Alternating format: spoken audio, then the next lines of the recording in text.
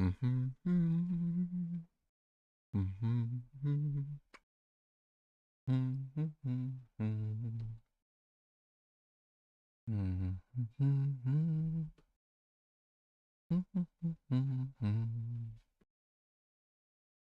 friends, I think, and obviously we'll double check. I think we're ready to go. I think we're ready to rock with the live stream.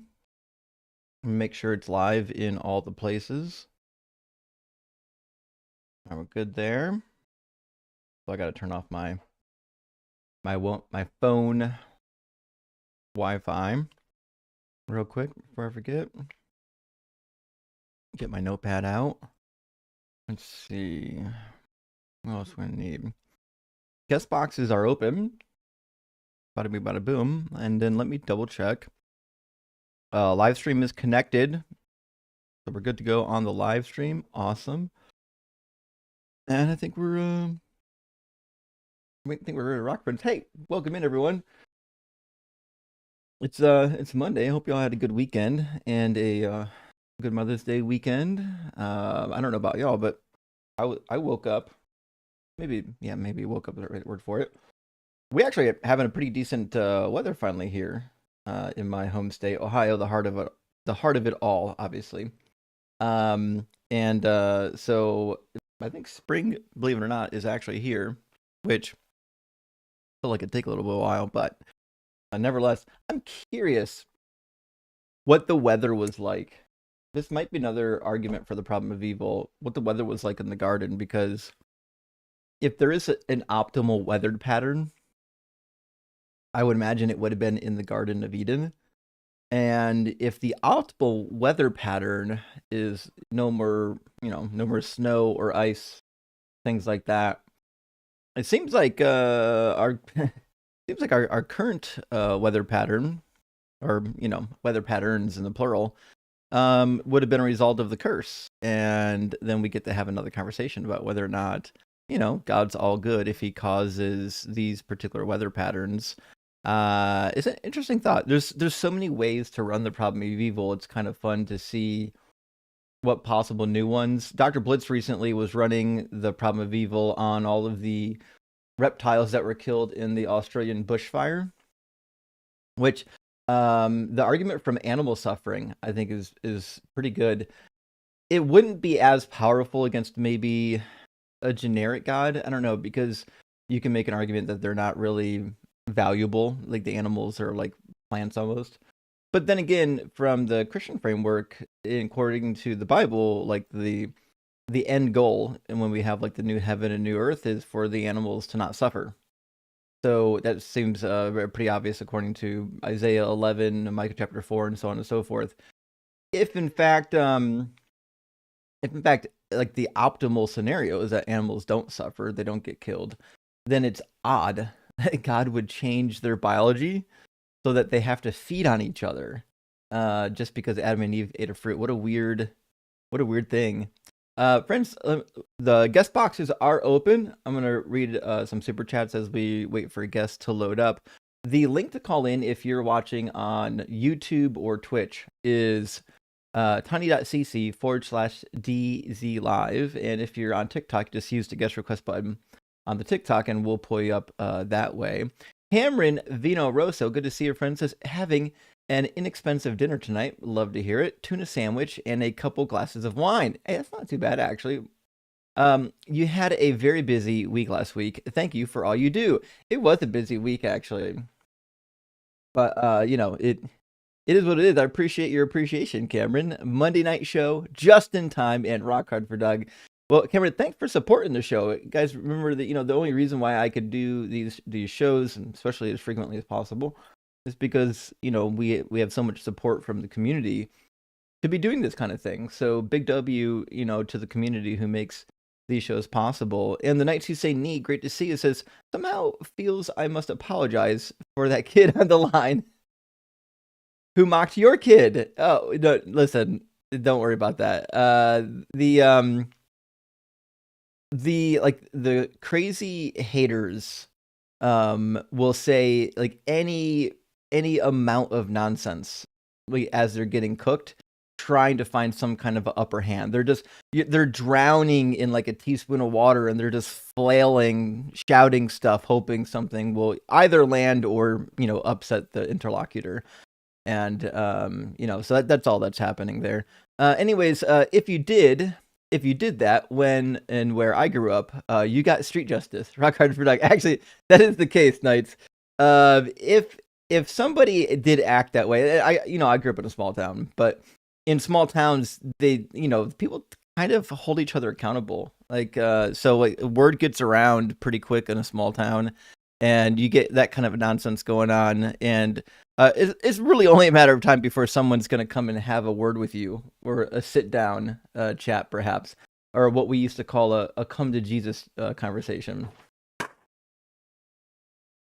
And now my cat's destroying the office again. You can't see off camera though. It is what it is. But this is this is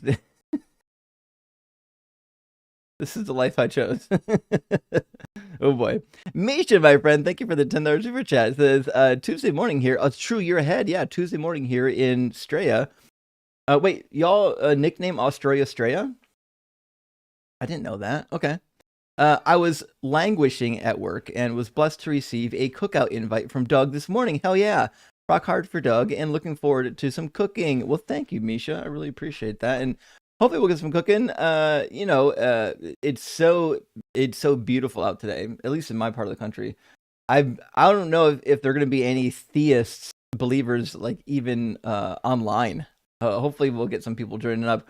But nevertheless, the atheists might join up because they get to watch, and all the pagans. But the pagans, it's so nice. Pagans are out in nature, collecting mushrooms and doing seances around trees and things like that. So we don't have to worry too much about what they're up to. But maybe we'll get some Christians in here. Maybe we won't. Maybe we'll get some Muslims. Actually, today would be a great day to get some Muslims because our friend Marcy is here with us. In fact, we're gonna get Marcy loaded up now. How you doing, Marcy? Hello. Hey, good to see you. Greetings. How you been? I've been good. I've been living life. I've been moving. I've been doing shit, so I haven't like even posted a video in like easily a month or so. Oh shit. Where are you moving to? You getting your own place? Nah, I'm still a bum who lives with my mom, but I mean, I'm only 18, so. That's what I thought. I was like, you're young. You're a kid still. Okay. Yeah. I mean, I I have moved to out when purchase I a graduated high car though. school, I'm but owning it Mhm. outright. Say it again. I said I'm purchasing a car and I'm owning it outright. Like I'm walking off the lot with it. What kind of car is it? It's a Toyota Fit. Hmm. I think it's like 2011, I believe. I don't think I've seen that. Hold on. Oh, the Honda Fit. That makes more It's sense. a Oh yeah, yeah, yeah. It has like a massive like window, like opening window shield or what is Hmm. it? Yeah, I think it's called windshield, whatever. Yeah. It's massive. The Honda Fit's not a bad little ride. I've seen quite a few of them. The only like problems I've seen crop up with the Honda Fit is the suspension's kind of ho hum. Over the course of time, you'll probably have to invest a little bit of money in the suspension. But you probably know about Honda engines. They'll pretty much run forever. They'll outlive all of us. So we should have it for a long time. It's a good purchase. Yeah. Although Indeed um, so. car prices right now, even on the used market, probably sucks, doesn't it? Yeah, it was about 11,000. It has like 100,000 miles, or not 100,000. No, about 100,000 miles, and it was like 11,000. That's what they're But doing nowadays. Yeah. Yeah. yeah. Well, listen, friends. Give me 1 second. I'm gonna grab our first guest. And Marcy and I are gonna get to work here. Let's bring in from the TikTok queue Isaiah Thomas. Oh, okay. Welcome in, Isaiah. Are you at least 18? I am. Awesome. And do you believe in God? I do. Sure. And are you the NBA player Isaiah Thomas or Isaiah Thomas Sr.? I wish. Okay, just checking. Just in case you were, that'd be good information to have. Okay. I wish. To be fair, I like Senior better than Junior. He was a little less pretentious. Nevertheless, that's we'll talk about NBA later. What God do you believe in? Uh, just the Google definition. Okay, so you just believe like maybe like a generic God, say, but not like the God of Islam or Christianity or anything like that. No, I actually disagree with religion. Okay, so I'll Well, I just don't mark you. disagree with it, but yeah, Yeah, I'll just mark you down as a generic theist. Do you believe in one God or multiple gods? just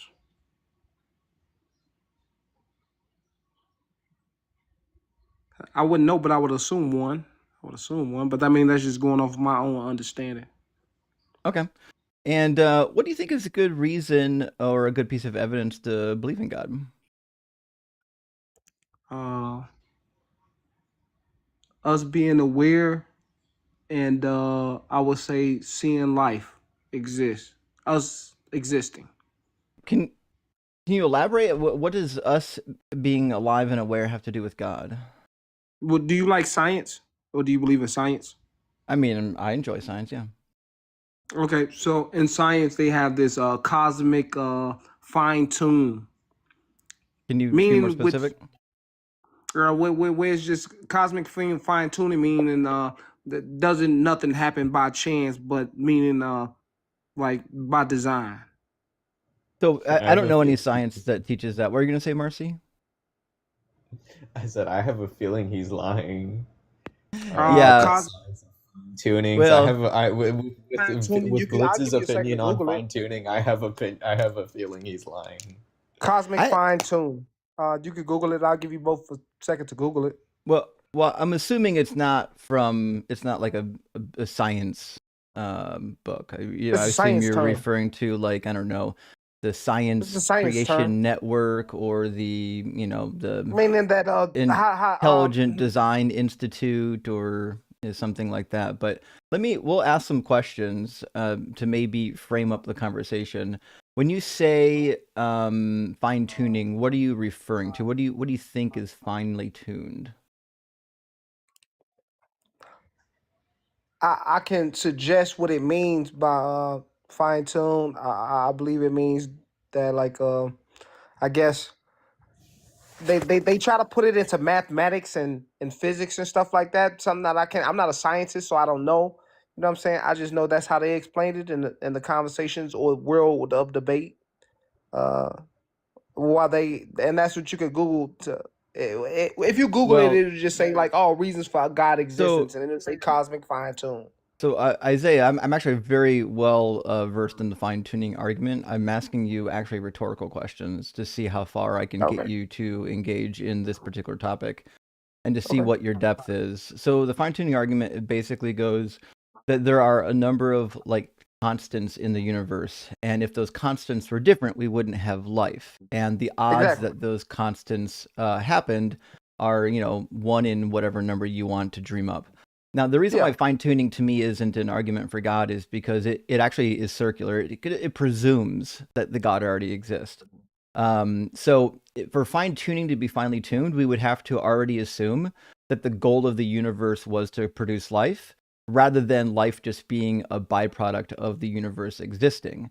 And the best way to explain this is large numbers or rare occurrences are only meaningful in terms of statistics if like it was intentional. Like if I said I'm going to throw this deck of cards down on the ground and I'm going to tell you exactly the listing. From card number 1 to card 52. I'm going to tell you the order that they're going to fall in, and then they fell in that order. Well, that's astronomically impossible for me to guess that. But if I just throw the cards down, the order that they landed in is the same number of odds. The odds that they would land in that order is going to be the same no matter how many times I throw it down. But the fact that they landed in that order in itself is not meaningful. It's only meaningful if I intended them to fall into that order. So the fact that life happens to exist in the universe isn't actually meaningful in itself.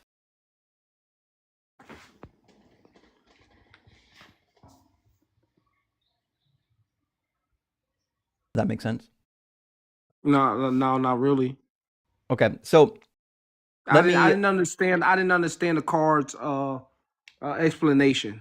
I didn't understand that. That went over my head. Okay, so the fine-tuning argument basically posits that it's exceedingly rare that Right. the constants in our universe would or could produce life. So It's they're very rare, like right. a percentage, right? If you was to give it a percentage, it's like, damn, that this is rare as shit. What percentage would you give it? Right. Well, I mean, to be fair, I've seen the percentages. I don't think any of them are. I don't think any of them are calculated in a meaningful way. So, for I example, was just asking your own opinion, your well, subjective opinion. well, it's everybody's subjective opinion. We're using our brains to determine this. So the reality is, like, the way that they're calculating probabilities is they're just saying, well, here's the ways that it couldn't be in compared to the ways that it could be. So, and I'll show you a very non-meaningful calculation in the same manner to illustrate my point. I'm sitting in a chair in one location in the world. Now, it's true that I could be in, a trillion other locations in the world. So does it mean that I've committed a miracle or I've done a miracle that I'm in this location that's 1 in a trillion? No, it just happens to be that way, right? So statistically I didn't understand unlikely that things analogy either. statistically unlikely things aren't meaningful events unless somebody is intending to do the statistically unlikely thing. So no, what they saying is just like, okay, so look, if I was to do a scientific study, and I try to burn this candle, right? And I burn this candle, and I burn 10 other of these candles, right? And every single time, you know what I'm saying, I do the experiment, you know what I'm saying? I have to have multiple groups of burning candles. Let's just say every single time I burn candles, it only lasts 10 minutes. Now I do this scientific study a billion times, right? Now that one time that I burn it and it burns for 5 minutes, that's like some like what the fuck happened with this candle here? That's like a you know what I'm saying? That's like a kind of like I guess some something to type of consider with this would a be little like bit. you brought up Understand like a little bit like what are the percentages, the chances that it's burning calculations. for 5 minutes after all these scientific studies have been shown that it burns for 5? That was just that was just an analogy that I can understand. What does that analogy map I onto? Yeah, yeah, By I was gonna say chance. that That's doesn't really that's what I'm map saying. It doesn't onto happen by the chance. It conversation we've doesn't been happen by having. chance. What doesn't happen by chance? If I'm doing studies and I'm getting the same outcome, right, over and over and over again, Uh-huh. right, and then something profoundly happens. What do they got? Control groups and uncontrolled groups when it comes to the Mm-hmm. scientific study. Uh, so I'm just saying, like when they doing this, oh shit, I'm gonna have to analyze. I'm gonna have to conversate another time. My bad, man. Okay. Well, thanks for stopping by. Take care of yourself, okay? All right. Well, All right. Marcy, did you understand what he was doing with the candle analogy? No clue. I think he was just kind of saying he was bringing up an analogy that would work had it been analogous, but it wasn't analogous, so it just didn't work. Um, I was gonna try to bring up how like we have all these calculations where they're like the probability for life is like so extraordinarily low, but like okay, the probability is so extraordinarily low, but look how much it happens. Look how much life arises. It's not a lot of life. That there's not you would calculate that there's such a low probability of life happening, and then we look out into the universe and it doesn't happen very often. I feel like that kind of matches the data actually. I don't think that's not a crazy far-fetched idea. And listen, I agree with you. I'm not sure what was going through that guy's brain. I could be wrong, but I don't know if he spends a whole lot of time in critical thought, which is why he thought that Googling evidence for God was going to yield valuable Google research results. So I don't know what to do with that. Friends, let me grab a couple of super chats, and then we're going to get Pine Saw in here next. Misha, my friend, thank you for the additional super chat. Says yes, Australia. Oh, it's true. Goes with the pronunciation. Like I assume America. Yeah, fair. Yeah. It's a silly way to say the country. I love collecting local phrases from places, and my favorite here so far is Yabu, the broad Aussie accent for uncouth dude. Oh, like yabba dabba doo, something like that. Oh, that's kind of interesting. I can enjoy that, Misha. I tried the Australian accent once just for funsies, and it was the worst American Australian accent ever produced, and so I never tried it again. But it's a fun accent. James, thank you so much for the super chat. I really appreciate that. Friend says, been watching Christian TV. Oh, don't do that. Preacher said a word can have opposite meanings. Not usually, no. They can have different meanings. Like if it's what do you call it? Like a heteronym. Yahweh means Satan 17 times. Nope, that's not true. Translator's wrong with saying God made Absalom do his public deed. Nope, not wrong. Translator 100% correct. We've gone over the Hebrew multiple times. Absalom do his public deed. It was Satan. No, Satan certainly not. Yahweh, not God, but Satan destroyed Sodom. Yahweh definitely destroyed Sodom. It said that Yahweh rained fire from Yahweh in heaven. And God said, I'm going to destroy it. It didn't say I'm going to have Satan destroy it. What a weird, I don't know which TV, James, I don't know which TV preacher you're referring to, but they lied. Shocker. I know this is going to come as a shock to the community, so make sure you're sitting down. I want to just let everyone know, all right, in case your parents didn't tell you after they told you that Santa wasn't real, the preachers on TV are entirely uneducated, and they all have fake degrees from online diploma mills like Christian Life University and other nonsensical places like that. None of them have real degrees. I think the closest you'll get, if I remember correctly, I think John Hagee at one point attended a real Bible college, but that's about it. And he's a weird goof. Anyways, he's not. At least I think. Of the televangelists, I actually think John Hagee drank his own Kool-Aid. I think he believes the nonsense. The other ones are just charlatans. Booget says bad callers equals cowards that don't call in. Yeah, that might be the case. There's a couple callers that probably, I've seen Christians in the comments that need to call in. We've got one, we had one caller that didn't come in and then they dropped, or they came in and then they dropped. It looks like we got another one in here, Vintage 123. So we'll grab Vintage here in just a second. Sitorni Weaver? Hey, bro, I'm curious. One, what evidence would convince you that God exists? And two, as a Christian, how would you defend genocide? Okay, the evidence that would convince me, and not everyone agrees with me, is if Jesus actually did fulfill all the messianic predictions. Even if I didn't believe in the Hebrew God, and I looked at all the messianic predictions, and then Jesus did them, I'm like, fuck, this God must be real. Because those predictions wouldn't come true unless God existed. Like they're preposterous predictions. World peace, animals not eating each other anymore.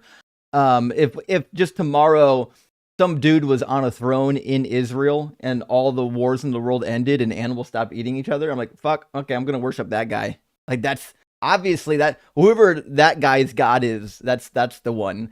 So I think that would be super convincing, but those prophecies won't come true because that God doesn't exist. Oh, I apologize. The second question was, as a Christian, how would you defend genocide? So when I was a Christian, I would say some bullshit like, well, God has the right to enact punishment, and he knew that all of their descendants would be evil, and so he was, nipping it in the bud. I didn't believe in hell the same way everyone else believed in hell, so I would have been like, well, it's going to be okay because they'll have an opportunity to repent and be in heaven because they lived before Jesus died, which means they'll have an opportunity to hear the gospel before they get judged, like the harrowing of hell that we find in the books of First and Second Peter. And so that's how I would have addressed it. But Daniel Thomas Tanner, good to see you, says, prayed to Doug for my job interview last week and again for a second interview this morning. Both went great, hoping for more good news soon. Rock hard for Doug. Well, Daniel, we're glad to hear that. Hopefully you are able to get a decent job. It is a tough job market. So you have to go out there and fight with all the people turning in AI resumes right now. So best of luck to you. And says, finally, my daily dose of Justin. Well, I'm glad to help you, friend. Also, you're late by 2 minutes. I'm sorry. I started late, maybe a hair over 1 minute. Anyways, do you prefer presuppositionalists or contortionist objects? To be fair, I'd probably take contortionists over presuppositionalists, because at least the contortionists are usually not like complete jerks. They're just kind of hustling under the weight of cognitive dissonance, whereas the presups are just arrogant POSs that don't know how to use their brains. Last super chat, and we'll get Vintage in here. Steve Wright, good to see you, friend. Thank you. He says for the super chat. It says, "Hey Justin, how about that Bud Light? Sorry, I mean Bud Light beer. Sorry for that Freudian slip or a Jesus thing. Glad you're back with us." Well, listen, for those of you who don't know, this is a really good joke, by the way, Steve. I appreciate that. The Bud Light was good. By the way, I don't have any major concerns with the results, and so good news. It turns out I'm just getting old. Who would have thunk that after you turn 40, your body does some weird fucking things that it didn't do before you were 40? You know, it was one of those things. Let's grab Vintage in here, and we'll hopefully get some conversations rolling. Welcome in, Vintage. Are you at least 18? Hi. Oh yes. Awesome. Unfortunately, yeah. Well, I mean, listen, we don't have much control over that. Are you That's true. a believer? I am a believer, but I'm going through a deconstruction process. So Sure. actually just figured out what deconstruction of religion really is. So I grew up and I've been indoctrinated Christian. And I had a near-death experience, and I went to heaven. I experienced that, and I understand that may be my brain's way of telling me, things were going to be okay. It was releasing. I don't know how it works in my brain because, anyway, long story short, I just know what I experienced. I know I can't unsee I can't see what I saw. I cannot unsmell what I smelt. I can't unexperience what I unexperienced, but I know that religion is man-made. I don't believe in all this. There's I don't know, 200 something denominations under the Christian umbrella, just the Christian umbrella alone, if not more. And it talks about 79 gods in the Bible. I know I believe in the one true living God, which is Jesus. But there's a point that my friend is trying to make to me, that Jesus is Satan, and I'm trying to grasp how she's getting that, and maybe you could put some insight onto that. So there's two ways you could get to that. The most common way is there's a passage in Revelation where Jesus says that he is the morning star, and the passage, 1 second, should be Revelation 21 or 22, I think.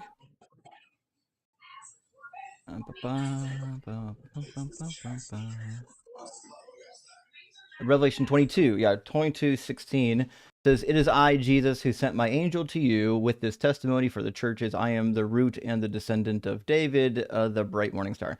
Now, the reason why people will say, well, this is Jesus claiming he's Satan, is because if you go to Isaiah chapter 14, there's a passage in here that Christians for a long time have interpreted as being about Satan. Now, it's not. To be sure, I mean, it's not remotely about Satan, but Christians for a long time have believed that it was about Satan.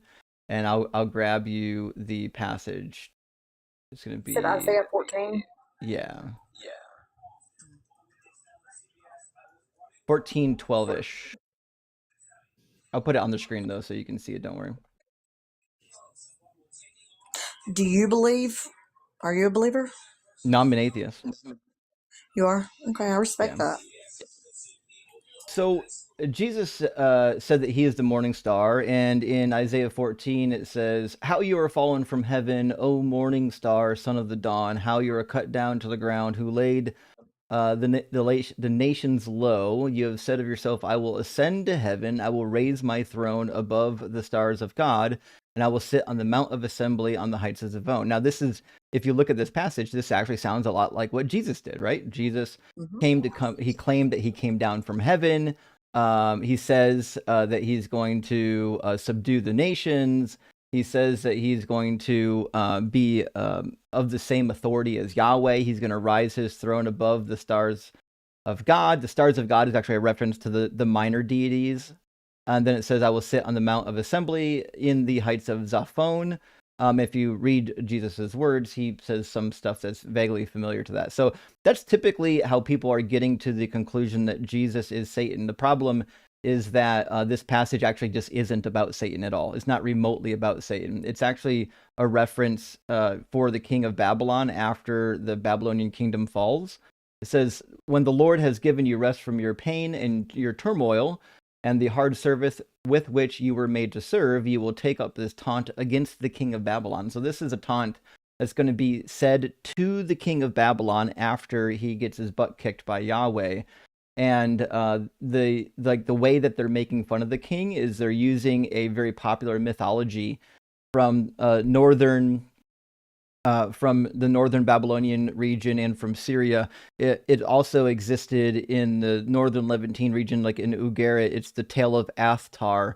Athtar tried to rise to the top of Mount Saphon and take over as the leader of the gods when Baal had left the throne and gone into the underworld. But then he gets cast down from the throne because he was kind of a laughing stock. His feet, he wasn't tall enough to sit on the throne. His feet couldn't even reach the footstool. He looked like a little kid on the throne, and he basically got mocked and cast down.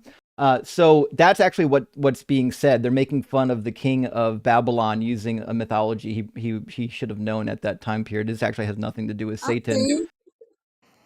Thank you for explaining that to me, because I needed to wrap my mind around that.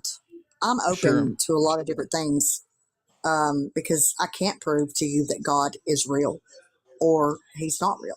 You know, all I can tell you is what I believe and what I've seen, what I've witnessed, and you haven't witnessed that. So if you would have witnessed what I have, you would believe. That's all I can tell you. That's all I can tell So, you. I mean, that's an honest take. We get a lot of people up here that will say, they'll say things like, well, my vision or my dream or my experience proves that my God is real. And then we'll hear it from, different sorts of people. Now, I've studied near-death experiences for a long time. I know that they happen to people in all different sorts of religions. So while it might convince you of an afterlife, I don't think it would ever be convincing as a proof of a specific God, because it doesn't make sense that Hindus see the Hindu deities, and the Muslims will see Allah or possibly the Prophet, and Christians will see Jesus. It seems like these are culturally relevant experiences because they're being made up by the brain. And so I appreciate your honesty, just admitting that, yeah, you probably understand that your experience is really only proof for you. It wouldn't be proof for us. And I respect that. I get that. I totally do. That's why I said I can't. I'm just honest. Sure. Well, I won't press you then, since you're Right. being kind and you're being honest. But it was a fair question. If your Christian doesn't, if you talk to your Christian friend about this, and they press you on it, tell them to call in the show. I'm more than happy to walk them through the ancient sources and show them what's happening in this passage that they clearly don't understand. I sure will. Thank you. Thanks for All right, having me, cheers. guys. Absolutely. Well, she was nice, at least. She was nice. Let's see. I'm gonna grab 2 super chats here. Sonus, my friend, hey, thanks for sending out 20 Deconstruction Zone memberships. I really, really appreciate that. And for everyone who is a member of the Kraken Crew Elite or on the Patreon and has access to the Deconstruction cheat sheet, I have again added a couple new, although I'll finish filling them in today. A couple new contradictions to the contradictions chab, and some of them I would say were even new to me. That I didn't realize that they were there before I found them. I was just doing some reading, and I was like, oh, I haven't thought about that before. That's actually really interesting. And so I've got some new ones on the cheat sheet, and I've got some new tabs getting ready to get thrown up on there as well. But my latest one is because we talk about whether or not Jesus actually came from the seed of David, from the physical seed of David. And it just actually turns out to be, well, we know that he didn't, but in fact, in the New Testament, it says that he does. There are at least 2 passages that clearly indicate, in fact, that Jesus's lineage, his physical lineage, came from King David. So, give me 1 second. I got to read a chat real quick.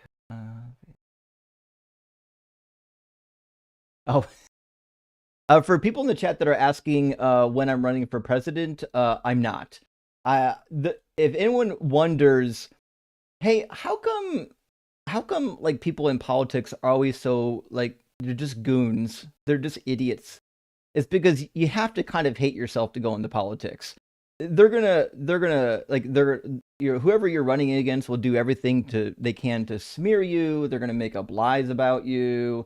The news media will make up lies about you. I mean, no matter what you do in politics, yeah, like it's a dangerous field to be in. That's why even these normal, mundane political figures are a target. It's a very dangerous place to be. And I don't know if I have a desire ever to be in politics. Maybe when I get, maybe when I'm a senior citizen, I'll consider it because, whatever, you can't live forever, right? Zen, hey, thank you so much for the $50 super chat, friend. I really appreciate that. It super helps the channel. Big W. Zen Santa says, happy Monday, my guru. So glad you are in your home grill, at your home grill. Thank you. I've given up trying to follow you from stream to stream. Don't worry. Listen, I bounce around and hate to tell you, I've got a bunch of other channels I'll be appearing on in the coming months. But I want to help everybody out in the community that I can. I just watch you live religiously cooking Christians on your home grill. I appreciate that. I watch your away from home cooking after recording. Rock hard for Doug. Well, thank you. I appreciate it. You mean the ones when I had to film from within prison? I was being held captive at Azkaban. Yeah, I appreciate you watching. Although I'm happy to be home. And Surf Murph, good to see you, says, hey, Justin, hope you're well. Doing well, thanks, buddy. Rock hard for Doug. I had a cool dream last week talking to my deceased dad through my Alexa. Just a dream. Take care, man. You know what? Sometimes those dreams, they can be a little bit maybe bittersweet. I've had similar dreams where I've like encountered deceased relatives. Or, it's not like I know that they're deceased in the dream. It just happens to be that I get to encounter them again while they're in the dream. And because our brains are so good at making shit up, like it feels real. It feels like, and so for those who have lost relatives a long time ago, you haven't seen for decades, it can be nice sometimes to have an interesting dream where they pop up and you're like, oh, fucking, yeah, I remember. What about that, right? And you know what? It's good because like, one of the things that you don't want to do, I think one of the reasons why so many people fear death is they want to feel like their life had meaning, and they don't want to feel like after they pass, they're just going to be forgotten. They're going to leave the world and they're going to be forgotten. I don't know why this is such a human fear, but it is. So I think the fact that we do actually remember these people, so much so that they pop up in our brains, is a good reminder that those that are around us that love us, we're not going to be forgotten. Even if they go about their day-to-day business, they do the shopping and the chores and taking care of the kids, we're not forgotten. Life is just busy. You know what I mean? All right, let's get our next guest in here. I think our next guest is named LZ Bella. Isabella. That's an I, not an L. Sorry, the font is crazy on Video Ninja. It's got to be Isabella. Okay, try to get that right there. Let's bring in Isabella from the YouTube crew. How you doing, Isabella? Yeah, how you doing? Doing well. How are you?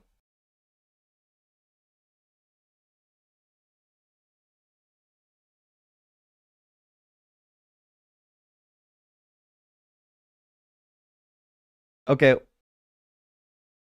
Give me 1 second. Your audio seems to be doing some funny stuff. Let me double check that it's working. Yeah, I can hear you, chat. They said there's no audio. I agree. I think the audio is not grabbing. We'll try this. Let me do me a favor. I'm gonna refresh my. Actually, let me just export the audio to a different location. 1 second. I'm gonna export it to a virtual cable here, and then we should be good to go. Try it again now. Can you hear me now? Yeah, I can hear you. Mm-hmm. Okay. Yeah, I'm 31, awesome. and I'm not a theist. You're not a theist, okay? Well, we're supposed to No. be just doing debates on this channel. Typically once or twice a month on Sundays, I do Q&As for anyone who just wants to come up and dialogue and ask questions. I mean, but if you just got one question, I can grab it before I get the next guest. You want to drop me because I enjoy your debates. I don't mind if you want to drop me. I'm just so happy that you got my call right now, but I don't mind it. I'm okay because I watch you all the time, so it's okay. Well, I appreciate you being here, and I appreciate you watching. Come on back. We'll be doing a Q&A soon. Probably not this weekend, but I think next weekend we'll have another Q&A on tap. So we'll make sure and get some time to do some dialogue and question. Okay.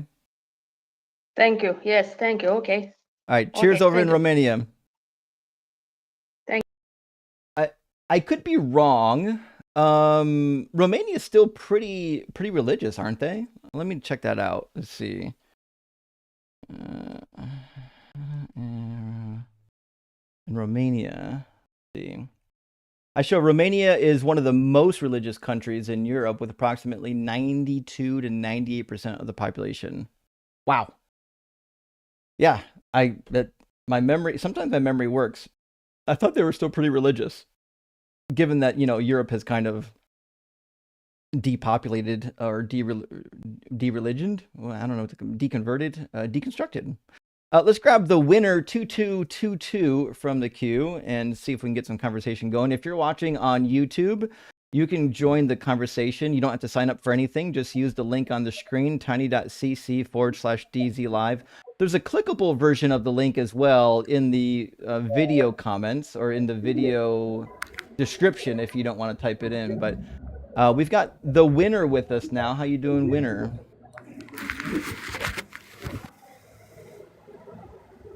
Winner?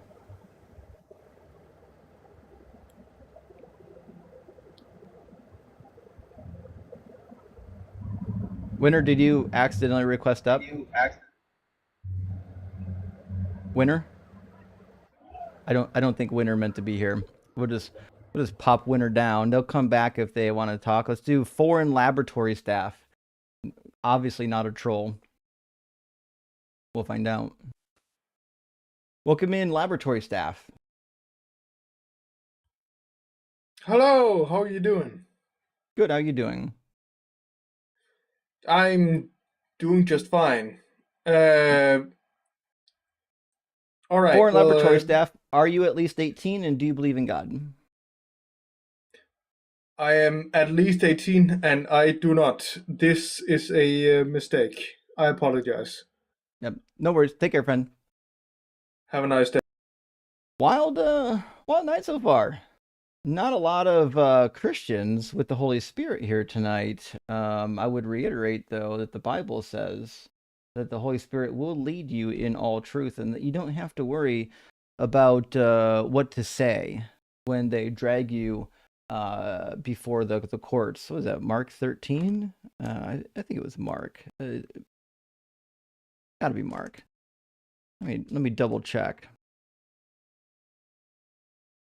Anyways, it's interesting to me, though, that there are so many people in, I guess people are all different. It's weird to me that there are so many people who they believe in the religion, but they don't actually read the book. That's one thing I really struggle to wrap my mind around. I just don't understand how it is the case that people are going to, like, I get that you could fully commit to a religion before reading the book. I get that part. But once you've committed to the religion, it's weird that you don't go in and do read the book. You know what I mean? Let me see. I think it is the third paragraph. It says, "Watch out for yourselves. They will hand you over to the courts. You will be beaten in synagogues. You will be arraigned before governors and kings because of me as a witness before them. But the gospel must first be preached to all nations. When they lead you away and hand you over, do not worry beforehand about what you are to say, but say whatever will be given to you in that hour. For it will not be you who are speaking, but the Holy Spirit." Yeah, Mark 13. So, Christians, you don't have to worry. Listen, you don't have to worry about getting drugged before the tribunal of deconstruction zone, because the Holy Spirit will give you utterance. You might, maybe you'll be empowered to speak in tongues and you'll just convert all of us. Viking Chef, good to see you tonight, my friend. Thank you for the super chat. Says, when's the book out? Lay off the Kraken and get to work. Rock hard for Doug. Actually, I was just talking to Carnage about this, about the book schedule. We have come to a truce, a ceasefire, and I'll be restarting the work on the book pretty much immediately. So we should be moving forward here very, very soon. Speaking of which, F. says, are you doing signed copies of your book when it drops? I will be doing I'll be doing pre-orders and signed copies. It'll have a hardback edition and a mass print paperback edition. I don't know if I'll do a second paperback. Sometimes people want to do a nice paperback and then a cheap mass printed paperback. So that might be the route to go. I'll have to double check on whether or not that's worthwhile to have 3 different versions. But I don't believe I'll be doing a Kindle version because I don't think it's going to be I don't think formatting it for Kindle is going to work. I might be able to produce an ebook on PDF form because you don't have to format it for anything specific. But we'll have to wait and see. That'll be tough doing the formatting on Kindle. And Bookit, my friend, good to see you. Thank you for the super chat. Says, had to space the word because YouTube censor. Well, yeah, YouTube censors. At least it's not as bad as TikTok censors. Christians are really bad at analogies. Could it be because of an anti-sodomy laws? Okay. This is a play on the word analogies or analogies. That was pretty good. Let's see, if I was going to rank that joke, personally, I'm going to put that at least a 7.5. What do y'all think? Is that a good enough play on words? Is that about a 7.5, 8 maybe? What are you guys going to rate that one? We should start rating jokes to see we should like rate jokes, like super chat jokes, and hand out awards to who has the best one of the night. I would absolutely fucking be on board with awarding people for sending in the best joke every stream. I think that would be a lot of fun. Not everyone likes the jokes as much as I do. I love a good joke. But I see an 8.7. Fuck, a 9. A 9 just for me getting it. Yeah, I know, it's hard. My ability to get some of these things is actually pretty low. But we've got some ratings in here, at least an 8. We got 8's pretty good. All right, 666, 8.57. Shit. Okay. Ope says, I heard anal, 10 out of 10. Well, there you go. We got a real banger of a joke. Pun intended. Beard of Empathy says, want your opinion. Premise 1, blasphemy is denying the works of the God. Yeah, kind of. Blasphemy is saying something derogatory typically about the God. It's not necessarily just denial. You can be in denial and not commit blasphemy. So, for example, there's a number of times people in the Hebrew Bible didn't believe God, or they doubted their experience, and then, God didn't smite them. Premise 2, apologists deny that God does any evil. Sure. Premise number 3, God admits to making evil. True. Conclusion, apologists blaspheme each time they excuse God's evil. I think if premise number 1 was sound, this might work.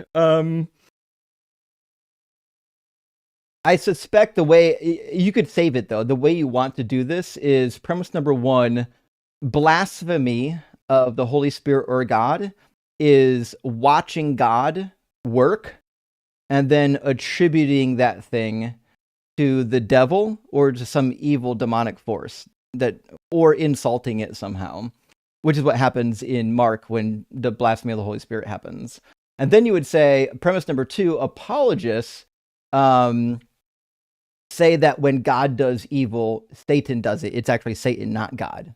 So now that actually works. That's actually blasphemy of God when you accuse God's work of being demonic. So premise number 3, God admits to, well, premise number 3 would no longer be needed here. And then conclusion, apologists blaspheme each time they excuse God's evil. I mean, that would be the case. That's why we make fun of them. When they say God didn't have David's wife sexually assaulted, we're like, why do you hate God's word? He told you he did.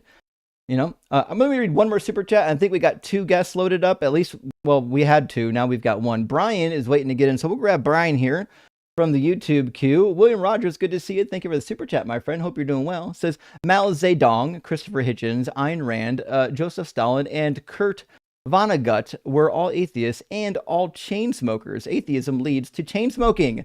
Worst anti-theist argument I've ever heard. This is a fair point because people will say, look at these popular atheists in history, and then they'll say they all had this horrible thing in common. Oh, okay. Why is this important? Why do I care about this? I agree. If you pick the right atheist, you'll find some things that are displeasing about them. Just like if you pick a group of Christians, you'll be able to find a conglomerate of displeasing things about them. This is how population statistics work. Let's grab Brian from the YouTube queue, and we'll get some conversations rolling. How you doing, Brian? Are you at least 18? Hello, can you hear me? Yeah, I can hear you. Yes, sir. I'm on the older side, 40. Just turned 40. Is there a radio or a TV in the background? What am I hearing? Oh, I apologize. That is the TV. Give me 1 second. Can you take that down a little bit? Is that better? Yeah, I think it's all right. I apologize. I'm not atheist. I just wanted to say I've seen you on the newer atheist experience and like the latest debates. And I just think you do a great job, man. And you're so cordial with your epistemology. And I love what y'all do. I just wanted to stop in and say thank you so much. I appreciate that, Brian. We'll keep doing the circuit, right? We're going to keep getting the message out. Yes, sir. I did have a question. If so I was raised with a classic Catholic father that basically only, he did the crucifix whenever he was in trouble. So he wasn't really like too into religion.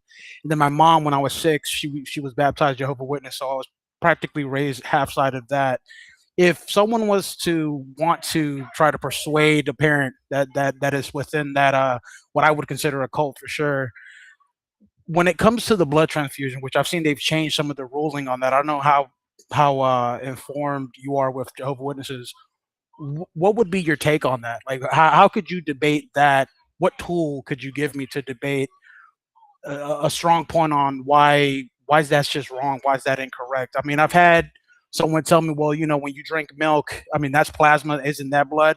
I've heard that, but I don't know. That's just something that I think someone that's like deep into Jehovah's Witness would laugh at. They just wouldn't even think about it. So is there some take that you would take on that? Like what would be your thought on that? Well, what's their reason for not doing blood transfusions? Because like in the Hebrew Bible, they do lots of stuff with blood and it's not evil. So why would they think blood transfusions are bad? Well, they're very, if I recall the teachings that I was taught, I mean, they're very like on the New Testament, not the Old Testament. That's sort of whenever you start touching on things about the Hebrew Bible, they're like, well, we go through our Bible, the New Testament. That's one side, and I might, I'm paraphrasing, I might be incorrect on that. I apologize if I am. But to my knowledge, it's a sacred thing. It's sort of like your blood is your blood, that type of deal. Which again, I've never understood that because they do chemotherapy. They just don't do blood transfusion. So I've always, the whole your body's a temple. That if it's I've always debated that with my mother. Like, but y'all can do chemo though, right? Like that's a thing. So I don't know. I would have to do more research though. But if well, I mean, is that just what the tool you'd give me though? Like how things have been done in the Hebrew Bible? Is that something I could say, or was there anything else you had for me? Most people who don't take blood transfusions do so because of Leviticus 17, where it says life is in the blood, and then they'll do some nonsensical exegesis on what life means, like a nephesh, or that's Hebrew for soul, or for the life force, and they'll say, well, listen, your soul is actually in your blood, so you can't mix blood with somebody else because then you take part of their soul. So there's lots of reasons why people might not take blood transfusion. I don't know what the official reason is from the JWs, but if that was their complaint, then I would try to teach them about the ancient Near East and demonstrate that when it says that life is in the blood, it's not referring to the physical soul or the actual soul. It's referring to the like a force that comes from God. So in the ancient Near East, the thing that animates are dirt sacks, because we're just dirt sacks, right? We're made from clay, we're made from dirt. The thing that animates us, that makes us alive, is that we have the wind of God and the blood of God in us. In fact, in the other ancient Near Eastern creation accounts, God doesn't just breathe into man when he molds man. He also puts blood inside of him from himself. And so when it says that life is in the blood, it's tapping into this ancient Near Eastern concept of, yeah, the blood and the wind that is inside of all living beings, that is where life comes from, because it comes from the gods which live eternally. And so that's what that means, which means sharing blood from one member to another is meaningless. It all comes from God. In fact, literally, God gave us a blood transfusion to make us alive. That's a great point. And that's what I was coming to you for. The interesting part is that sort of the change that they've made recently, from my understanding, is that they can transfuse is it dialysis, like where you recycle your blood? Like they can do that now. That's something they couldn't even do that back in the day. Now, just recently, I think past year, they can do dialysis now. They can as long as it's your own blood, you can work with your own blood. So I don't know. The goalpost is always moving with these people, and I just, even at a very young age, it didn't sink in, and I just appreciate people like you that are way more knowledgeable, way less lazy than I am to do a deep dive and educate yourself, and then to spread that education. I just appreciate it. So thank you so no much. worries, buddy. Good to hear from you. Take care. Yes, sir. Friends, I love you, but please don't call in. This is a debate show. On AXP, you're welcome to call me anytime. On the line, you're welcome to call me anytime. On my Q&As, you're welcome to call me anytime. I love answering questions. That's why I do the Q&As. Question and answer time is fucking fun. I love it. But this is a debate show. So everyone loaded up here to watch a debate. And it ruins my audience and my metrics when friendlies come up and ask questions. So please, if you could refrain from doing so, I would greatly appreciate it. Unless you're like in the depths of despair, in the dark of the night, and you need some sort of direction, or you need serious help, please don't call in if you're friendly. If you just want to shoot the breeze, this isn't the right stream for it. If you need to be sure, everyone here if you've been following me for the last 3 years, if somebody calls in and they're actually in despair, in the midst of destruction, I will always take that call, because it's a very difficult position to be in, and my goal is to help people. But if that's not you, then this is purely just a debate. That's what's happening here. But nevertheless, we'll get some opposition here, I'm sure in a minute. Let me grab some super chats while we're waiting. And also, friends, remember, you can, if you like really have a question that you want answered, you can just super chat it in. It's much quicker and easier. If you just have an easy question, you can super chat it. I'll grab it between guests. It's not a problem. It takes far less time to manage it that way. And also I can not interrupt the flow of the live stream, because I can move it to the end of the live stream if it's going to be a long answer, and then y'all can come back later and clip it. So if you sent me a question and it gets answered, or if you sent me a question via super chat, it will get answered at some point during a live stream. So you can even if you can't stick around to watch, you can always come back the next day and snip the answer out if you need to. Benny, thank you for the super chat. Says, have you seen Gabby? No, the first ever AI robotic Buddhist. Oh, that I didn't know it was called Gabby. Yeah, that's also, I saw the monk robot get initiated. I actually loved it. Some people were being very negative about it, but fucking why? It's a robot. Like, why do? Why do we care what we program robots to do? We're going to treat our robots when they get really smart. We're going to treat them just like our pets. You know, if we would bring our cat or our dog to work or to religious life with us, they won't let us do it in churches, obviously, because sanitary reasons. But like a lot of these Buddhist temples, they're not, they're not chasing animals off, as far as I'm aware. A lot of them are, especially in the olden days, were like open air. So my guess is that, and as far as I know, Buddhists are non-violent towards animals anyways.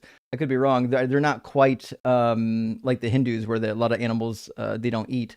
But nevertheless, why would we expect the Buddhists to not treat the robots well? Like, if you read the tenets of Buddhism, it's like they want you to love and treat everybody well. I have no idea why we would.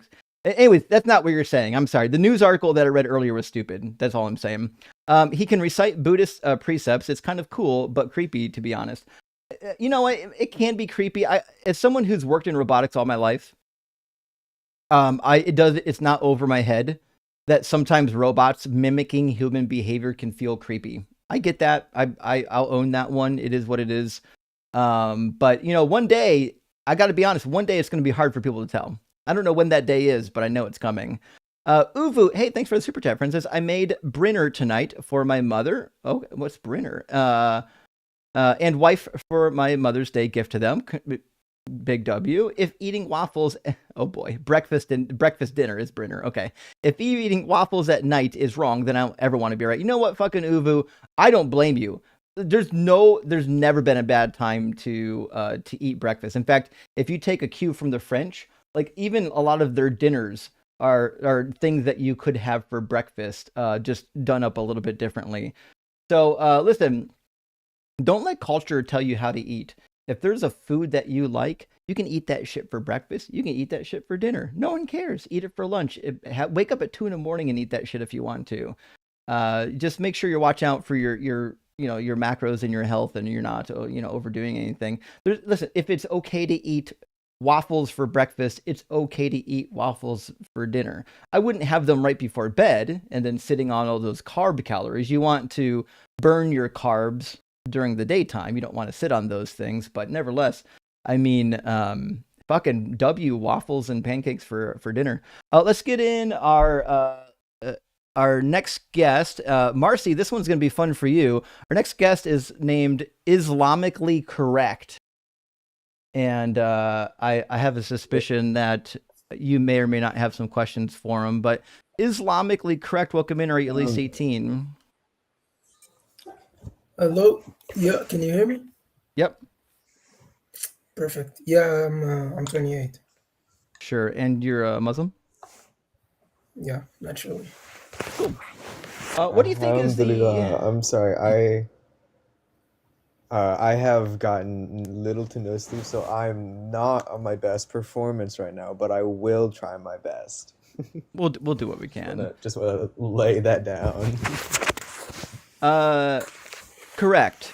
Well, what do you think is the best evidence or best argument for God's existence? I think there are many arguments one could present. I'm not sure which route you'd like to go today, honestly. Well, I think it's up to you. I'll give you kind of a, not a warning, but a preview. Just about any argument you bring up is going to be one that I've heard before. So it doesn't matter to me which one you go to. I'm happy to talk about any of them. Okay. Have you encountered the contingency argument? Yeah, it's a popular one. You want to run that one? It's gonna be Phil, bro. Mm-hmm. So why are like all the Muslims Phil bros? Why? I have a thought on that, Marcy. I suspect it's because it's easier to debate metaphysics than to debate the finer points of Islam. If I had to guess, but we could debate. Like we should do that. We should the points posited by Islam, but the problem with debating Westerners with points raised by Islam is that I'd say 99% of the time Westerners seem to be uneducated on things that happened historically in Islam. So you're unfamiliar with our sources, and it would be very difficult to try to present to try to convince you with the authenticity of our sources and then present them as authoritative or something that would be proof to you. So I'd have to argue twofold, if you get what I mean. So, I mean, you can argue whichever way you want to. I personally, I don't know if I care too much. I think our audience has heard the contingency argument so many times they could probably give you my response to it. But in terms of Yeah. Okay, so you Islam, could yeah, mhm. you could give me your issue, or where you see problems in the contingency argument, since Okay. you're familiar I with it was just already. gonna say, because I know that the audience does not like Filbro stuff. I know that they're always telling me to try to cut it early and try to get it out, but I don't know. Well, we'll snip it quickly as possible. So the contingency argument for me breaks down in that it assumes two things: that the universe is finite, meaning it's not infinite. We don't know that. It also assumes that all sets would be contingent because all the members of the set are contingent. That's not true. You can actually have a set where all the members are contingent, but where the set itself is not contingent. So the contingency Provide argument kind of evidence fails for on that. those 2 points. What's that? Okay, so the first point is that the contingency argument assumes, you said, that the universe is finite instead of infinite. Yeah. I'm not sure where you get that from exactly. Because the contingency argument argues that the contingency has to go all the way back to some kind of a brute or ultimate explanation, and the explanation itself is just necessary. And Yeah. when I say, well, listen, I believe that the universe is necessary, then they're going to have a problem with it. They're going to say, well, you can't have an infinite regress and you can't have an infinite series of causes. And this is usually where it breaks down. But the problem is, and I've done this argument a lot. This comes up a lot when Christians want to debate Aquinas's 5 ways. There's never ever been a problem demonstrated with an infinite past or an infinite regress. It's not that the problem needs to be demonstrated. It's sort of out of necessity that you can't have that you need to have a necessary. Well, the argument presents itself as out of necessity you would need to reach a necessary being, Why? and the universe, if saying that the universe is necessary while being composed or a composite existence, uh, proves in well it crumbles and How? disproves itself with How? it. So do you agree that the universe is composed? It's a composed reality of things. I mean, what we call the universe, does it have parts? What Okay, so you said that the universe is you could say that the universe is necessary. In your statement, in what you said, the Mhm. universe being necessary, Mhm. that universe, is it composed of parts? Is it composed of things, constituents within itself that That's make up the universe? what I just asked you. So we would talk about does something have parts, it's not actually clear if the universe has parts, even though we would say they do. For example, I feel like parts is a description that humans make up, where we say, "Listen, I see something there, and I see something there, and it looks like a part. I can distinguish one thing from another." But if you stepped back, I don't know, a trillion light years, it would just look like one piece, right? And if you go down as all the way to the quantum level, it's not entirely clear sometimes either. Like if the fundamental reality is made of parts, or if it's made of like the quantum wave function. So, but I mean, generally, I would agree with you that, yeah, when I look out in the universe, I see things that I would describe as parts, but I don't see why that's a problem for my worldview because I believe in an infinite past and in a universe that's always existed. Yeah, but if you say that the universe is composed of parts, it's an indication that it cannot be that it could have existed in another state of affairs. So that means it's contingent. Anything that could have otherwise existed in another shape or form is, by definition, contingent. Well, see that's what you're mistaking again. See, I told you before we did this contingency argument that where it breaks down is you're assuming that because the parts are contingent, that the whole is contingent. And that assumes Yeah, that the that's the universe second is point. So finite, and it assumes that elements in a set define the behavior of the set, and it doesn't. So again, I don't think that the universe is finite. Even if the universe was finite, I have no reason to believe that the universe itself is contingent. so originally you raised 2 points. We were trying to tackle the first one with the universe being finite or infinite. So now your argument, your proof of the universe being infinite instead of I didn't prove that. No. Okay, so you said that because you said that you don't necessarily agree that the universe is Finite? I lost my track of thought. No, the second argument you raised. I Or mean, the I second don't. the Just second because problem in your set just of in the because set of premises. just because an element of a set is contingent doesn't mean that the set itself is contingent. Okay, so I feel like you're using that point to substantiate the first claim, I didn't make a correct? claim. Because you just I'm raised it. We were talking about the universe being finite or infinite, and you raised your second point to prove the first claim. I have no idea. I didn't make a claim that the universe was infinite. I mean, I think it has an infinite past. When I say the universe being infinite, I'm typically, and maybe this is my problem, I'm typically referring to size. Like it's infinite in size. Like the universe that we see is just the observable part of the universe, but it actually could go on literally forever.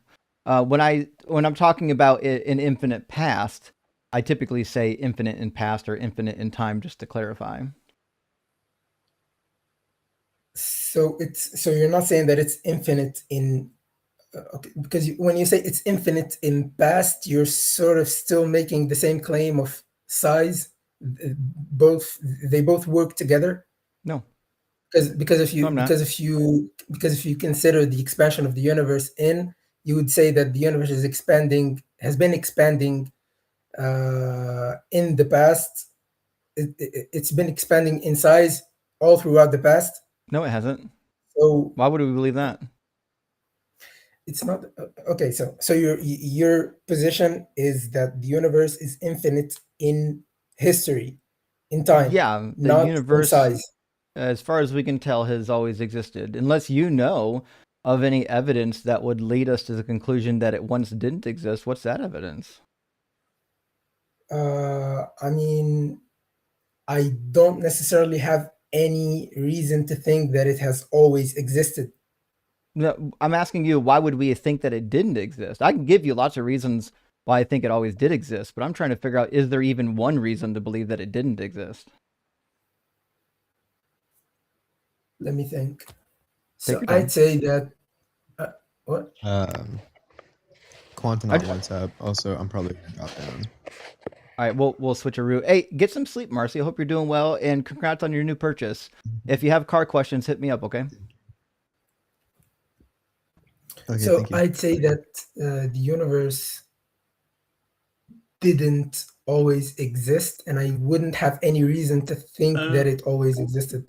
So, Right, but so if you're making the positive, hold sorry, on. I just a didn't second. hold on. If you're I making the didn't positive, make the positive let me, claim, let and I me know just right let now me you're just trying. detail what I Nope, just nope, said not going to work. quickly. Listen. I've done this longer than you. Okay, what you're Yeah, attempting to do I know, right I now, understand. what you're attempting to do right We're just now, is to discussing here avoid the burden of demonstrating the position that you hold. because you're Like you making the came positive in. claim. I'm Nope, I not. didn't make a It's positive not me that claim. who's making No, the I positive didn't. claim. You're making the Nope. positive claim. No one here heard me make a positive claim. So what You I said that the asked you universe has. was, What I asked you was, is there even one piece of evidence that the universe once didn't exist? Which is a question about your initial claim. The contingency argument assumes, and you agreed, that the universe didn't exist eternally into the past. And I said, what is the support for that? Give me one piece of evidence or one reason why I would think that would be the case. And then what you did is said, no, you have to prove that it always existed. And again, I'm more than happy to give you my reasons for that, but you're going to have to either, one, provide support for your initial claim, because we're still doing the contingency argument, so you have to support it, not me. And then we can move on to why I think an eternal past is more likely. I mean, my argument, my proof is based on the fact that I'm sort of, if I can't find enough proof for me to be convinced that the universe has always existed, I'm justified locally in saying that it didn't always Why? exist. That's my reason. Well, then I would say the same thing. If I can't find any evidence of it not existing at one point, I'm justified in believing that it always existed. It goes back to the point. It goes back to the point that you're just to making the be clear, positive claim that it has always existed. Well, again, so I you would have to justify it. I didn't make the positive claim. I merely asked you, and it sounds like you might be honest here, or at least halfway honest, in that you have no good reason to believe that the universe once didn't exist. You have no actual evidence of it, right? What do you mean by evidence? What sort of evidence? You have, I mean, a metaphysical argument, a piece of scientific data, anything. Do you have anything that would warrant a belief that the universe once just didn't exist? Let me think about it for a second.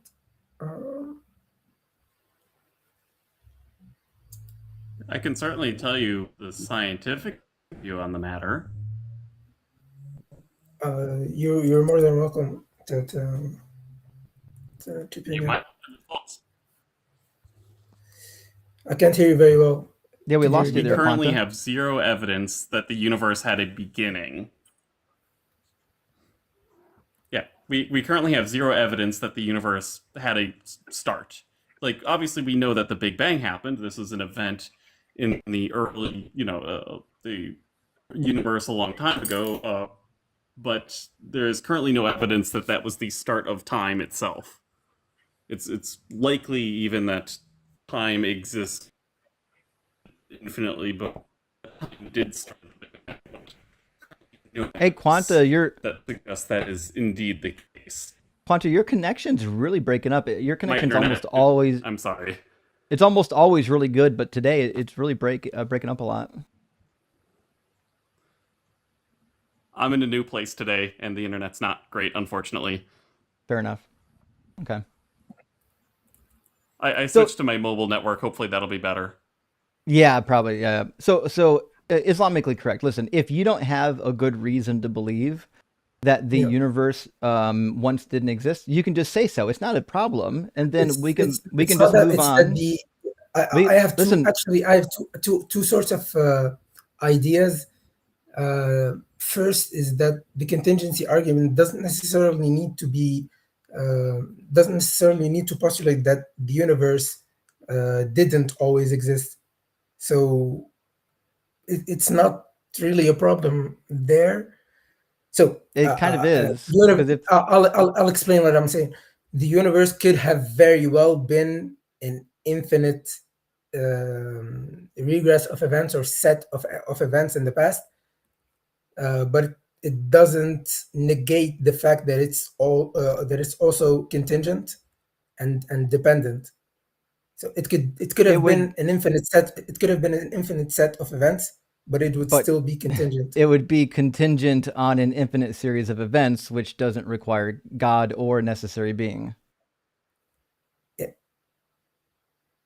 It would something that's content. If we're saying, are you agreeing that it could have been an infinite set of events?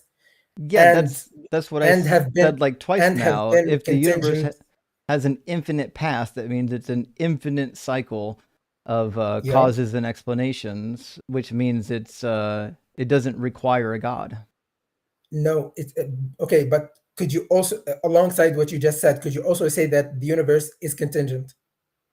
No, I would say the items in the universe would be contingent. The universe itself would be Okay, so if necessary. the items in the universe are contingent, what would make the universe not contingent? Because the universe itself doesn't have or even need an explanation if it's necessary. The Yeah, explanation but that we're looking for you're in the assuming the contingency universe is. argument is for like why things happen. So what we're really talking about is causes. And if you I have an think you're infinite equivocating past, on the then words. you just have an infinite series of causes. Like the causes are the explanation, to be sure. I think There are that you're also using models. universe in your statement there Hopefully my connection in two is different good meanings now. at the same time. So you're equivocating on Quanta, what do you universe. say? I didn't hear you.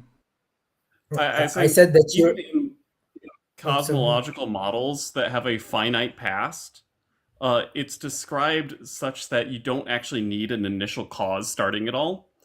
So in the Hartle-Hawking state, for example, the time full aspect of the universe geometrically relates to a timeless state of the universe. So there's no actual like initial cause that kicks the whole thing off, because that's not really how time works in special relativity. Yeah, so The whole thing sort of exists geometrically. Yeah, help me understand. The Hartle-Hawking model is positing that times is part of time space, which is could be nonlinear, and if it's nonlinear, then the shape of space time could cause it to be infinite, kind of like going around on a torus or something. Am I understanding that It's not like correctly? a loop. It's Okay. not like a loop. It's more like how if you keep traveling north on a globe, eventually you'll start traveling south just by Right. the geometry of the planet. Okay. So if you followed a line like into the past, like closer and closer to the Big Bang, eventually, just due to the geometry of space-time, that would become a path in just pure space, and it would loop back around and start going forward in time again. Sure, that makes sense. Okay, so it's cyclical, done but that it's still argument linear. Yeah, like it, not cyclical, and it's not a closed loop, but it is a loop at the one end. Sure, makes sense. Okay. So, and there's, by the way, there's a number of models. I don't know about them nearly as much as my friend Quanta, who's doing his PhD right now in physics. But the reality is, like, I don't know any science that would lead me to believe that the universe once didn't exist. I maybe you know of something. But why are you only basing? Why do you only need a scientific argument? Because that's how we like ground our reality. We ground our reality in observation, hypothesis, testing, and results. And so that's how we learn. That's how we know things, right? Now, what we Yeah, don't that's how we have, learn, and that's how we discover things. yeah, I'm that's okay with that, but I'm not disagreeing with Essentially, you there. I'm just saying that that's not the only accepted form of evidence or well, you can proof. use a like a metaphysical argument, which is what we're doing now, but your metaphysical argument doesn't work. Uh, essentially, you're I'm, positing a cosmological model, but in order for it to be a valid cosmological, it needs to satisfy two things. One, it needs to agree with the data, like it needs to agree with our observations of the universe today. And secondly, it not needs to be necessarily. well formed. It needs to be consistent with itself. And so far, I've yet to see a model that like proposes that the entire universe was like caused by a deity outside of time. I don't think Uh, such a concept is even well formed. Yeah. I actually disagree with your first point there because you already concede. I mean, and the scientific community already concedes that um, the science behind how the universe came to exist is not necessarily a fact. It's not a known. It's not a known truth. So my argument today Well, doesn't necessarily need to conform with your scientific well, you've made an set error of. in your thinking. You're assuming that science is making a statement about the universe's existence. No. He And said there he is said that my argument. He said that my argument needs to conform to his scientific discoveries or theories or. No, I That's mean, his well, first what I point. said is that it needs to have two things. It has to agree with observations, like Yeah. whatever model that you propose, it Yeah. will make predictions about like when we look out at the universe, we should see something, right? Like we should never see a star older than X amount of years, for example. Um, so it like Is if that you the were to case? propose, just for example, for the sake of argument, if you propose that the entire universe sprung into existence 1 week ago, then it would predict that we should never see any like star in the universe that's older than 1 week. But clearly that's not true. We see things that are older than that. So that disproves that model. That's essentially the first requirement. Okay, and under that requirement, what disproves my framework or my worldview? Well, mainly it's not that it disproves it. It's more the second point that disproves it, which is that it has to be a well-formed model. It has to be Okay, consistent with so itself. I guess we agree that my worldview doesn't. My worldview conforms with observation. You just conceded that. I don't So think the issue is that I don't think your worldview is well formed enough to even make predictions. So to be Like we can't clear, even test it. exactly. So Quanta is touching on something very important, which is because it's your because it's a your metaphysical argument, of worldview. course you're not going to be able to Your test it. worldview says that the lowest heavens, the heavens that's nearest the earth, contain stars, and that God throws them, kills demons with them like they're missiles. That's your worldview. That does not conform to That's science. yeah, but Oh, that's see, I under my didn't even know his view. Yeah, that fully disagrees with observations. that's under my Islamic worldview. I didn't even bring But aren't my you Islamic background Islamic? into the conversation yet. I, So I you didn't wanna bring my Islamic so you wanna background into argue the. for a God that contradicts Islam? No, I'm arguing for For the non-Islamic God. So you're changing I'm religions arguing today. for the I'm arguing for the base idea of a We necessary being. I'm we not finally did arguing it, for. guys. We deconverted a Muslim. He rejects the Quran. Let's have it. Let's I don't. go. We did it. I never. Welcome, When did that ever welcome happen? to agnosticism, bro. I never even. Okay, let me make things clear. Since the start of this argument, I wasn't even trying to bring my Islamic worldview into But this you said discussion. my worldview, and we know what your worldview is. Why would we pretend Yeah, like my we don't worldview know since the what your beginning of it. My worldview is? worldview since my worldview since.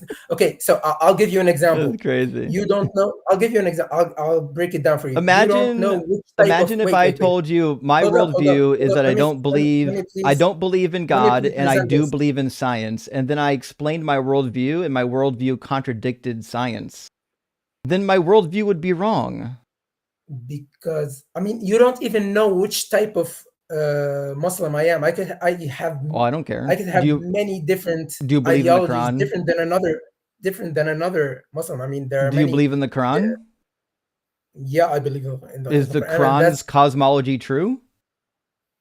yes, the Quran's cosmology Well, then is your true. worldview contradicts science. It says that No, mountains were placed on the earth to prevent it from having earthquakes. Not true. Didn't happen. that's not. I mean, could you bring the verse up?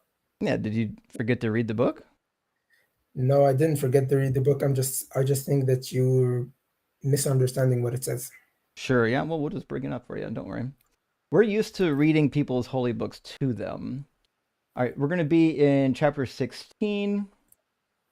Yeah. And chapter 16 says that he Verse placed what? mountains on the earth, lest it should Verse shake what? with you. We're going to be in verse, was it 98? 16 to 15. And there's Okay. more, by the way. This isn't the only place it says it. It says in chapter 21 too. It says, he placed mountains on the earth, lest it should shake with you, and rivers and tracks, so that you may find the right way. And it says roughly the same thing in chapter 21:31. It says, we created mountains on the earth, lest it should shake with them, and we have made therein paths and ways so that they are guided. I don't know why this is in King James English, but I'm sure we can fix that.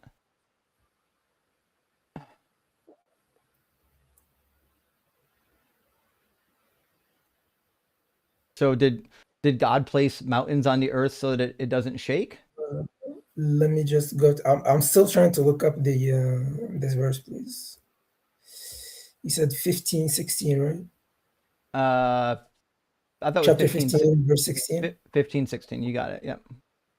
And 21, 31.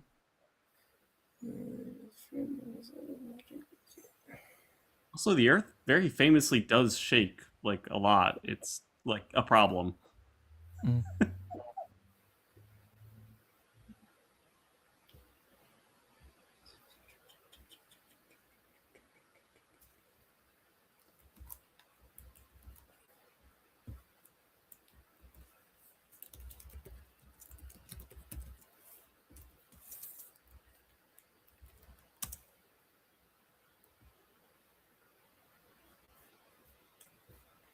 Quanta, how you doing, buddy? It's good to see him.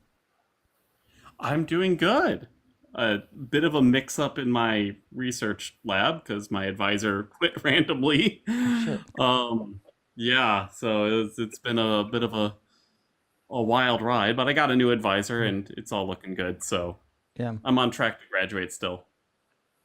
I think, well, congrats on being able to graduate soon. I think I saw Ems in here earlier. He popped in and popped out when Marcy was still up. If Ems is still around, Ems, you're welcome to pop in if you're around. I don't want to pressure you, but this could be some fun for you now that we're actually getting into the meat and potatoes.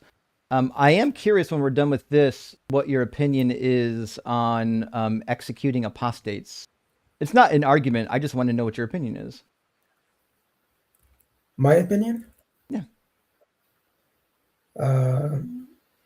Executing or you said executing or Executing, giving them capital punishment according to Sharia law. I have two opinions on it. First is, under my worldview, it's a command from God, and any command from God is morally valid. So then, you'd be okay with executing The apostates? second opinion, so the second opinion is that we could try to see the wisdom behind it, and the wisdom behind it. It's so it's a commandment from God. So there needs to be. I'm sorry. Let me before you give your justification for it. Where is it commanded? I went looking for the verse the other day and I forgot where it was. Do you know where it's commanded to execute apostates? I can look that up for you. You don't have to do it right now, but keep that in the back of your mind because I'd like to know. It might be in Hadith. That's what I'm thinking. But don't worry, don't get sidetracked. I'll find it eventually, or I'll just ask Ems. Ems will know.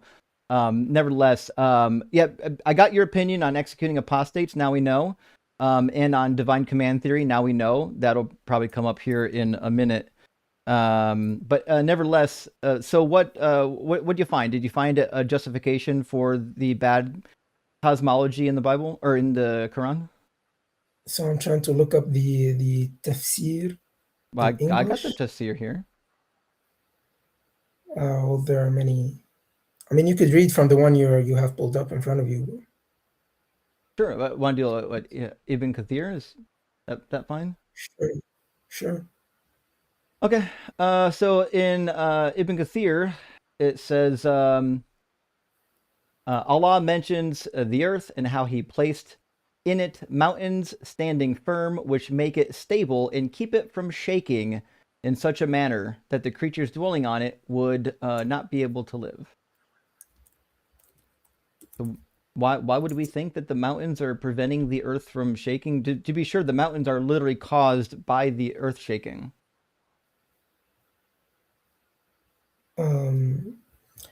I guess without really looking too much into it right now, I'd still use the same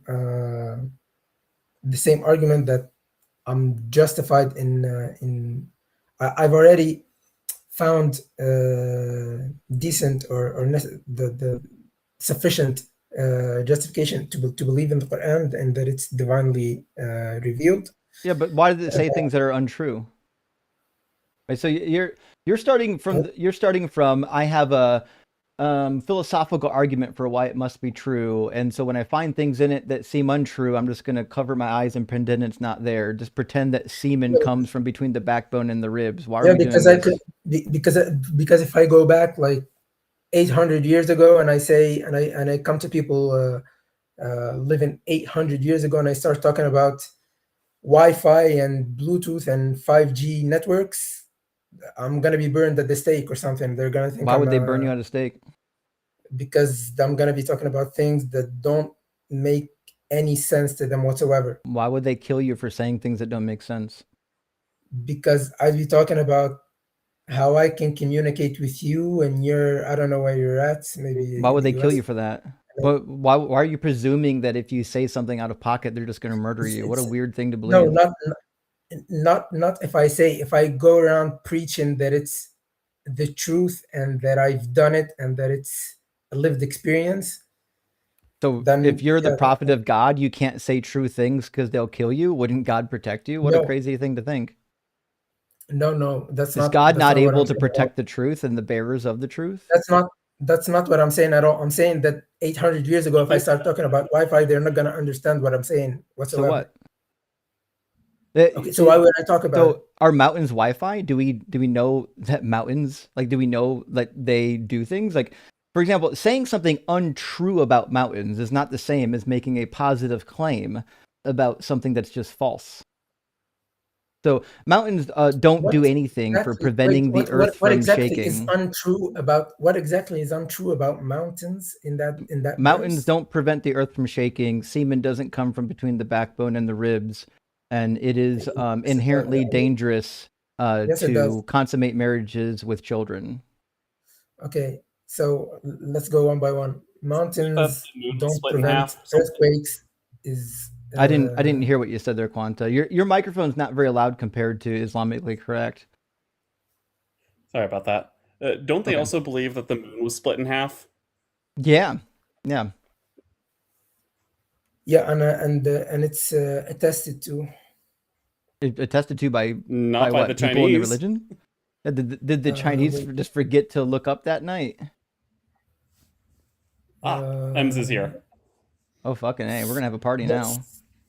I mean, it doesn't necessarily So need to be attested to in I'll, the entire yeah, it throughout the should, entire because the globe. entire world can see the moon. Actually, I do want to take advantage of this rare opportunity, in that we have a medical doctor who knows a little bit about where semen comes from. If you want to tell the good doctor that semen comes from between the backbone and the ribs, how you doing, Ems? I'm good. How are you? Yes, Could you I'm please making explain the it to me? positive claim that that semen comes from between the backbone and the ribs, and Sure, explain. Go ahead. semen there doesn't mean what you think it means. Oh, what's it mean? Yeah. Sure, explain it. Go ahead.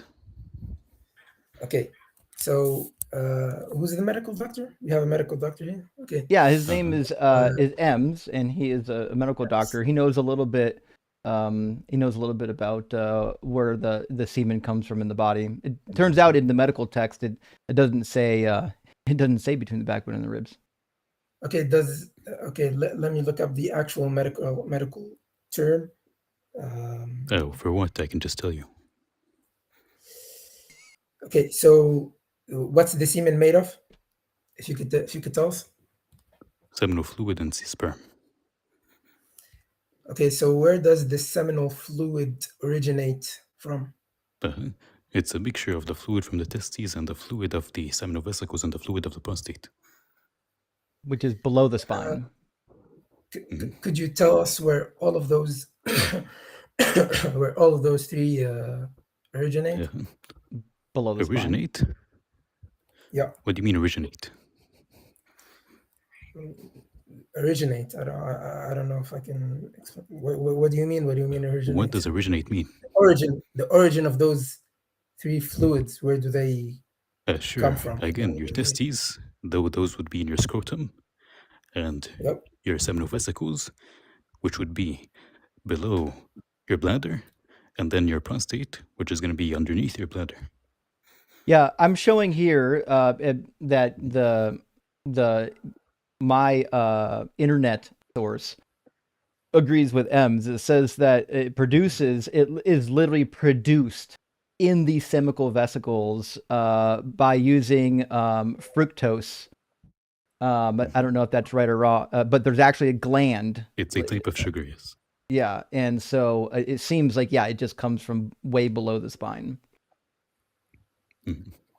But you said you have the positive claim. Could you please explain? Just assume that I don't know anything and just explain it to me. Go ahead. Yeah, it's a claim. I made the claim. What do you mean? I Sure. have Could the you positive explain claim? it to me? Sure. Could you explain it Yeah, to me? Go ahead. I'm trying to look at the. Why would you the make a source. claim you haven't looked into?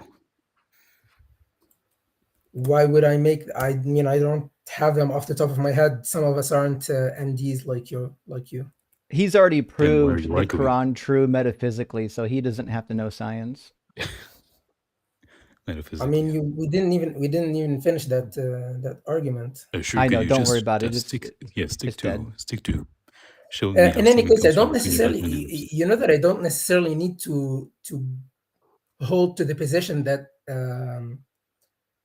hold to the interpretation that you're quoting about that verse about the. Sure. Find a single interpretation that works both linguistically and with the syntax of the verse. Go ahead. Yeah, some scholars posited a different or an alternate. Sure. Tell me what the interpretation, alternate interpretation is. Go ahead. which is that the fetus is carried in between Yeah, the that fetus is not between the backbone and the ribs. rib. No. Yeah. Yeah, actually, the fetus is not in the woman's ribs.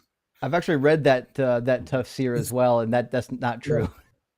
It is held in between them. It is not. No, I don't It know. is carried How old are in you? between them. How old are you? I'm not saying that the Sure. How old are you? what's it called? He didn't learn about the birds and the have bees you- yet. How old are I'm you? not saying that the fertilized egg. How old are you? is- How old are you? Ignore the fertilized egg. How old are you? I'm 28. And what is your background then? In IT. And are you married? No, I'm not. No. Okay. Have you seen a pregnant woman before? I've seen many pregnant women before. Okay. And do you think that the bump on their belly was extending through their diaphragm into the thoracic cavity? Through their diaphragm into the what? Into the chest cavity. Or was it extending forwards away from it appears to extend forwards away from the. Sure. So you have, if you draw perpendicular lines, you have the fetus coming first, then a line, not a line just crossing through the ribs, and then the spine. So the baby would not be between. If anything, if you want to be accurate, you would say that the ribs are between the baby and the spine, which would still be inaccurate, but it would be more accurate than saying that the baby is between the backbone and the ribs. So. Ems, did you hear the other alternative? It's a modern explanation where they'll say, I've seen it in another commentator, says that it's actually referring to the fluid coming together from the man and the woman. That is the most agreed upon interpretation. Yeah, the man's back and the woman's chest. Which is crazy that doesn't actually say that in the Quran. You have to start adding words to it. It's not that you have to start adding words. It's what the Prophet said himself. He says that the fluid of the man is white and thick, and the fluid of the woman is yellow and delicate, and the child comes from both of them. Right, but what I'm saying is that's not in the verse. You have to interpret that from elsewhere. Mentioned, but that is the understanding of the companions of the Prophet and the Prophet. So right, that is how we understood it. Although that's also not right. The reproductive fluid of the woman is not yellow. It doesn't come from her chest. And it's not from the chest. But this book is from God, Ems. I don't know if you know that. His name is Islamically incorrect. Yeah, I changed it. Point. Oh. It came in with Islamically correct, and I thought that was a little too hasty. I mean, Islamically, you've had your time, you know IT, so you know how to use a computer. Could you please explain to me how semen comes from between the backbone and the ribs, or how a fetus goes between the backbone and the ribs? Go ahead. I can try to look those things up. It's not necessarily something that I've So you went deep into. and your quick Google search is not going to beat 10 years of studying. So I'm not saying that I'm beating 10 years of I'm study. I telling mean, you, sure, but I'm telling you, there is no thing you're going to find online that is going to prove you right. Not a single thing.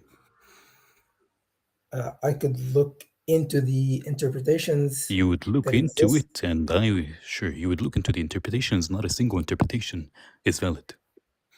Because you know all They of the either fail. interpretations. Yes, I do. Yes, I've read all of the tafsir. What's your background? Well, you seem like your Arabic seems to be decent. He's a native Arabic Yeah, speaker. because it's my native language. You Egyptian? We don't talk about people's whereabouts on this live stream, except for everyone knows I'm in the great state of Ohio, because Ohio is the heart of it all. It's okay. It's okay. Could we circle back to I know you would love to circle back. I mean, I'm not well versed in that Okay.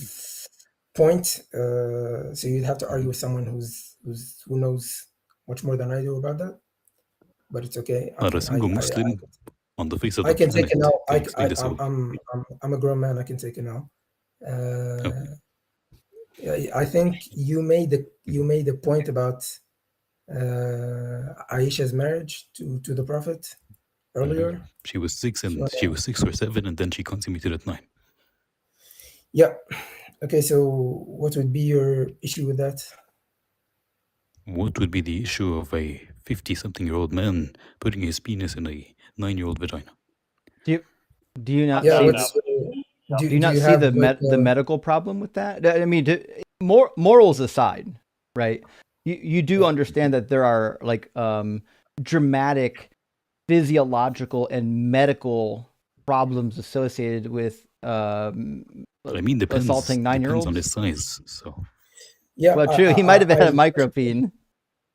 I perfectly agree with what you're saying there. Under in what you're imagining it, because I know you're imagining a frail, small, little child. She was, according to her mother, she was frail and small until she started force feeding her dates and cucumbers. Could you repeat that? Your voice. According to her mother, yes. According to Aisha, yes, she was very young and very small and frail until her mother started force feeding her dates and cucumbers to make her plump. Okay, and according to her, actually, could you give me that? Aisha, yes. Could you give me that reference? Could you give me that reference? Yes. Could you look it up, Justin? Yep. Aisha sure force feeding dates and cucumbers. I believe it's Sunan Abi Dawood is where we're going to be looking at here, and it says, "My mother intended to make me gain weight to send me to the house of the messenger of Allah, but nothing which she desired benefited me till she gave me a cucumber with fresh dates to eat. Then I gained as much weight as she desired." And another narration says, and then I became plump, as in the best kind of plum. Shit. Okay. Then I gained as much weight as she desired. I mean, where's the issue with this hadith? That she was small and frail, and then the one thing that helped her go to the Prophet's house was becoming overweight. Where does it say that she was frail? It literally says that she needed to gain weight to go to the Prophet's house. Okay, I'm gonna read. Why would she need to gain weight? Why would she need to gain weight? Let me read it. It says, "My mother intended to make me gain weight to send me to the house of the Messenger of Allah." Why did she need to gain weight? Because her mother wanted her to gain weight. Oh, so she only gained weight because her mother wanted her to gain weight. Yeah, because her mother was just crazy. Her mother was crazy, right?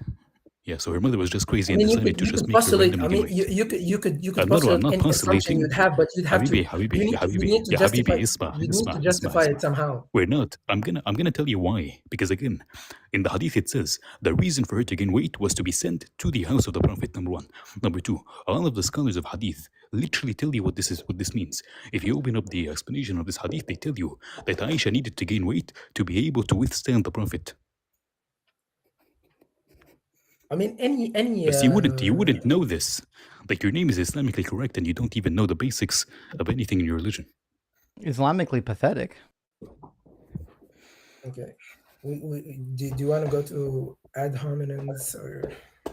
It is not an ad hominem because he didn't say you're wrong because you're stupid because you're pathetic. What's the point? What's the point of calling me pathetic? I mean, Islamically pathetic. Here's why I'm calling you pathetic is because one, you've advocated for pedophilia.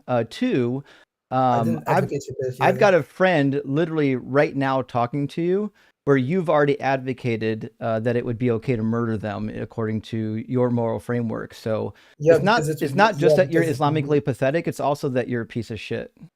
Hold on. Yeah. First of all, I wouldn't advocate for the execution of someone who's left Islam. But you just did. Who didn't wait? But who didn't? Let me finish my statement. But who didn't start attacking Islam after leaving it? So that's what he's doing right now. I'd advocate for. Thanks. So you've proved my point then. And attacks Islam after he left it. It's happening right now. So sure. that means you're advocating. Because do the scholars agree with you? But you wouldn't know because you're a kafir yourself, so you wouldn't know. Could you repeat that? Do the scholars agree with your position? Some scholars do, some don't. Who are the some? Could you name them? Why would I need to name them? Because they don't exist. I mean, you're saying that everyone holds the position that I just said? Yes, because nobody holds the position you said, because the scholars actually understand what the Prophet said. And the Prophet and his Sahaba said that if a man leaves his religion, that is grounds for unaliving them. Ibn Taymiyyah even says that if a man stops praying, just stops praying, then he's given 3 days to start praying again. And if he doesn't start praying again, he's unalived for being a kafir. Yeah. Okay. But you wouldn't know because you don't. You name yourself Islamically, but you haven't actually read a single book of Islam. I know that already. I know that already. Oh, really? Could you tell me? What's your point? For example, could you tell me? Could you name a single book for Ibn Taymiyyah? Why is this could you name me? He can't do it. Why are you like? Is that the way you argue? Could you name a single book of hadith? Sure. Could you? Do you know a single book of hadith? Wait. Yes, it is. Yes, it is. Yes, it is, because again, as a person coming up to defend Islam, you are doing more harm. Habibi, you are doing more harm than good. You're coming up with zero knowledge, trying to debate Islam when you don't even know the basics of your religion. I asked you to name a single book by Ibn Taymiyyah. You can't even tell me. Majmu' al-Fatawi. It's the most popular book of Fatawi. Majmu' al-Fatawi, Ibn Taymiyyah. You don't even know that. Name a single book of hadith. Not a book of hadith. Name a single book of tafsir. You wouldn't be able to. Yeah, I'll tell you what, Islamically incorrect. We've had you up for a while. You've kind of got caught with your pants down on every claim that you've made. I think we have another Muslim that's better educated in the queue. I'm going to switch over to them, okay? I mean, you could switch over to them. I just wanted to stay. That's all right. We'll maybe this next one. We're going to grab our next Islamic caller while Ems is up here, and then we'll grab Ben after that. Should be a lot of fun. Also, Noodle Keeper, thank you for sending out 5 DZ Debate gifted memberships. I really appreciate that, friend. And Beautiful Husky. Running with sandbags to get fit is a wild name, but also it actually just fucking works. I did that when I was younger. So, I mean, congrats on getting fit. Do you find Acts 10:40 and 41 and 1 Corinthians 15:6 contradictory? Just an open study question. LOL. Thanks. This is... get the lawnmower, by the way. Oh, you got a different name. Okay, so typically in Acts 10, this is when Peter gets his vision about the Gentiles coming into the church. and it's like, hey, God declared all these foods clean that were previously unclean. Let me see what verse 40 and 41 say. It says, God raised him on the third day and allowed him to appear not to all people, but to us who are chosen by God as witnesses, who ate and drank with him after he rose from the dead. Okay, so this is actually about his rise from the dead. That's the portion. And you've got 1 Corinthians 15 also reciting the people who saw the resurrection. It says, he appeared to more than 500 brothers and sisters at one time, most of all who are still alive, though some have died. So I don't fully know where the contradiction would come in at, because it starts in like verse 4 and 5. He says that he appeared to the Cephas and then 12, and then he appeared to 500. And then in Acts, let's see if it has any information that really conflicts. It says God raised him on the third day and allowed him to appear not to all the people, right? Not to all people, right? But to us who were chosen by God as witnesses, who ate and drank with him after he rose from the dead. I assume this is Peter speaking. So I don't know where maybe I misunderstood your chat. I don't know where the contradiction is, my friend. I'm a contradiction hound. If you have one, send it to me. But I don't know if that's one of them, unless I'm missing it. And if I am missing it, I apologize. Gretchen, my friend, thank you for the super chat. Good to see you, by the way. It says 100% of politicians are shameless narcissists. I agree. That's why they get into politics. You have to sell yourself to everyone and beg for money professionally. Yes, even the good ones. That's true. I've seen a lot of interviews with ex-politicians that described the thing they hated about the job the worst, and it was having to do all the fundraising, which is horrible. Gretchen says, whose book drops first, Justin's or Joel and Mezzo's? Actually, don't know. Maybe we should put a race to see who drops the book first. I'm certainly going to be working hard on it. And Andrew, thank you for the super chat. W666 says, Justin, have you seen the Kraken Black Spice Rum Octopus Whiskey Decanter? I have, and it was too expensive for me to buy, so I didn't. But it's amazing. You might need to make room on your shelf behind you. I know. I actually have. I printed a big Kraken octopus thing that I can put my bottle in as a decorative bottle holder, but I don't have the Kraken decanter. Maybe one day. I'm curious, how much was it? I don't remember. Hold on, let me grab it. Alcohol is very, very, very, very cheap here. Well, Kraken's not expensive. It was the Kraken decanter, the one that I was looking at. That it was over $100. The one that I saw. It might be that this one's this for $100 you can get like 12 liters of whiskey here. That's it. Oh, 12 liters. Holy fuck. 12 liters. Yes. That's cheap. Well, yeah, some things are definitely cheap over there. Whiskey here is like $8. Damn. Oh, I didn't know that. I did know that the price difference between here and there is drastically different. But I didn't realize that whiskey was that much cheaper over there. That's crazy. Mm-hmm. Let me see. I'm trying to find the official one from Kraken, right? Because Kraken did have an official. Let's see. Official Kraken. Anyways, I'm not sure where it was now, but I thought that they had one. There was a place I went to that had like a what is it called? A bottle that was like $500,000 in local currency, which is like $10,000. Jeez, the whiskey snobs can get really expensive. Damn, I'm not sure where the one I found previously is existing. It doesn't look like most of these. These are pretty generic. These are all pretty cheap, actually. There's a couple that look neat from, but it doesn't look like it's one you can buy. It looks like one that like you could print as like an advertisement. I'll show you what I'm talking about. So, one second. Where's my internet? Here's the internet. So this is vaguely what the one I saw previously looked like, but not quite as cool. But the one that I saw was a long time ago. It was on Amazon, if I remember correctly, and it was a little bit expensive. But nevertheless, maybe I'll get something of that nature. Wraith, good to see you, my friend. Says humans can't imagine nothing. Just thinking about it makes it a thing. I don't know if that's the case. That's why I think many cling to some sort of an afterlife, even though they can't remember nothing before they were born. I don't know. I've gone back and forth on is nothing a thing if it has a label, and I would suspect that no, because if nothing truly existed, or if nothing actually existed, we're not saying that nothing exists. We're saying that there is no thing that exists. See, and that's where I think words are important, right? Dylan, thank you for the super chat, my friend. It says, if God killed all the firstborn in Exodus 12:29, can we assume that the infant firstborns died? Yes. Yeah, we make that argument quite often. The firstborn means all the firstborn. It says even the firstborn of the slave at the handmill, meaning probably a child. If that's the case, then the verse in the Wisdom of Solomon, 18:17-19, becomes even more disturbing. Oh, you pull up an apocryphal text. Hold on, let me grab that. Wisdom of Solomon, chapter 18. Let me grab that, 17-19.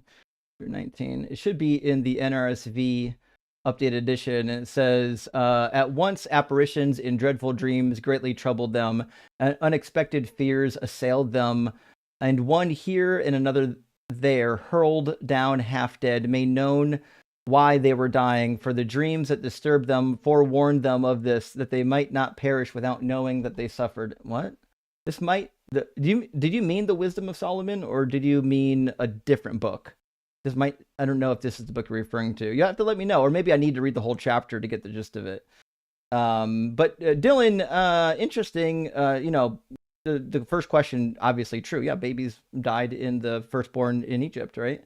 Hyro Fantastic says, this may be a very stupid question. What does it mean, actually mean when someone sends gift memberships to the channel? Who are those for and how does it work? Sorry for my dentist. No worries. So basically, kind donors will send out gifted memberships and they're distributed at random.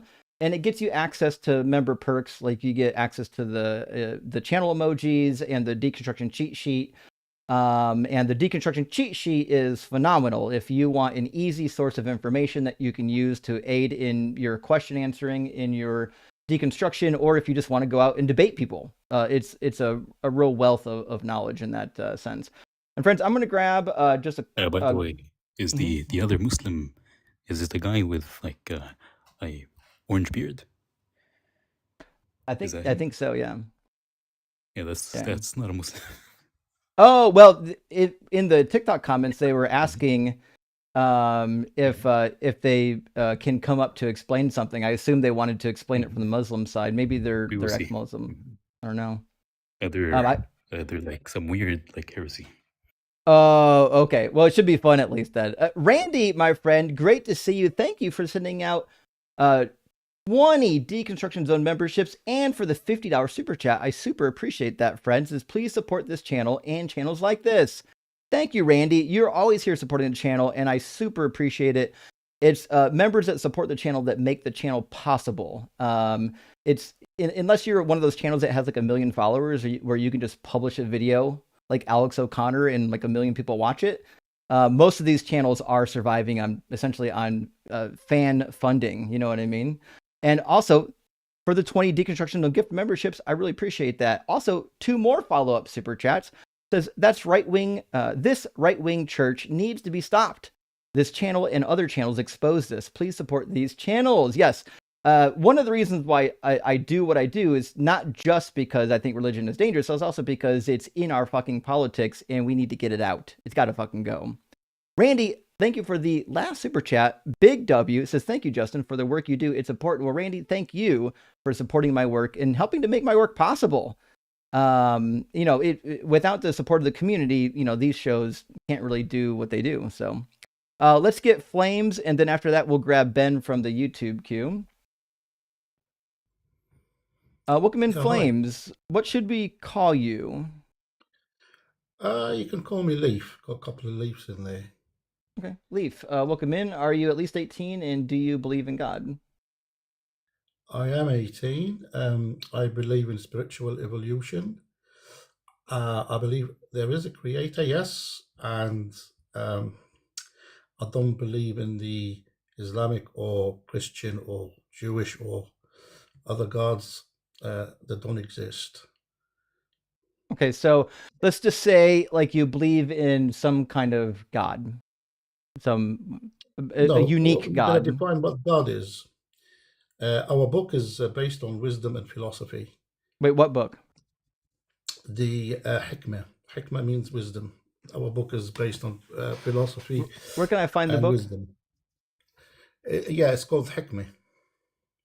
Hekme. Yeah. I don't see it. How do I spell it? Yeah, we are the Druze. Druze are a minority. Right, but how do I spell the name of the book? In Israel. Yeah, we are based in Israel, Lebanon, Syria, and Jordan. Right, but where can I find the book? Right. I don't know whether you'll be able to find that book, but we are very close. You see, the Druze is very close to the Hindus. Right, but how do I spell the name of the book is what I'm trying to figure out. I think I'm not sure. It's Himkeh, it would be.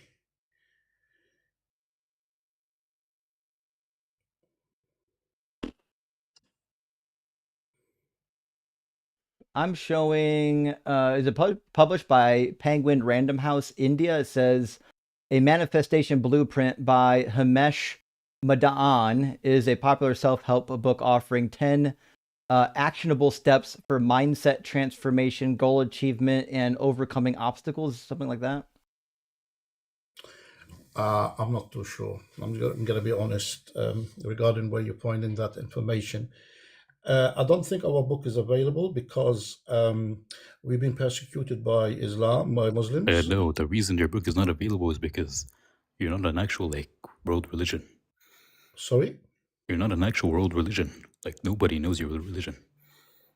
Yeah, because we've been persecuted by Islam. That is not how that works. Right. So you're telling me about my own religion? Yes, I am. Yes, I am. Yes, I am. Yes, because again, a religion being unknown does not mean it's unknown because it was persecuted. It just means it's unknown because nobody's here. Nobody's within your religion. If that is your explanation, that's fine. How many Druze are there? Let's move on to. How many Druze are there? It doesn't matter.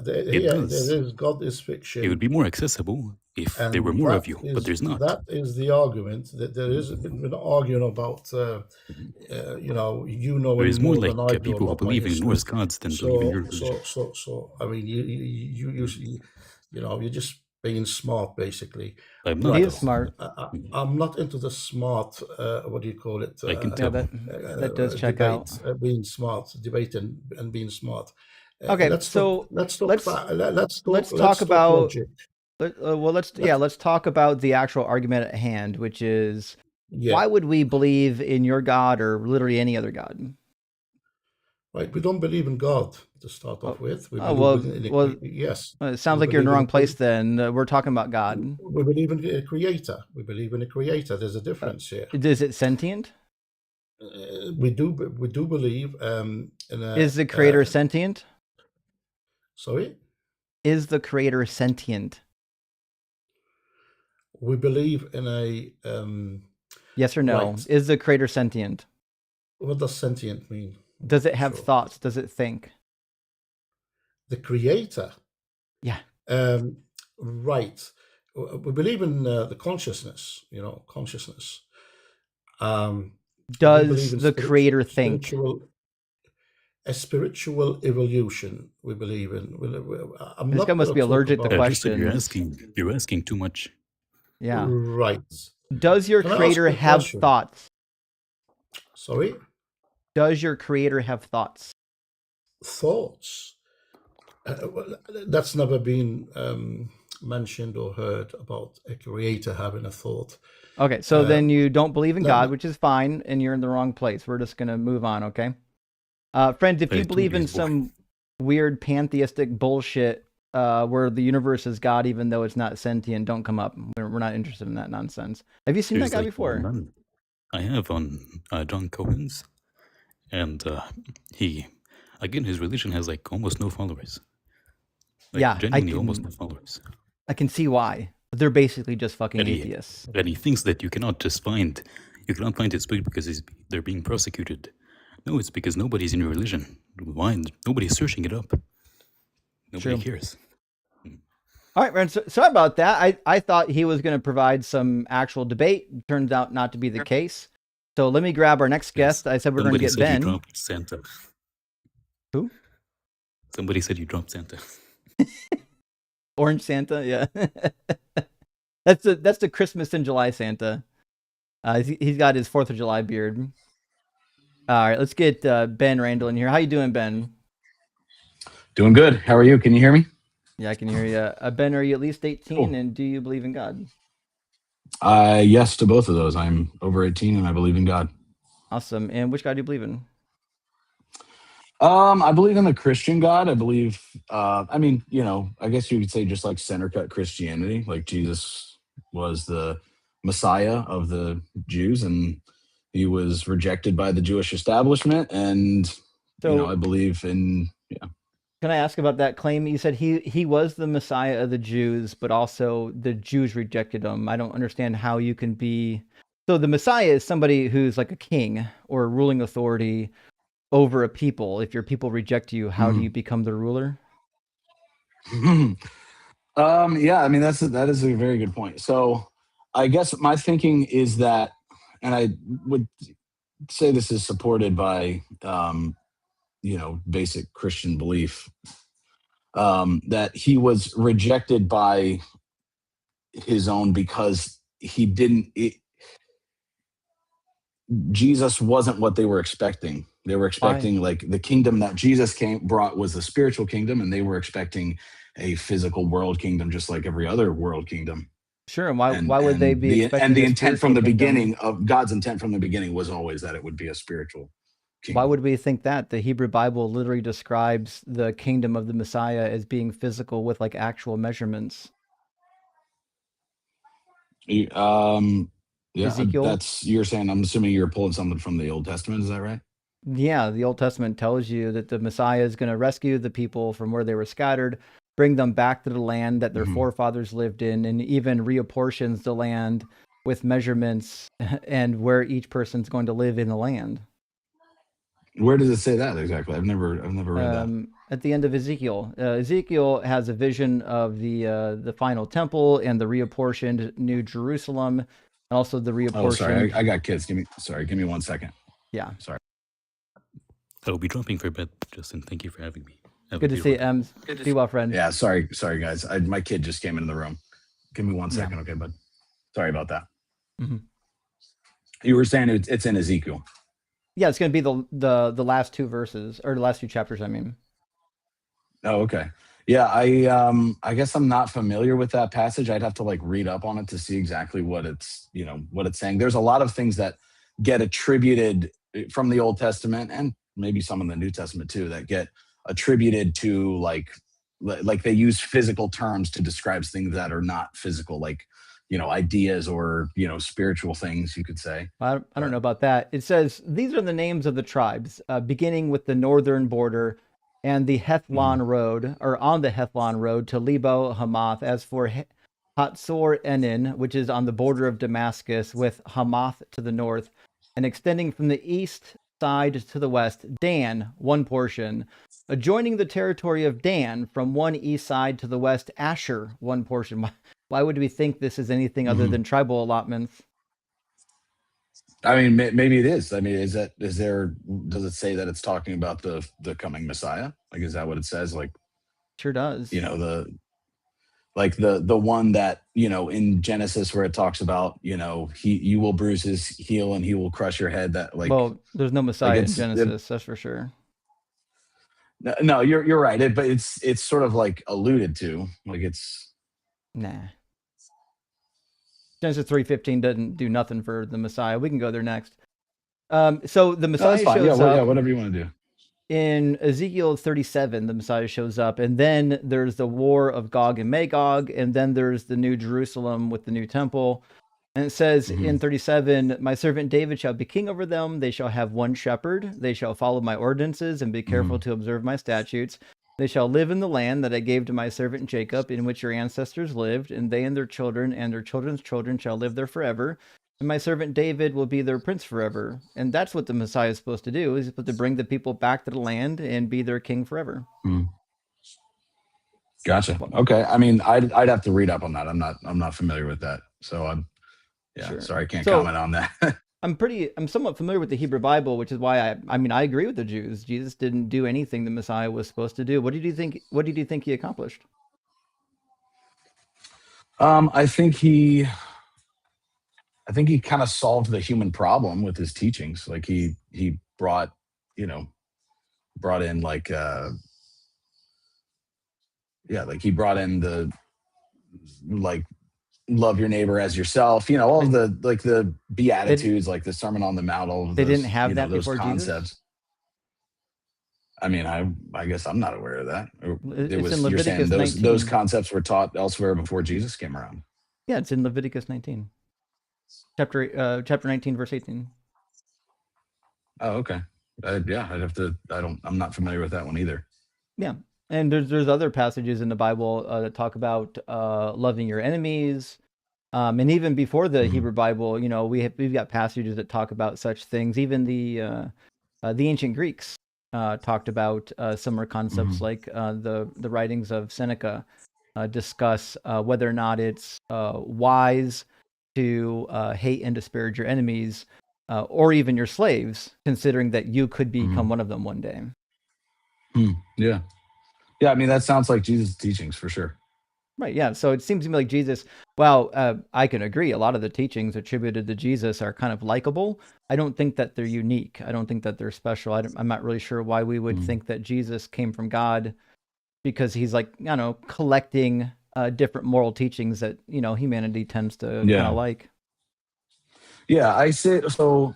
One thing I like about Jesus, or I shouldn't say like about Jesus, I guess one thing that makes the concept of God make sense to me, and why I feel like Jesus fits pretty good into that, that God, whatever, that God space, whatever you'd want to describe it as, is that so. Obviously you were talking, a while ago about like the origin of the world and like, the origin of the universe, like how things came into being. And I do believe that there was a creator. Obviously, if I'm a Christian, it's kind of part of the, the whole thing is you believe that the earth was created. You believe the universe was created by God. And it doesn't what doesn't make sense to me is that there would be a creator that would create everything and then just like send it off spinning and leave it alone and not interact with it at all. And then also it makes sense to me that like the one thing that rings true to me about Jesus is that he, instead of it being a God that's just like hands off and just watching the world do its thing, he like actually like came in and like became a part of it, became a man and like experienced all the things that humans experience. I mean, that's the teaching, but why would we think that? Also, I don't know how a God can experience humanness. That to me is kind of a nonsensical idea. So like the Bible, James says that God can't be tempted, yet like part of Jesus's human experience is being tempted. Well, listen, that would mean that Jesus isn't a God. Like it's just a nonsensical type of statement. Yeah, no, that's a good point. I mean, it could be James was saying something different there. Like he could have been saying like, I don't know, maybe God,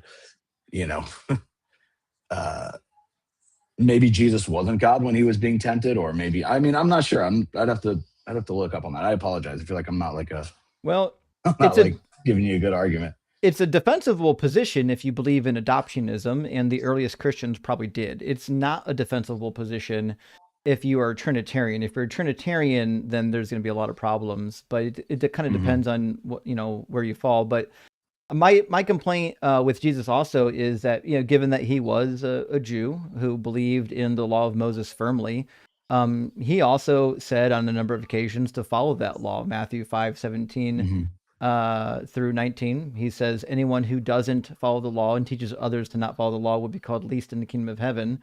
And Matthew chapter 15 and Mark chapter 7, he advocates for following that law, so much so that we would even be committing ourselves to Deuteronomy chapter 21 and Exodus chapter 21, where we execute children that curse their parents. So, I'm not particularly impressed with a guy that likes the Mosaic law, because I think the Mosaic law is pretty barbaric. I think if he was from God, he could have taken the time to say, like, I don't know, don't rape women and don't own slaves. which we would agree that those things are bad, right? Raping women and owning slaves.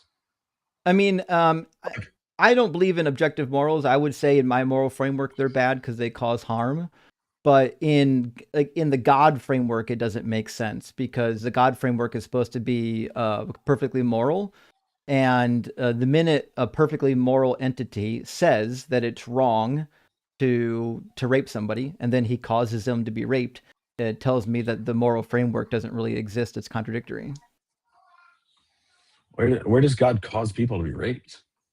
On a couple occasions, Zechariah 14:2, Isaiah 13:16 and 17, then also 2 Samuel chapter 12, verse 11 and 12.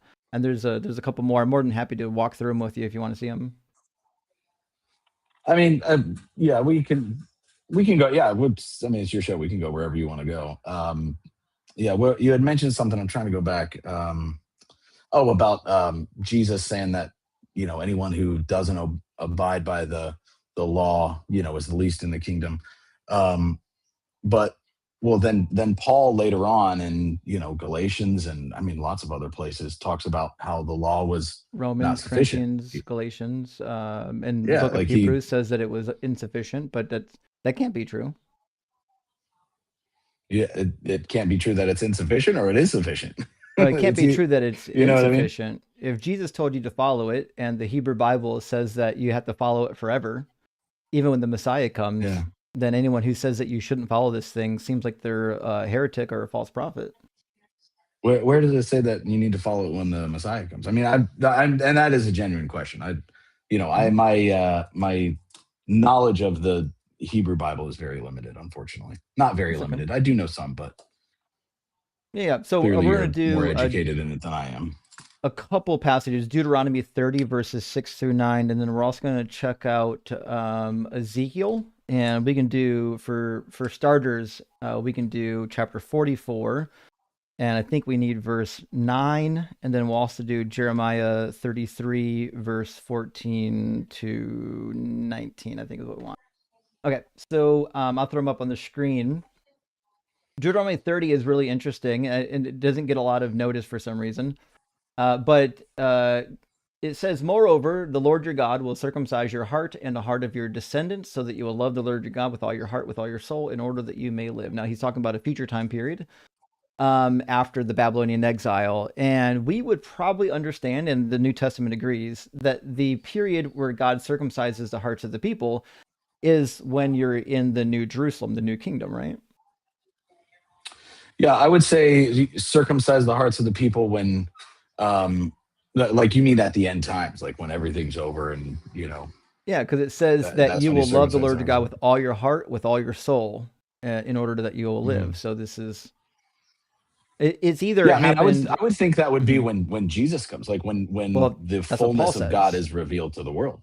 That's what Paul says. Yes, Paul says that when you believe in Jesus, that your hearts are circumcised. Yeah. Right. Okay. Now the problem with that's that, what I would say, but yeah, I think the problem with that is, and whether or not that's true is one thing, but the problem with that is in the passage, that's going to be accompanied by by doing the laws. It says, "Then you shall again obey the Lord, observing all of his commandments that I'm commanding you today." So at a minimum, all the commandments that were given by Moses on Mount Sinai, in the discourse of Deuteronomy, the second giving of the law, should be followed. Yeah, and it's like I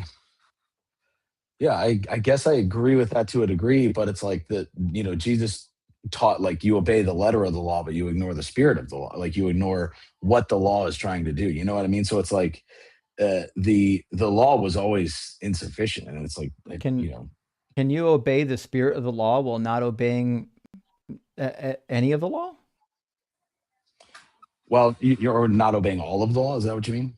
Well, it says that you're going to observe all of his commandments that I'm commanding you today, meaning you're actually going to perform them. You're going to do them. You're going to watch over them. Right. Right. So yeah, if and the law, Jesus said, like, if you go ahead. But what I'm saying is, if that law gives you a commandment, right? That law, for example, in Deuteronomy, let's say Deuteronomy 22, there's a law for stoning a woman who doesn't bleed on her wedding night. That's the law in Deuteronomy 22. If that's the case, right? And then you have to follow the laws of Moses forever. I don't know how you fulfill that spiritually. Like, it sounds like God just wants you to follow the law. Well, no, I mean, but but then the clarification from God was that the like the like yeah, let me try and gather my thoughts here. Sorry. I've never done this before in case it's not evident. I'm not very good at this. Take your time. Ben, if I'm not gonna beat you up, but you're being kind. I don't beat up guests that are up here being kind.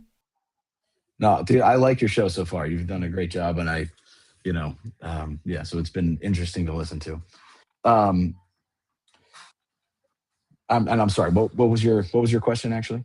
Right. So my point is, in Deuteronomy 22, there's a law that says you must purge these evil people from your midst, and the evil people they're talking about are women who are sold off as virgins, but then they don't bleed on their wedding night. I don't know how we would fulfill this law if we're just saying the law is, we need to obey the spirit of the law, not the letter of the law. I don't know how we would do that without actually following the actual law.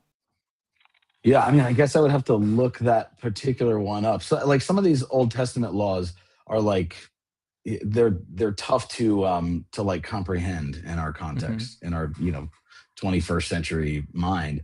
I'm not familiar with that particular law.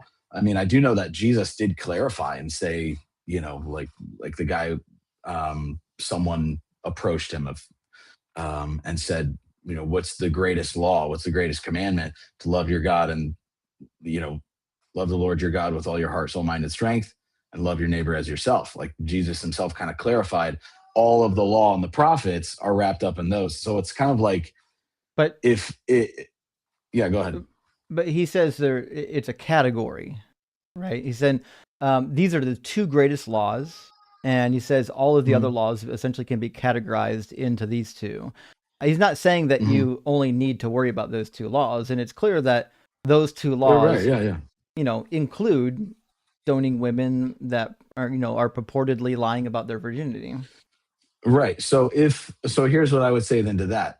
If it's true that Jesus is God, and if it's true that if it's true that Jesus is God and he said that, then I'm misunderstanding something about that law that says stone people or rape women or women must bleed on their wedding night or whatever. Like, if Jesus clarified and was like, all the law and the prophets are summed up in these, then my understanding of that previous law must be incorrect. You know what I mean? Like, because if he's God, then he's God, and it's like what he says goes. Why would we think that he's God when he contradicts God? I mean, when he contradicts the law, you mean? Well, he contradicts. I mean, Christian. Yeah, I would say if Jesus was resurrected from the dead, then that's a pretty good indicator that he's God. I don't think so. Why would we think that means he's God? Like, if he was dead, a lot of people that were resurrected. There's literally just a guy who was thrown in Elisha's grave that resurrected because he touched Elisha's body. Yeah, that's a good point, actually. Yeah, I'd have to think so. Yeah, why was Jesus God? Yeah, I wish I had an answer for you. I mean, like, a lot of my arguments would be based on just like kind of personal experience and personal reflection, and obviously, like, I've gone to church before and have learned these things. So yeah, I'm sorry I'm not giving you a great argument, but it's okay. Yeah. Like, listen, this is your first time, and you're probably doing better than I would have done my first time back when I was a Christian doing apologetics. So my stance is this. First of all, I don't believe that Jesus rose from the dead, but I actually don't mind granting it. It's been kind of fun recently just granting that, maybe the guy did rise from the dead. It's also true that, like, in Deuteronomy 13, God sends that he says he's going to send a prophet, right? He says, or rather, I'm going to rephrase that. He's going to send a false prophet, and the false prophet is going to give you signs and omens and portents, and they'll come true. He goes, but this guy's going to he's going to teach you to worship a different name. and don't fall into the trap of not following my laws. If you find a prophet is distracting you in that particular way, not worshiping the name and not following the laws, that prophet is a false prophet. You got to kill him. So does that mean Judaism's true then? No, I don't think Judaism's true. What I'm saying is that the Christian framework rests on the Hebrew Bible being true, but it just fundamentally contradicts the Hebrew Bible. Now, when I deconverted from Christianity, I thought, I don't know, well, maybe the God of the Hebrew Bible is true and Christianity is not. And then I thought about it for a little more and said, no, that doesn't make any sense either, because the Hebrew Bible is so full of contradictions and bad science and failed prophecies. Like, obviously that God can't be real. So I think the Old Testament. Can I ask you one question? What made you believe in the Christian God to begin with? Well, like most people, I was kind of raised in a religious society, and I had a couple of experiences that I interpreted as being God, because I already believed in God. And then I started, becoming invested in my faith around the same age most people do when they start coming of age.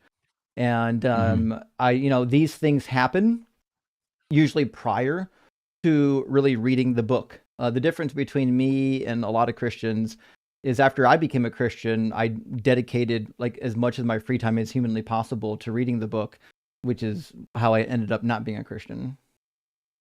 Reading the Bible, you mean? Is that what you're saying? Reading the book? Yeah, that's interesting. Yeah, I'm not opposed to being confronted with the truth and believing something else. Like, I just want to believe what's true. Sure. And my personal experience is that like there's more to life than just the natural world. Like that's just the only thing that makes sense to me, is there's more to life than the physical world around us. Okay. And so if that's true, that there's then a, call it spiritual or whatever, call it metaphysical, call it another dimension, whatever you want to call it, if that's true, that there's more to life than our physical world, then from what I've seen, like Christianity is the best explanation for that. Now, I'll grant you that like there are some inconsistencies. Like, I'm fine with inconsistencies. I literally just want to believe what's true. I don't know how Christianity explains it. In fact, personally, if there is some sort of a spiritual dimension, I think Buddhism better explains it than Christianity. I think God speaking things into existence doesn't explain anything. What's the Buddhist understanding of how things came into being? Well, in Buddha, there's going to be multiple theories in Buddhism, but in Buddhism, there's no God. There wasn't like a God required to create all things. There's probably, to be fair, there are a couple Buddhists. Like, there are some small fragments of them that do believe in God, but most of them don't. I knew only one so far. But as far as I'm aware, they don't have like a consensus on like if the universe began or if it's eternal. In fact, I think they might do turtles all the way down. Let me double check. Oh yeah, that does sound, turtles all the way down. Yeah, that sounds like I feel like I've read that somewhere or watched a video or whatever. I thought that was either a Buddhist or a Hindu saying. Hindu, yeah. Yeah, that sounds about right. Well, hey, man, I got to run. I got to put my kids to bed, but thank you for taking my whatever video, and I hope you have a great night. Cheers, buddy. Have a good one. Take care of your kids, man. Yeah, see ya. Hey, W for being nice. In fact, I'm going to put a note here. Let's see. Be nice. If clipped. I don't know if there's content in there that we need to clip, but if we do, we'll make sure be nice to that person. They seemed pretty nice. Yeah, a W guest. I agree, all y'all. Let's get our next. I think our next guest is going to be Damo, and then after that, we're gonna do Moke Meister. I think I said that correctly, and then after that, David. Adam, hey, think of a super chat says NT right. No, NT wrong. Christians know.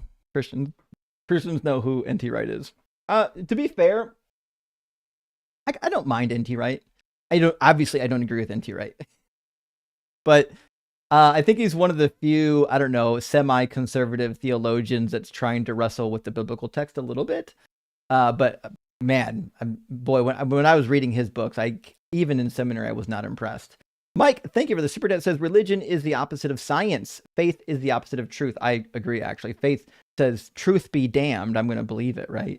I will never believe in something you can't question. You're the best. Thank you, Mike. I appreciate it. And agreed. If God is afraid of you questioning him, then it seems like God has got some security issues, and that's going to be a problem for God, not us.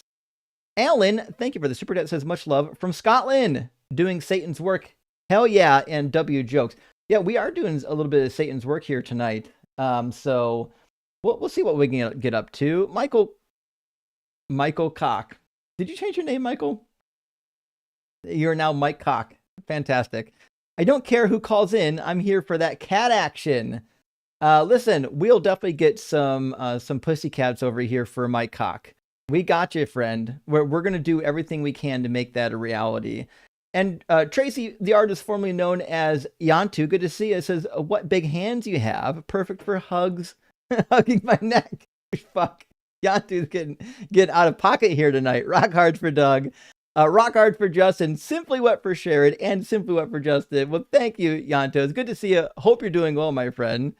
And Sage, good to see you. It says, did you hear William Lane Craig's recent comments on Bart Ehrman? I didn't, but thank you for the super chat. He said his textual criticism work was significant, but his work on historical New Testament, historical Jesus was insignificant. Do you think this is fair? Yeah, listen, okay. Let me say this. I think his work on textual criticism is probably more popular.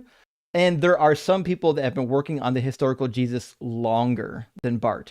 I think Bart's historical Jesus stuff is great. I think it's fantastic. But in terms of William Lane Craig's comment, when he says significant, I think what he's referring to is the contribution to the field. The contribution to the field is undersized compared to some others. Like Meyer's, 5-volume series on Jesus is called Jesus, a Marginal Jew. Let me see how many volumes are in this one. Hold on. Let's see. And it is on Amazon. I think you can get the whole series by John Meyer. He was a professor at Notre Dame, for those who don't know. I see volume 1 available. Yeah, it's a 5-volume set. You can get it on Accordance for $350. But anyways, when it comes to, so my point is this. Obviously, I love Bart Ehrman. But when it comes to what we would call significant works in a particular subgenre in the field, I think the amount of time and the amount of literature that you've produced matters. I don't think that William is trying to throw shade at Bart. If he is, then fuck you, William Lane Craig. That's a dumb thing to say, that, he didn't commit something significant just because you disagree with his work. If you're saying he didn't commit something significant because of the volume and size and duration of his work, then we've got a different question at hand. That's what I would say to that. And Keith, thank you for the super chat. Says, idea for topic. Christians are embarrassed by the Bible. They always resort to spin to get around the horrible stuff. Indeed, I think maybe the way we would word that is Christians hate the Bible. Fuck, that's actually, I like the way that sounds. Give me 1 second. I'm going to write that before I forget for, let's see, for new topics, or maybe what I meant to say is debate topics. Is that what I want to call this? Or maybe, yeah, new topics is where I hid that file. I'm going to add a new topic to the list, and it's going to say Christians hate, was it Christians hate the Bible? Or Christians hate God's words. That's pretty good, actually. I kind of like that one. Good idea. I appreciate the suggestion. I think we could make that work, actually. And Gates of Delirium, great to see you, my friend. Thank you for the super chat. Says Druze is a small religion that came from Shia a long time ago. I didn't know that. It consists of around 2 million people. So just so you and Ems are aware, I didn't know that. Hold on. Well, he also didn't do a good job of telling us what his religion is. So we were kind of trying to pick up the pieces. But I'm looking at the wiki page right now, and it looks significant, and it looks like it's most present in Syria and Lebanon next, and then after that, much smaller countries. So it sounds like it's mostly Syrian in nature. I'd be curious to know a little bit more about it, actually. I'll have to read the wiki page later. Also, Matthew, Molkeen, good to see you tonight, friend. Thank you for the super chat. Says Drews up to 1 million followers. Oh fuck, you heard it too. Must be born into the religion between two Drews parents. I didn't know that. Very secretive. No proselytizing or converts. Well, it sounds like he was committing a rule breakage there because he was proselytizing. Converts persecuted by Muslims, offshoot of Islam, but don't identify as Muslim. Okay, well that makes more sense with what we were experiencing here. So I appreciate the update. Also, Randy Pate, thank you for the $10 super thanks.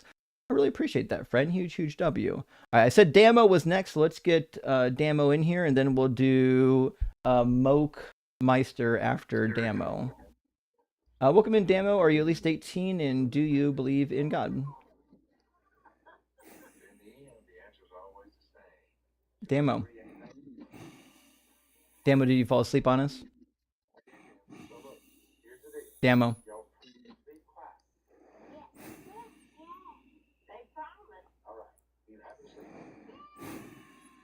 Hola. No. Okay. Damo's out. Well, I guess we'll move on to the next one. Well, that happens sometimes. You're up late watching a stream and you get tired. How you doing, Mokemeister? Are you at least 18? Well, first, can you hear me? Oh, I can Unlike hear the you. last guest? Well, I can't hear what the guest hears. Okay, well, anyway, I'm 28, and I have been an atheist for about 5 weeks. Oh, well, congrats. Yeah, indeed, congrats. So I guess I'll open up with... Nope. Sorry, we're not doing Q&As or storytelling or anything of that nature. We're only doing debates here, my friend. Please respect the boundaries. I have no idea why this keeps happening. I do I don't know, 6 live streams a month where people can call in and ask questions and just chit chat. And this just isn't one of them. I don't know what to tell you. Let's get Chief in here because our next guest after that dropped. So we'll get Chief and hopefully we'll get some debate rolling. How you doing, Chief? Good. How you doing? Doing good. Thanks for asking. Chief, are you at least 18? Yes. Awesome. And do you believe in God? Yes. Awesome. And which God? Jesus. Dope. Why do you think Jesus is God? Well, I believe in the Bible, and I believe it's historically accurate, and I believe that it lines up with what happened in the world, the flood and creation. I believe that we didn't evolve from monkeys or apes because We are all currently that's been. apes. We're classified in the same taxonomy as apes. Well, Lucy was a fake. Piltdown Man was a fake. Well, they They were weren't all fakes. fakes. It sounds like you've just been reading Are you too saying many Lucy internet wasn't? articles. You're saying Lucy wasn't a fake? Yeah. Oh, you need to do your research on that. Yeah, I did. There's a lot I did research. Maybe you should do research. Why do you think scientists don't think Lucy was a fake? They did a couple stories on that. Who? Seen how they faked it. Who did the stories? A lot of people did, man. Like who? A couple of magazines. Who? Which magazine? I can't. I think it was Time and some other Time one magazine did. said Lucy was a fake. Yeah, a lot of people Sure. say that Lucy was a fake. Not Time And that magazine. I bet. That in the that he doctored all the chimpanzee hips. So yeah, That's not true. Yeah, 'cause you can literally just look at the model. Also, in regards it's a model, to right? It's not a real skeleton, right? Well, they do have a real skeleton. Back when it was on exhibit, back when it was on exhibit, I saw the real one. Okay, what is it? What did it look like? Please tell me. Like a proto-human. What do you think it looks like? What did the real bones look like? Can you tell me? It looked like a proto-human? I don't. What do you want to know? No, you're wrong. It looked like shattered pieces of bones. It looks like a proto-human. I disagree with you. Maybe I've seen a different one, but do you know what a like proto-human is? Maybe you don't. Well, you have to go back to. Well, would you say what is the origin of life? Where did it come from? The origin of life is explained through abiogenesis, and abiogenesis actually has data points for the explanation, whereas God has no data Okay. points for the explanation, and the Bible is you certainly not the explanation, because the Bible says all kinds of shit that's demonstrably untrue. People have been Okay. existing way before Adam and Eve. In fact, we've got settlements in Turkey that's 12,000 years old, and we've got a settlement in Canada that's 10,000 years old. But Adam and Eve were created 6,000 years ago. No, that's not accurate. That's wasn't. People say that, but they don't When really was Adam and know Eve how many created? years. I would say about 10 to 12,000, something like that. The Bible has it I listed mean, around 6,000 years ago. can you break down that what you said, the abiogenics? Can you explain that in layman's term? Abiogenesis is the theory of how we would say self-replicating cells came into existence. Yeah. How did they form? They formed most likely near hydrothermal vents in like a clay type of surfaces in like very I want to say sulfuric conditions. There's a hydrothermal vent in right now in Japan where they think they've actually witnessed this happen. There's a paper published recently on a Medusa It's virus. just a theory, right? Is it a theory? Everything's just a theory. A theory is an explanation Bingo. for a body of Thank facts. you. So I don't That's know what. right. You've I don't never know why seen you it, said right? thank you. It just means that you don't know what the word theory means. No, I know exactly what I just asked you. If the question is it a theory or not? It's Yeah, yes or no question. every scientific fact is built into a theory. Like germ theory, electrical theory. Do you not know what the word Yeah, theory but means? we know what germs are, though. You know what I mean? Okay, so why do we call it a theory cells. then? Do we not know what germs are? We call it a germ theory. Sure, yeah. I mean, Okay, so the word we know theory isn't doing the heavy germs are. lifting here that you think it is. It's a scientific guess. It's very It's simple, not. right? That's not what theory means. Okay, what does it mean? Tell me. It means an explanation for a body of facts or a phenomenon. A theory is an explanation, not a guess. Now, there's a weaker form of a theory called a hypothesis, where someone says, look at these phenomenon. I'm going to posit an explanation that's been untested, and then we can develop some tests to see if it's actually good, if it's a good hypothesis. And if it's a good hypothesis and it's rigorously tested and validated by peer review, then it can graduate to an actual scientific theory. So how did life come from non-life? How does that happen?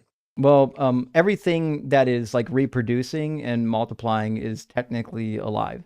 No, that's not the question I asked you. I said, how did life come from non-life? Oh, right. So you didn't want to hear the answer then. You go ahead. So tell me one more time, maybe you should just listen.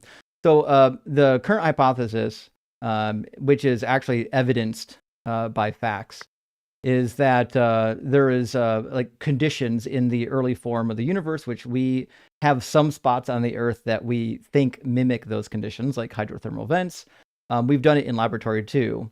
And the general idea is that we've got. Oh no, you did what in laboratory? We've recreated conditions that would have been likely when the Earth was younger 4 billion years ago. Did it work? Did it work? Sure did. Huh? Yeah. I'll disagree with you on that one. Well, you'd be wrong. Really? So they took what? What did they do exactly? Tell me that. Which study? Have you read a single study on this? It sounds like what you did is you went to the internet and you read. I'm asking you the question. You read a website even dumber than Answers in Genesis, and you didn't even understand that. And now you're here asking me science questions rather than actually opening up a science textbook. Yeah, I was trying to explain it, and you stopped me from explaining it. Do you actually want the explanation? You're giving vague answers that are nothing. Did you want the explanation? You have no clear answers. Did you want the explanation? And if this happened, if that happened, you have no evidence. It's a fact. You have no evidence. Actually, that's not true. I've actually got studies if you want to see them. So the way abiogenesis essentially works is we form the early conditions, or we find a place on Earth where we think those early conditions still probably exist and are at least are similar. and we study how the building blocks of life come together. So how do amino acids form? Can they form complex compounds? Can they form sugars and gums? And it turns out that they can. We find that amino And where'd they acids come from? Where did they come from? from the environment, and they form all over the place. In fact, we find amino acids already on meteors. We've had at least 3 different meteors now where we've actually Yeah, but sent how probes. did they form? How We've did had they form? It's a 3 very simple different question. meteors now where we've brought back How did they samples form? Please from the explain to me how did they meteors form? actually How? fully That's not what I formed. asked. I didn't say So where. I'll just mute you so we can get on with it. So we have 3 different meteors at least. There's Ryugu, and then there's Benno, and I forget the name of the other one, where we found fully formed amino acids. Now, one of them, one of the earliest ones, there is, we'll say a claim, I think might need further investigation, that there was actually a protein itself that was found on the asteroid. My understanding is that is still yet to be verified. Nevertheless, so we know for a fact, even if we don't know how it happens, we know for a fact that amino acids are fully formed, like they're self-assembling, even in like outer space or wherever these asteroids came from. Now, I guess your question probably is like after that, like how do amino acids form? Is that maybe your next question? Like, do you need to know how amino acids form? No, you can't answer any questions, man. Have a good one. So you just don't want to know the answer? Oh, you're just gonna run. Oh, fuck. Oh, God must be real. Shit. You know what? I forgot to ask him because I almost, I'm willing to guarantee it's true, that this guy also thinks that the King James Bible is the only correct translation in English, and he probably thinks that the earth is flat, different things like that. It should be, oh, it's a shame that he ran, but what are you going to do? Well, friends, we'll get David in here next. We got a couple super chats. We'll grab those, and then we'll get David. Dr. Joe, great to see you, to my friend. I hope that you're doing well. Thank you for the super chat. Says, here's some money to support your work in helping people know truth and be rational. Also, Chief is a troll. Oh, Chief is a troll? Oh, I didn't know that. That's sad because I was hoping Chief was going to bring in like an argument, and it turned out Chief was a troll. Let's see. Well, I mean, at least we know now, right? That's a more palatable explanation than he's for real. I'll be back to compete for the joke of the night contest. Fucking A. That's what I'm talking about. All right. Dr. Joe, I know enough about you to know you're going to come with a dynamite joke. Can't wait for it. Hope you're doing well. And Mike Hunt, we got a Michael Cock and a Mike Hunt here tonight. Maybe if Mike Hunt and Mike Cock can get together tonight, we can have some Mike babies. We'll have to wait and see. Thank you for the super chat. It says, since Christians always excuse God of the essay of David's wives by saying he allowed it, he didn't do it. Wouldn't the same be true about David? He didn't kill Uriah. He only allowed him to be killed. Well, kind of. It's somewhat similar. David didn't actually kill Uriah. He just, we'll say, manipulated the conditions. So, yeah, I mean, that seems to be the case. I think the difference, though, is that Christians are going to say something akin to, well, God allows everything by his permissive will, whereas David doesn't. David doesn't have necessarily a permissive will, but I don't think that's true. That's what they'll say, but I don't think that's true. But your point is well taken. I think it's correct, actually. And 1 million ants, great to see you, Francis. Sorry if it's already come up. Did you hear Brit's no-nonsense spirituality response to Dillahunty's video on spirituality? I did not. I think she made a great case for her role in the space. Thoughts?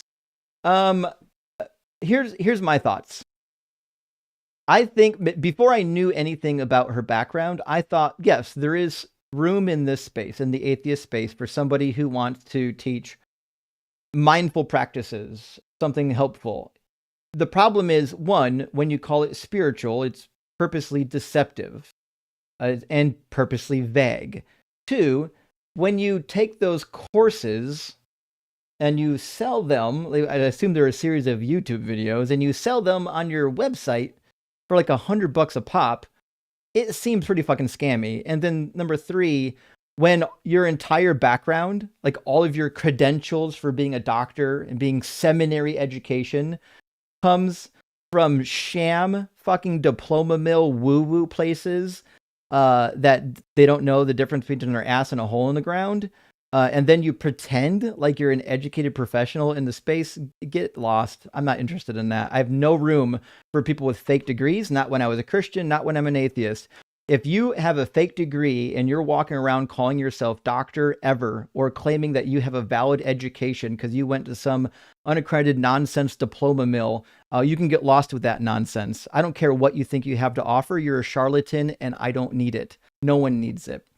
Maybe if she didn't lead with that type of nonsense to sell her, books and videos, I wouldn't care. If she would just somebody who said, I don't know, this is how I feel about things, then I'd be like, whatever, she's allowed to have her opinion. But the minute you start leveraging your special education to sell your fucking courses, we've got a whole different thing. You're basically just doing Trump University bullshit. It's stupid. Also, by the way, I don't know if y'all heard the news. All those Trump phones that went on pre-order, you know how there was hundreds of thousands of them that people sent in a $100 deposit for a pre-order. And like the Trump organization made like $70 million from the $100 deposits. Well, they announced that there's probably not going to be a fucking phone and no one's going to get their deposit back. So it's sounds like a $70 million fucking scam directly from the president, allegedly, I'm sure. But he's number one, guys. This is our leader. This is the one. Let's all rally behind fake phone guy. All right, let's grab David Estrada 8634. How you doing, David? Hey, could you hear me? Oh, I can definitely hear you. Oh, is it too loud? Don't worry, I got it. I can adjust the volume. Okay. Sure. David, are you at least 18 and do you believe in God? Just give you a heads up. Oh, that's okay. Are you at least 18 and do you believe in God? Yes and yes. Okay. Go easy on me. I am new at this. I just heard a little bit and I'm like, you know what? I want to throw in my 2 cents. Makes sense. I get you. Yeah. Okay. So my first question is, what God do you believe in? Yeah, the God of the Bible. Okay. So you're Jesus, a Christian. more specifically. Okay. Are you Trinitarian or some other variant? Yes. Okay. What do you think is a good reason to believe that the Bible's true, or that Jesus is God, or the Son of God, or any of that stuff? Mm-hmm. Well, I think we should probably go back to. I know that guy was. I don't even know if he was actually trolling, whatever. But like, if he wasn't trolling, let me try to help the man out. What he was trying to say, the life coming from non-life. Has there ever been a case study of that in anywhere, in any time where life has came from non-life at all? Well, I was trying to explain to the last case, or rather to the last guest. So, like every step in the process of non-life forming life has been replicated and discovered. Now, whether or not we're able to observe it from beginning to end is kind of a different story. One, we don't know how long it takes. It might be one of those processes that takes 100,000 years. Fuck, it might even take 1,000 years. We don't know. Number two is if it's happening in real life, like say, for example, at the hydrothermal vent in Japan, where they're doing some studies, that abiogenesis has in fact happened. Well, the likelihood that new protocell is going to survive is next to zero. Our environment is already fully formed. Our environment uses everything around it for energy. It consumes it, which means whatever that new life is, it's going to almost immediately get consumed by the environment around it. Now, that being said, despite those crazy odds, we have found what is typically termed right now a Medusa virus. It's a really cool virus. And there's a really good case to be made scientifically that this Medusa virus was produced through natural means at the hydrothermal vents. The same way we believe abiogenesis to work. not like a DNA that broke off from a living entity. And there's a very cool, like in-depth article, not article, is scientific study explaining why they believe that the Medusa virus self-assembled over the course of time rather than came from a living organization that already had DNA in it. So we do have at least one example of it, as far as we can tell, happening in nature.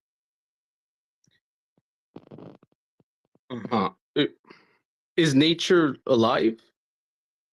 I would say so. So the word alive to me is one of those weird words. I don't really I see. know why So we got to theists redefine the use. definition of life, then, is what you're saying. No, actually, I think you're about to do it. I'm going to show you why. So life Oh. in the dictionary is something that is able to reproduce and consume energy within its environment, or to consume parts of its environment for energy. That's what it means to be alive. You probably think that God is alive, yet God is completely immaterial, has no environment, and doesn't reproduce. So when you say life, like all I can do is point at the dictionary. But your definition of life, I can guarantee, is different than mine. Okay, and you said they recreated the environments that they believe were in the beginning of young Earth using what kind of data? See, that's the point I'm trying to get at, right? Like you can pour out all the evidence in the world, but you can never actually prove it, right? Just like you might tell What do you me you mean? can't actually. I'm sorry? What do you mean? Like, so you're about to Prove run down a means rabbit there's trail. no other way. You're For me, about to run proof, down a rabbit trail that's going to cook your worldview. Do you really want to do this? You're about to say Hold some up. nonsense like, unless you can prove anything beyond a shadow of a doubt, then it must not be true. But that's going to completely axe the God debate. No. What I was going to say is prove means there can't be anything else, right? That it's proven to be that from all the evidence that you've seen. Who the hell Hold up, let me finish. said Let me that? finish, bro. Let me finish. Why are you strawmanning me? The evidence you're looking at, you were not there. Let me tell you something. Let me tell you something. All right. Let me tell you something. You weren't there at these lab studies. Yes or no? Do you think I that wasn't lab there studies during are creation. do you think that lab studies are invalid if you're not personally there? That's not what I'm getting at. Listen. I mean, that Stop was trying your to think of the- claim. So we can Bro, wait. You're cutting me I'll put off it a on lot. I a, let you talk for I'm a gonna good put while, it on bro. a notepad. I love how people come on my live stream and declare that they let me talk on my own live stream. It's a wild thing that they think they're I'm entitled sorry. to here. My bad. I guess I'll talk whenever you let me, bro. I was trying to get my line out, man.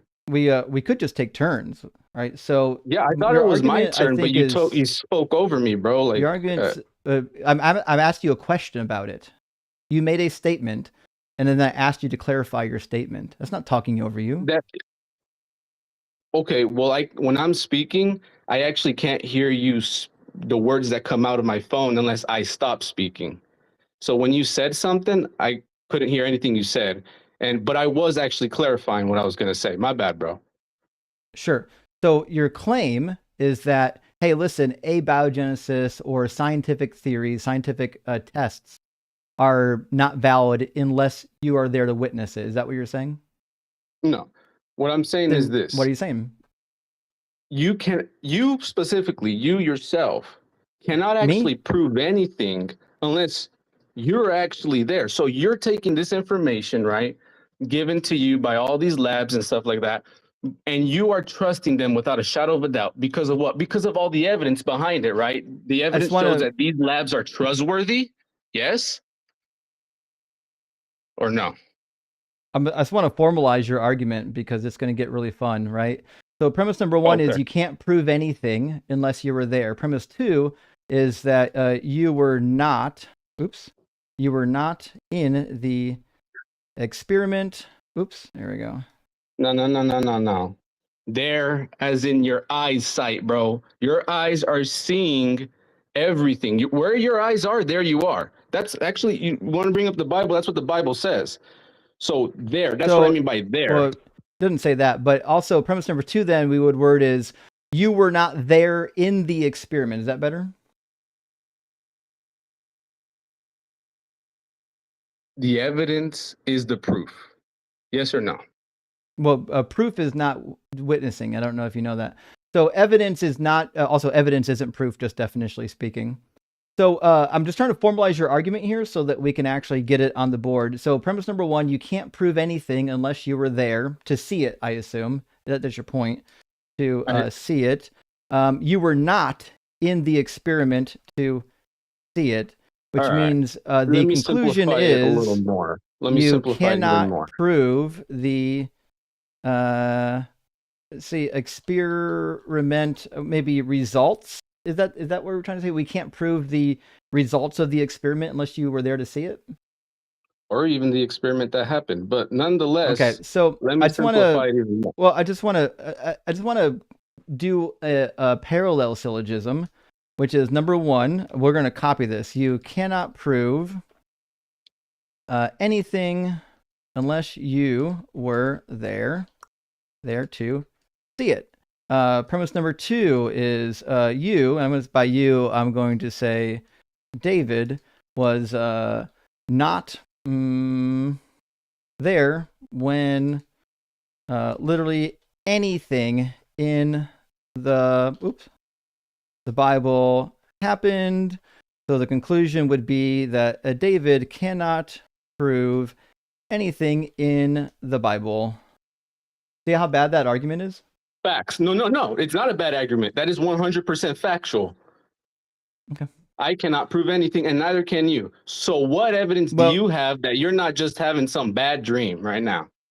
Well, neither one of us have a solution for hard solipsism. No, It's I'm weird. asking you specifically, bro. What evidence do you have that this isn't a bad dream? I have the same evidence you have, right? So Exactly. This is the reason why hard solipsism is a losing argument, is because it means God's not real also. So if you want to go down the route of hard solipsism, you've just defeated your own argument. You understand that solipsism is always self-defeating, right? The Bible literally defines God as a personal relationship. That's the whole reason why I'm telling you can't even prove it. Pay attention, okay? So if solipsism's true, it's also true that God does not exist. So going to hard solipsism is just going to undercut your own argument. It's a dumb thing to do. So let's try to stay in the real world. Both of us agree. I'm talking both of us agree that the real world exists. Listen, I love talking about I believe in the God of the Bible, and I've seen you talk about the Bible with other guests on here. My so favorite thing to do. It's my favorite thing to do. You want to talk about the Bible? Yeah. Why should we? Why should we believe? I said, I'm new at this, bro, but I will still love to talk about it. Yeah. Why should we believe that the Bible is true? The Bible says in at least two different occasions that Jesus came from the physical seed of King David, but the Gospels literally say he doesn't.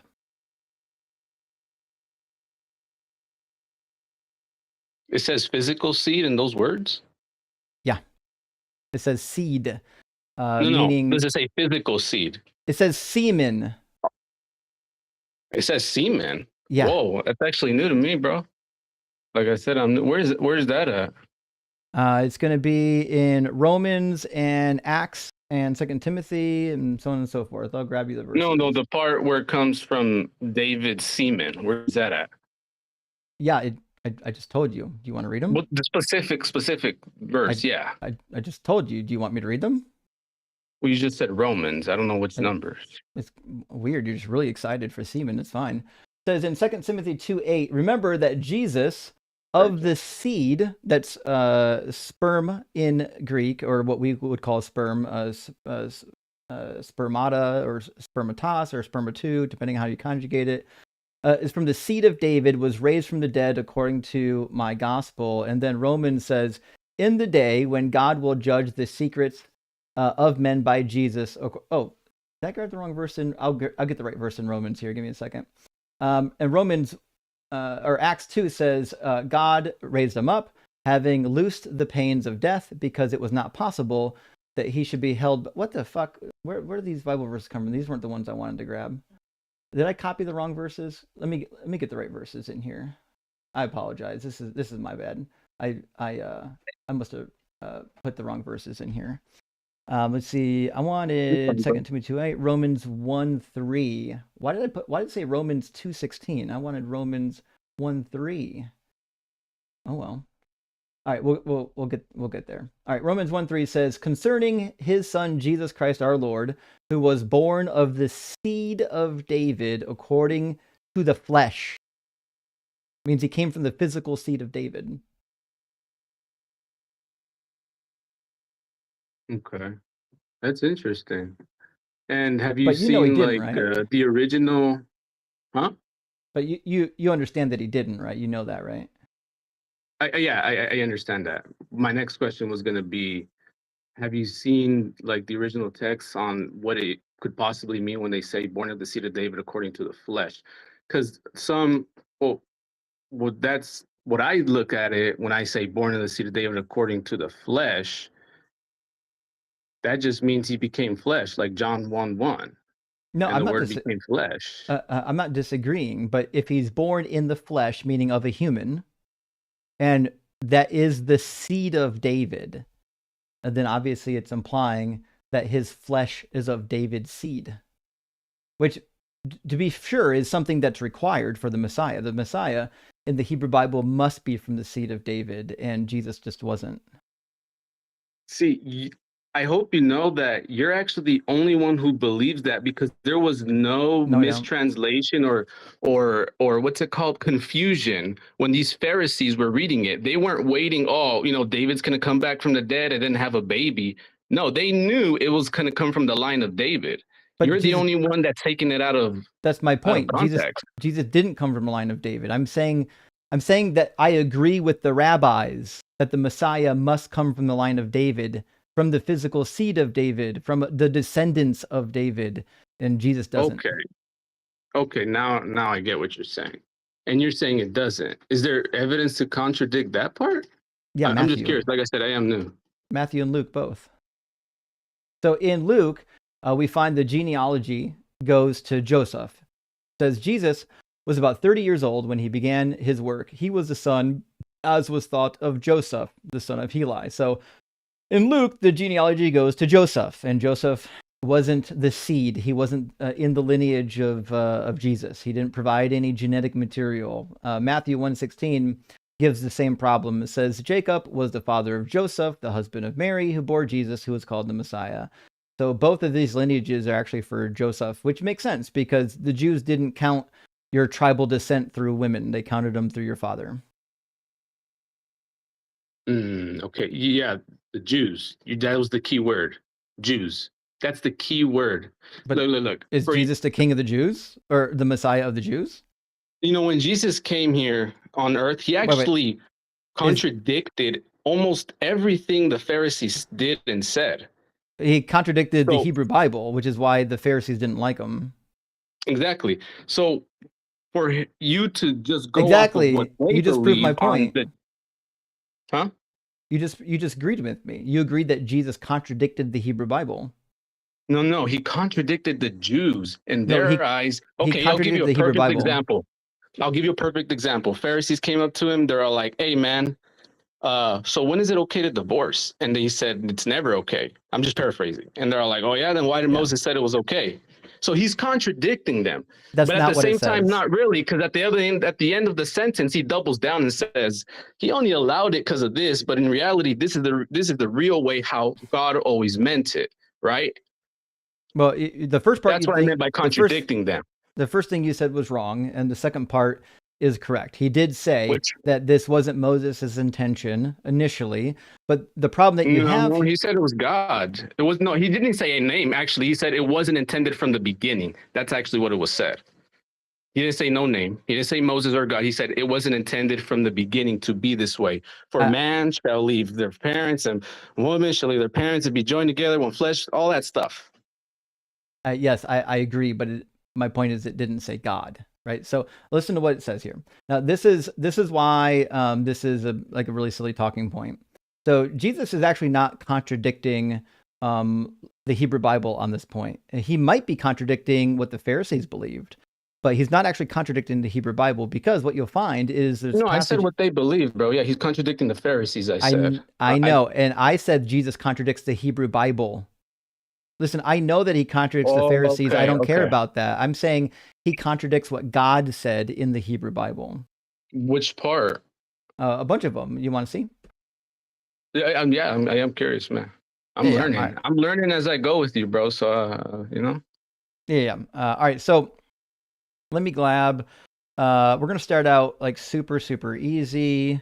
We're gonna do like what I'm gonna call is like a super like classic Jesus blunder. And we're gonna do a couple passages that demonstrate the blunder. All right. So we're gonna see Jesus say a thing in John. And then we're going to see that it's just actually not true. Actually, it's funny because John the Baptist and Jesus agree with that. Actually, this is the case. John the disciple said this. If it's all John right, could you the give the baptizer said chapter and that. verse when you do? If it's all Yeah. right. Yeah. So this claim is repeated 3 different times in the New Testament. It's repeated by John the Elder, John the Baptist, and by Jesus. So the claim, first by John the Elder in 1 John 4:12, is that no one has ever seen God.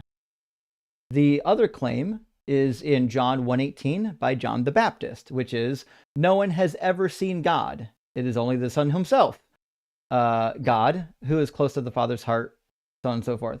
Then Jesus repeats it in John 6:46 when he says, not that anyone has seen the Father except the one who is from God. He has seen the Father, referring to himself. So Jesus and the rest of the Johns agree that no one has seen God. Do you think that's a true statement? Yeah. Okay. Now the problem is that's just strictly speaking not true.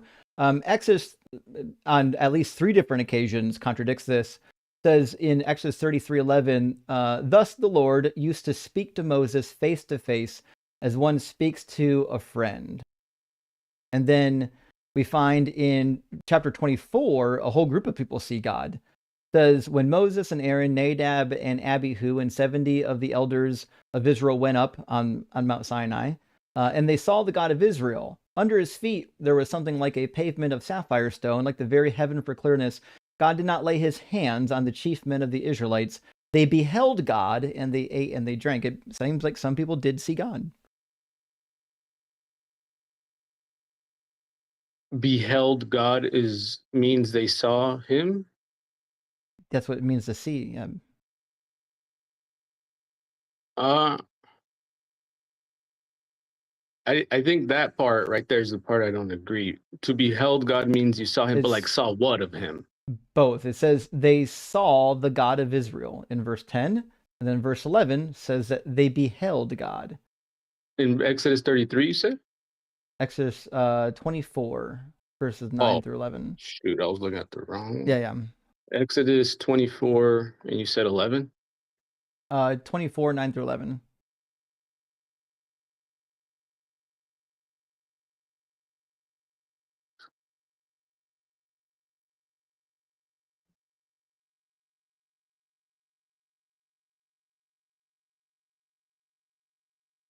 Yeah, it does say they saw God. How did Jesus make that blunder? And when they say and they saw God, so then what do you think Jesus meant when he said, I can't do anything on my own accord, but only what I see the Father doing? Well, you think he's literally seeing the Father doing it? Yeah. Or you think it's like a sort of figure of speech, like what I see him doing, as in like what he's telling me to do? I mean, you can interpret it either way, but like I don't see any reason why we would not take the word see literally. There's a lot of words. If you translate them from original, there's multiple meanings. So from what I've been told, because like I said, I am barely looking into this. And when I looked at it myself, I'm like, oh yeah, one word has multiple meanings. It just depends on the context clues and what I guess the translators of that certain Bible prefer. But you do got a point there. See, they saw the God of Israel, though it's not specific. I'll give you that one, man. I can't explain that. That's a tough one. There's actually some really good ones. But So that's the thing, though. Like, I do want to hear the other ones. That's the thing. Yeah. This is one we haven't talked about in actually some time. But let me ask you a question. According to the New Testament, does God still want you to get circumcised? No, because when Paul went to go speak with Peter, and I'm not even gonna, just to make it short, no. Sure about that? Not required. If you're a Jew, stay being a Jew. If you're a Gentile, stay the Gentile. Okay. Have you read Ezekiel? No, I don't have it in my memory, but yeah, I've read it. Okay. Have you read Deuteronomy? Yeah, not in memory, but I've read it. Fair enough. I'm going to show you two passages, one from Ezekiel, one from Deuteronomy, that says that actually you do need to be circumcised. There are more, by the way. This is not the only one. You can also go to Isaiah 54. In fact, let me do that. Isaiah 54. We'll grab that at some point. I think it's verses. I'm going to guess. I think it's verses 6 through 11 in Isaiah. All right, I'm going to throw these up on the screen and see how good my guessing was on Isaiah. Oh, are you speaking of the circumcision of the heart, bro? No. Is that what you're talking about? Nope. Okay. All right. So we'll start out with this. It says, moreover, although the circumcision of the heart is going to get mentioned here, it's actually vital to the argument. But it says in Deuteronomy, says, moreover, the Lord your God will circumcise your heart and the heart of all your descendants, so that you will love the Lord your God with all your heart, with all your soul, in order that you may live. Now, we would understand this as the circumcision of the heart when the Messiah comes during the final kingdom, right? You mean his second coming? Whatever coming you want to put it as. When is the circumcision of the heart going to happen?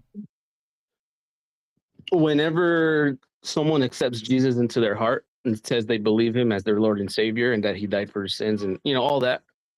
Okay.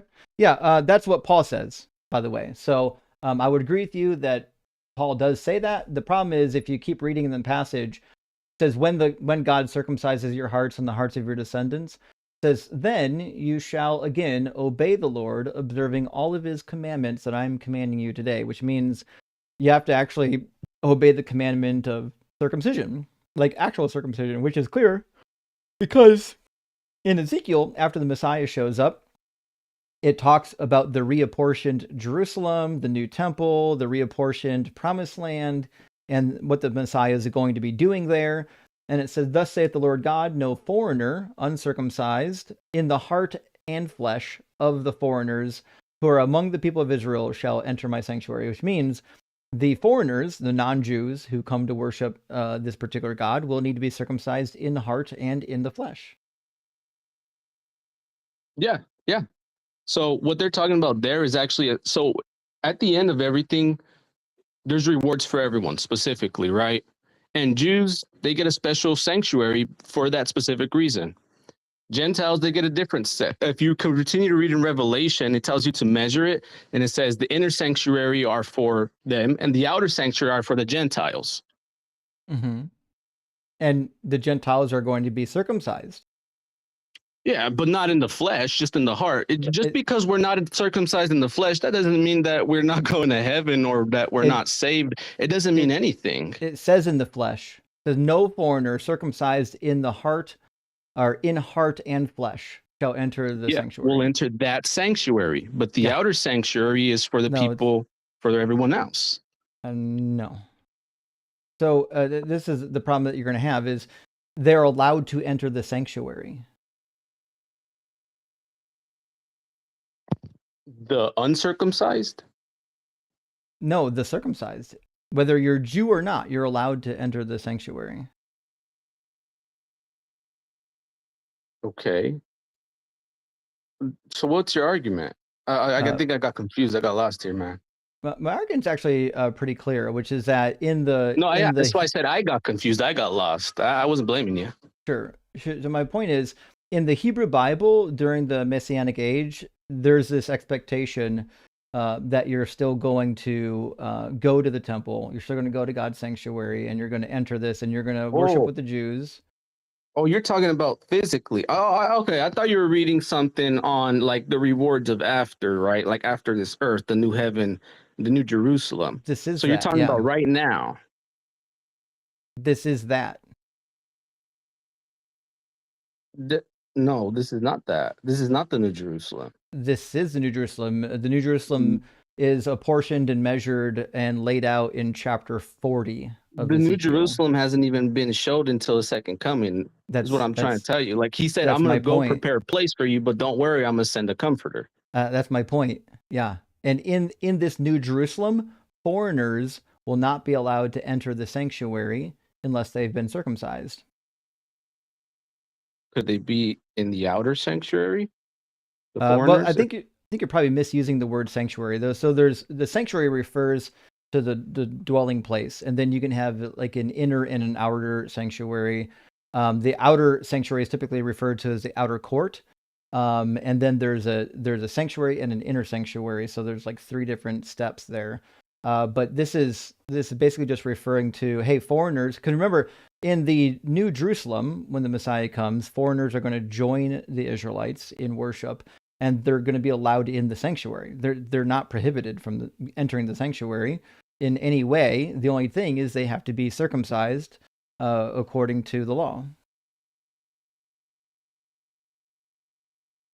Huh. What and where did you sorry again, where did you read that? This is Ezekiel 44 verse 9, but also shows up in Isaiah 54. Let me grab Isaiah 54.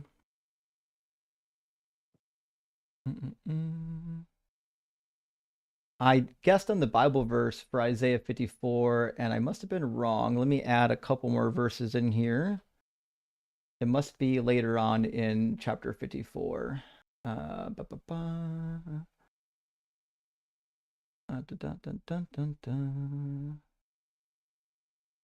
No way. Is it at the end of the chapter? Let me just do this. Let me just do Isaiah 54. Get the whole chapter. Did I get the wrong chapter? Do I want Isaiah 56? That's on me. This is the part I was talking about. My bad. While you're looking at that, I guess. No, we got it. It's Isaiah 56. It was 56:6, not 54:6. That's where I got mixed up. Okay. So it says, the foreigners who join themselves to the Lord to minister to him, to love the name of the Lord, and to be his servants, all who keep the Sabbath and do not profane it and hold fast to my covenant, these I will bring to my holy mountain and make them joyful in my house of prayer. Their burnt offerings and their sacrifices will be accepted on my altar, for my house will be called a house of prayer for all people. So according to the vision, foreigners are going to enter into temple worship in the identical same way that the Israelites do. Okay. Could I ask you something? Sure. So if you go to Revelation, chapter 11, and like I said, I'm uneducated, so the little bit I know I've shared with you. It says, then I was given a measuring rod, or read like a measuring rod, and just stood, rise and measure the temple of God, the altar, and those who worship there. But leave out the court which is outside the temple, and do not measure it, for it has been given to the Gentiles. They will tread the holy city underfoot. So, but leave out the court. But leave out the court which is outside the temple. Do not measure it. Yeah, the outer court temple, do you think he's talking about the sanctuary, or you mean the physical temple on this earth?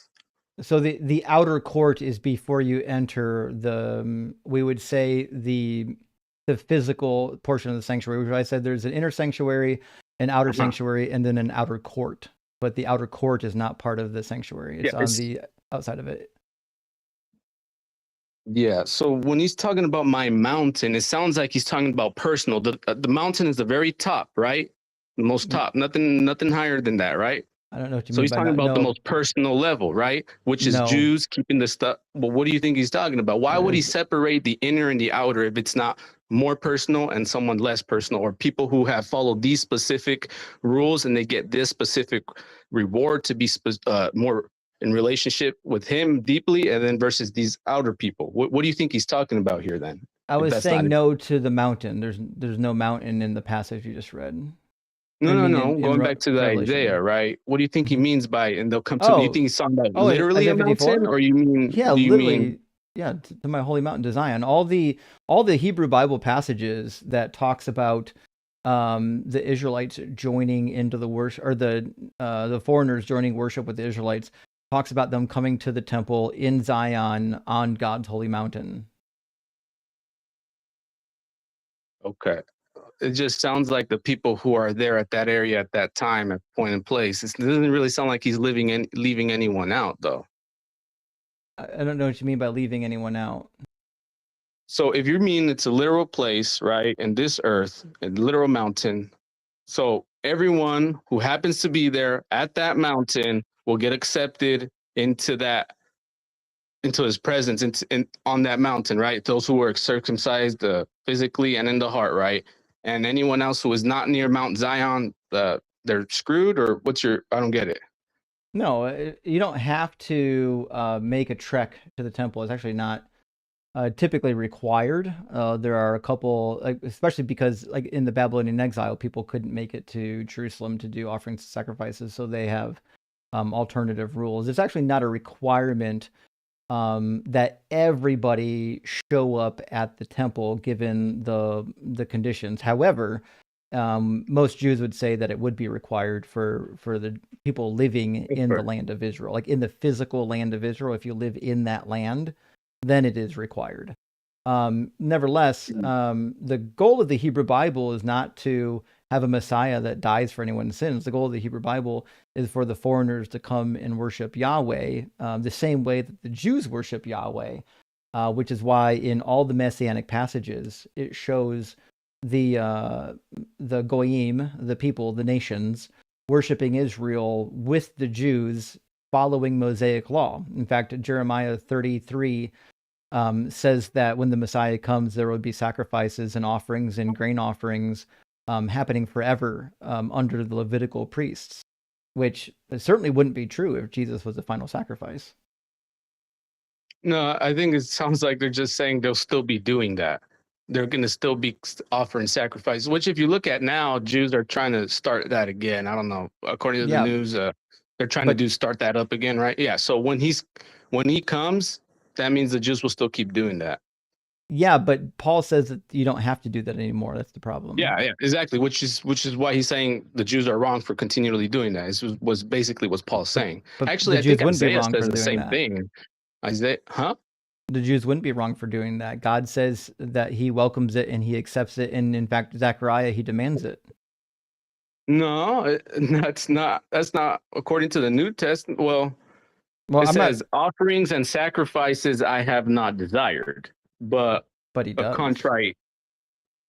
Is that not? I think that's a verse in there. Yeah, it is a verse, and it's quoting one of the Psalms. One of the Psalms of David, which I'll agree, the Psalm of David can get quite poetic. But David is not saying that God it's not just literally poetic, it's prophesied. Because if you look at Jesus, right? It's not a prophecy. Prophecies aren't just random quotes from Psalms. My point Some is, of them are according prophecies. to David thinks that the greater I can prove it to you. weight of the law. If you believe the Gospels, right, as actual evidence, if you just put that part as... I don't think that they're evidence, but I mean, you're welcome to try to use them as let's evidence. Assume the but my point is Gospels pretty are clear. actual. I'll get to that part too.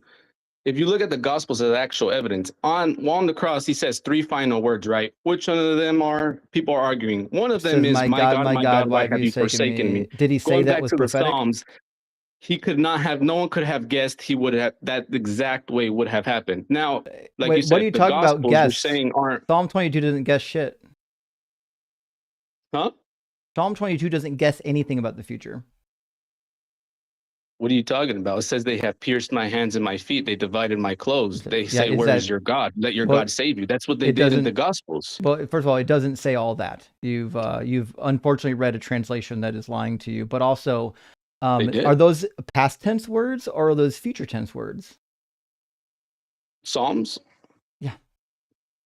Sounds like it's past tense. Is he talking about, there you go, the past tense, right? Prophecy isn't just any words in a book that sound vaguely familiar to something in the future. Prophecy is what somebody actually says that events in the future are going to happen.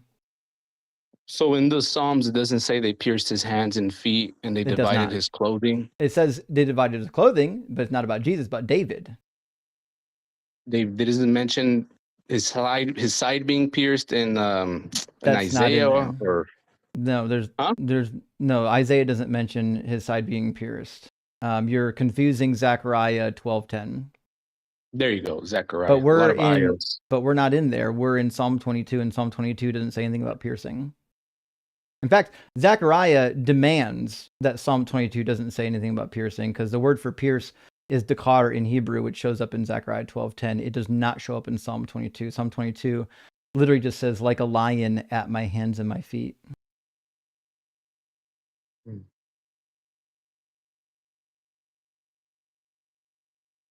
So the reality is, anyone who's captured in war would have had their clothing and their possessions taken from them and divided. We read this in Josephus.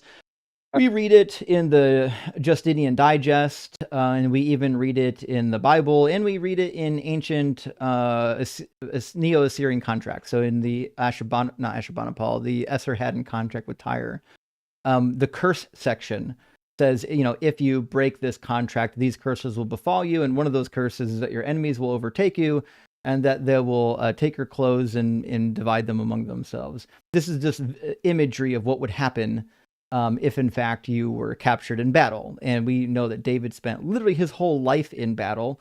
And so when he describes his battle struggles, obviously he's using battle imagery to describe his struggles. But it doesn't say anything about being pierced.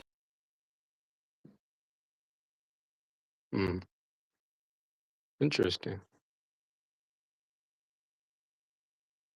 Any other prophecies you think he fulfilled? To be fair, this is one of the funnest topics, and my favorite. No, I believe you. I am curious. So I do have one more question, but I do have to go after this. But I learned a lot. Have you at all seen the documentary, and it's a movie too now, The Case for Christ? And if you have, I'm kind of curious on your thoughts of that movie / documentary. So I haven't seen the documentary. I read the book ages and ages ago when I was a teenager. I didn't find it to be very convincing. I put it in the same camp as like More Than a Carpenter, or I Don't Have Enough Faith to Be an Atheist. I think they're all really bad apologetic books. Most of the arguments made in that book, first of all, aren't good arguments. They're not even formed validly. He doesn't ask any decent questions to push back on the answers. Lee Strobel basically went to conservative Christian scholars, asked them basic questions, and then just wrote down the answer without ever asking a non-believing scholar if there was an answer to it. It's a very uncritical look at lots of problems that need to be looked at much, much deeper than what Lee Strobel did. Okay. But to be fair, there are better apologetic books out there. If you want to learn real apologetics, go to organizations like Reasons to Believe or the BioLogos organization. Those two organizations are the two that I know of. I think there's others, but those are the only two organizations I know of that are like dealing with the biblical text using like actual biblical scholars that are not doing like pretzels in their apologetics. And they're actually trying to utilize science as well. Okay. And they have degrees, by the way. The people at BioLogos, like when they're doing like theological work, like they actually have educations in this field. Like they're not just Lee Strobel has no education in this field. Nobody should care what he has to say at all. Okay. Yeah. No, yeah. Well, I appreciate it, bro. It was nice talking to you, man. I learned a lot. Hey, sure thing, man. It's good to hear from you. Take care of yourself, and come back sometime, and we'll cover some more ground. Okay? Yeah, we'll do. Thanks, man. Cheers. Take care. Bye. I could be wrong, but correct me if I'm wrong. Didn't Lee Strobel, like after he wrote his book, Didn't he end up going to Bible college and getting ordained as a pastor? If I remember correctly, it was after he wrote his book. Let me double check. Lee Strobel, education. Let's see. He's got a Bachelor of Journalism from Missouri and a Master's Studies in Law from Yale. Oh.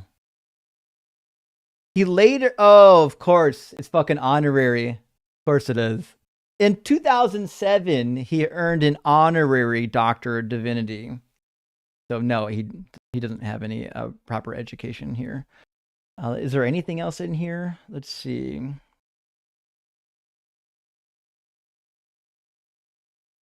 Yeah, I don't see anything in here that would lend like any proper biblical education to him. So yeah, friends, if somebody who has no education in the Bible or the ancient Near East or the Mediterranean world, if they want to teach you about the Bible and the ancient Near East and the Mediterranean world, you can just tell them to go get lost. You don't need to listen to them. For the same reason, you don't take fucking medical and legal advice from me. I don't have any expertise in that field, y'all. Let me grab a couple of super chats. So we're going to get free game in here. And then Anis, peace, love, and cake. Thank you for the super chat. Good to see you tonight. Hope you're doing well. The flood shows that God is an idiot. Yeah, he makes fucking mistakes, right? Big mistakes, too. He destroys the world to get rid of wickedness, but doesn't eliminate the problem. Exactly. Literally, right after the flood, he says that the inclination of the human heart is evil from youth. Oh, problem still unresolved. But doesn't eliminate the problem being 8 people with sin nature being allowed to survive. Agreed. Listen, if he really wanted to eliminate the problem, he would have to get rid of all of the humans and start over. But you can't do that, because the minute you eliminate all humans and start over, then you have to admit that God was completely wrong, right? So, Randy, thank you for sending out 20 more Deconstruction Zone gifted memberships. I really appreciate that, friend. That is monumentally huge. Let's get some more W's for Randy. Hell yeah, buddy. And Kahoto, hope you're doing well. Thank you for the super chat. Says, I made up a riddle on the fly and Ian solved it in like 2 minutes. Of course Ian's going to solve that shit.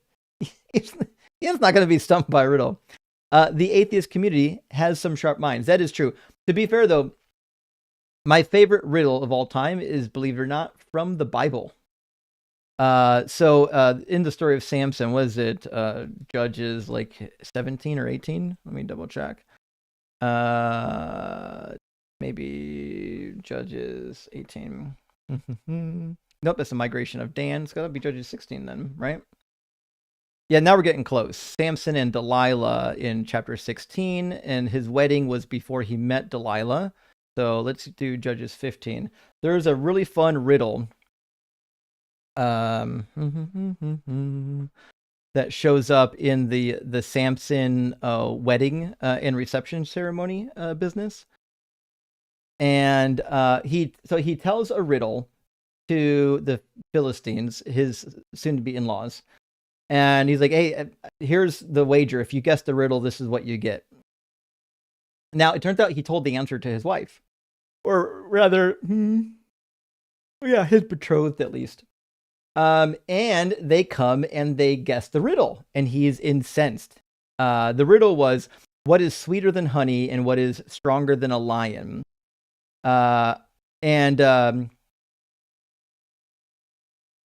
Anyways, so they give him the answer to the riddle, and he says, if you had not plowed with my heifer, you would not have found my riddle out. Fucking amazing line. Although he did call his future wife a heifer, which, to be fair, she did betray him, so maybe that's warranted. But maybe one of the best riddles and comebacks in the Bible. The riddle, actually, there we go. The actual riddle is, out of the eater came something eating, out of the strong came something sweet. And the answer was, what is sweeter than honey and what is stronger than a lion? And then, of course, the response is, if you have not plowed with my heifer, you would not have found out my riddle. Fantastic. Just amazing.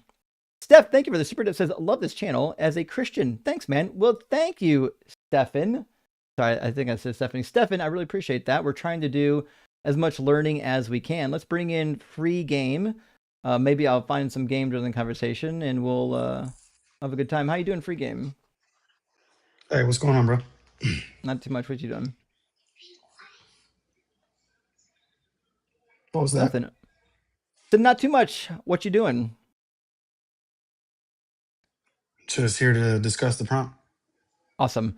And are you at least 18 and do you believe in God? Yeah, I'm Christian and I'm 34. Okay. What do you think is good reason to believe in God, specifically the Christian God? Well, yeah, first I would ask, like, what evidence would you convince you that God exists to begin with? Any evidence that would move the needle would be considered evidence. I think the best evidence for the Christian God is if all the words in the Bible were completely true, because there's some claims made in the Bible that if they did come true, I feel like it would be impossible for God to not exist. But it just turns out that they continue to fail. So I guess that would be my favorite piece of evidence if it happened to exist. Okay, well, I mean, start off by saying for something to be reliable, it would have to at least meet the historical criteria. Like, for one, having early sources or eyewitnesses, multiple independent sources, etc. And we could see that throughout the history that Christianity meets this criteria So in all does aspects. Islam. Not necessarily. So does Mormonism. I would reject that. Why would you reject it? There are I would reject. 11 witnesses, all kinds of martyrs. Well, the problem is if we're going to start with Islam, we can already just go off of the historical consensus on the crucifixion of Christ, which they reject. So we can put that aside. Well, that's not actually a consensus. I mean, I would maybe conclude that as a historical consensus, but I actually don't think that the evidence for the crucifixion is as strong as you think. I would say that the evidence is true, but you're saying that Islam is false because Islam doesn't think Jesus was crucified. So is like a religion only needs to make one false claim and then the religion is not true? Well, just based off of the historical accounts among scholars and historians, this would obviously not meet that criteria because it's rejecting history, essentially. But my question is, if a religion makes a claim about history that's false, we shouldn't trust that religion. Yeah, I mean, that would just be one reason. There's other reasons outside of that why Islam would be false. Oh, I'm not actually concerned about Islam. I'm trying to figure out your criteria for determining that Islam is false. Because if making a claim outside of like history and science is something demonstrably false, if that just makes the entire religion false, then it seems like Christianity and Judaism are like totally dead in the water because the Bible makes all kinds of claims that are just demonstrably false. Yeah, so I mean, if you're going to talk about Christianity, then we can get into what you would consider did false you hear within what I Christianity. said, or are you stuck on a script? Yeah, I did hear. Okay, so I mean, it's not really a script to go by. I've already given you an example. Ask I'm not you the sure question. if you're quite The question understanding what I'm is, saying, or I'm going to need a yes or no. Then, is a religion false because it makes one false claim about history or the and I've already answered that. I'm not sure if you heard it. I said that would be one reason, and I can give you more. But it seems like you're not really tracking. So then, yes. So the point is, if a religion is false because it makes one false claim about the world around us, there's or the first history, reason. I can give you more reasons then, if you're willing to hear. I can give you more reasons. Then what that means is that the religion that you're in has the same problem. Do you see the connection?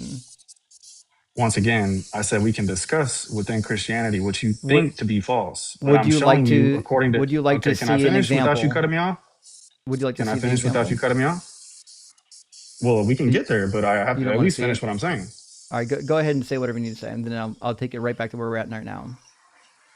Okay, so if I can finish what I'm saying, when I'm listing off one reason why Islam would be false, and I'm saying that there would be other reasons that it would be false as well, that's the conclusion that I'm coming to, is that we can reject Islam because it goes against the historical consensus. Yeah, I already agreed that that's your criteria. Now I'm pressing on that criteria. You don't want to finish it? Okay, so are we done with Islam now? I mean, are you going to concede that Islam is false because obviously it goes against history? No. Okay, so Islam's not false. You agree that Islam is true. What I'm saying is, based on the criteria that you laid out, Islam can't be false alone. Christianity and Islam both have to be false.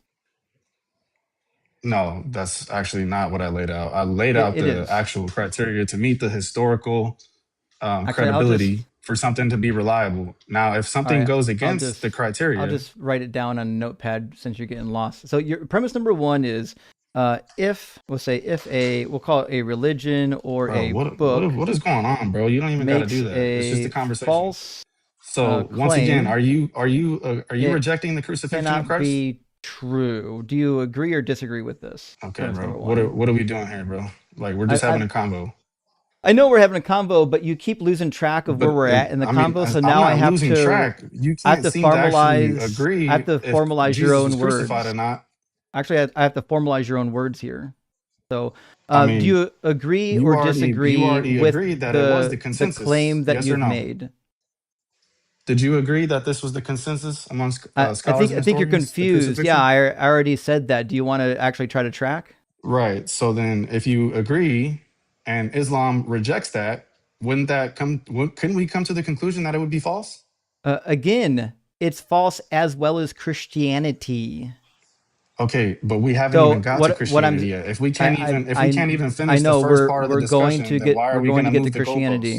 goalposts? We're doing Christianity right now.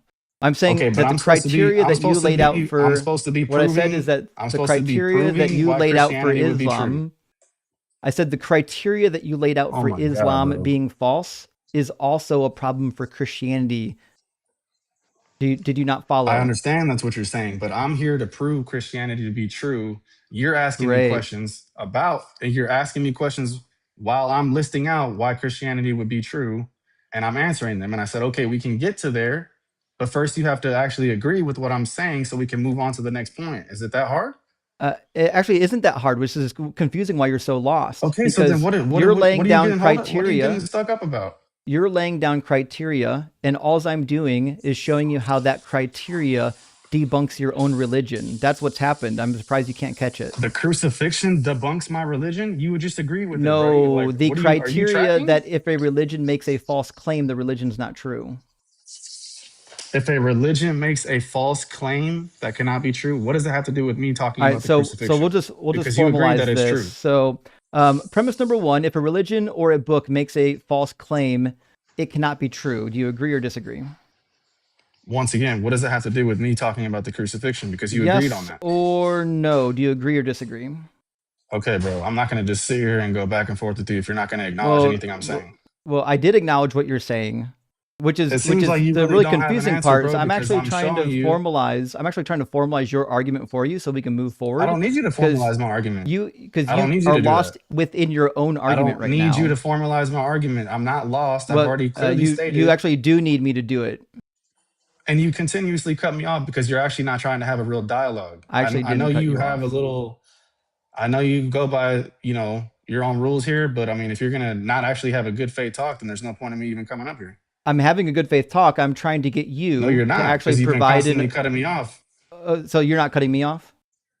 I am. That's what you've been doing this whole time. So I can't cut me off, I cut you off without you cutting me off. You cut me off, I cut you off. That's how it works. So if you want to be treated well, you stop treating me the same way you don't want to be treated. Now that you see that you're doing the same thing I'm doing, congratulations. I'm doing it because you're doing it.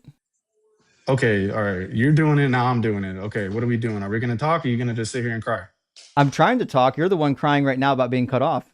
Were you not listening? I'm not crying. I'm just literally listing off why Islam would be false. Which did I cry about getting cut off, or did you cry about getting cut off?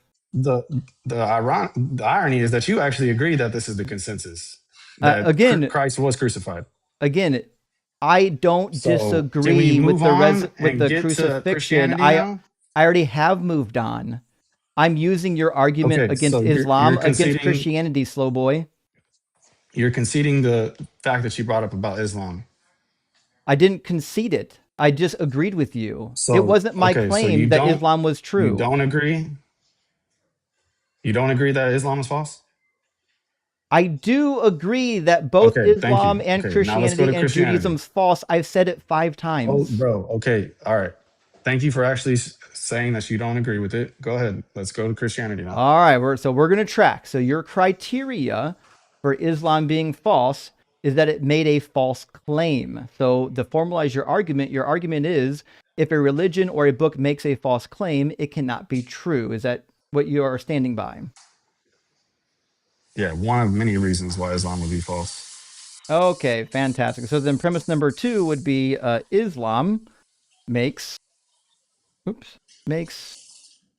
a false claim, and then bada bing, bada boom, the conclusion follows that Islam is false. Not even difficult. All right, fantastic. We got a 2-point syllogism and a conclusion. And now here's what I'm going to do, right? I'm just going to insert the word Islam with Christianity. If a religion or a book makes a false claim, it cannot be true. Christianity makes a false claim. Conclusion, Christianity is false. Do you want to see the false claims now? Well, yeah, sure. Go ahead. You can bring them up. Obviously, you're going to have that position. You don't accept Christianity. I don't even know why we're even going down that right. I'm supposed to be showing you why Christianity would be true. So you don't want me to show you the false claims?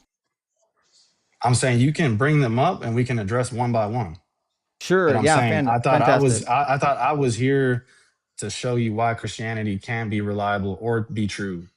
Tell you what, I'll show you this one contradiction, and then you can go back to showing why Christianity is true. How about that? And okay, if we get into this, supposed contradiction, is it just going to be based off of our own interpretation? I mean, It's what are going to we be going to based do on when the literal words of the text. I mean, every contradiction that's been brought forth has already been dealt with. So, like, if you want to No, go down that they route, actually it's fine. haven't been dealt with, which is why You think they're on my they're that on my these list. these supposed contradictions haven't been dealt with already? I know they haven't. Thousands of years of church I know history. they You think haven't. there's none of these have been debunked already?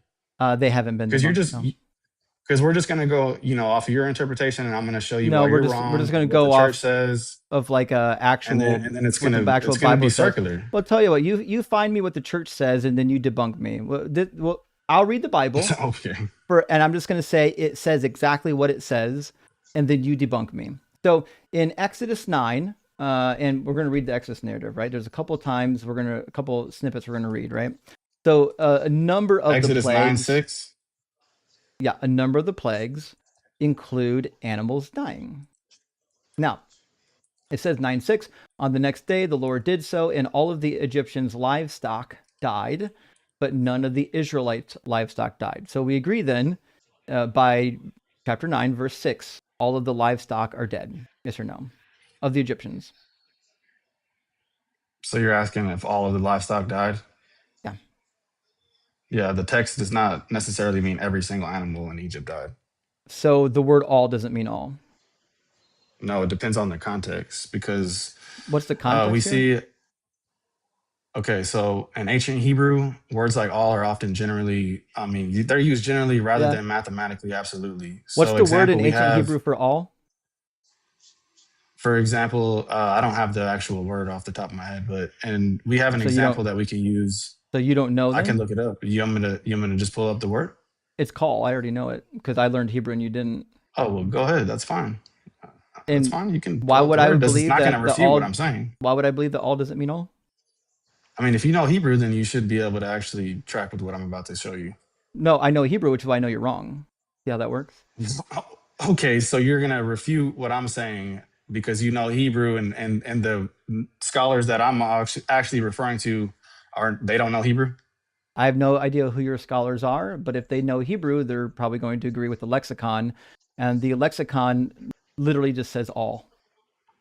But yeah, I know, but I didn't even finish what I was saying, and you're already basically rejecting what I'm saying about all. Sure, go ahead and tell me what you need to say, and then I'll show you the lexicon. Okay, so there's an example that we can use.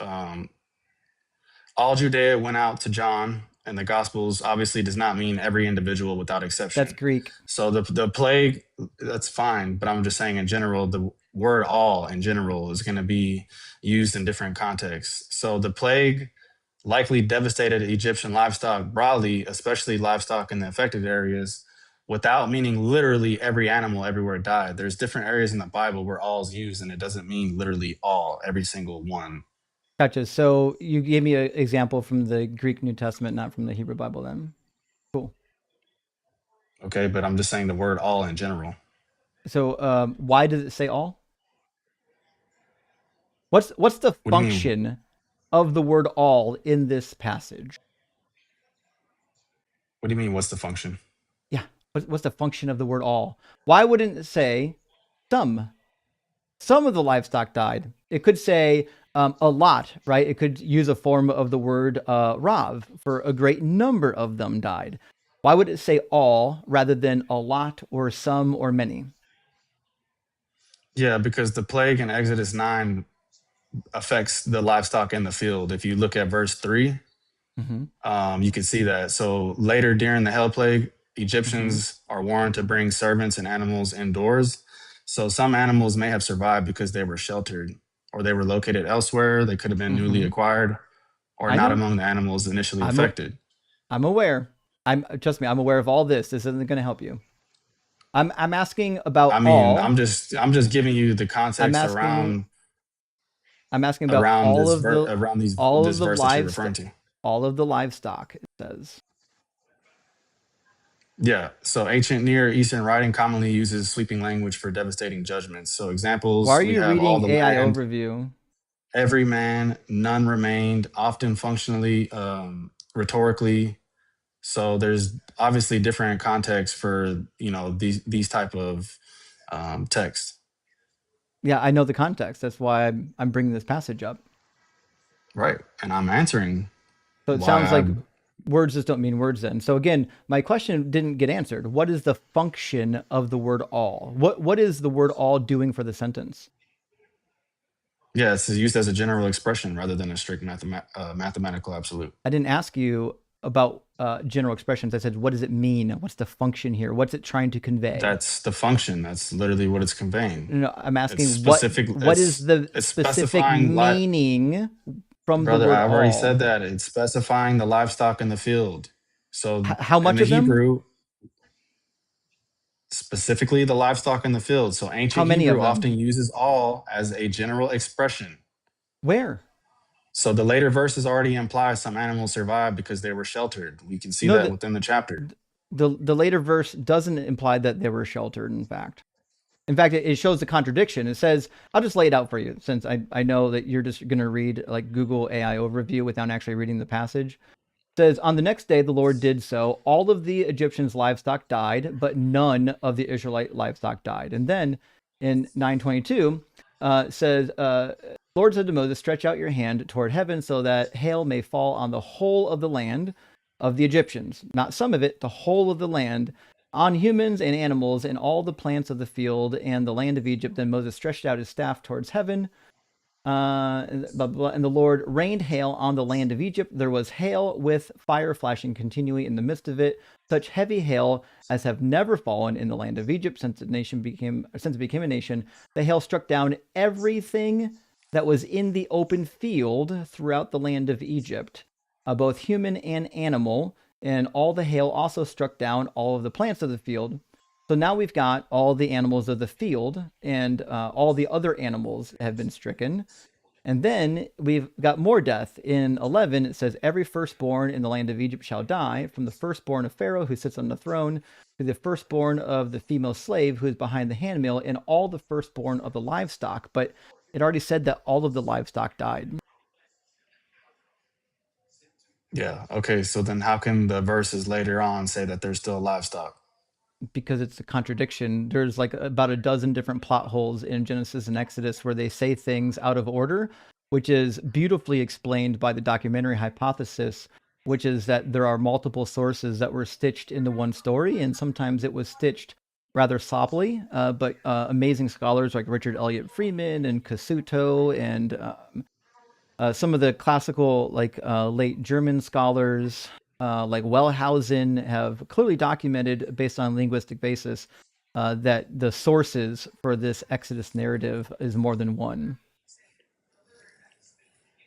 Okay, but I've already showed you. I mean, I've given you multiple examples of how all is used in a certain context in different areas of the Bible. No, you didn't. Yeah, I did. Not even once yet. Give me the verse. What do you mean? You just rejected it because you said it was Greek. It's in Greek. Give me where it happens in Hebrew. So you want to pull up something in Hebrew? Yeah, we're talking about the Hebrew word. So just to be clear, if you look at the Hebrew word, okay, so if you look at the Hebrew word in the lexicon, it literally just says all. In the Brown Driver Briggs, It just literally says the whole or all. Right? Now, they had words, right? God could have used words that were accurate. God could have said some of the animals. God could have said many of the animals. He intentionally used a word that specifically just means the whole of them or all of them. Okay, so we can go to Genesis 41:57. Sure. So, I mean, essentially in Hebrew, all can mean all kinds, all within a category, the overwhelming majority, or all within a specific scope. Yeah, you actually just demonstrated another problem, which is that the biblical authors have no idea how big the earth is. And it says, moreover, all of the world, actually, I was going to say earth, eretz in Hebrew, says all of the earth came to Joseph in Egypt. And this is a common phrase that's used in ancient Near Eastern literature because they didn't realize that there were other continents. They didn't even know China existed. If you look at their maps, I mean, I've got the Babylonian map of the world behind me on the wall. I can take it off the wall if you need to see it. I Actually, mean, I'll you just know show why it. I'm bringing up this verse to show you that there's different contexts for the word all. It doesn't have to necessarily mean every single person or country or individual. No, I disagree. I don't think this verse proves it. My point's very clear. So my point's actually pretty clear, which is that scholars agree with me and not with you. Right. So if you look at wrong, because no credible scholar thinks every single person on earth literally traveled to Egypt. It didn't say every single person. It's from every people from all nations, from all people from all of the locations. Oh, so all doesn't mean all now. Okay, good. Where are we going next? I didn't say that at all. So Genesis 41 That's literally what says, you just said. You all literally the world. just said that. This is all the world. Bro. It didn't say every person on the earth. You're just contradicting yourself now, bro. It didn't say every person. That's my point. No one thinks that every single person on there, but it does say all nations. You said, right? It didn't say persons. But does it say all nations? Obviously, it says all of the world. So does all nations mean everybody? No, all nations would mean. You see what I'm saying? You see what I'm saying, bro? You're trying to get hung up on the small shit, bro. You gotta like. I'm actually not getting hung up on this. So my point is very clear. You are though, right? because you're advocating this that passage. All This passage actually demonstrates another serious flaw in the Hebrew Bible, which Holy is smokes, they bro. literally think That's why I that, said this is that just the gonna be circular, bro. nations.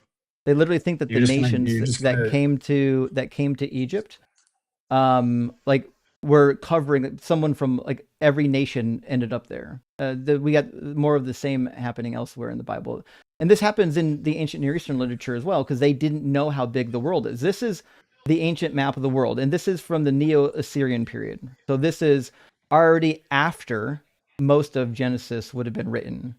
This is how big they is. They literally think it's just the ancient Near East. They don't have China in here. They don't have the Americas in here. They don't have Northern Europe in here. They don't know how big the world is. Okay, bro. I mean, what's the point of all this? I mean, my you point basically is, just agree with me. So actually, I didn't agree with you. My point is that when people talk about all nations isn't everybody. Again, all nations is what they thought was everybody. Okay, but does that mean that it was every single person? It doesn't say persons. Okay, but if all nations were, if it says all nations, would you come to the conclusion that that would be all people? No. Okay, thank you. You just proved my point. A nation isn't a person. Bro, what? Yo, this is crazy, bro. You just proved my point. It's actually no, I didn't prove your point. In fact, I'm about to demonstrate the validity of my point. This is why I told you it's gonna just be circular because I'm actually gonna demonstrate the validity of my point. So it didn't say all people. It said all lands. I never said it said all people, but I'm saying if you're coming to the conclusion that it's all nations. It literally says all lands, all countries came to Egypt, not individual people.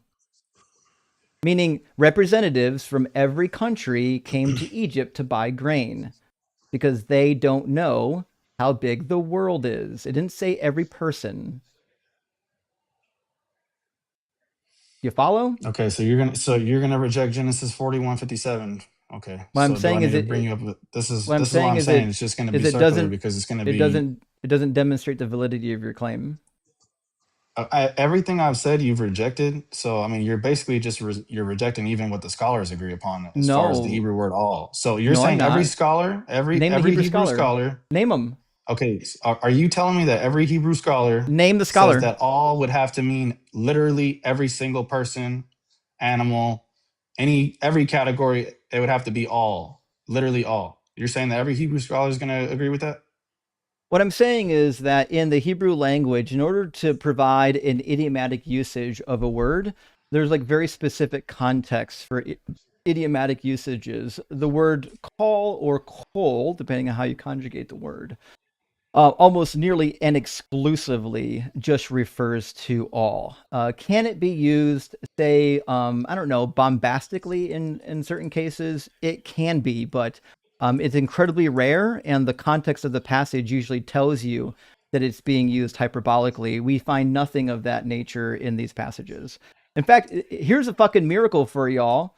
I grabbed the complete word study dictionary from my Hebrew professor in Bible college, and I opened it randomly to where I thought the cough section would be, and the fucking first word on the page is call. What about that? It's a fucking miracle. Okay. The So do I need particular to give? meaning. Do you want Hebrew scholars that agree with what I'm saying? I The mean, is that what I particular need to do? meaning: each, every, all, everything, the whole, the entirety. Okay. Do you want me to give you like a Hebrew scholar? You're bringing up the lexicons. Can I bring you like a scholar that would agree with what I'm saying? Go for it. Yeah. Okay. Have you heard of Brown Driver Briggs? Sure do. That's the dictionary that I just opened and showed you. I love Samuel Driver. He's one of my favorite authors from history, and that motherfucker wrote this entry that I put on the screen. Okay, so would you agree that he says that all could just mean some of all types depending on the context, or it could mean whole or all or every kind of? That's literally what I just said. Some, all, or not some, Okay. whole, all, whole. Some of all Or types. some of all types, No, right? meaning Some of all types. That's literally the, what I was giving you as far as the context and the verses that you brought up. read the quote. You want me to go back to the verse that you brought Read the up in quote Exodus? from Samuel Driver. I just read it out. Some Read of all it. types. No. Where's the quote from? I want to hear it. That's the quote from the lexicon. I've got the lexicon on the screen. It literally says, primary definition, noun, masculine, the whole, the all. You just agreed that he said some of all types, did you not? I didn't agree to that. I agreed that you said he said that. This entry Okay. has So he primary didn't say some of all types. definition. So he doesn't say some of all types? I don't see it. Which paragraph? Okay. All right. Well, I guess I'll have to look it up for you then. Followed often by a singular to be understood collectively, whether with or without an article. The whole of all living souls, every living soul. Genitive after call is often relative in the sentence introduced by a share. Yeah, that'd be fine. With a suffix, has two idiomatic usages to be noticed. Call is often made more independent and emphatic by being placed with a suffix after the word, which qualifies it, and it doesn't have a suffix in Exodus, to which it stands in apposition. It doesn't have a suffix in Exodus where we're just reading. There we go. Here's the idiomatic usage. Look at what he says about the idiomatic usage. It says here, our Hebrew idiom in certain cases affirms or denies of an entire class, where English idiom affirms or denies of an individual of the class. Thus, in a comparative or hypothetical sense, call is equal to any, and with a negative equaling to none, meaning you can use it to refer to none of the members in an entire class, is what he's saying. The serpent was So more basically, subtle. it depends on the context, right? It depends on the context, and I'm telling you the context right now. He gives you one of the contexts that lets you know that it's referring to none rather than all, because it uses the min prefix. So McCall, which is this word here, right? Michal, Chit Hashedah would be from all of the animals of the field, is what that would be. Or they said beasts, but animals of the field is the same. So from all means out of. You have to conjugate the word all in some fashion to get it to mean something else or to use it idiomatically. So when you say from all, you're saying out of all of these, there is this individual instance. That's Right. Michal, it's not call. Okay, but still, you would agree that he does say that it depends on the context when it refers to whole, all, or every kind of types of things in the category. He actually said nothing. He's saying it can be used negatively to mean nothing. Out of all the things, there's this thing, or it could be no thing. Would you at least agree that like the Hebrew can be used as a collective or representative rather than strictly exhaustive? What are you talking about by exhaustive? Representative of what? Like, can it be used in a different context, certain Hebrew words?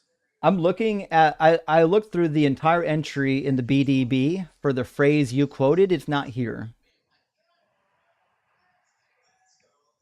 Yeah, but I mean, are you going to agree that it can be different in a certain context? What I'm saying is you can utilize the root of the word to formalize a different meaning. So saying all and saying out of all are different phrases, right? So if I said all of the animals of the world, all of the animals of the world, we know what that means. If I said out of all of the animals of the world, now you know I'm giving you an exception to all of the animals of the world. I'm saying out of all of these animals, hey, look at this motherfucker over here, right? So you actually have to change the word for it to mean something differently. And specifically within the context, we obviously can see that it's not going to literally mean all the animals died, though. That's literally what I was trying to point No, out. I actually disagree. I think the context demands it. No, because it's still within the same chapter where we can see that that's not the case. Yeah, I know because But I mean, I could. it's a plot hole, my man, and there's a bunch of them in Genesis and Exodus. Yeah, I mean, that's your claim, but like when I'm giving you the argument specifically on what the context is, and I can even show you, Hebrew scholars, I just named one, but there's other ones I can list off too that would at I least just read agree you the that Hebrew all scholar. doesn't He agrees with necessarily me. have to mean right, but you're rejecting the part that I'm listing as far as what the You didn't. Hebrew scholars even say. Where can I find that quote? I already showed you where he says depending on the context, which obviously would mean that doesn't have to necessarily mean all in every single aspect, which you agreed with. I asked I you can to give you a different. show me where that quote comes from because it doesn't come from the entry on this word. Yeah, I don't have the exact quotes pulled up. Well, then where I did can it pull come them from? up, but Why should I believe that he said the thing that you said when you can't show me where it's or even tell me where to find it? I mean, it's just given a summary of what he's talking about in reference to the Hebrew word all. Where can I find it? Can you find what? I literally just said it. The thing. What thing? The quote where he says it doesn't mean all. Whenever I said that he says depending on the context, it's going to mean something. It could mean something different when the Hebrew word all is used, which I thought you agreed with that. Yeah, I'm asking you where that quote is. Where he says depending on the context? Yeah. Okay, hold on. Let me look it up.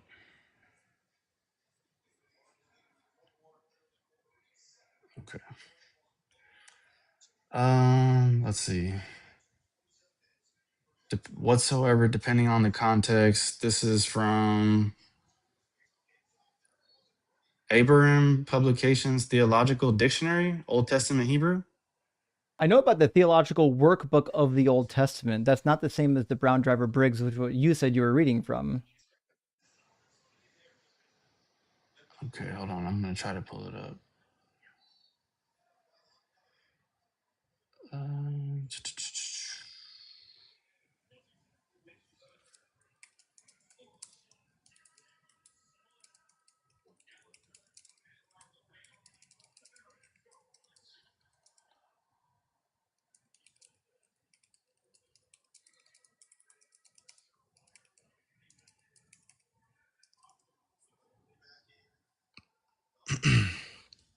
Let's see.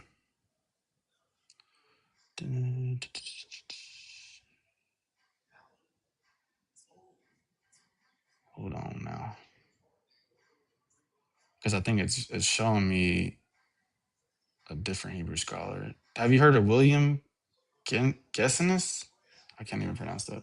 Yeah, Gesenius? Gesenius. Yes, he I wrote think the that might have been the person I meant. Gesenius. I might have got the names mixed up, bro. He wrote a lexicon that was a precursor to the Brown Driver Briggs lexicon. It is now outdated and has been replaced by the BDB. In fact, the BDB technically is actually outdated. It's been replaced by the Hallet, the Hebrew Aramaic lexicon of the Old Testament. Okay, so yeah, because I believe that's the person that actually made that statement. But you're saying that he didn't actually make that statement? I'm waiting to see where the statement was made. Okay, let's see. In fact, I'm Hold on opening real the theological workbook of the Old Testament. I should have it in my collection. All right.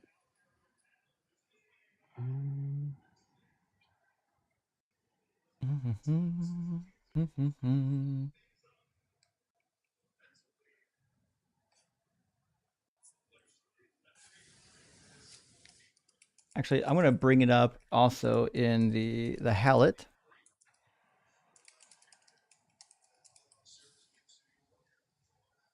Okay.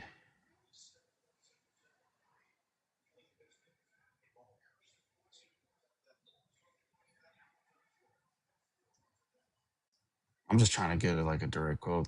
I'm not finding one right now though. It's just giving me basically summaries of what the Hebrew scholars say in reference to the Hebrew word all. Okay. But if you want an exact quote, I'm gonna have to probably do more research on that. This is just like a basic like a summary of what the Hebrew scholars are saying.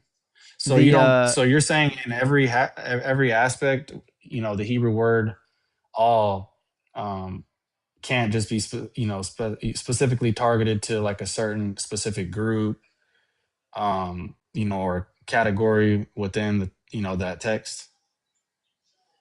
I don't know to return to. You have to actually utilize that inside the sentence. You could say all of the people of a location.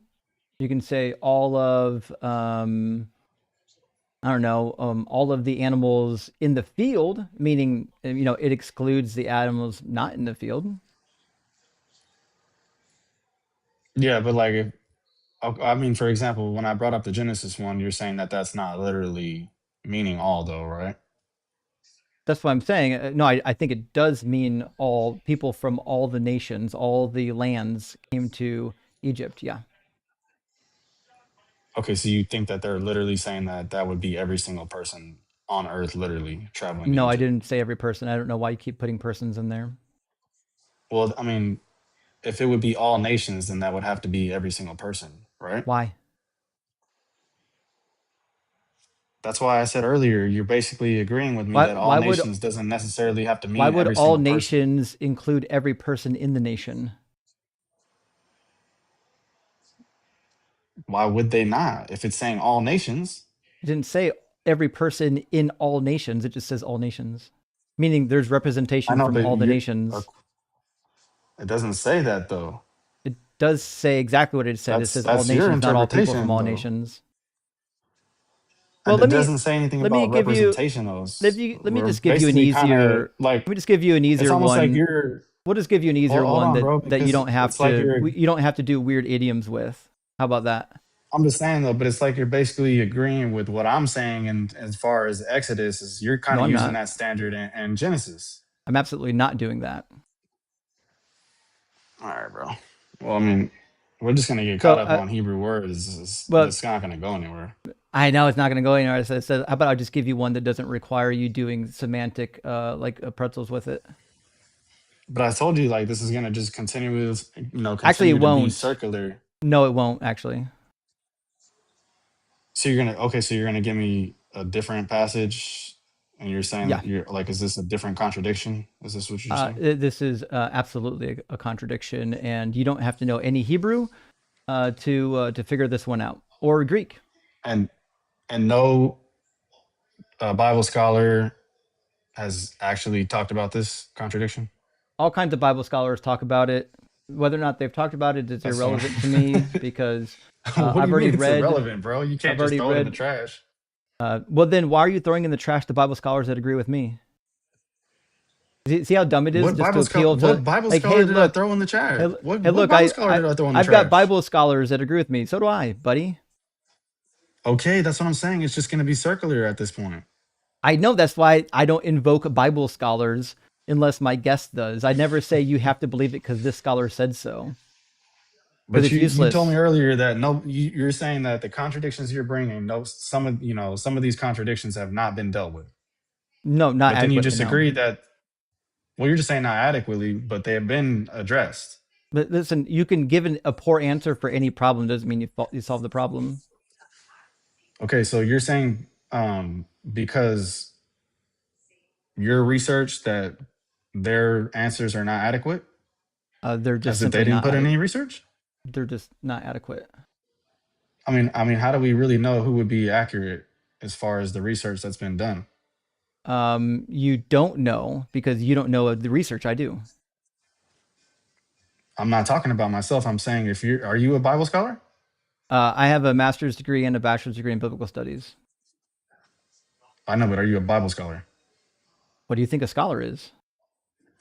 I'm asking you, are you a Bible scholar? What do you think a scholar is? It's just a yes or no, bro. Do you think having a master's degree makes you a scholar? Are you a certified Bible scholar? There's no such thing as a certified Bible scholar. Okay, so a Bible scholar is not certified? No. Okay. They don't have a certification? No. There's no certification for being a Bible scholar. Okay, so then what makes you a Bible scholar then? Being a student of the Bible. That's why I asked you, what do you think a scholar is? A student of the Bible makes you a Bible scholar? That's literally the definition of the word scholar. Do you want to see it? Okay, so anybody that's just a student of the Bible is a Bible scholar. It says So a then scholar is a person who has gained deep mastery or knowledge in a particular subject, typically through long-term advanced study, which is what I did. Which is why I asked you, what do you think a Bible scholar is? So then you're a Bible scholar, right?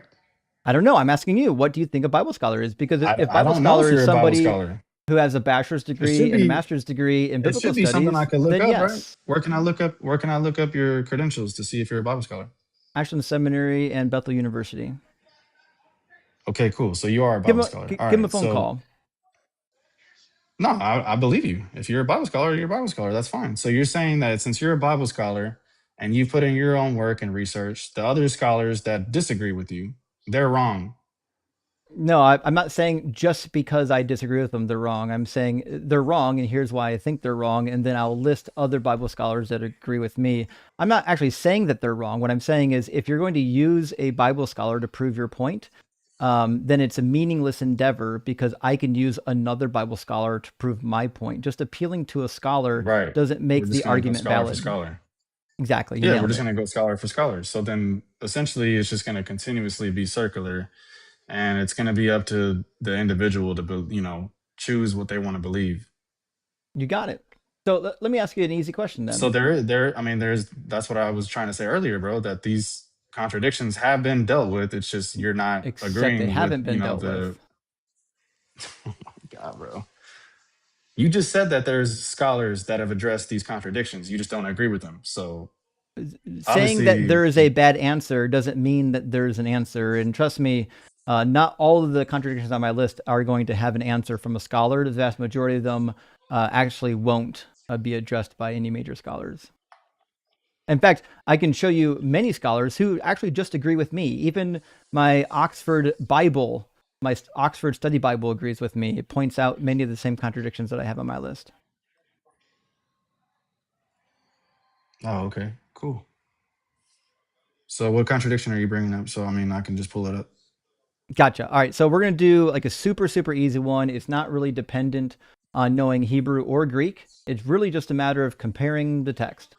All right, we're gonna go to, and you're gonna use ChatGPT, and that's fine. I'm used to this. So if you go to the birth story of Jesus, we've got some contradictions in chapter 1, and here's one of the contradictions. There's one of many contradictions. It says that Josiah was the father of Jeconiah and his brothers at the time of the deportation to Babylon.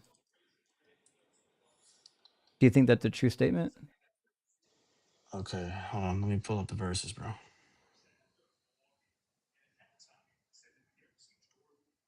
So what is exactly the argument? So I can just look it up. So the argument is that Josiah was not the father of Jeconiah.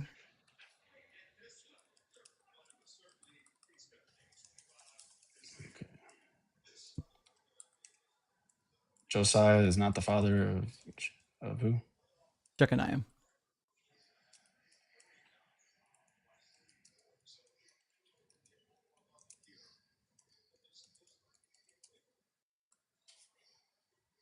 All right.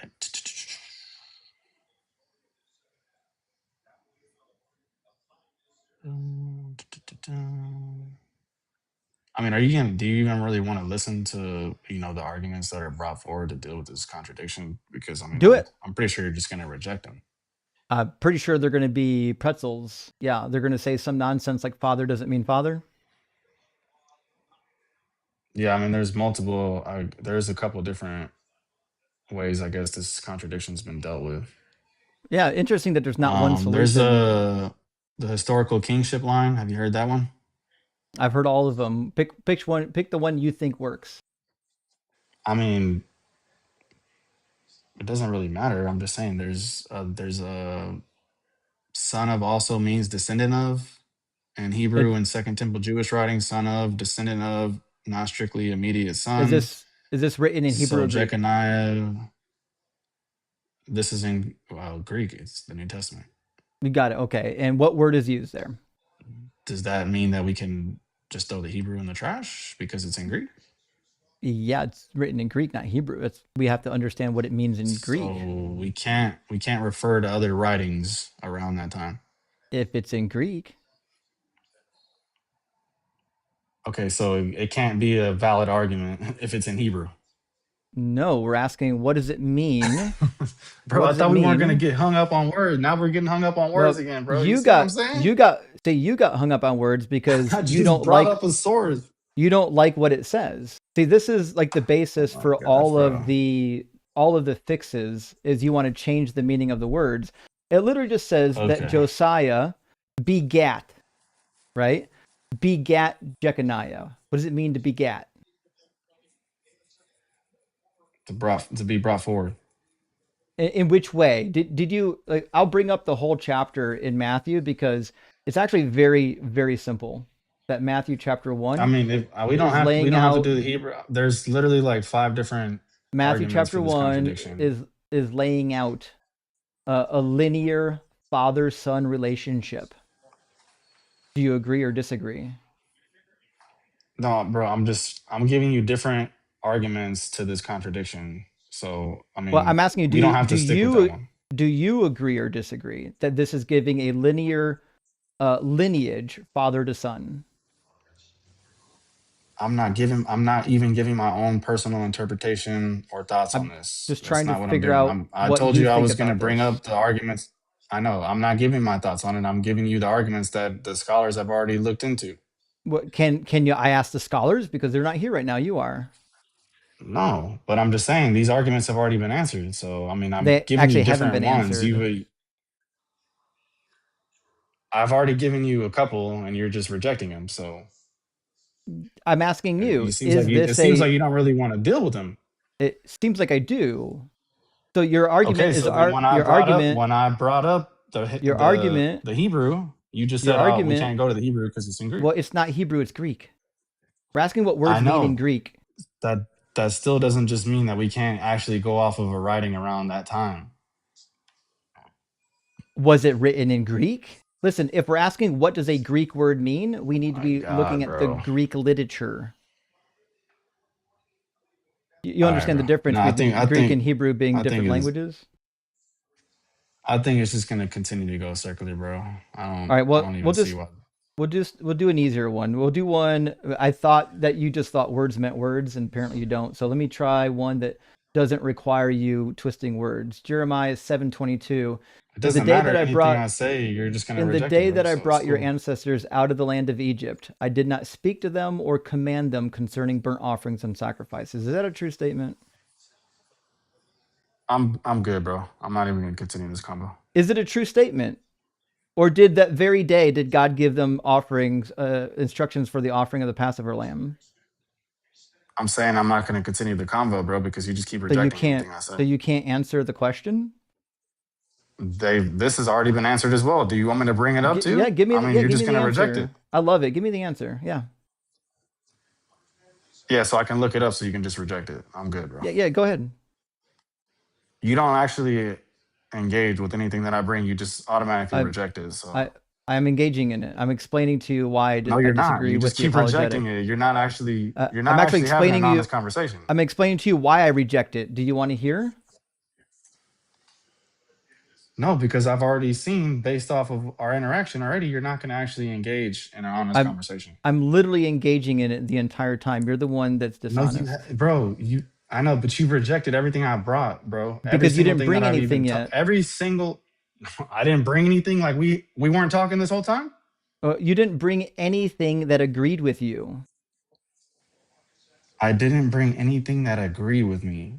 These weren't my own interpretations or teachings or breakdowns. Our first discussion what the hell was are you talking about, bro? Our first discussion was actually really, really easy. And you brought it down to Samuel Driver said a thing, and then it turned out he didn't say a thing, and I showed you what Samuel Driver actually said, and then you didn't get any resolution. That wasn't even our first discussion in the conversation. So it's just really easy. Is Jeremiah 7:22 true or not? Once again, I don't actually want to engage in this conversation because you're not actually being honest with anything. I wouldn't want to engage if you didn't have an answer either. That I don't have to have the answers. The answers are already out there. Go ahead and give it to me. What's the answer? Like I said, you're just gonna keep rejecting it, bro. So what's the point? Of course, because I've already read the answer. So give me the answer. I'll tell you why it's wrong. You've read the answers. Yes, I've read the answer. So go ahead and give me the answer, and I'll tell you why it's wrong. So you know all the answers. You know all the answers to the contradictions. I do. That's why they don't work. In fact, I'm going to give you my favorite. Oh, okay. So why should we? We trust you? Why should we trust your teachings? Because I can prove it. Everything I say, the other scholars can't. Everything I say, I can prove beyond a shadow of a doubt. For example, here in Matthew chapter 2, just pay attention. Matthew chapter 2. You're the only. It says that Jesus was born. So all the other scholars don't know what the hell Jesus they're was talking about, born. Right? They agree with me. Jesus was born according to Matthew before the death of Herod. The other scholars correct? that don't. They don't disagree with me on this. I promise you that. Okay, so there's actually Christian Bible scholars, not atheist scholars, that agree with you that there's contradictions in the Bible? Yeah. Lots of them. Okay, what Christian scholar? Give me one. Literally almost all of the ones that are participating in modern study Bibles. So you can literally start at the top. Fucking Coogan. Okay, show me where he says that the Bible has contradictions. He literally, Michael Coogan literally wrote at the beginning of the Oxford Annotated Bible, and then he's the editor. He's the editor. Hold on. He's the editor of all the notes. You know that, right? He's the guy who approves all the study notes. No, I don't. Show me. Okay. So I'm going to show you in the Oxford Annotated Study Bible, who Michael Coogan is the editor of. He's the one that's approving all of the study notes, where it literally points out contradictions. Is that fair? Yeah, show me that he's a Christian that believes that there's contradictions in the Bible. You don't think he's a... Are you lost right now? No, show me. Fucking A. Okay, Michael D. Coogan is the director of publications for the Harvard Museum of the Ancient Near East. Let's see.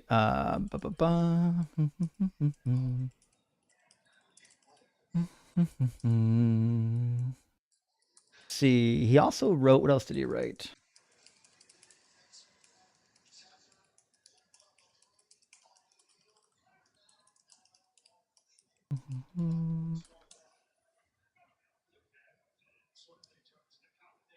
You said Michael D. Coogan? Yeah, Michael Coogan. Yeah, he's a professor. He's Roman Catholic.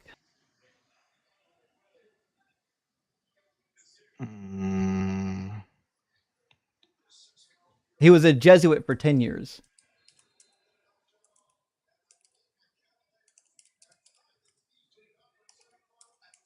Let me look this guy up.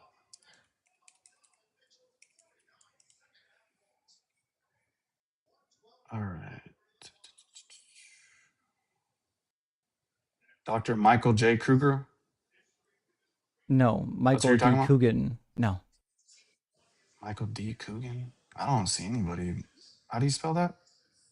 Michael is just Michael. How do you spell his last name? Coogan. Coogan? Coogan. Yeah. Okay.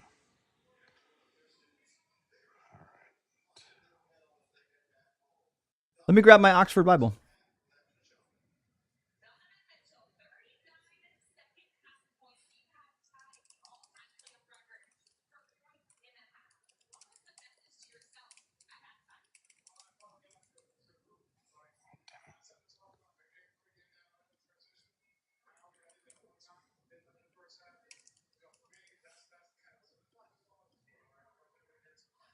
Okay.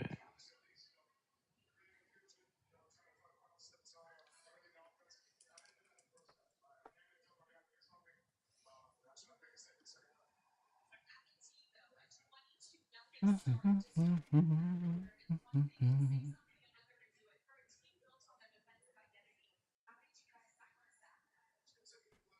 right, let's see. Okay, here is the introduction to the Pentateuch. And it's at the beginning of the Oxford Annotated Study Bible. And it says, the difference in divine names, however, is not the main criterion used by scholars for suggesting that the Torah is not a unified composition. Much more significant are doublets and contradictions in both narrative and legal material. For example, it has long been noted that chapters 1 through 3 of Genesis twice narrate the creation of the world. People are created first in Genesis 1:27, so God created humankind in his image, and in the image of God he created them, male and female, and he created them. And then again in 2:7 it says, then the Lord God formed man from the dust of the ground and breathed into his nostrils the breath of life, and the man became a living being. Furthermore, the second creation account does not simply mirror or repeat the first, but differs from the first both in outline and detail. And then it goes into the differences between the two creation accounts, which do contradict. The order of creation is different in the two creation accounts. So that's the beginning of the Oxford Study Bible. He said he's Catholic? Yeah. Okay, Michael D. Coogan. It says that he is not Catholic. He is a Bible school trained, Bible scholar trained in academic study, not affiliated with Catholic doctrine or teaching authority, not a member of the Catholic Church. He was a He's a secular Jesuit. academic scholar. So he's not even a Christian, bro. He was a Jesuit. That's Catholic. No, he's not. He's not a Catholic. I'm literally looking up his stuff. He's not. He's a secular scholar. He's not a Catholic. He's not he was even a Jesuit for 10 years. Okay, I'm looking at it right here. He's not a member of the Catholic Church, or was not. He's never been a member of the Catholic Church. Well, I'll just show you his website then. So pretty weird that sources have like super eluded you here today. Stop using ChatGPT and maybe your life will get better. So if you look at an article, Well, it or would an be listed if he was a Catholic, bro. If you said he's a Jesuit? He was a Jesuit for 10 years, which is Catholic. So if you look at an article or an interview that was done that contains his own words. He's not a Jesuit, bro. He's not a Jesuit either, so I don't even know what the hell you're talking So about. Michael Coogan says, when you became interested in biblical studies, why did you decide to devote your life to this? He says, That's a biographical question. I was raised Roman Catholic and was a Jesuit for 10 years. Like many Bible scholars, I became interested in the Bible because of my belief system. So he's not a Roman Catholic though. He doesn't say if he stayed a Jesuit. So he says, I became a Bible scholar because of my belief system being a Roman Catholic and a Jesuit. Right, but he's now a secular scholar. He doesn't say he's secular. Well, he's not Catholic. I mean, just because you're raised Catholic doesn't mean that you're Catholic today. What is he? Where does he say that he no longer believes in God? It says he was raised Catholic. Where did he himself say he's no longer a believer in God? Let's see. Let me see if he has a denomination at least. What denomination is?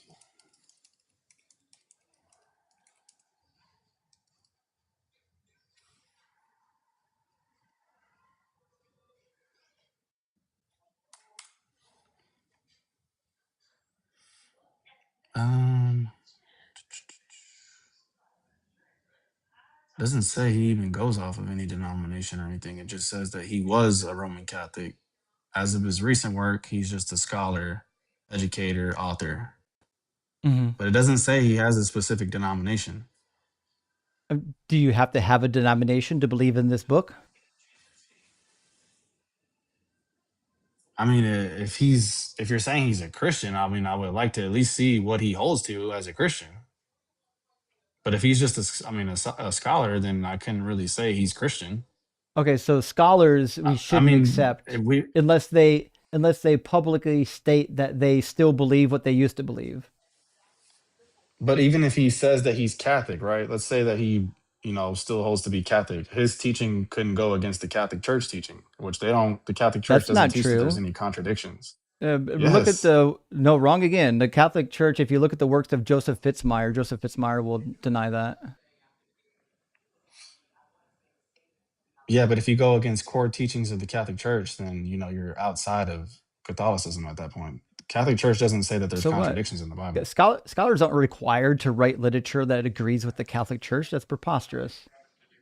I know. So if they're not in agreement with the church, obviously we're not going to just take what anybody says just because he may say that there's contradictions.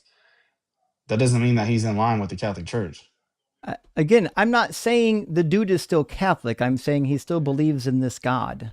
Based on all the data we have, he's not an atheist scholar.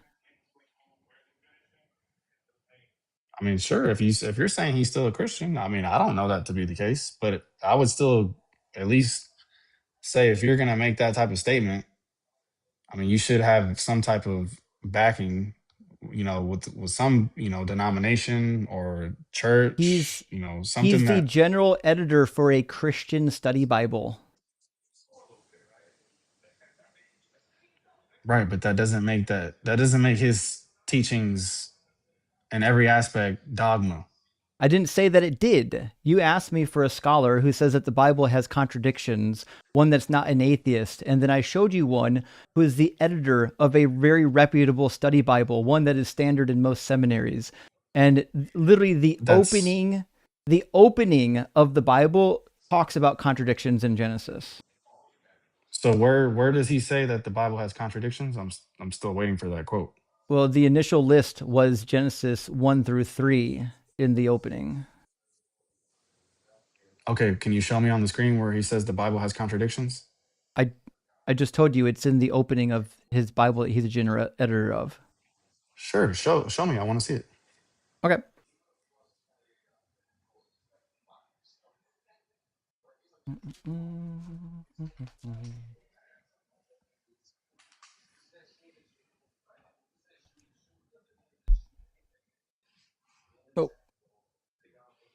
Oh, sorry, wrong page. Went this page right over here.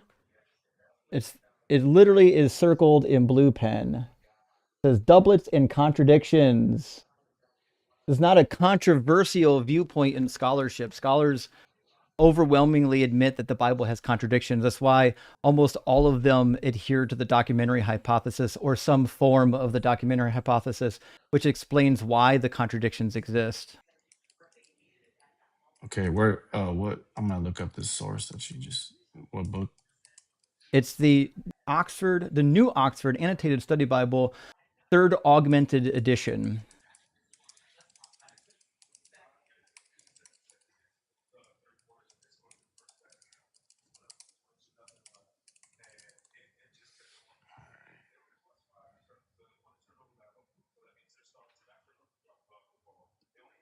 Okay, all right. Well, I guess he does make that statement. That's And he cool. says it in I mean, this I wouldn't agree with it, but that's fine.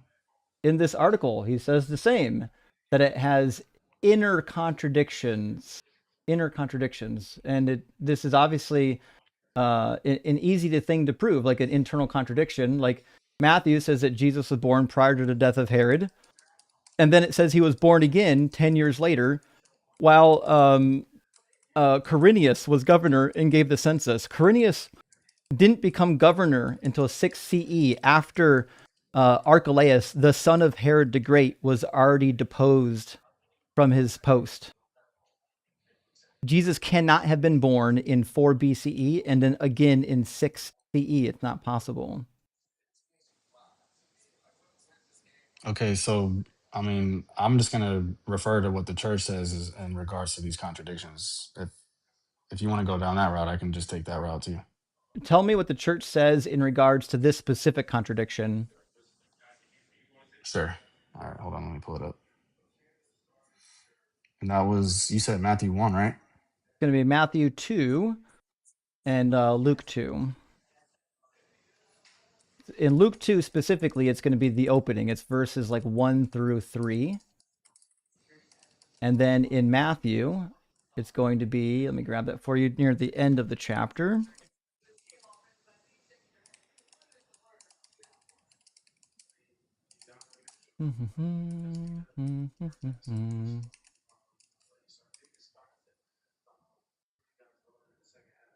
Actually, it's also in the beginning of Matthew 2. It says, in the time of King Herod, after Jesus was born. So he's saying that he was born during the reign of Herod, but it repeats it later, like verse 16 or 17, because it says that they had to go in and out of Egypt. It says, Joseph got up and took the child and his mother by night and went to Egypt and remained there until the death of Herod. This was to fulfill what had been spoken by the Lord through the prophet, out of Egypt I have called my son. So he's saying they went while Herod was alive to Egypt to avoid getting killed by Herod. And then later, he kills all the babies in Bethlehem and does another fake prophecy fulfillment.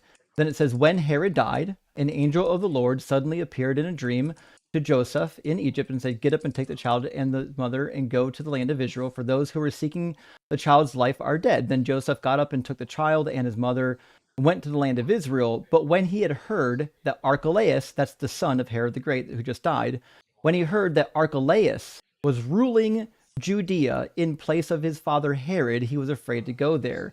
Now, this is important because Quirinius, the guy who gave the census, in Luke chapter 2, that guy didn't have any governorship over that region until Archelaus was already deposed. But Archelaus got deposed after his father already died because he took his father's place. Okay. All right. Let me make sure I'm getting these verses correct. Because you initially brought up Matthew 1:11, correct? 1:11 was one of the passages where it gets the father of Jeconiah wrong. Right. That was the one I was looking up. So, okay, let's see. So this response says that in biblical Hebrew and Jewish genealogical style, father can mean ancestor, not strictly immediate biological It father. doesn't say father. So Matthew's wording can function as Josiah Nope. was the ancestor of Jeconiah. Nope. Matthew doesn't say father.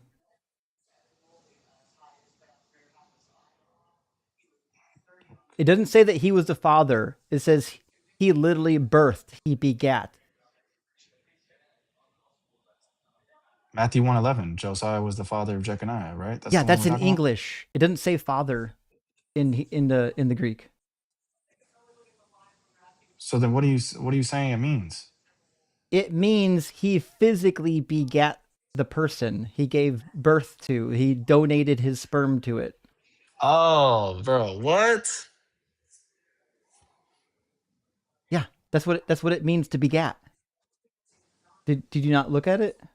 Matthew 1:11 literally uses egenesin. It means to beget. It means to birth, to sire. It didn't say Josiah was Jeconiah was the father of Josiah. That's an English gloss.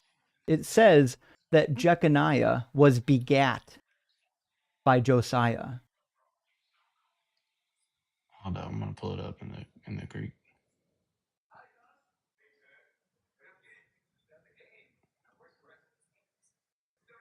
It means to bear, to beget, to birth, to conceive.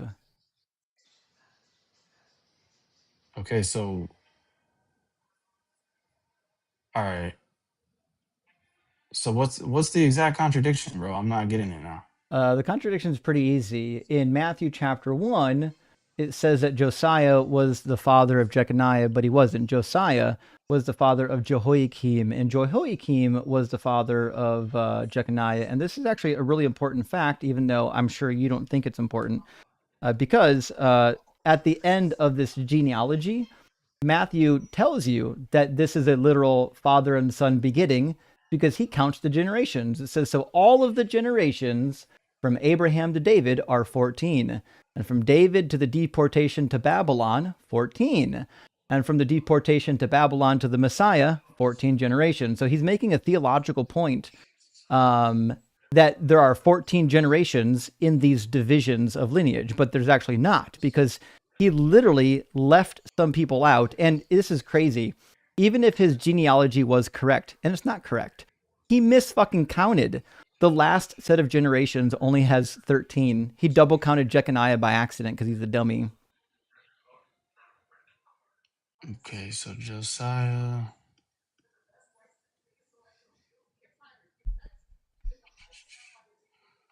Okay, so it's saying the historical kings list Josiah, Jehoiakim, and Jeconiah. So strictly biologically, Josiah is not directly the father of Jeconiah.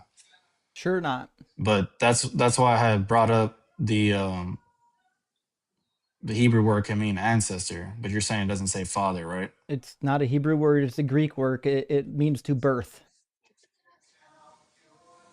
Okay, in biblical Hebrew and Jewish genealogy, the father strictly. Yep. Okay, so ChatGPT will not help you. This is in Greek. all right, let's see. The lineage is one of my favorite let me passages because it actually disqualifies Jesus to be the king as well, which is hilarious. Okay, what about this? I mean, I'm sure you've heard this one too. Another major scholarly explanation: Jehoiakim Which may be scholar? omitted intentionally. Which scholar?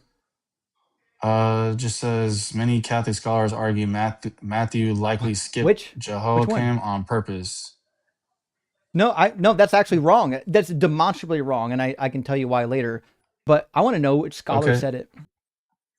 Yeah. Let's see.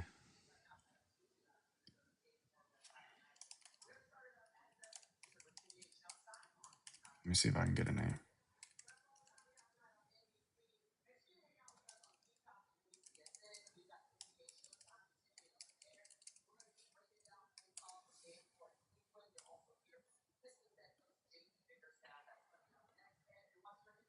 Okay. Raymond E. Brown. He's a Catholic scholar. Raymond Brown's a real Catholic scholar, actually. And what's he say? Okay. It says, in The Birth of the Messiah, Brown explains Matthew's genealogy as theologically structured, not a complete civil record. He explicitly notes Matthew arranges genealogy into 3 sets of 14. This requires selective omissions of names. Genealogies in scripture often function in this way. Genealogies often Brown does don't not function in see that way. this. But the reason why Brown, that's what he said. Right, the reason why most scholars disagree with Brown is because we know that there is a copy in the Greek Septuagint that omits the same names that Matthew omits. He omits the ancestors between Joram and Uzziah. There are 3 ancestors between Joram and Uzziah, and he omits the ancestor between Jehoiakim, or between Josiah and Jeconiah, because we now have Greek documents. We've known about them for a long time, of the Old Testament, where they're missing as well. And almost all of the quotes of the Old Testament and the New Testament are from the Greek, not from the Hebrew, because these idiots couldn't read Hebrew. Okay, and there's John P. Meyer. He's another Catholic scholar. He's another good that Catholic talks about scholar. the generation. Mhm. I mean, So there's what some happened notes is on him too. Matthew used, in an attempt to make a theological point, he used a Greek text that was incorrect, and then he put that into his prophecy, or his declarations about Jesus, not realizing that the Greek text didn't agree with the Hebrew text, because again, he couldn't read Hebrew. And he then used that Greek text to make a theological point about Jesus, namely the gematria in the name of David. If you do the gematria on the name of David, it's related to these generations of 14. So he's making a theological statement based on numerology if you do gematria on the name of David. But the problem is that he had to leave generations out to do it, and he calls them all of the generations, which means the point that he's making, the overall theological point is, look what God did. God put 14 generations here, 14 generations here, and 14 generations here, and this gives us a really cool theological, like typological prophecy that David is going to be from the line of David. How cool is that? But it doesn't work if it's not the true genealogy. If it's not the real genealogy, that theological point is meaningless. I mean, yeah, there's other scholarly notes from within the Catholic Church as well. But I mean, at this point, I mean, yeah, you're just disagreeing with other scholars. It's basically what I was saying earlier. It's No, just gonna no, just I'm kind of go not. tit for tat. I'm explaining to you why Matthew did it, No, which I scholars understand that, but have been explaining for a long obviously, time. So I'm saying the obviously reality is, they're what's the theological motivation here? What's Matthew trying to say theologically? What's his point? well, I mean, like in the Catholic Study Bible, it's saying it's symbolic structure. It's not intended to list every generation, But which he is does say reflecting all. Jewish literally Well, he says all the literary convention. generations. Why did he say all the generations? I'm not sure why it's stated that way, but I mean, this is just a breakdown that the scholars are, saying on the But Catholic side. yeah, that's what I'm saying. This scholar is not making a good argument from the text itself. The scholar is doing apologetics the same way you're doing. And to be fair, Raymond Brown is usually a good scholar. I prefer Fitzmyer if I'm going Catholic scholars, or like Josephine Ford. But Raymond Brown's no slouch, but he's clearly doing apologetics, because the point of this passage is, as he said very clearly, to make a theological point. But that theological point is meaningless if these aren't the real genealogies. If they're made up genealogies, the theological point doesn't mean anything. hmm So it says basically these scholars generally agree on two key ideas: that Matthew is compressing the genealogy. This is normal ancient practice, and it gives details on both of those. But I mean, essentially, it's just your word versus their word. I mean, No, it's that's not my really what it word comes versus down to. their word. It's me and like literally all the other scholars that disagree with them. And my point is very clear. My argument is not that a scholar said something. This is why this is always going to be a failing argument. Every time you say a scholar said something, I'm going to say, so the fuck what? I want to know about what the text actually says. Did that argument say anything about the text? No. It didn't Yeah, say then anything about the text. Does it address the fact that the theological yeah, but we point can't just. is completely lost if in fact My these only issue genealogies with are that fake? is my only issue with that is we're not actually going into the context of these texts. We're just kind of cherry picking verses No, and I'm just not. I saying, know the okay, this is a context. contradiction. It is a contradiction because No, I'm he saying, but you literally specifically is picking out certain making. verses. I know because he said something that's wrong. I'm picking out the verse where he says things that are wrong.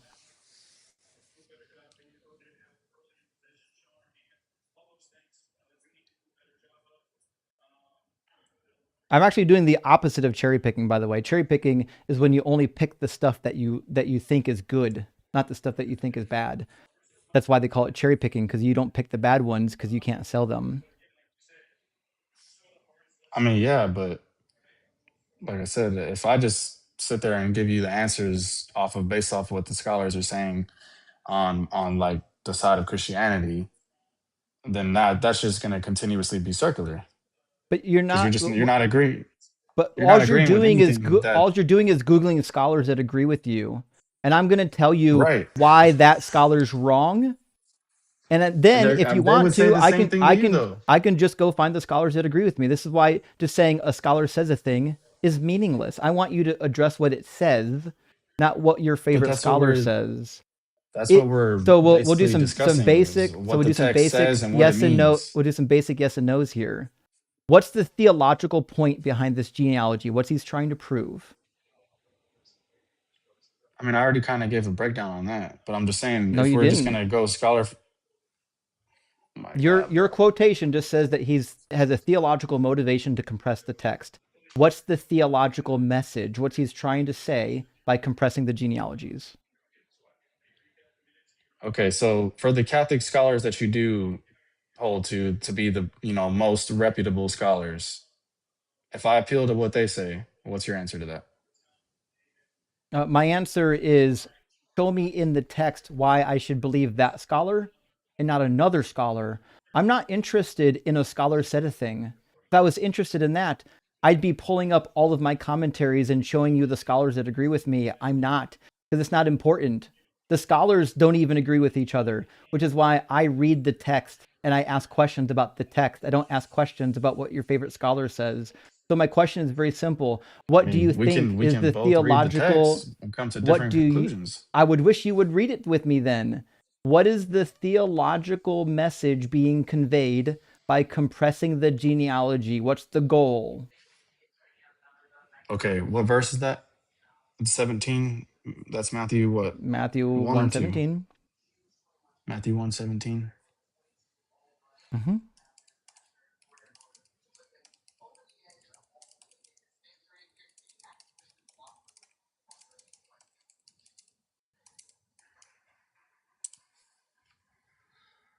Okay, so the Catholic understanding would be let's see. It teaches that Matthew is using Semitic literary style. The genealogy is arranged for theological meaning. 14 generations is a symbolic structure, not a mathematical total of every ancestor. Symbolical of what? This is reflected in the Catholic Bible tradition and official style commentaries like the New Jerome Bible I've got commentary and that the one. Ignatius. I've got both of them. I'm asking what does it symbolize? Why 14 generations matter? Catholic scholars commonly explain 3 layers of meaning. Davidic emphasis. 14 is significant because David's name in Hebrew can be linked numerically. To Matthew is 14 highlighting using Jesus. gematria. That's what I told you. You finally figured that out. Okay, we finally got to the point, which is the point of this is to link Jesus to King David. The gematria that you do on the name of David in Hebrew gets you to the number 14. That's why the number 14 is relevant here. So the point is that, hey, God did something special. He put 14 generations here, 14 generations here, and 14 generations here, symbolizing that Jesus is the culmination of the Davidic line. We probably agree on that, right? Yeah, I mean, ultimately, this is highlighting Jesus as the son of David. So the structure is meant to say Jesus is the fulfillment of the Davidic promise. You got it. You finally But figured it out. Now, the problem is no, that... it's not. This is just the Catholic teaching, bro. I don't have I everything know off the the top of my Catholic head. faking. I was waiting for you to get it. Okay. So the problem is that I told you I was gonna look it up, bro. That theological point only makes sense if there were actually a series of 14 generations, and they're not.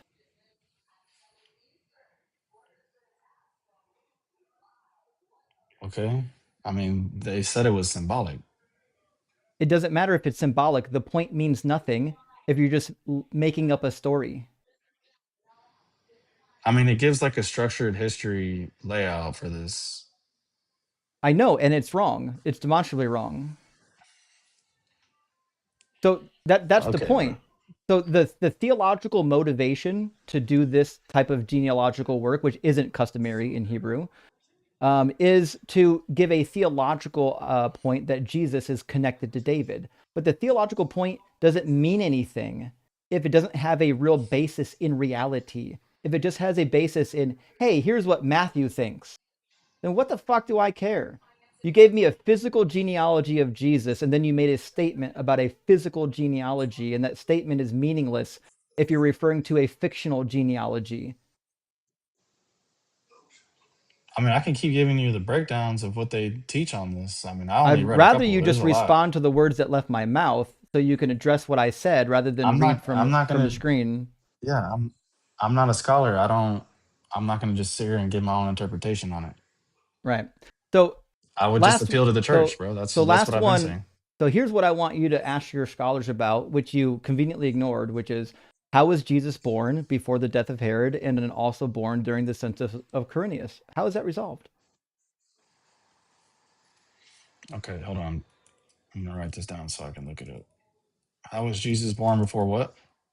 How was Jesus born prior to the death of Herod and then also during the census of Quirinius? Prior to the death of Herod. And what was that last part? Prior to the death of Herod and then also during the census of Quirinius. During the census of Quirinius.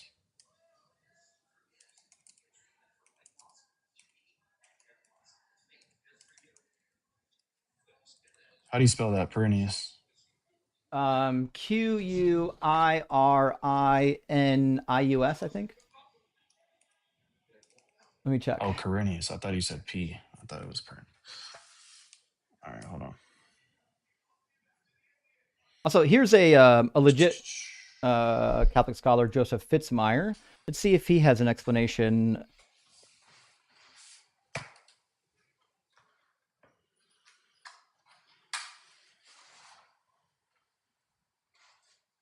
Okay.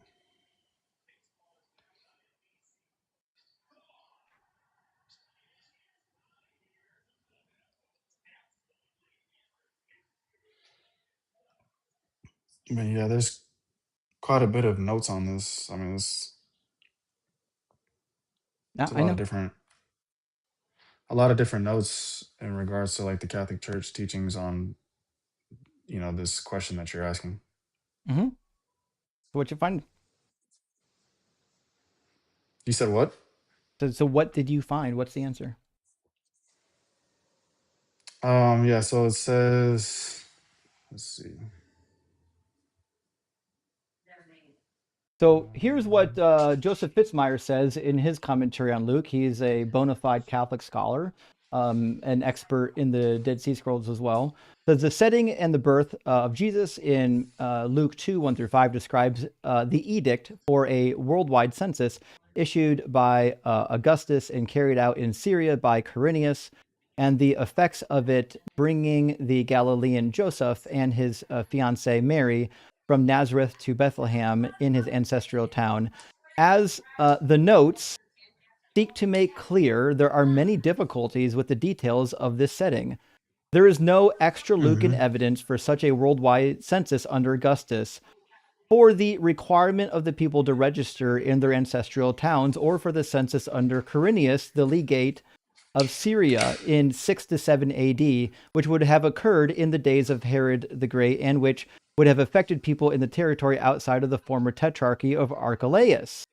Moreover, since Luke's reference to the days of the census is also confused, dated after the uprising of Theudius, it is clear that the census is purely a literary device used by him to associate Mary and Joseph, residents of Nazareth, to Bethlehem, the town of David. So Fitzmyer literally says that they made it up in order to get them to Bethlehem.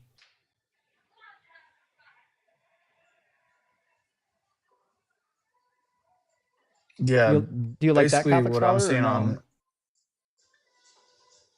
I mean, yeah, I don't know that scholar off the top of my hand, but I would have to look more into that. But it's basically saying that the Catholic scholarship doesn't treat this as a contradiction, but as a historical and linguistic issue in interpreting Luke. And it says it gives off some different explanations about the first census and then Quirinius.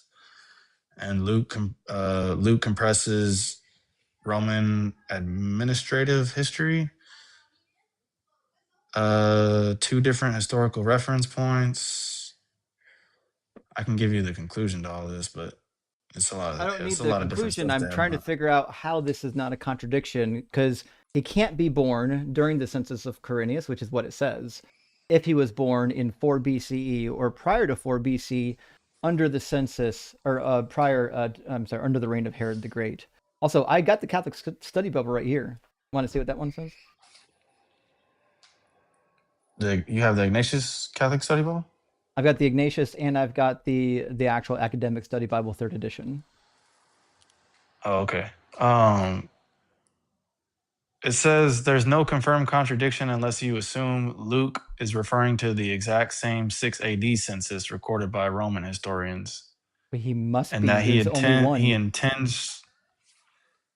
intends strict chronological precision in the modern sense. Catholic interpretation says instead Matthew and Luke are anchoring Jesus' birth in two different historical systems, Jewish and Roman, and Luke's census reference reflects ancient administrative language and broader imperial registration activity.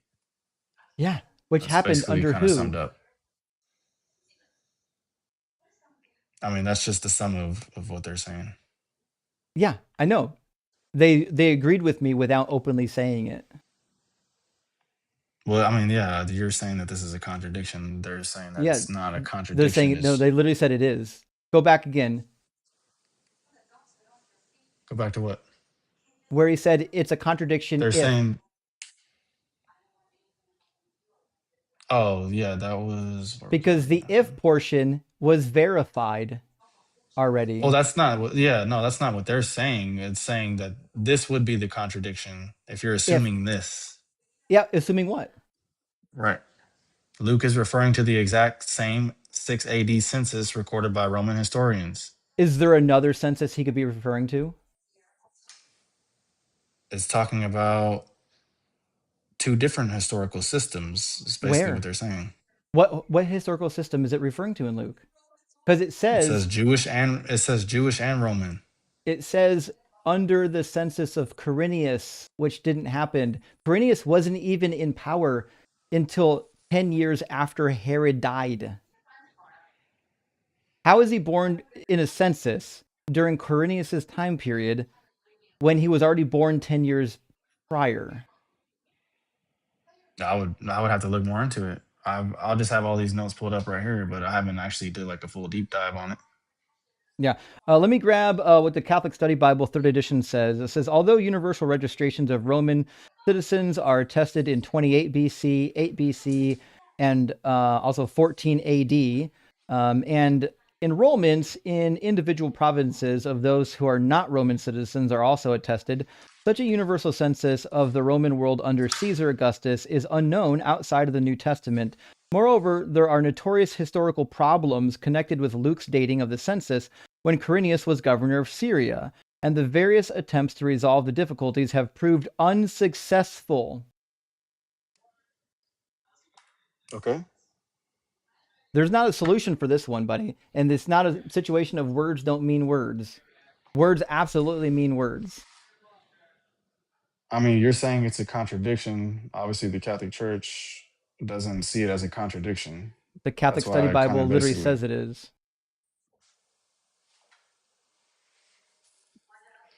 It literally says verbatim that this is a contradiction? Yeah. It says it does not have a successful resolution. Okay, where does it say it's a contradiction? Because they basically says this is just a linguistic issue.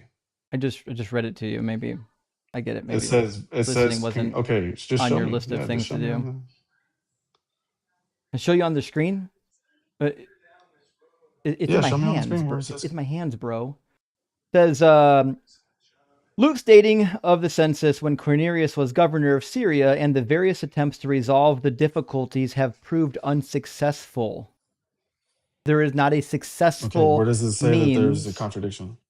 That's what it means with the dating difficulties. That's what a dating difficulty is. You said it says there's a verbatim contradiction. I didn't say I'm verbatim. asking you. I said it confirms that Okay, there's a then. So what are contradiction you here talking with the about, bro? dating. Okay, show me where it says that there's a contradiction in the Catholic Study Bible. That's literally what it just said. So You just I'll said it introduce. doesn't. You said it's not verbatim. I'll introduce you to the verbatim fallacy. The verbatim fallacy is when someone Oh, okay. means. Yeah, so is that when works whenever somebody. it's on your side, right? The verbatim fallacy is when somebody says a thing, but he doesn't use the specific word that you want. So when you You're have the one that said it says it. when you have a dating difficulty, So what's a difficulty? So if you say there's a contradiction, What's a and it dating says that there's a difficulty? contradiction, What's a dating difficulty? can you show me where it says that? What's a You still dating haven't shown me. difficulty? Where can you put it on the screen where it says that there's a contradiction? Yeah, I'm going to show you right here. I'm using the Okay, words put it of on the the actual screen. author. He says, when Quirinius was governor of Syria and the various attempts to resolve the difficulties. What difficulties being resolved? Okay. Show me where the This is Catholic really Church says that sad. there's a contradiction. This is super fucking sad now. You Ugh, can't show me? This is You can't this show is a me where the bad. Catholic Church says it? This is a bad look. I showed you in my Catholic study Bible, and now you're moving the No, goalpost you to the didn't. Catholic Church. You haven't. I said, show me where it says it in the Catholic Church where this No, is you a didn't. contradiction. No, you didn't. Okay, well, show me where that study Bible says that it's a contradiction. Right here. I just read it to you. The Okay, difficulty in and the it's going to dating. show, and it's going to say, It says that the and that problem says with the contradiction. dating. Where? It says the Where does that problem say with. contradiction? It says the problem with the dating cannot be resolved. Where does that say contradiction? Again, the word contradiction doesn't have to show up to it for it to be a contradiction. Okay. What So it what is doesn't it? say it. What is Okay, a thank you. contradiction? Do you know what the Appreciate word that. means? Appreciate that. Can you show me where the Catholic Church says that this is a contradiction? So again, this Bible says that it's a contradiction. So I'll maybe Okay, maybe can you show me where this the is. Catholic Church I know says that that this is a words. contradiction? I know that I mean, you words like are to run your mouth a lot. hard. Can you show me that? So we're gonna say, what is the I'm definition waiting for you of to a show me. contradiction? So I know definitions are tough, but you'll Don't be able to follow I this literally one. So a I literally contradiction don't care. is I a want you to show me where the Catholic situation Church says that this is a contradiction. is a situation, statement, or idea that is directly opposed to another, making it impossible for both to be simultaneously true, which is why the Catholic Study Bible says that there's a difficulty with the dating that cannot be resolved. And the reason why it cannot be resolved is because Jesus cannot be born prior to the death of Herod, and then also again during the census of Quirinius. That's what that So means you when it's a dating so you difficulty. can't show me. You I still can't show read me? it to you. I just read it to you. Yeah. Okay, you It, can't it show me literally where the Catholic says, Church says this is a it contradiction. says, P. Sulpicius Quirinius became legate of the province of Syria in 6 to 7 AD when Judah was annexed to the province of Syria. At the time, a provincial census of Judea was taken up. If Quirinius had been legate of Syria previously, it would have been before 10 BCE because the various legates of Syria from 10 BCE to 4 BCE, the death of Herod, are known, and such dating for an earlier census under Quirinius would create additional problems for the dating of the beginning of Jesus' ministry, namely Luke chapter 3. So there is no resolution for the dating of Quirinius. It doesn't exist. Okay. All right. I mean, I'm still waiting for you to show me where the Catholic Church says this is a contradiction. Did I say the Catholic Church said it was? Because now you're just putting words in my mouth. So the Catholic Church doesn't say it. I didn't say they did. Why the fuck Okay, do I care good. what the Catholic Church Then we says? agree. I'm not Catholic. No, I'm just making sure you're not misrepresenting what the Catholic Church says. I didn't say anything about what the Catholic Church said. I said the Catholic Study Bible. Well, you're sure adamant on that Catholic Study Bible. Yeah, because I know what it says. Right. So does that mean that the Catholic Church says that there's a contradiction? I didn't make a claim about the Catholic Church. I don't know why you keep pivoting to the Okay, Catholic beautiful. Church So the Catholic Church doesn't, I because made. that's Why the what I've fuck do been I care? talking about the whole Why do I time, care? Why genius. do I care what the Catholic Church says? Because I've been literally talking about what the Catholic Church So says what? about this exact contradiction that you're So proposing. you didn't tell me what they said. That's what I've been reading this whole time, No, you genius. didn't. Are you not listening? No, you Are didn't. you You didn't literally read me a not single listening to thing from the anything I'm Catholic saying? Church. You didn't read me a single thing from the Catholic Church. You read me a Literally statement. read you the Catholic teachings. You read. No, you didn't. Give me the source. That's literally what I was Give me the reading. source. Give me the source that teaches that this isn't a contradiction. I'll pull it up. I'll put it Give you on the screen. source? I'll put it on the screen, you liar. Okay, look it up then. Give it to me. What is it? Look it up. What is it? Go ahead, look it up. I'm waiting for you to give it to me so I can look it up, genius. Okay, hey, idiot. Everything that I said, you can look up and see if the Catholic Church teaches it. Look it up. I'm Since you want to waiting be for a you to smartass, show look me it up. where they said it, liar. Come on, buddy. He'll never tell me. Sources? Pull Like it up. he's like, I won't tell you. I won't tell you where my source is. Listen, it's your source. Give me the source. Refute what I said according to the Catholic Church. You didn't say anything from the Catholic Church yet. Please tell me where they said it. You weren't listening to what I said, buddy? It wasn't from the Catholic Church. Do I need? You didn't quote the Catholic Church. You quoted a Catholic scholar. Do I need to re-explain to you what the Catholic Church teaches about this? I need you to tell me where they said it so I can put it on the screen, brother. Liar. You can look this up. This is available for anybody. I would love to fucking look it up. Show me where I can look it up at. Go search it up then. Search what up? Not gonna do your homework for you. Go look it You're up. the one. You're the one. Go look it up. Scholar. Imagine saying that the Catholic Church said something, but I won't fucking tell you where. I will never tell you where they. Tell me where the Catholic Church says this I will is a never tell you. So I'll never tell you here? where. I didn't say that they said it was a contradiction. You said that the Catholic Church said it wasn't. Okay, so I'm then. asking So you. don't have actually. You don't so have a I'm point asking here. you to tell me where the appealing to Catholic Church says it. Show me where they said it. I'm appealing to the Catholic Church. This and is you Pat. don't have an No, answer for no, it. you're not. You're not appealing to the Catholic Church.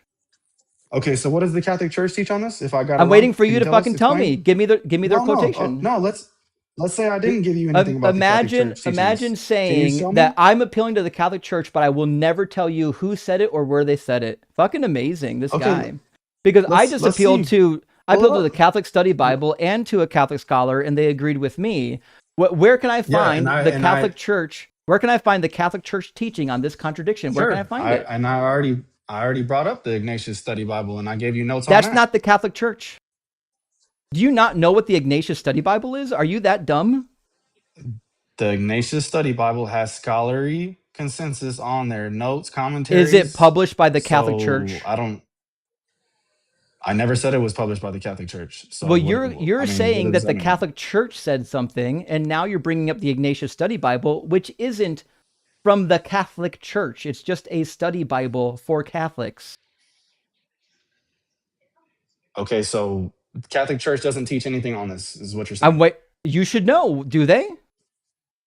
I literally just read you stuff off of what the Catholics teach on this. You're saying you read me in the it's not correct according to the Church. The Ignatius Study Bible, and then I read you in two different Catholic sources that you're wrong. So now what? Okay. So let me go ahead and just look it up for you, since you don't want to look it up. He'll never find it. Okay, we'll see about that.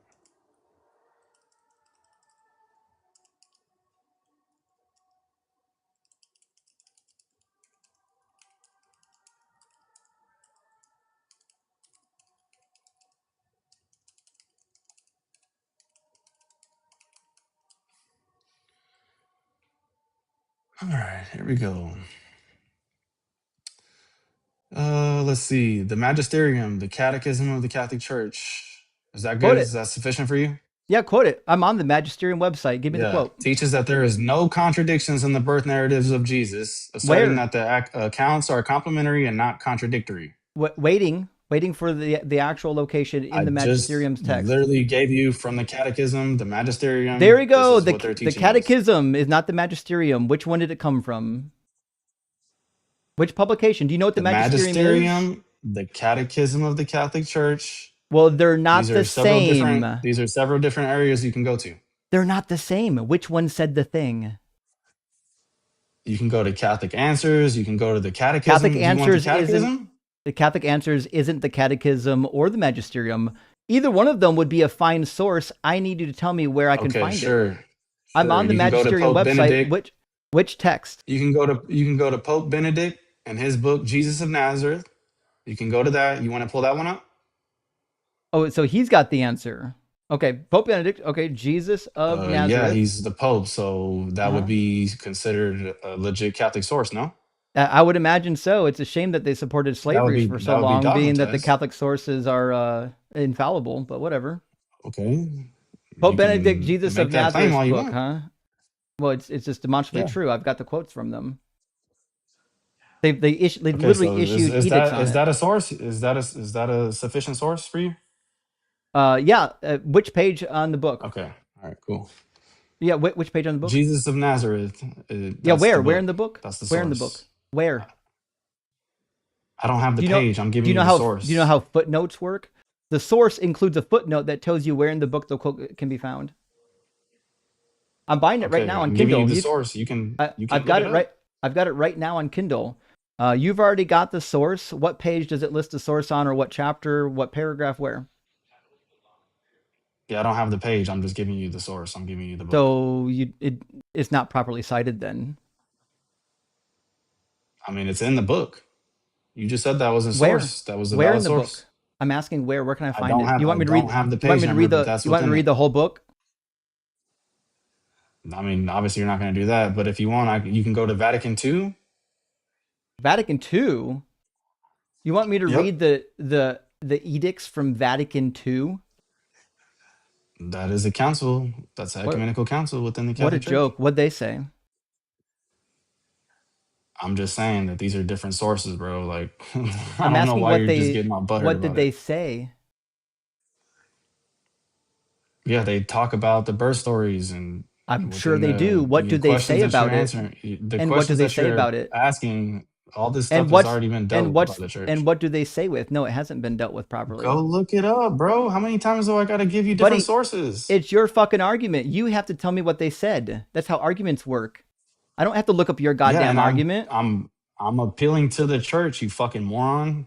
I know, you dumb motherfucker. You're a Christian. You can't say that shit. So I get to say that as an atheist. Look it up, you stupid fuck. Okay, so I'll read the Bible to you again since you haven't read the Bible. So we'll just want to talk shit? Like I can't talk shit back. Shut the fuck up and go look it up. Colossians 3:12, little baby, says, "Therefore, God's chosen ones, holy and beloved, clothe yourselves with compassion, kindness, humility, meekness, and patience." Things you haven't had the entire conversation. What word in this book from the Pope should I look up to find the quote? Give me a specific word that I should be able to search in this Kindle version of the book to find the quote. Yeah, how about you just go look it up? Look what up, idiot. All right, bro. Now you're struggling to cuss, bro. All right, It's not a cuss. It's an insult. You're an idiot. Do you want me to give you the definition of an idiot? You got me. You got me, bro. You got me. The word Quirinius seem like you're a little appear, frustrated, bro. I'm appealing to the Catholic Church. Doesn't so appear do you have in this an answer for that? You're not actually. Are you actually going to engage with what I'm saying? I'm appealing to the Catholic Church. Do you have an answer for that? I got the book that you sourced, and Quirinius doesn't show up in it. You want me to show you that? What a fucking clown. Yeah, go ahead. I've never met. Are you using the Magisterium Chat GPT fucking bot? You clown. Pull it up, bitch. What a goddamn clown. What a fucking idiot. All right, I'll pull it up right now. Because I know you're only talking like this because we're on the internet right now, because I'll slap the shit out of you if you actually No, the said fuck that in you my wouldn't. I would rip your goddamn face off, you clown. You ain't never been in a fight, bro. Stop. Don't pretend like you don't know me. How many fights you been in? A lot. And I fucking have martial arts training. And I have martial arts training, shit. idiot. Martial arts training? Like I haven't had that either? I'm sure you don't. Martial arts training, anyone who's actually been in a fucking fight isn't eager to get into a fight, you dumb motherfucker. People who know how to fight aren't looking to find fights because they know that there are other people out there. They know that there are like you, and they talk like you. Get in a fight. Yeah, people like you are out there looking to pick a fight. Imagine he's representing Christ now, guys. Get him. Look at this. He's converting everybody now with physical fucking threats when the arguments fail. Look, I've got the Kindle version up. So you're gonna run your mouth like that in person or no? Yeah, I will. Yeah, come and fucking find me in Akron, Ohio, asshole. Come and prove it. Come to my place, buddy. Come get me. Come find me. I thought MMA Come get fighters me, don't tough talk guy. like that, bro. Come get me. I thought MMA fighters don't talk like that. I'm not an MMA fighter. Come get me. Oh, so you're not so you didn't train MMA. I thought MMA trainers don't do that. I'm not a fucking MMA fighter, you idiot. I said MMA training, martial arts. Oh, so you train? I thought trainees didn't talk like that. Why are you talking like that? You fucking dumbass. I'm responding to you, dumb motherfucker. Because I'll knock your ass out. It's not really a problem. Come and do it. Come to Akron, Ohio. I'll set it up. I'll film it. Oh, you're gonna set it up? Okay, hit me on the DM. Come. You DM me, coward. My email address is public. Email me. Sure. We'll set it up. I'll film it. We can live stream this fight. Yeah, do it. Set it up. Come find me. And you're gonna submit to Christianity when I beat your ass? No. Oh, okay. So then why should I go over there then? I'll stuff your head right up your ass. Tough guy. Now show me where Quirinius is in this book, liar. I've actually never heard that before. That was kind of funny. The book Jesus of Nazareth. Yeah, it's open right now on Kindle. I put Quirinius in it. It doesn't show up. It talks about the infancy narratives. The Pope defends the historical where reliability of both infancy narratives. Where in the book? Where can I find it? Let me look it up.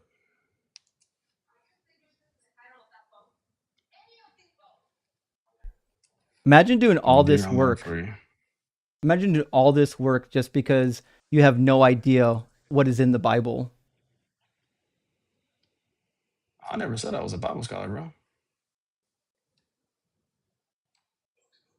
Not one time did I say I know everything about the Bible. Hence why I keep on referring to the church. I didn't say that you said that you knew what's in the Bible. What I'm telling you is that you're doing all this legwork rather than just admitting that there's a discrepancy that can't be resolved. You're going to sources that you don't even know of. You have no idea. Also, put your fucking cam on, tough guy. Does a discrepancy mean contradiction? Hey, free game, cam up for me. Does a description mean contradiction? Oh, he's fucking coward. Cam up, buddy. Give me a flex. You're gonna put my... Yeah, give me a flex, bud. I gotta put my shirt on, bro. Hold up.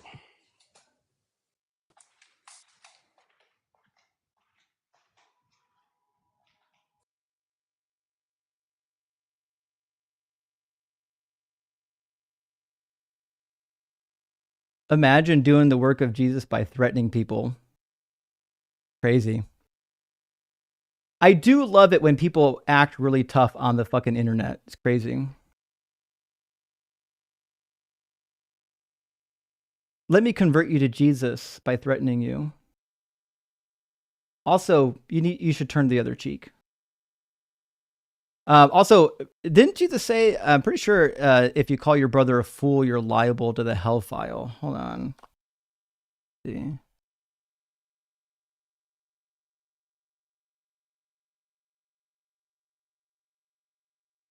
Yeah, Matthew 5:22. If you call your brother a fool, then you will be in danger of the hellfire. These people never read the book. It's embarrassing.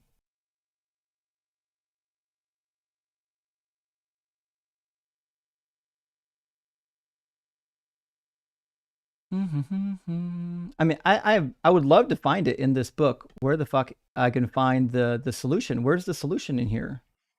I mean, the Pope wrote it. I should be able to find it. It says live access needed to put my camera on, so I don't know what the hell. Oh, sounds like a likely excuse. That's literally what it says. Live access needed to. You got 5 fucking followers. That's why.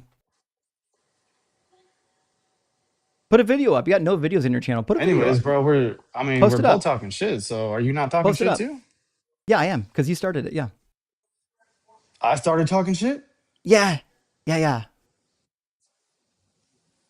Okay, so we're both. It's all recorded. Everyone's gonna watch it. Literally I'm gonna clip this about 3 months from now, and thousands of people are gonna watch this. You're on TikTok. You don't even know what's happening right now. I've got over 2,000 people watching this on YouTube as we speak. Everyone's watching you make an ass of yourself. Okay, I've been appealing to the Catholic Church, so it doesn't really fucking matter, bro. Yeah, and you don't have any actual sources. Show me in the source where it defends the position. I have not given one interpretation on my own private interpretation, bro. I don't care. Give me the Catholic Church interpretation from the source you listed. I've got the book open. Where's it at? I literally just told you the book. I got the fucking book. Where can I find the quote? Okay. Stop reading AI and actually look at a real source. AI is not a source, not even the magisterium AI. Okay. Pages 65 and 66. 67, All right. 68. Since I gotta do everything for you, bro. You're the one giving the reference. It's your job. I'm literally giving you the page numbers. Yeah, I had to drag it out of you. That's the problem. I didn't know it off the top of my head, bro. What the hell? I just said the book. Yeah, I know. And then I got the book. And now I'm trying to figure out where the Okay, quotation so I had to is. look up the page numbers. I know, and I had to drag you into it kicking and screaming. All right, so where exactly know the page numbers off the top of my head, bro. What the hell? Congrats. What's the name of the section header? Because there's no page numbers on Kindle. I have no idea. It just says page 65 through 68. Well, give me the quote Pages so I can type 65 through 68. Give me the quote so I can type in the quote.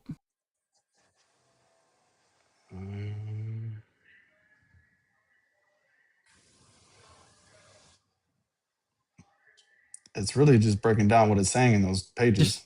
So you don't even have the quote? I don't have the book. I don't actually have the physical book. No. I don't have the book. I don't even have it. I don't even have a digital copy. Is it in the just forward? Says, pages 65 through 66, he defends the historical reliability of Jesus' birth in Bethlehem, noting that despite differing details in Matthew and Luke, both agree on this location, and the local tradition surrounding the cave of the Nativity is a reliable source. Page 67, he supports the reliability of the narrative by arguing that local traditions are frequently a more reliable source than written records. And then there's some information about page 68. Okay. It says, let us return to John the Baptist. Luke already supplied two important time references in the infancy narratives, recounting the beginning of Baptist's life. Okay, so he's not going to address it here. I just typed in the word infancy. I'm hoping something's going to be in here. All right, it says in this chapter, it says, by contrast, the story of Jesus' infancy begins with the words, in those days, a decree went out from Caesar Augustus in Luke 2:1. The wider history of the world represented by the Roman Empire forms the backdrop. Luke picks up this thread again when he introduces the story of the Baptist. So he doesn't actually defend it here. I'm trying to figure out where he defends it. I don't have page numbers. It says, let's see now. I can't help you on that, bro. It says, we glimpse the events of secular history in the background. In his infancy narrative, Luke had already suggested the contrast between this child and the all-powerful Emperor Augustus, who was renowned as the savior. Nothing. I don't see anything in here about the timing of the dating you might of have his to birth. read the whole book. You might have to read the whole book, bro. Well, it's your source. If you can't, if you can't quote it for me, I don't know what I'm supposed to do. AI is not an actual source. AI doesn't even give you the AI didn't even give you AI didn't give you the quote. I gave you the page numbers, bro. What are you talking about? I know my fault you don't have page numbers. There's no page numbers on Kindle. I don't know how to tell you. Well, then you're gonna have to get a physical copy, bro. I don't know what to tell you. You don't even have a physical copy. Why am I getting one? let me get the PDF. Bro, I'm just telling you. I'm just telling you, those are the pages, bro. So he cannot. It's literally impossible for him to talk about the resolution to the Quirinius census without mentioning the name Quirinius. You understand that, right? No, I don't. How are you going to resolve the census of Quirinius without mentioning his name? However the church resolves it, bro. You don't even know how. I'm appealing to the Catholic Church. I already told you that. You haven't even given me their solution to it yet. You don't even know the solution. What's the solution? Do you even know it? I've given you You multiple haven't. sources, bro. Not one I've yet. given you. You didn't I've give literally me given you multiple breakdowns, bro. in Like your. you're not You being haven't. genuine, dog. You haven't given me You're a being single coward, solution bro. yet. Not a single solution. What's the solution? If you This is give it what to me, this what is is what I it? told you from the beginning. What is the that you're not What's the actually solution? engaging. What's the solution? But this is what happens when you're a coward, bro. You can't actually have a real talk What's like the a man. solution? You gotta be a little crybaby So you bitch. can't. So you can't even. You can't even tell Man me up, what bro. it is. Man up. What a fucking coward. Man up and have some accountability, bro. What Man an up and have some absolute accountability. what an absolute fucking coward. This is embarrassing You don't for know you. everything, bro. Stop acting like you know This is super everything. embarrassing for you. You don't even know your sources. It's embarrassing for you, bro. You don't even You're talking. you don't even know You're you don't even talking know to what somebody your right now. you don't even know what your source says. You're This is saying embarrassing for you because you're I talking to believe a somebody on source. TikTok right now. I believe a source because And I you, believe a and you say source, you but I want- can't tell you what the say source you want this guy says. on TikTok I to can't come even down and quote fight you what the source says. You know you're talking to somebody on TikTok, talking about Yeah. you want to fight somebody on So, TikTok. Let's Let's talk about that. You started it. Yeah, come find me. No, I said you wouldn't say this in real life. I know you. Yeah, wouldn't. I would. Right to your face. Oh, so is this how you talk to Christians? If they threaten me, yeah, every time. Oh no, yeah, you were actually talking crazy before I even said anything. I wasn't talking crazy. I was calling you names because you're an idiot. That's what I'm saying. That's talking crazy. Not talking crazy. You are an idiot. You're a liar and an idiot. Like I said, I gave you call Christians idiots. I gave you and showed you every source I've used tonight. Every single source. I literally showed it to you. Talk to people face to face? Yes or no? That's what I'm asking. Yes, I fucking will. You call people idiots to their face. Yeah. When they act like you, I do. Yeah, right to their fucking face. Give me one. Yeah, give me one time you did that. Go ahead. We're waiting. One time. What the fuck are you talking about? You want me to list every time I've insulted somebody in real life? Are you out of your goddamn mind? When's the last time you called a Christian an idiot face to face? Like a Christian or a human being? Because Christians don't act like this where I'm from. In fact, where I'm from, I've never had to insult. Damn. I've never had to insult a Christian. You fucking don't talk shit back? You fucking goalpost mover. Never once did That's what they call bullies, bro. Never That's once did I. Never once did I. People that can't defend themselves. Never once did I What a find fucking a pussy. Christian. What a Never once did I pussy-ass find bitch. a You Christian talk that people that talks can't like defend you. themselves. You're a little bitch. You lying, cowardly piece of shit. You're a fucking bitch. Hey, you better not You're run fucking into coward. a real one because you talk Come to do me it. like that. You're getting Come dropped do it, on tough sight. guy. Do it. Don't talk about it. Do it. Come find me. This is what we call bullies. Oh, I'm only gonna talk shit to the Christian that It's can't crazy. defend themselves. Every. Fucking Oh, so you bitch. can't defend yourselves? What a fucking coward. I'm giving you an example of how your dumbass You can't just actually said talk shit to you just said somebody I that only can do talk to something. Christians like this who can't defend themselves, and you're the only one so far because Christians in real life don't talk like this. Christians in real life don't need to muscle. Don't try to muscle up and tough guy when they lose an argument. This is embarrassing for you. So you don't actually talk shit Does to your Christians does in your real mom life. So you're does a your fucking mom liar know? now. No, I do talk shit to Christians when they come at me like this. So Although why? I can't Why would, I can't think of a really? single When time was that? when a When did that Christian happen? came at me with this So it never level happened. of It never happened. ferocity. You're lying again. So again, you asked me two different questions, Damn, and bro, you're conflating what a them fucking into liar, one bro. A question. liar Your and first a question coward. How does it was, feel to be a liar and a do coward? I talk like this to other Christians? And yes, the answer would be absolutely. Do I threaten them with violence? No, I don't, because Christians don't threaten me with violence in real life. Only Christians on the Keep your internet that fucking are mouth really shut tough. then. I'm Keep your not mouth going shut then to. like a You'll big never boy. fucking be able to make me. Fucking make me. I can make you watch. Look, I could just fucking mute you. See how easy that was? Can your God stop me from muting you? No.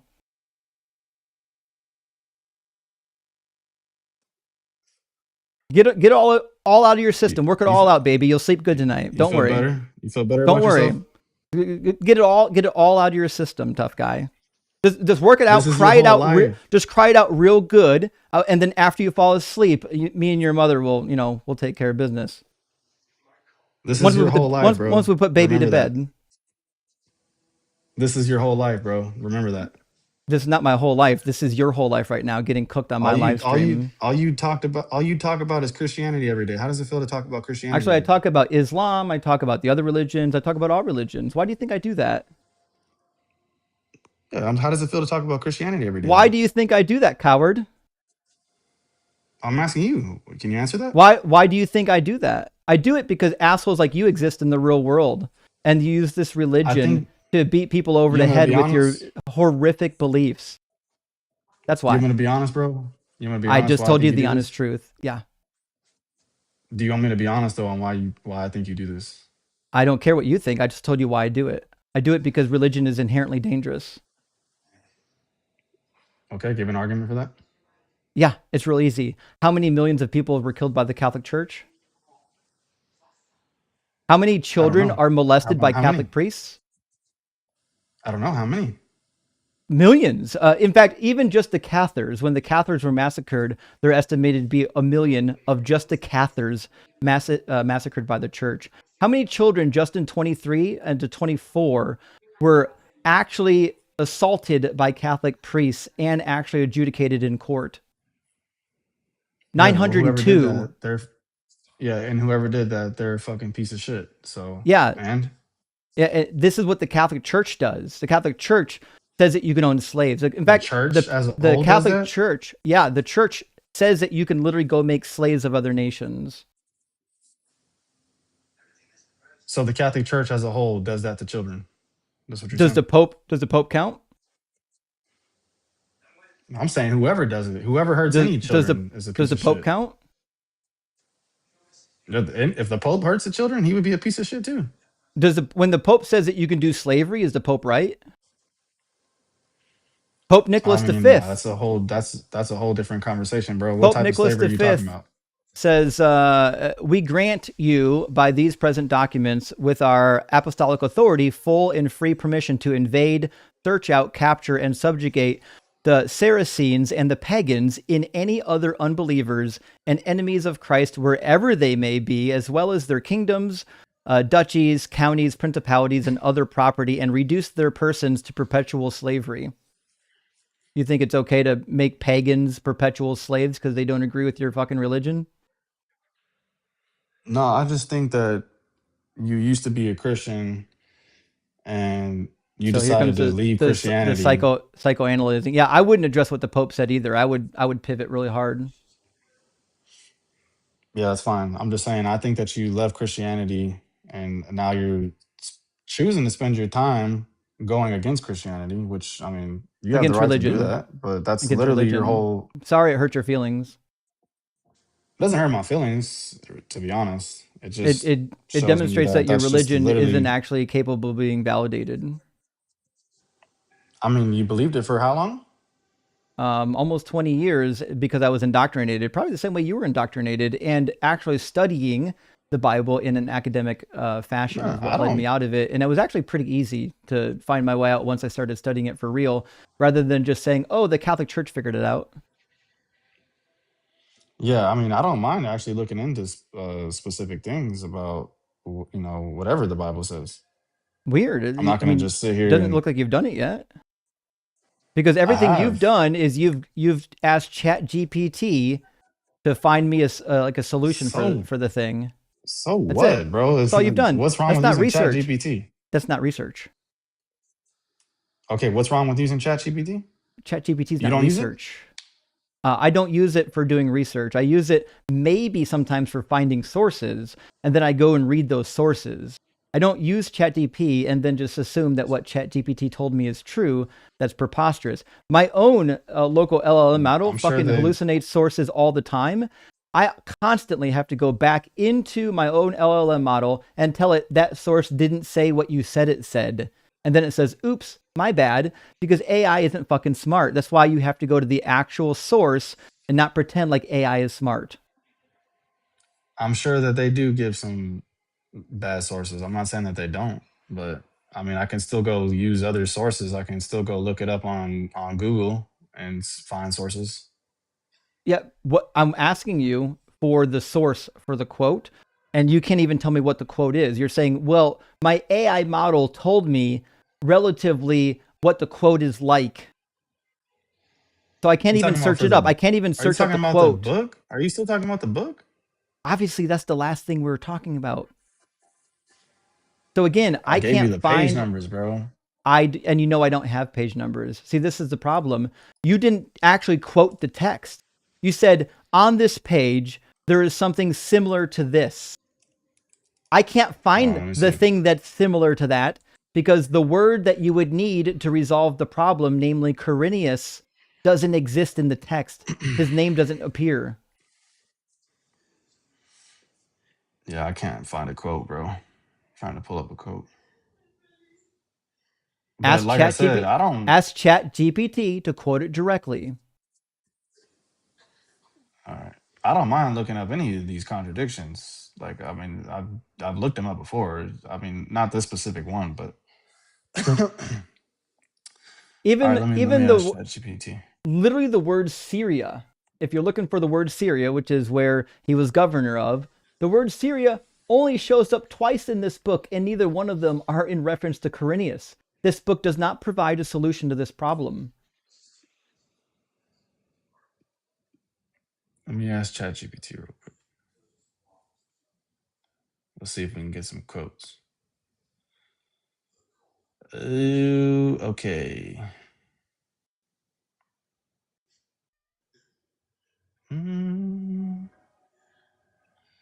This says chapter 1.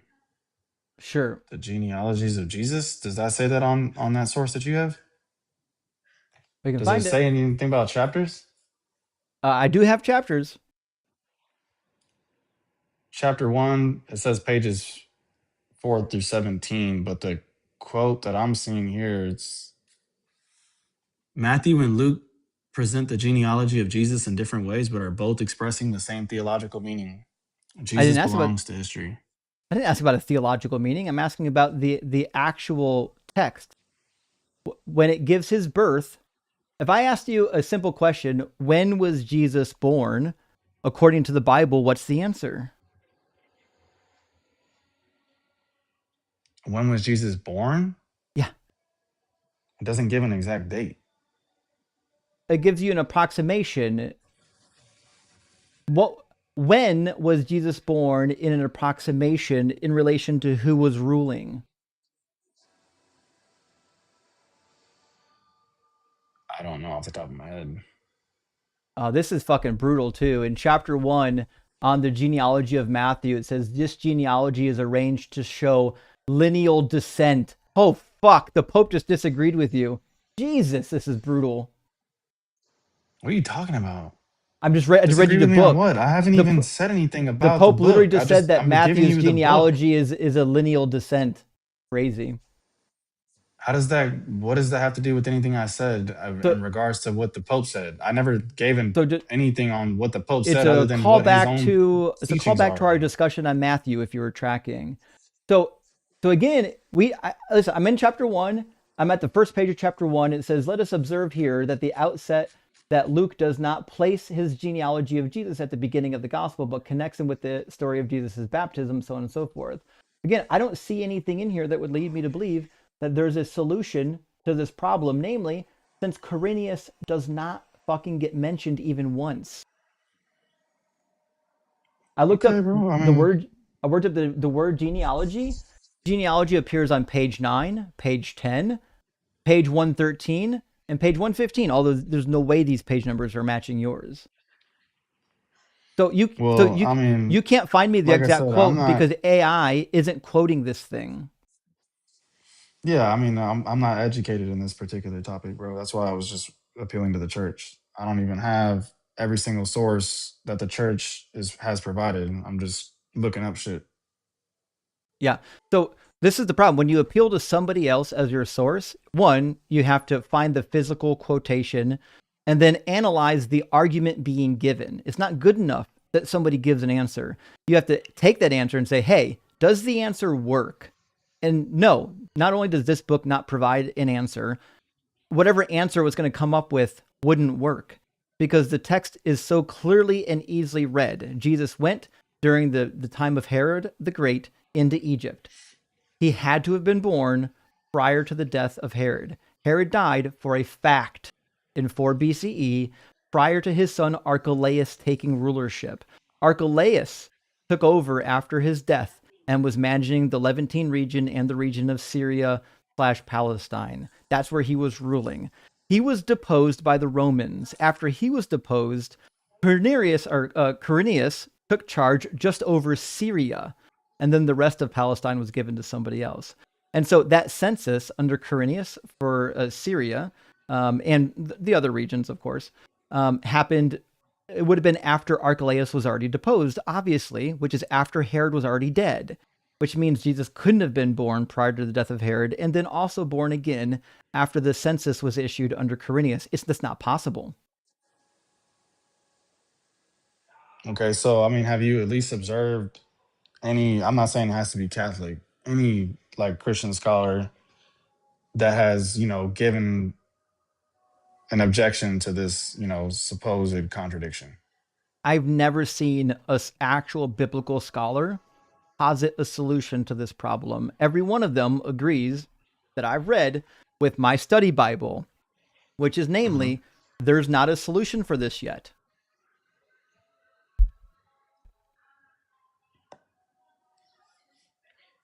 Okay, so I mean that's interesting. I mean, I'm sure there's got to be some type of answers that you've seen, or somebody's probably had to give him somebody that's come up here as I'm sure has given you something on that.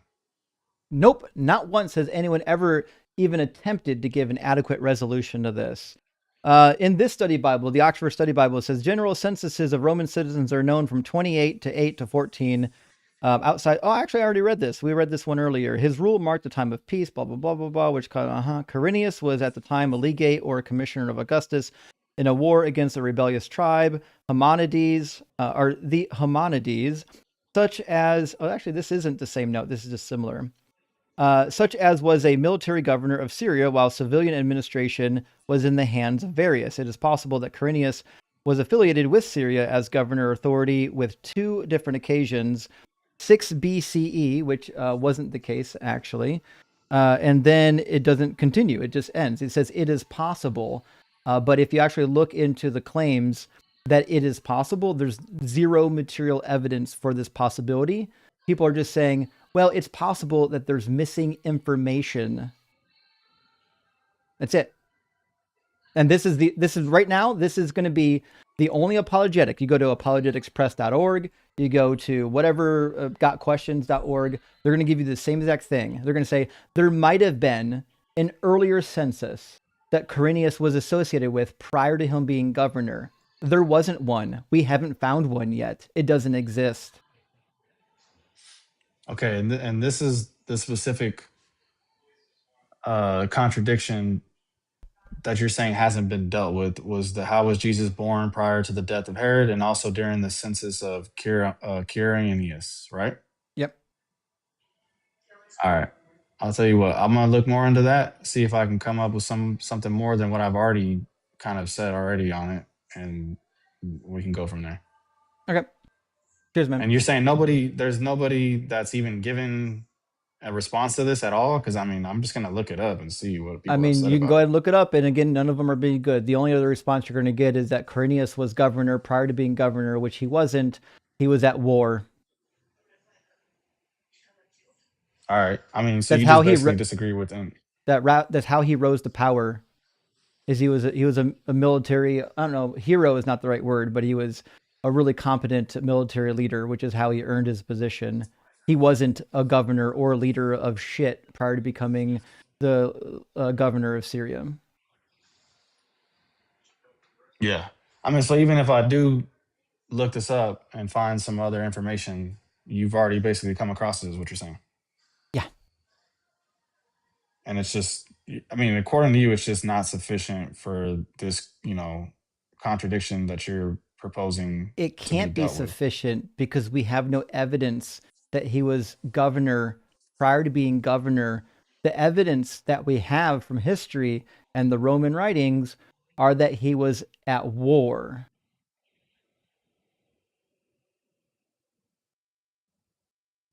All right, man. Well, Archelaus was the one in charge of that region. Archelaus. all right, bro. Well, I'll look more into it. And I mean, I don't even see why there's even a point to keep going on about it. You're just going to disagree with anything that's brought forward, I guess. So, According to the Biblical Archaeology Report, Quirinius started his military campaign around 14 BC, and he was a military leader for over a decade. That's what he was doing. all right, man. And then I guess he we'll just led leave it at another that for now, bro. campaign. His other campaign came after that against the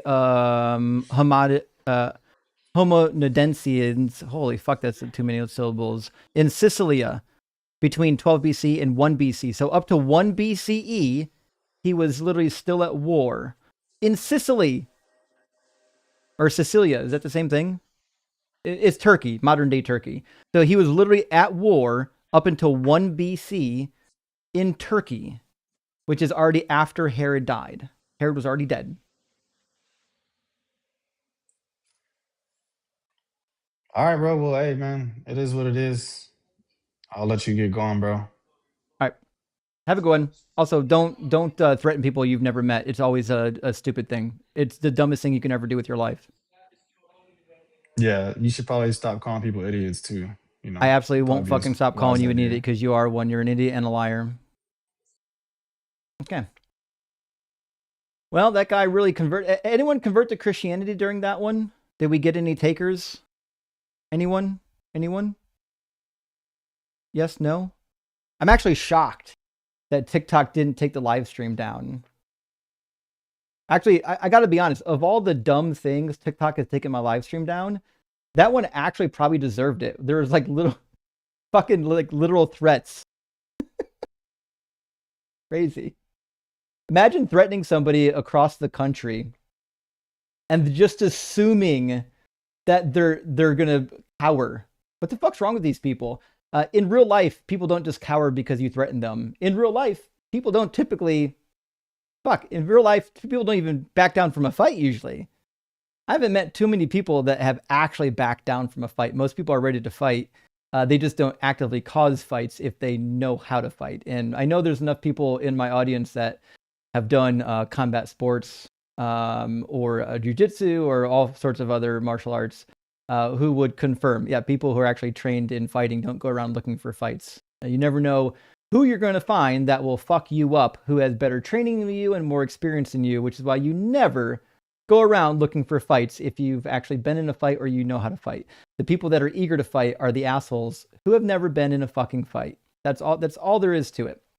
Let me grab some super chats, friends, and then we're going to get our next guest in here. What a fucking night, man. I thought the stream was going to get boring, and we're still fucking popping. Bacon and Bush, my friend, thank you for the super chat. Says, Justin, you need a Chat GPT sticker or whatever the things are called added. We need to be able to accurately portray who you're arguing with. Fuck! You know what? I'm going to put that in my notes for this. We're going to say add Chat GPT chatter icon. I love it. That's a great suggestion. Bacon and Bush, also, thank you for sending out 5 DZ Debate gifted memberships. I really appreciate that, buddy.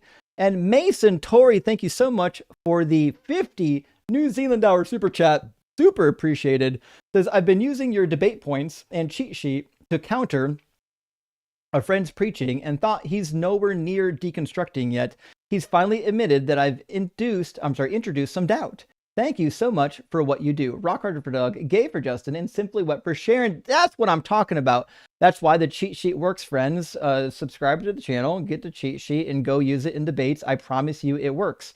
It's where my talking points are for these live streams. That's why these live streams are so effective, because the talking points work. If the talking points didn't work, the live stream wouldn't be effective. Bacon and Bush, my friend, appreciate the follow-up. Says, Justin, let's not pretend an education allows you to be better educated than an uneducated person. You have to consider the context. Also, nuh-uh, dictated but not read by Bacon and Bush. Thank you, Bacon. I appreciate that. Imagine fucking bringing up ChatGPT, not even knowing if it's quoting the sources correctly. Imagine fucking thinking that ChatGPT is a source in itself. It's crazy. And Chris, thank you for the 1666 W. Nero. Says, no Christian apologist has ever answered a contradiction error in the Bible. They only attempt to provide the slightest amount of hope for the believer. Hail Doug, in who all means all. You fucking nailed it. Listen, even if, to be sure, there actually are a couple idiomatic usages of the word all, that clown didn't fucking know them. Because they require context and knowing the Hebrew language to know what's happening there. But even if you do find an idiomatic usage of a word, you know it's being used as an idiom usually. Like that seems pretty clear. Also, why is God using idioms that you wouldn't understand unless you lived in a different time period? Let's pretend it was an idiom. Why the fuck wouldn't he just say the accurate thing? Why do modern readers, right? Why do we as modern readers need to go back and learn something from thousands of years ago that may or may not be true, rather than just communicating accurately? Misha, thank you for the super chat, friend, says, Justin, your patience is truly one of Doug's miracles. I beg you to put us out of our misery by kicking Free Game, who is clearly too dumb for this convo. Actually, I usually regret keeping people on that long. However, I'm actually glad that I kept that dumb fucking idiot on that long, because he showed his ass. I mean, sometimes you get people on here and when the conversation fails, they just say, hey, listen, I got to go look at that, right? Or they literally fucking show their ass and start physically threatening you. It's pretty fucking wild, actually. It's crazy that people do that kind of shit. Sean Hansen, thank you for the super chat, says, Free Game is happy just knowing there's an argument out there somewhere in his favor. He doesn't know what the argument is, just that someone must have made it. You fucking nailed it. I don't know what the argument is. I can't tell it back to you. I can't reiterate it. I can't explain it. I just know that somebody made it, and therefore I'm going to accept it because my fees. Carnage, thank you so much for the $20 super chat. Holy shit. Good to see you, friend. Fucking friend. Wait, hold on. There we go. Make sure this is properly displayed. Carnage, aka Moonbeam, says, demands on-screen evidence for every sentence. Also, caller spends half the debate dodging requests for his own sources before finally rage Googling and repeatedly revealing his facts came from an AI summary. Fucking nailed it. Imagine, could you fucking imagine demanding, he literally demanded, I read from this book and demanded that I show him what I read from on the camera. But I have to believe AI overview that we don't know is what it's quoting from, and I can't find the words. And then when he finally gives me what the AI overview says, it doesn't actually defend his position. These people are fucking embarrassing. It's really bad. Mithridate says he doesn't understand that saying that they are changing it for theological reasons isn't denying a contradiction. It's explaining why the contradiction isn't a problem for the faith. You nailed it. Yes, he doesn't understand the problem here. He thinks that just saying, well, they changed it for a theological purpose fixes it. Well, the power in the theological purpose would only be true if it rested in a valid source truth, meaning these were the genealogies. If they're not the genealogies, then the point's useless. Listen, I can make up a fake genealogy to make a theological point. Who gives a fuck? It's a fake genealogy. I can make up any genealogy to say anything I want. It's meaningless. But yeah, that's definitely the case. And Bacon and Bush with another one. Thank you, friend, says, find me where a Catholic Church scholar and only a believer in Catholicism and only someone who agrees with me that there are no contradictions to say there is a contradiction. Take that, atheist. I know he fucking shifted those goalposts so fast. Let me see. In the book, let's see. Does the Pope in this book even use the word contradict? Let's see. Canonical exegesis, reading the individual text of the Bible in connection of the whole, is an essential dimension of exegesis. It does not contradict historical critical interpretation, but carries... Oh, no, it didn't help. Does he even address contradictions? Let's see. No, I don't think he even addresses contradictions. Huh. How did he think this book was going to be a source, not even knowing what was in it? Oh, well.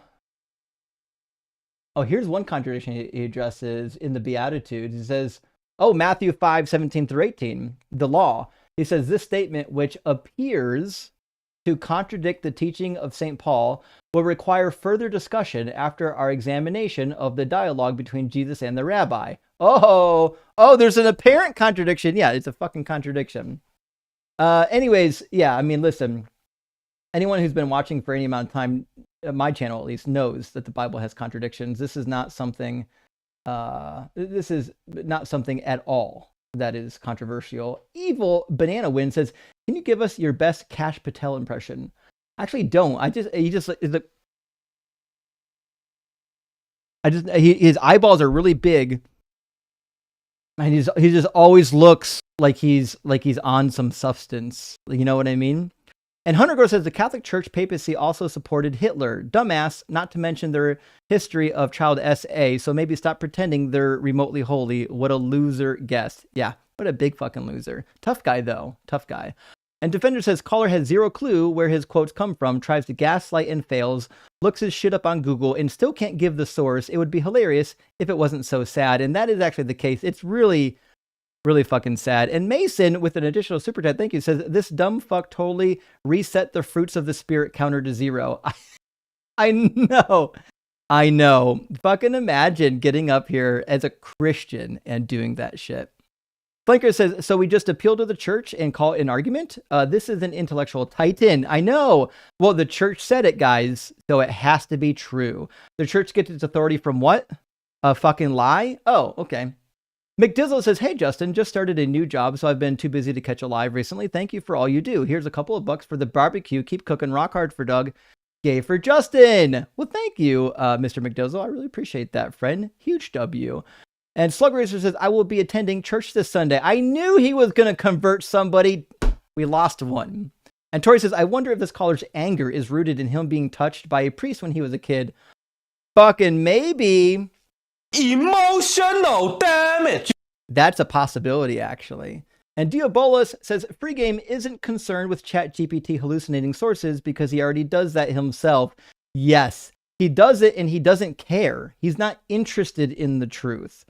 And Philodragon, good to see you, my friend. Thank you for the super chat. Says Free Game is insane. Galatians 5. Now the works of the flesh are obvious: enmity, strife, jealousy, anger, quarrels, dissensions, factions, and those who do such things will not inherit the kingdom of God. This motherfucker is not going to heaven. Not at all. All right, one more super chat from Jeremy. Thank you so much, Jeremy, for the $20 super chat. It says, that's funny how ironically his camera didn't work. Isn't that wild? He also doesn't have a single video on his channel. If y'all followed his channel, not a single video up there. This is not a person who is tough. It just isn't the case. To be sure, there are some like actual tough motherfuckers on TikTok. I've seen them. There's no way he's one of them. All right, I want to grab 3 friends, and then I'm going to get our next guest in here. 1 second. Look at these fucking legends. Man, you can't have me up here debating Philodragon. He's going to cook the shit out of me. Dude, Philodragon. I actually just have one single question for you, and I have to head out. It's an important theological question. Who do you think has more authority, Pope Leo the 14th or ChatGPT? I mean, it's obviously ChatGPT, but if it was me, yeah, I go with ChatGPT. I like the hallucinated sources. Yeah, me too. Absolutely. So I will say, I was looking in the Catechism of the Church, and the Catechism doesn't cover the contradiction at all. All it says in various places, and you kind of have to piece it together, is essentially that the scripture is the word of God, it's unity, or it's united. And if there's an apparent contradiction, it's a problem with you as a reader, and there's no actual contradiction. It's like all it says. It doesn't actually address any of the contradictions. It just says it's an issue with you as the reader. Yeah. Any Catholic who makes a claim that the Catechism addresses some specific contradiction in the Bible has not read the Catechism. That's not the purpose of it. But anyways, I'll let you boys get to it. It was good seeing you all. It's good to see you, buddy. Hope you're doing well. You too. I have to say though that it doesn't really matter, because as long as I can beat you in the octagon, then you're totally wrong. I know. Imagine, like, what the fuck do you think? Let's pretend for a second. Let's pretend for just 1 second that I was a fucking pipsqueak and a weakling, and I had no background in anything, and like I would lose every fight possible. Okay, so the fuck what? Yeah. That definitely reminded me of and chat who's been here for 2+ years or more will remember Landy Christ. Oh, Landy! Is Landy still around? I don't know. I have him blocked, but Landy Christ. Oh my god! For those who've been here for a while, you should remember. Not only did Landy Christ challenge Justin to a fight, but he challenged Jaron from Christ Before Jesus to a fight, and he challenged me to a fight over the Dead Sea Scrolls. And he's straight up like, "You three talk about it. You set it up. I'll fly the three of you out. I'll line you up and box you 1-on-1." Yeah, that was crazy. He wanted to fight like every atheist in the community. I think he did get a channel. Hold on, let me see if he ever did get a YouTube channel. He does. He fucking has a YouTube channel. It's Landy Christ. He's got 31 followers, and Landy literally That checks out. I'm subscribing. Landy literally thinks he's Jesus, but will fucking fight you. Yes. I mean, listen, the only thing that was crossing my mind as that thing was transpiring was you have somebody who not only claims to be a follower of Christ as they're cussing at Justin, attacking and threatening, but also claiming that they're filled with the Spirit, right? Okay. I'm a follower of Christ. I'm filled with the Spirit. I'm cussing at you, right? And the whole time just completely unaware that their belief system entails that Jesus is listening to the conversation right now and listening and watching what you're doing, and you're going directly against the things that you say you believe. What? For Jesus, I'm doing this for you, Jesus. Imagine going to the pearly gates and you don't meet Peter there. Jesus himself made it a point to go out there, and he's like, "So, what about me saying, turn the other cheek?" So something else that's interesting, though, when you talk about like trying to use popes.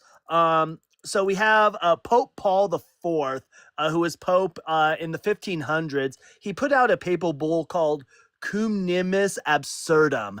And this is what designated the Jewish ghettos. And it starts out, its first lines is, "Since it is completely senseless and inappropriate to be in a situation where Christian piety allows the Jews, whose guilt all of their own doing has condemned them to eternal slavery, access to our society," right? So whenever Christian or Catholics specifically try to go and try to use popes as sources, like, just ask them their view on the Jews.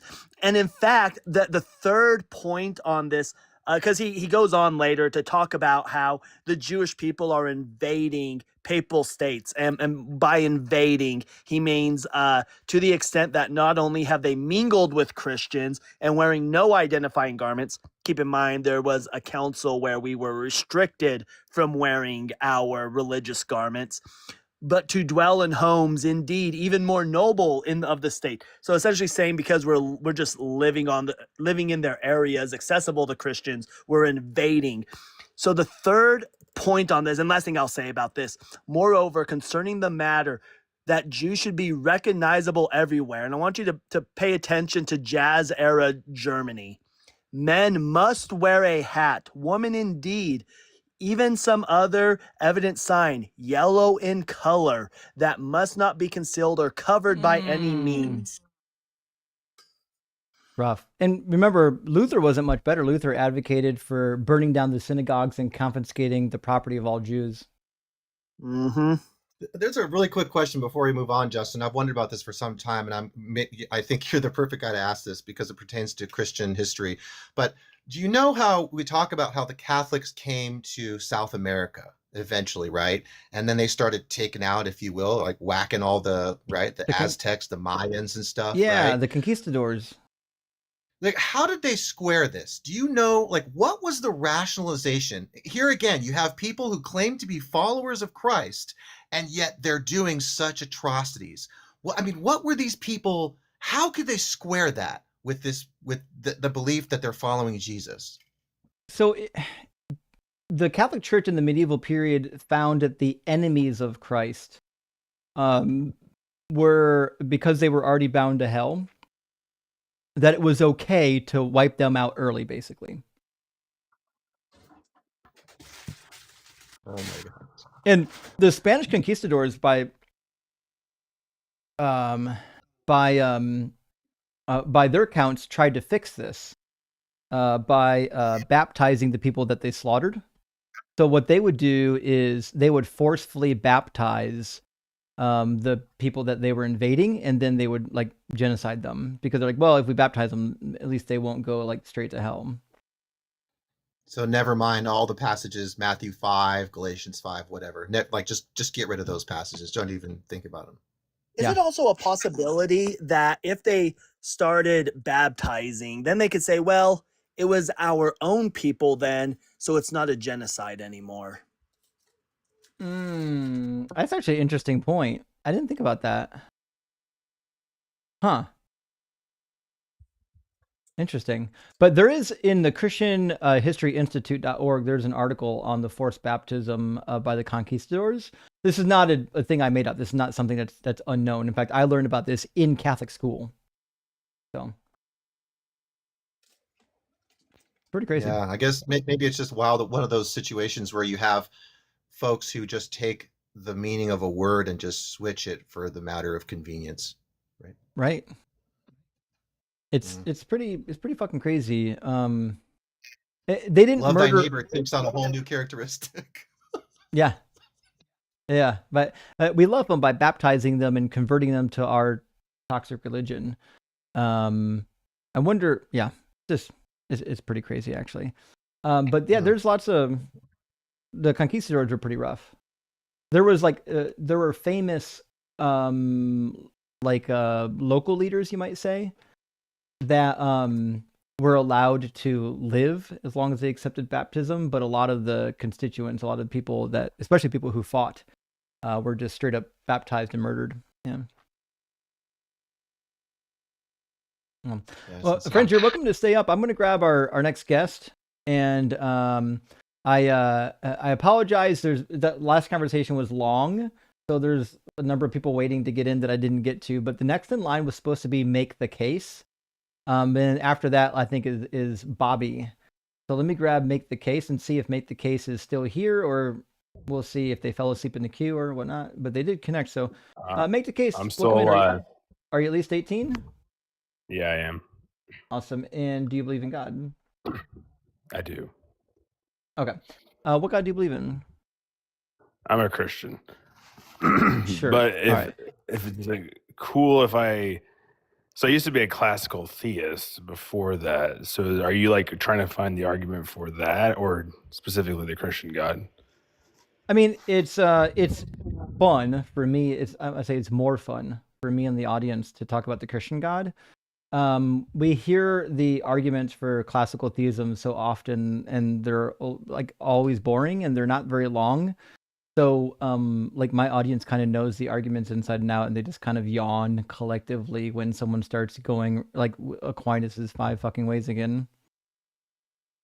Okay, gotcha. So you seem like you're a pretty logical dude. You seem very reasonable. Yeah. I don't know how you. I would love to see that fight. That's all I gotta say. It would be fun. You look like a dude I wouldn't want to fight, so I'll just say that. But well, I'll say one thing: when somebody who doesn't even know you threatens to fight you, you should never be scared. Ever. There's people in the real world who actually like know how to fight don't do that kind of nonsense, unless they're like teenagers. Teenagers will fucking fight anybody. But like real grown adults don't just go around threatening people they don't know. That's preposterous. Only an idiot would do something like that. This is fair. So you seem to appeal to logic a lot. Are you like a materialist, a naturalist? Like, do you have any philosophical? I'm just curious. So I'm definitely a naturalist. I think like 9 times out of 10, I'm a materialist. I have never seen an argument that would convince me of Platonic forms or transcendental entities or anything of that nature. So until I can find an argument that resolves that problem, I guess I'm kind of stuck with materialism. It's like the only thing in your in your current thinking that exists is just material world, physical stuff. As far as I can tell, again, like if If there is some like non-material, I don't know, substance or existence, I've never heard of a good argument for it. Okay, well, let's kind of throw one at you. It'll take 2 minutes. Your audience, so I don't think we get too bored. Sure. Okay, so like you believe in the law of non-contradiction. It sounds like you used it a lot with the last guest. So I do believe in the law of non-contradiction. I've been talking to Dr. Blitz a little bit about the laws of logic, and I'm slightly agnostic. At least I'm becoming agnostic as to whether or not there might be a couple exceptions to them. But overall, I'd say like 99.999 repeating percent of the time, I'm pretty much, I don't understand how they can be wrong. I feel like they kind of just have to be right because they'd be self-defeating to be wrong. So I'm with you. The idea that there even could be logically possible a contradiction seems to be absolutely insanely stupid. Because then I mean, maybe you can make a case. I'm not trying to degrade your professor you're talking to, but like in my thinking, that seems to be absurd. And most, I think philosophers would probably agree that like once you have that ability to have a contradiction, why believe anything is coherent at all?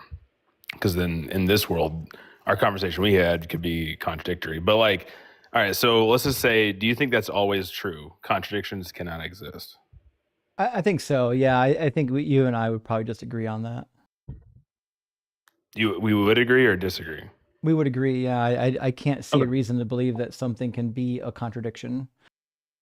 True and false at the same time. So like, if that's always the case, it will always be the case too. So it's essentially like, I know you don't want to probably use these words, but eternal. It's not like it began to be true that contradictions could exist or not exist.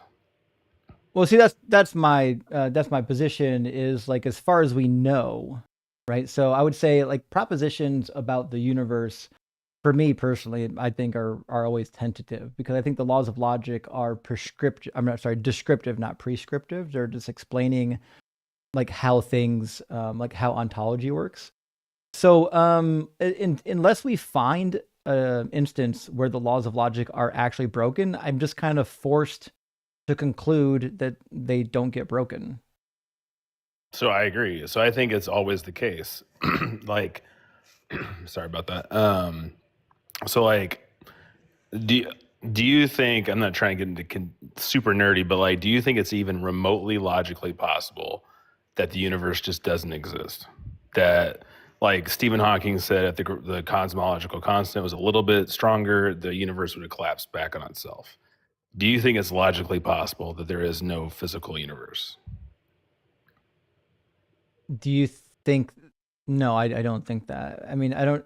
By physical, do you think that we're in a dream inside of another universe? Like, what are you referring to? Like, No, I'm saying like, what do you think physical means? I mean, just anything that's composed of physical parts, like quarks and atoms. And no, I mean, is it possible that the universe we live in is not made up of like atoms and quarks, or just doesn't exist at all? Like if Stephen Hawking is right that I don't know what Stephen Hawking has to do with this. Well, so he will say like the cosmological constant is very in a narrow range. If it was just a little bit stronger, the universe just probably collapses back on itself. There is what do you think that means? It sounds like there is no universe. The gravitational pull just. Okay, well, maybe you can enlighten me what Stephen Hawking meant by that. So he's not saying that there's no universe. No, in that instance, what do you think he's implying? He's not implying that there's no universe, though. That would mean that there's absolutely no quantum states, and that there's no fundamental fields. Which, I mean, obviously, Hawking's is not going to assume that there was a lack of like fields prior to the bang. No, maybe I'm not saying it right. So I'm saying that Stephen Hawking, what he said, I'm going to butcher the exact numbers, but it's like very precise, narrow range. If it was a little, the cosmological constant or the law of gravity was a little bit stronger, the Big Bang, when it has its expansion event, would have just recollapsed back on itself, and we would have no universe at all. I guess no, I don't think he said that. No, I don't think he said that verbatim. I think he's implying it. So, like, I don't think do he's you think, implying like, it. so what do you think would happen if there? What do you think he is trying to say if the cosmological constant was different and the universe collapsed back on itself? What do you think he's trying to say? It would exist obviously in a different form than we have it today. There would still be a universe. Something collapsing doesn't mean it ceases to exist.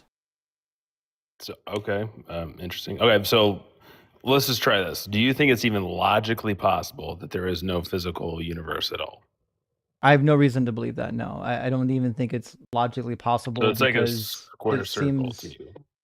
I think it would be impossible if, like, for example, if we say, if we say that something has ontology, like something has existence, and if you and I agree that there actually is ontology, there is existence of, I don't know, something, then I just don't see how we can get to a point where we would say it's possible that currently the state that we're in is a state of nothingness, given that you and I both exist. That's like, I think, therefore I am. I can't believe that there's actually nothing in existence because I exist. Yeah, I'm not. Obviously, in this world, me and you are having this conversation. We exist. I'm saying, is even hypothetically, even logically possible that the universe just does not exist at all? Given Justin, given the current state of affairs, just in a hypothetical world, where like the like Stephen Hawking's idea. Well, that's like, contradictory. The cosmological constants were well, just in a hypothetical world, you can't have a non-existence. That's a world. Either a world exists or it doesn't.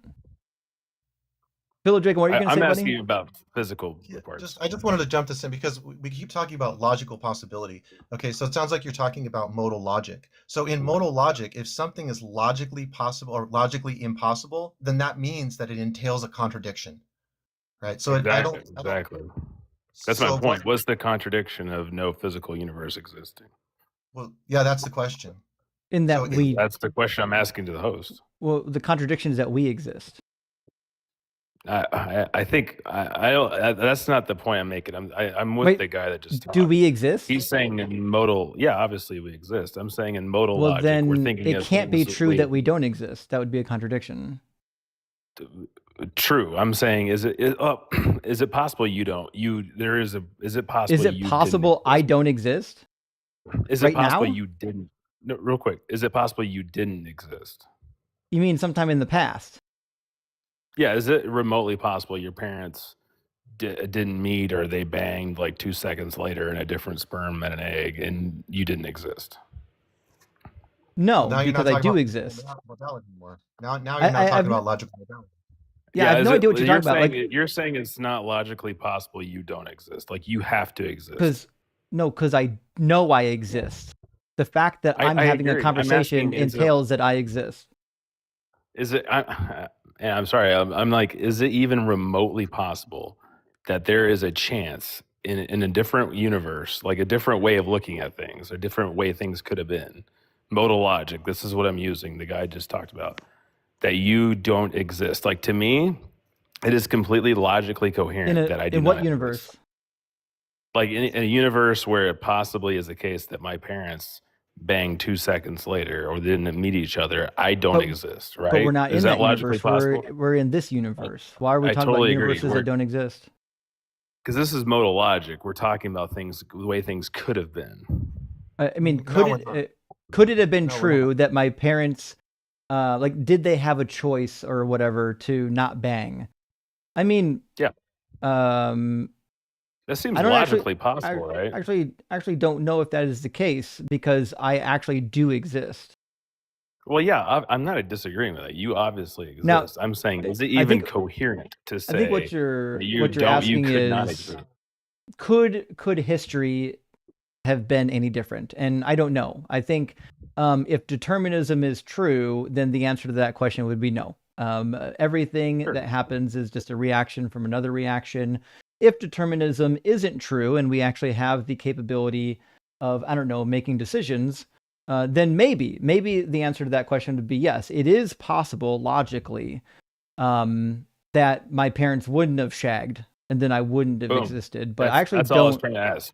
That's all I was know trying this. to ask. I know this is what you're trying to ask. We had the same debate like a year and a half ago. You're doing the same one we did last time.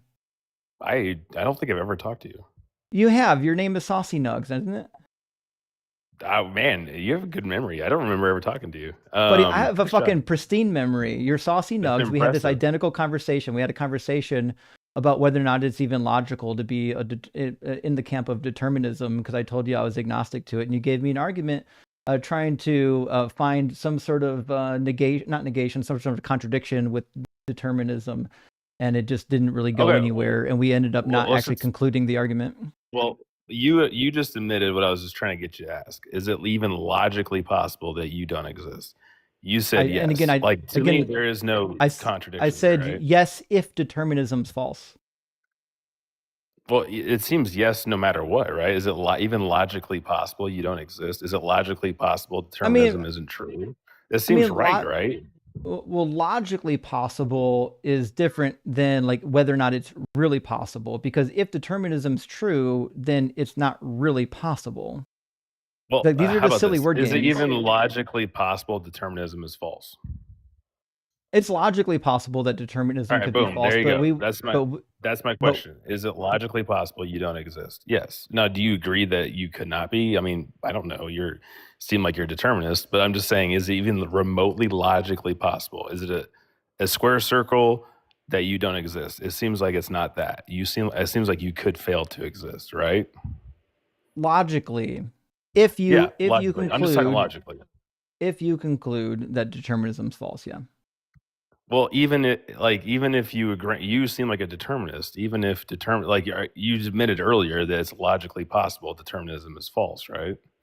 I've said it's logically possible that determinism is false. It's logically possible that determinism's not false. There's a lot of things that's logically possible, and this is like, it's starting to feel like the ontological argument where you're trying to corral something into existence by using logical possibilities. I'm not at all. I'm not at all trying to do that. I'm just trying to get you to admit that it's logically possible you don't exist.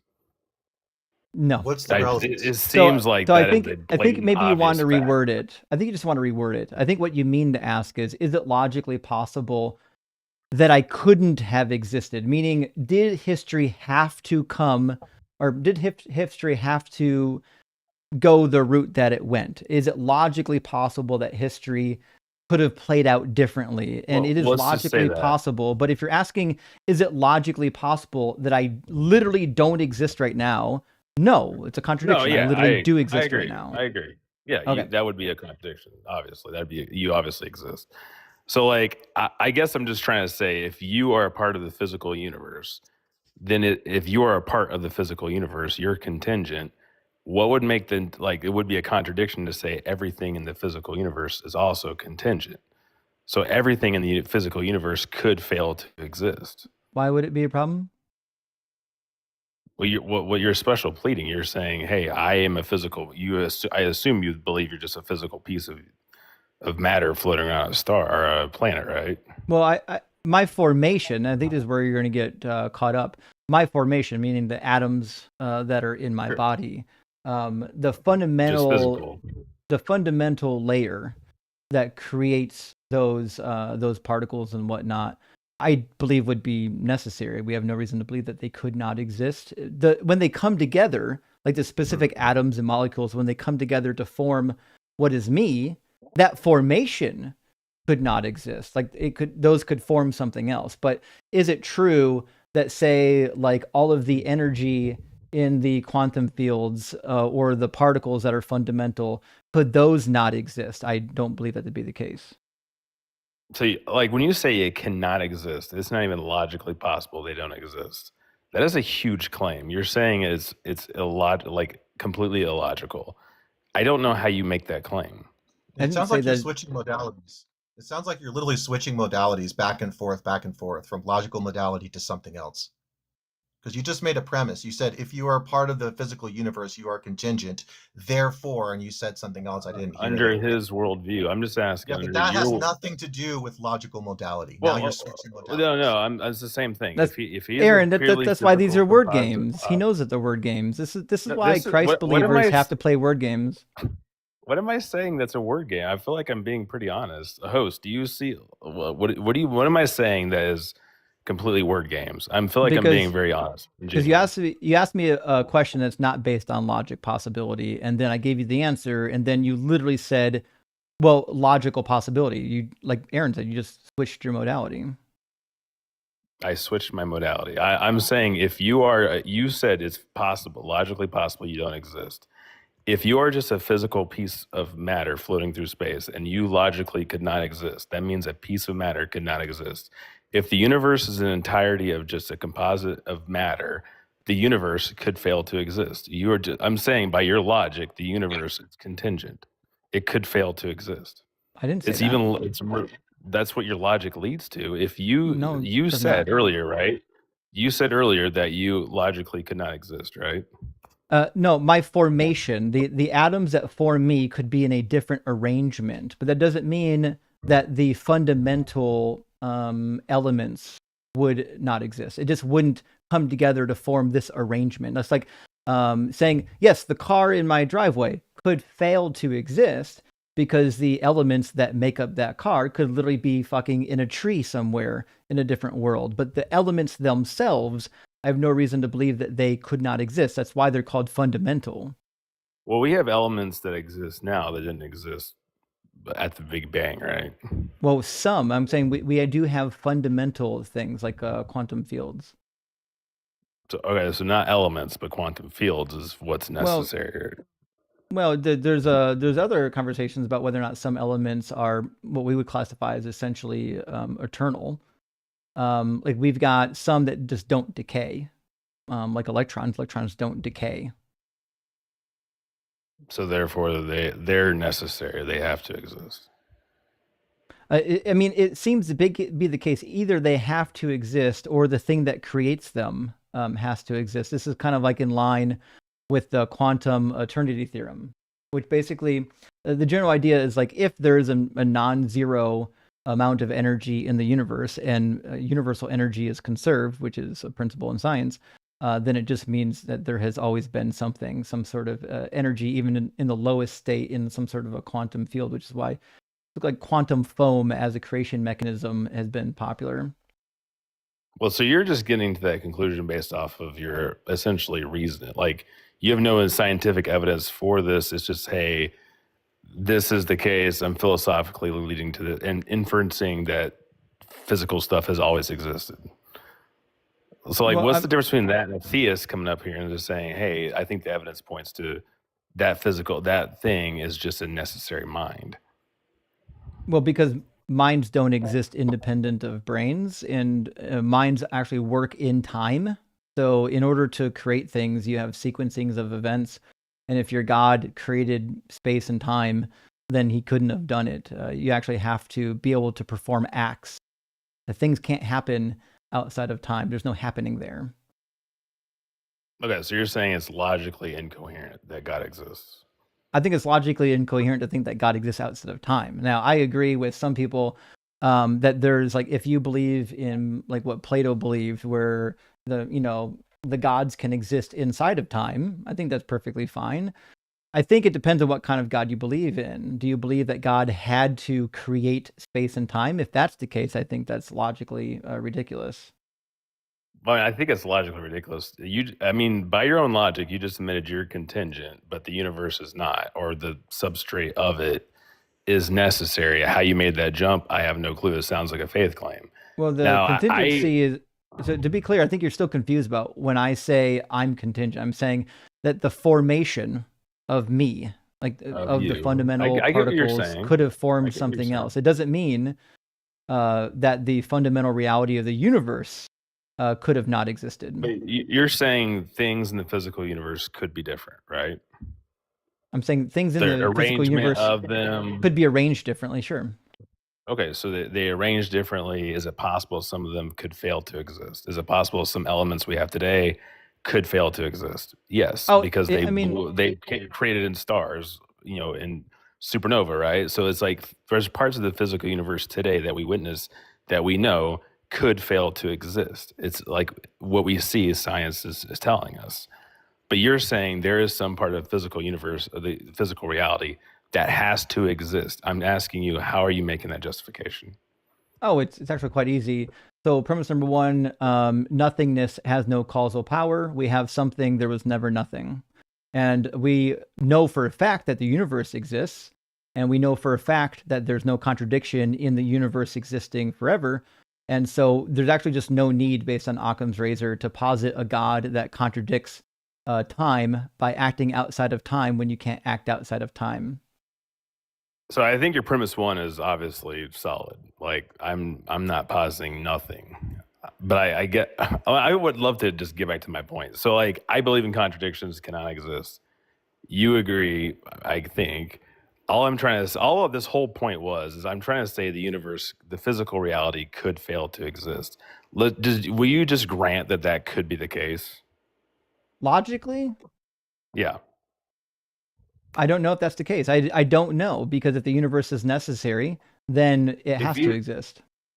So like to be logically incoherent, for it to not exist, most philosophers would say it has to be a square, like a square circle, just jumbled ideas that make no sense. They can't exist. So like what is the square circle? Can something exist necessarily and not exist? No. Oh, that's my point. Necessary. If quantum fields are fundamental, if that is the case, then they can't not exist if they're necessary. So it's pretty simple. Yeah, necessary things don't change. Necessary things aren't things we can think of not existing. What do you mean by I can think of change? quantum, like be in a state of one way and a state of a different way. I didn't say that. I didn't say the universe is in two different states. No, but I'm saying, can quantum fields change? Well, I don't even know what you mean by change. You mean, are there like excitations of energy within the field? Yeah. Those things happen in time. Those are things we might call change, but I don't know what you mean by change. They're not material. Quantum fields aren't material. Okay, so you believe in the existence of immaterial things? Well, quantum fields are made up of things that are generally not considered to be matter, even though they'll be considered, maybe material is not the right word. They're not matter, right? So material would be, we'll take subatomic particle, a subatomic particle. While we wouldn't always consider it matter, it is something. It's stuff or material. So physicalism is one of those things that gets fuzzy when you get down to the quantum level, because quantum fields are actually made of stuff. They're just not classified as matter anymore, because the word matter was kind of defined prior to quantum fields. It's worth mentioning as well that in the philosophy literature, there's plenty of naturalist philosophers that are not physicalists, simply for the fact that they don't think that their term physical is well defined. Right. That's fair. That's why I'm trying to get an idea of what the host is believing. So I think most physicists would say subatomic particles are physical. They're the building blocks of the physical world. I don't know how you would get around it as a materialist or a physicalist. That's just the building blocks of physical reality. They have to be physical. If you're going to say, hey, they're immaterial in unphysical things, then like you're just essentially a theist. You're just making a different label for it. That's what I'm saying. They can be considered physical, but to call them matter is not always the same thing. So I guess maybe what you're saying is you're a physicalist. You just believe in, really ultimately, everything's reducible to physical parts. I mean, it seems to be the case. I mean, Plato was the same. He thought that everything came down to, tiny particles. He just thought that the spiritual ones were, finer. I was just going to say, just because you believe in non-physical things doesn't make you a theist. I totally agree. I'm saying there's plenty of logical people that believe. This is my point. All I'm trying to say is I think it's irrational. I think it's totally possible that the universe, physical reality, does not exist. It's to deny it's logically possible. I think is stupid. So it's logically possible. There is no physical stuff. We're just going to keep going back to the same thing we did at the beginning. It's not possible, right? Even logically, that we don't exist currently because we do exist. The best you can say is it's logically possible that we couldn't have existed. Yeah, there you go. That's what logical possible means. So it's logically possible the physical universe does not exist. Let's just grant it. Now, according to the law of non-contradiction, is it possible? No, I'm just saying for the sake of the argument, because me and you are not agreeing on this very simple premise. So like I don't because if I quantum think field I theory, think it's a premise that rational people would hold, but you don't agree. So I can't really go anywhere, you know? I mean, if quantum fields are necessary, I don't know how we could say that they couldn't exist. Yeah, but when we think of necessary in this deep modal sense of it cannot fail to exist, we think of things that cannot change or could not even possibly fail to exist.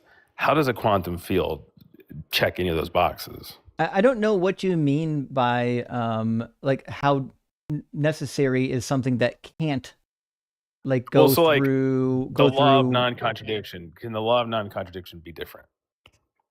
Not that I'm aware of. Okay, so that's a necessary thing. It cannot change. Mm-hmm. So that is the idea. Like I am trying to make the case of the law of non-contradiction, the law of identity, the things that your whole channel is built off of are necessary. They cannot change because say that the law of non-contradiction they don't exist. could be different. You're trying to say that the laws of logic are necessary, but I don't think they exist. Again, I've already said that they're descriptive of the behavior of the universe. You're saying that. I'm trying to make the case that the hardcore view that you have, they are so true. This yet meandering they don't exist. Is wild. They're true because they describe things accurately. Like yeah, is there a time when they wouldn't describe them accurately? Yeah, before they existed, they wouldn't have described shit. So when did they exist? I asked you earlier, when did they begin to exist? You said no, they've always been the case. Now you're changing your tune. So when did they begin to exist? No. So the laws of logic were created by humans.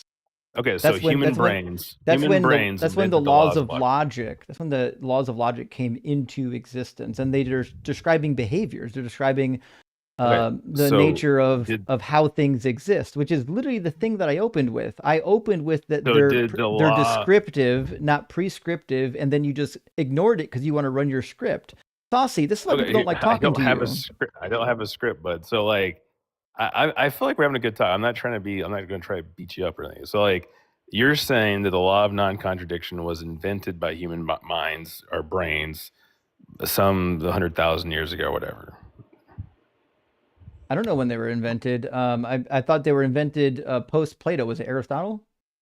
Or, well, let's just say the idea of things contradicting. Is it even remotely possible that the sun was in the center of our solar system before human brains evolved? No, the sun is a physical object that we know existed. So is that true? Is that true that the sun always existed, at least until it was birthed out of whatever? You mean, is that did fair? It always exist once it existed? Yeah. It would be an accurate statement. So what you're trying to do is you're going to try to say that if I say that it's true, that means that the laws of logic are transcendental, but that's not the case. That's not how I'm using it. So the word true just means that we've done an evaluation, and the evaluation matches reality. Perfect. So do you think that star could have been anything different than what it was at the time it was? It could be something contradictory. Could the star be a planet? Could it be a bunny rabbit? Could it be a number? If it existed, then no, it couldn't be a bunny rabbit. If a star exists, it is just not a bunny rabbit. How can you say that though? There is no human brains around to witness it. It doesn't matter if it's witnessed. It doesn't have to be witnessed. So the part that you're missing is that the laws of logic are describing the behavior of the universe. And the way that the universe behaves is that we've described a thing. We're saying this thing is a thing. When we say that this thing is a thing, what we mean is it's not that thing. That's what we mean. I agreed 100%. I'm saying that is true, right? Do you think that's true, that thing has to be that thing? I don't think the word has is working for you here. Do you mean back with the contingency argument, or are you saying is it true that the sun could be a bunny rabbit at the same time as being the sun? How about, is it true that God does not exist? I would say there's no good reason to believe that God exists. And I would say that is it true that there is no good reasons for God not to exist? And I would say, yeah, and again, I'll explain my theory of truth because you're going to misunderstand it. And I know because I've talked to 100 people just like you, which is namely that when I say true, I'm saying that in an evaluative process that is an accurate statement, that statement comports with reality, I'm not saying that the statement itself has a transcendental truth property. I'm cool with that. I agree with you. What truth to me is what maps to reality the best. Yeah, I mean, Fair. that's one theory of truth in epistemology, but it sounds What like the you're just host skipping over something just that you said. said I a agree moment with the ago, host. right? So Justin said, right, that laws are descriptions of what we see in reality, but he did not say or talk about what those laws are describing, right? You must have already heard this if you've been in the TikTok space a long time. He has. Right? It's been said many times by philosophers. The laws of logic, or the underlying things that we're describing, are not propositions, so they can neither be true or false. So A equals A. Do you think that's true or false? That's describing what we experience, but you're I'm gonna ask you this. This is a simple question. You guys are atheists. You're very logical people. Does A equals A true or false? In an evaluation, we would say yes. A is equal to A. Okay. Can it ever not be true? We defined it as A, so it must be A. So no, it can't be not true unless A is redefined as something else. Okay, that's fair. So it's always true that the law of identity is true. That's what you just said. It's not always true. It's an evaluation. So when is it not true? So when is it not true? So evaluations are the thing that make the proposition true. So when we evaluate something, we call it true. We say, yes, here's a proposition. It's been evaluated, and it comports with reality. That's what it means to be true. So if minds don't exist, then there's no evaluation. You can say, So you would don't it be believe in true? any mind. You don't can believe say, in would any it be mind true hypothetically? You can say, hypothetically, if you could evaluate something when you didn't exist, would it be evaluated as still being true? And I said, yes. If I could do an evaluation without existing, the evaluation would be true. But if you're asking me, if in fact I didn't exist, would the evaluation be true? The evaluation wouldn't be true because the evaluation wouldn't exist. So you're saying, essentially, you're saying there is no mind-independent truths. All truths are mind-dependent, yeah. So there is zero mind-independent truths. Like everything you're spouting out right now is just based on your physical brain chemistry. There's nothing about it that's actually true ontologically. No, what I'm suggesting, what I'm suggesting here is that the word truth is just referring to something that comports with reality. And we have to evaluate that using our brains. The only thing we have to evaluate with is our brains, which means every truth claim. I'm saying we have logic. Which means we have our brains. Logic was invented by the brain. Logic was invented by the brain. I don't know why you're talking over me when you want me to answer your question. So what I'm saying is that all truth claims are a process of evaluation. It's not referring to a property or a substance of something. It's an abstract idea. The idea is that the proposition meets what we think the reality is, which is a subjective process. I agree with everything you just said. I'm saying the case I'm trying to make is that logic is necessary. I know you disagree. I think it's crazy that you disagree with me. It can't have necessary existence because it's abstract. It doesn't actually have existence. I agree it's abstract. And I think the abstract things come from one source, a mind. From our minds, yeah. I disagree. I'm saying that if we can literally trace it. We can literally trace it to its development. But go ahead. Okay, I'm saying that obviously we can trace it back to the human beings that said the words that we're trying to fixate on the idea of this actual truth. Just like different cultures developed ideas of pi and mathematics, they're groping for these true things that are true, despite if human brains exist or not. Logic seems to obviously be one of those candidates. It cannot be true. So you think that the contradictions could exist before human brains evolved? No, I didn't say that at all. There's no contradictions without brains. Hold up. You just said that. So again, you've created a category error. There's no contradictions without brains. You just said their contradictions could not exist before brains, correct? I'm saying contradictions. Yes or no? Are mind dependent. Do what you do to Christians and answer the question. I just did. So yes or no? You've created a category error. there's not a yes or no because you created a category error. Could contradictions exist before human brains evolved? Again, that's a category error. Contradictions I want all contradictions. Of your fans I just to want. hear the I'm just going to explain the answer. It's not a difficult one. The answer is easy, right? If a contradiction is when you evaluate a proposition and the proposition cannot be true based on the laws of logic, then what that means is that contradictions can't exist outside of brains. That's what that means. Now, if it happens that you could reword your question, you could ask something, hey, can contradictory things exist if humans didn't exist? For example, can a square circle exist if humans don't exist? Well, the answer on that would obviously be no, but the problem that you have is the idea of a square circle is still human dependent. So the idea of the evaluative process that would draw the contradiction still wouldn't exist. So I don't get how you're coming to this conclusion. You obviously admit in physical reality that physical things are what they are. They can't be contradictory. But you're saying that truth only was true up until human brains invented the word that came out of their lungs to make that statement. This is the dishonesty of your argument is you keep putting words in my mouth that I never said.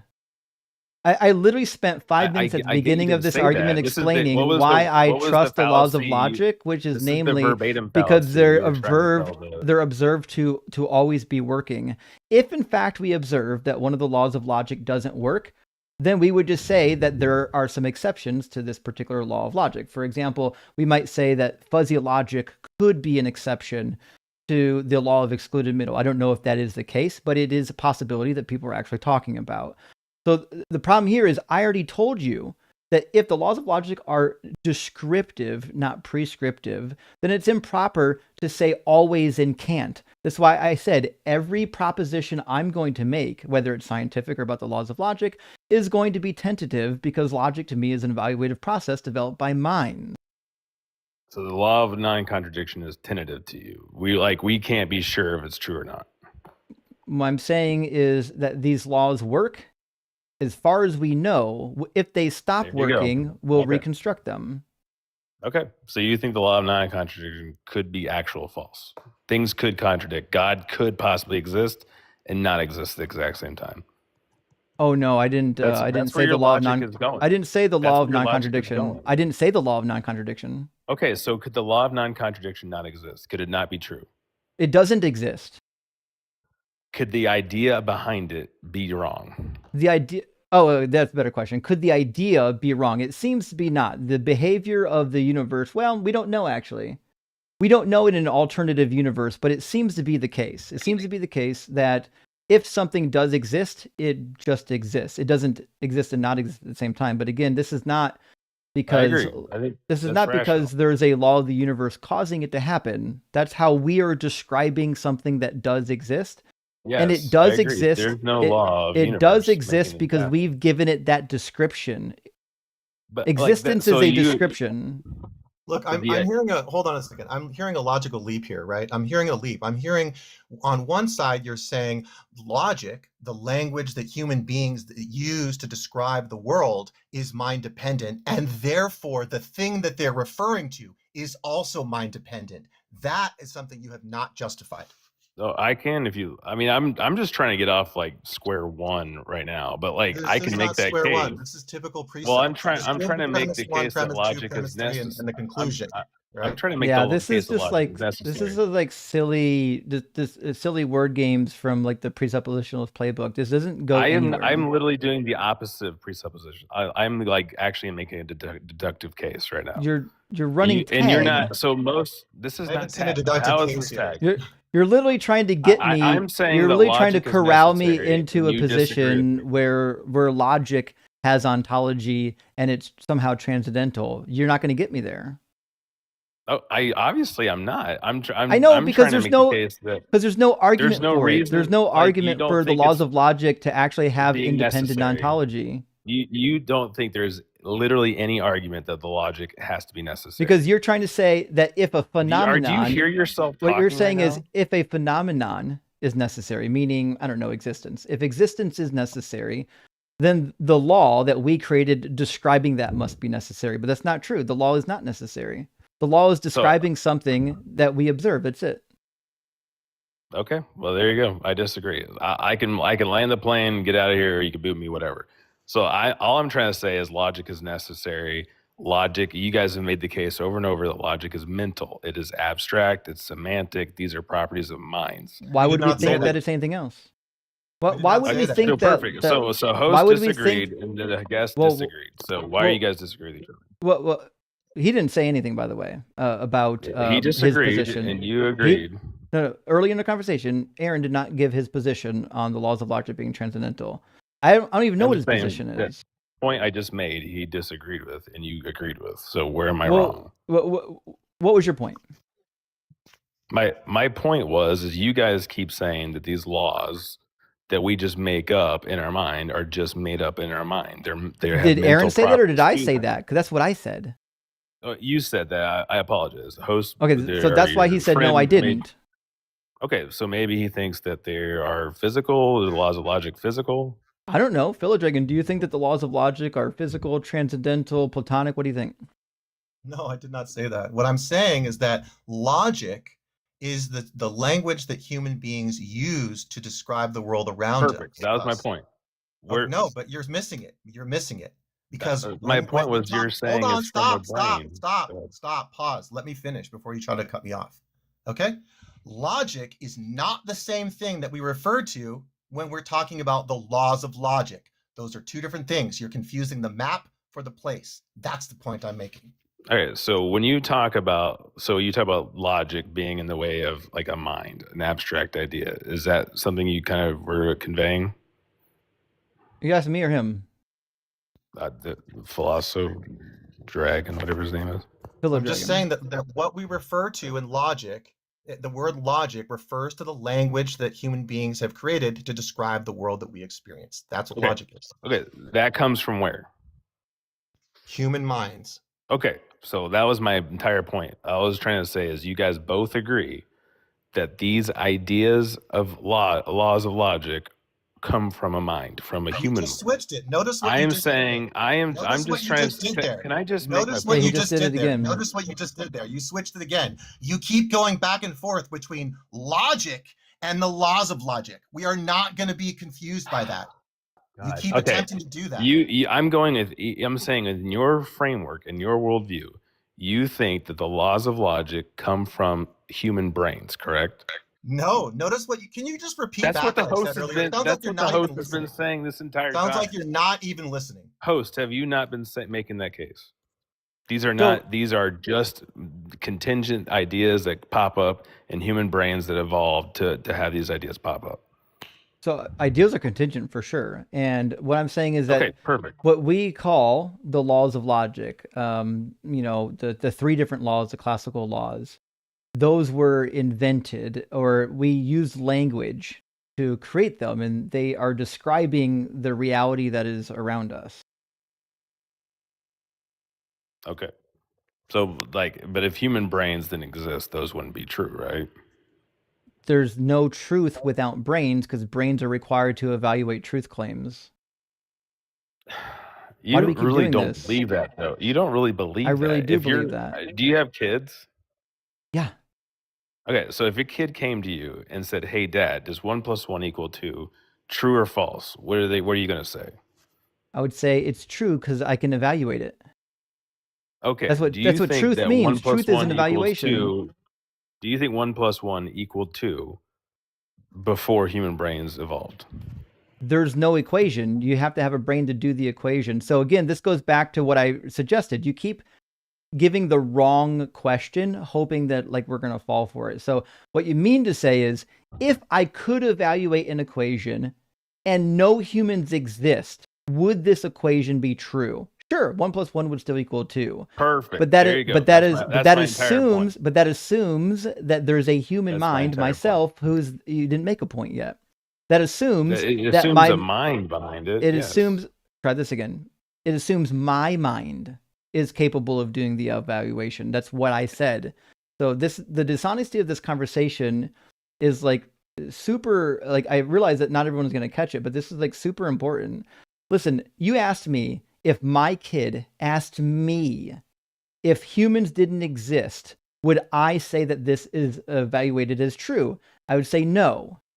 So the only way that could be evaluated as true is if my mind exists independent of this actual existence, which couldn't happen. My mind can't exist when nothing else exists, which means it's an illogical question. It doesn't even make sense. This is silly.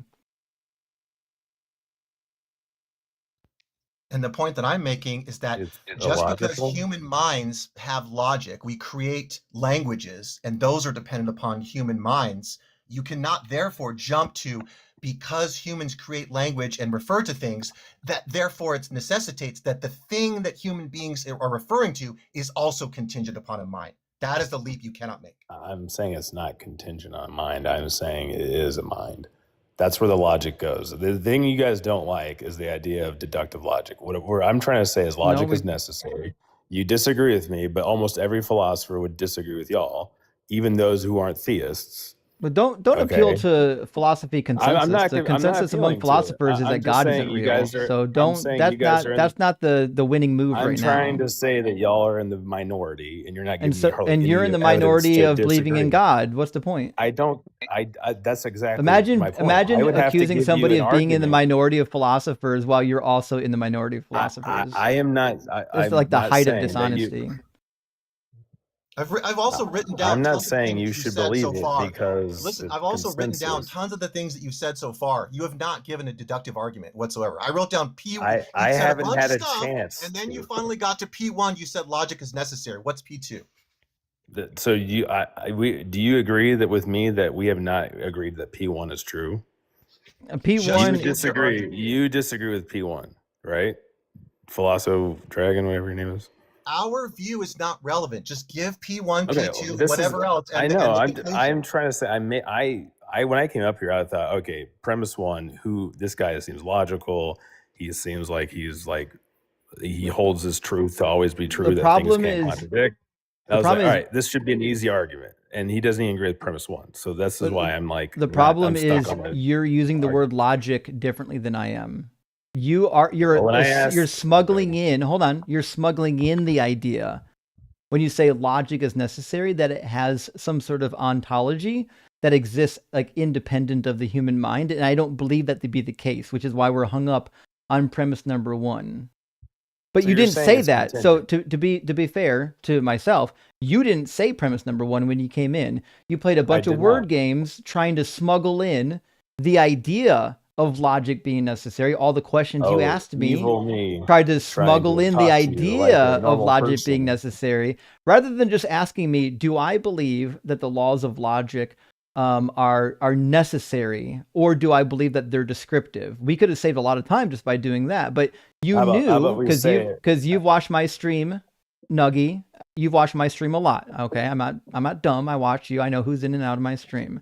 You've watched my stream long enough to know that my view is that the laws of logic are descriptive, which is why you spent 20 minutes trying to rattle off an argument, trying to corral me into your first premise, which you wouldn't even tell me what it was, which is that the laws of logic are necessary. It's ridiculous. Yeah, evil me. So you're claiming that logic, what's the opposite of necessary? It just means that it couldn't exist any other way. So contingent. So you're saying that logic is contingent. That's what the atheist in front of 500 people is saying right now. Yeah, it's actually not even difficult. Logic, meaning the laws that we've made from our brains. Now you're changing it again. No, I didn't say the ideas. See, this is the dishonesty. This is where you keep getting dishonest. The laws of logic are dependent on human minds. We created them. What about the idea that something exists or doesn't exist, that's just an idea. Ideas don't have ontology. So is the idea behind it true or not true? Do ideas exist? I don't think they do.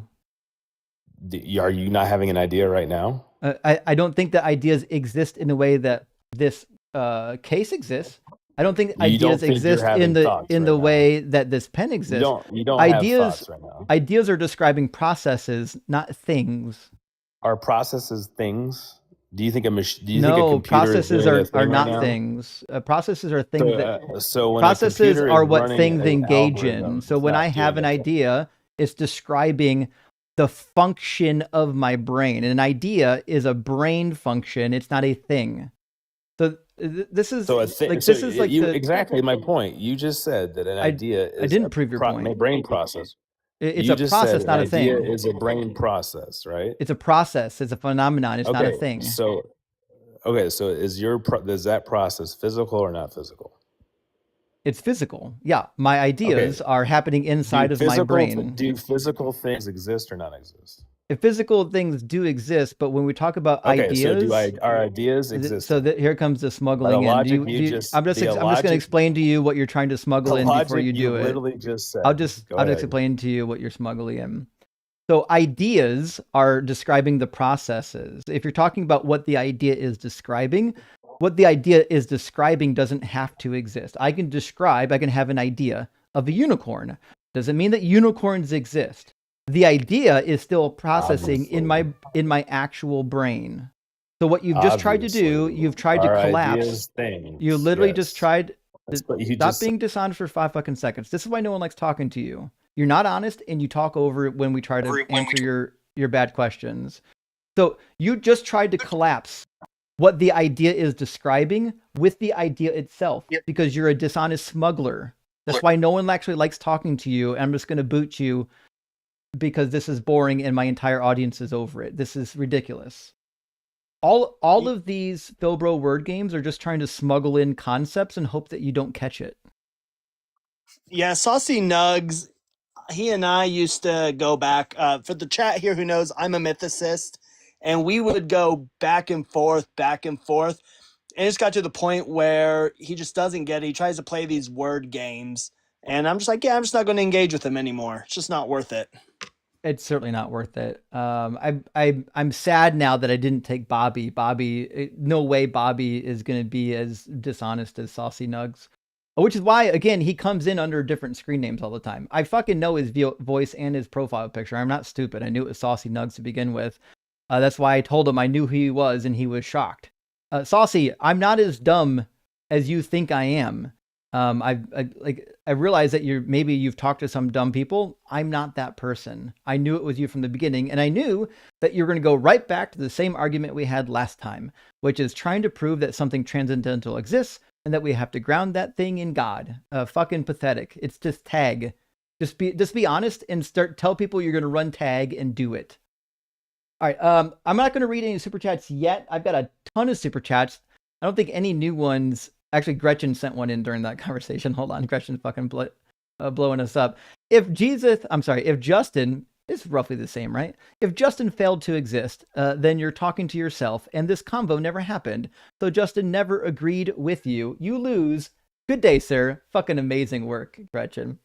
What a weirdo. Imagine not being able to defend your God and having to play fucking word games, trying to define your God into existence. All right.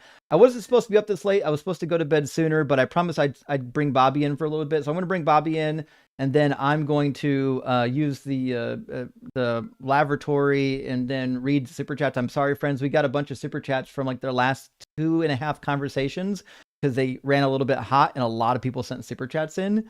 So we're going to be reading super chats for a little bit here after Bobby. How you doing, Bobby?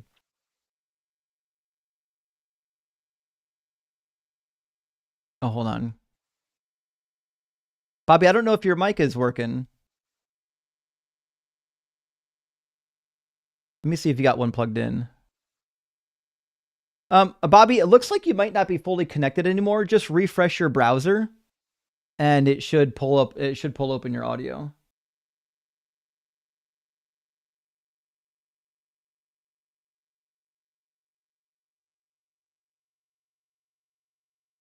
Saucy Nug's so fucking boring on every live stream. I lost like 500 viewers in that conversation. What a waste of time and space. All right, Bobby's back. Let's get Bobby. Hopefully he's got something good for us. Welcome back, buddy. I can hear your background, so it must be working now. Oh, it's working. Hey, how's it going? Good, man. How you doing? FYI, I'm an atheist that is a big fan of your channel. So if you want to move on to someone else, I would be happy to exit.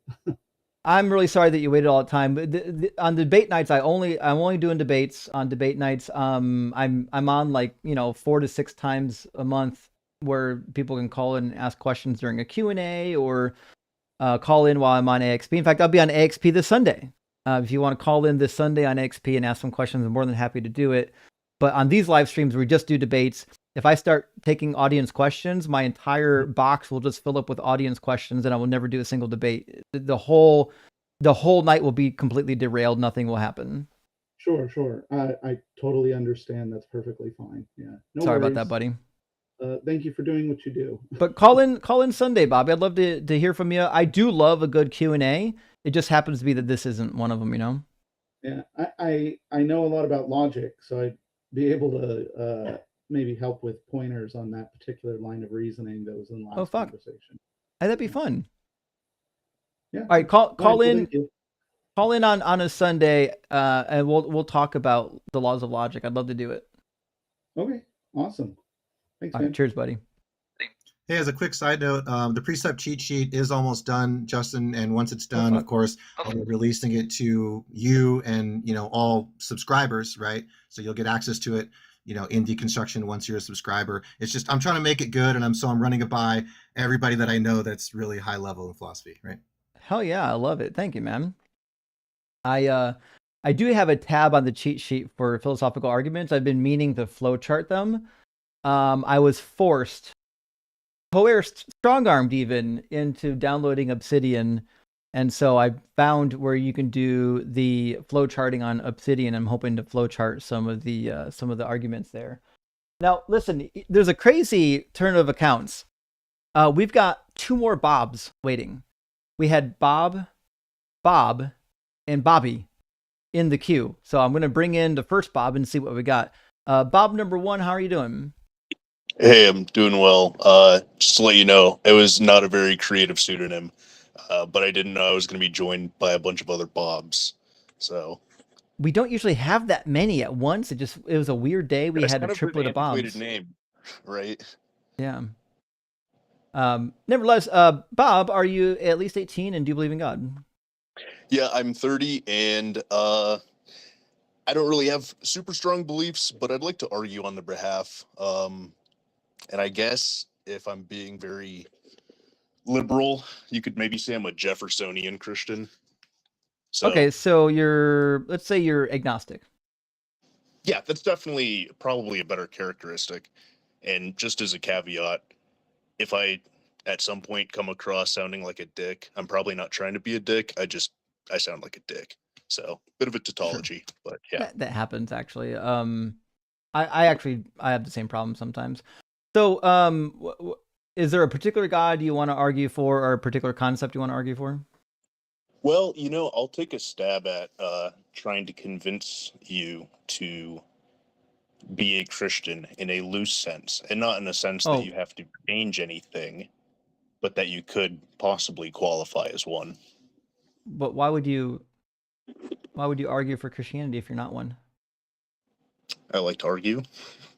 Well, we don't typically do devil's advocate. So if you're an agnostic, it's not we're really assuming devil's you're advocate. I will say that from my position, I am very agnostic about a lot of things, existentially, metaphysically agnostic. So arguing for or against something is something that I do with myself and with others to try to have somewhat of a Hegelian dialectic and hopefully even evolve my own opinions and beliefs on things. So it would be nice to practice that with you. I would prefer you not play devil's advocate and argue for whatever the thing is that you actually believe in. Oh, okay. Somebody that might be willing to listen to your argument is allegedly Ian. Oh, he definitely but just would. make sure Make sure you let him know ahead of time that it is a devil's advocate, but he might be willing to actually let you run through it. Yeah. There's another creator on TikTok, literally with the handle called Hegel Fan. If you're into Hegel, I'm sure he would love to discuss. I'm not really into Hegel as far as most people are in terms of applying that to economic or political thought, but I do like the Hegelian dialectic. Okay. Well, give allegedly alien a call up. They may or may not bring you in. It kind of depends on how busy the live stream is, but I'm sure they'll be interested. One last request. So I did suffer through that dude's 2-hour-long fucking idiocy, and I think that I've got brain damage from hearing it. I'm sorry. Some of these guests are bad. And so I did call in without really knowing the rules, without knowing the format. So would it be okay to have a pretty brief argument trying to convince you maybe to be an agnostic if you're not one? Well, yeah, that's perfectly fine. So if you're an agnostic and you want to give an argument for agnosticism, yes, that's perfectly fair. That's not devil's advocate. Go for it. Okay, yeah, if you just want me to try to argue for something I believe, then I'll go for that. Okay. Let's So, have it. Yeah, what do you want? I guess before we start, is it all right if I ask if you could give an example of an axiomatic truth that you accept? You mean, is there a proposition that I would just say is axiomatically true? Yeah, a fundamental truth of the universe without even getting into obtuse like philosophical terms. Just what's something that you would say you don't just believe in, but you know with absolute certainty? I don't know if I know anything with absolute certainty. Okay. Well, then I'm not sure if I have to do much convincing, honestly. We're probably in the same spot then. So like my position is pretty clear, right? So I'm considered an agnostic atheist, meaning I lack knowledge of a God, and I'm an atheist because I lack a belief in a God. So I think if you're agnostic, that typically means you have a belief in a God. You might not know which God. You might not know, I think to me, being agnostic is a little bit different necessarily than being an atheist. I think they're not mutually exclusive. So I mean, I suspected what you were going to do was give me an argument for like a generic God, like just any God. Oh, okay. Yeah. See, wouldn't that be theism or deism and not agnosticism? It's probably we're nitpicking or splitting hairs. Yeah, Because I probably. tend to think of atheism as a positive assertion that there absolutely is no God. And to say agnostic atheism to me is kind of tantamount to just saying agnosticism or having a lack of gnosis or knowledge. Which would mean, I'm not atheism going to is say that there is no God. I just don't choose to practice a faith that acknowledges that I actively believe in them. Well, as far as I understand, atheism is a belief. The belief system, right? Absolutely. I would agree with you 100% that atheism is a belief system. You have to choose to say, I have knowledge that there is not a God, which I think is kind of a ridiculous thing to say. Right. So if I was going to give an argument against a generic God, I would say something like this. I would say, as far as we know, time itself and probably space-time, given what we know about space-time, must have always existed. Meaning, if God existed, he didn't cause space-time. So time, if it exists, and keep in mind, this is tentative. I actually don't know if time even exists. I'm actually slightly agnostic on if time exists or if it's emergent or if it's illusory. It seems like Dr. Blitz has a better understanding of time than I do. And every time I talk to Dr. Blitz or another physicist about it, most of the ones that I know don't think that time is illusory. They think that time is has some kind of existence, even if it's just like a relational property of matter. Maybe they like time is a in a human sense, the temporal feeling of things passing is an abstraction, but time itself is just looking at causal events in a chain. Right. So in order. I agree. So my point is going to be this. Typically, and this argument depends on who I'm talking to, right? Most God believers are under the impression that God created space, time, and matter. They like to link all three of those together with the creation. If that's the God that they believe in, I would use the argument that I think it's illogical for space, or rather, I would just say time, to have been created, because time requires a sequence of events. And the act of creation is an act happening, and those require sequencings of events. So to me, it doesn't make sense. So it does kind of make me wonder, though, when I get why people end up with God or something that, you could call God, you could call it whatever. I'm really more of a function over form kind of guy. But the question of the unmoved mover, right? What is the beginning prime impulse to cause time, to cause space, to cause matter and energy? Because to say that I don't know if there always was existed, one. so if it has always existed, I'm not saying it couldn't have always existed, but that's kind of hard for us to wrap our heads around, right? I don't know. Something eternal. I'd say it's.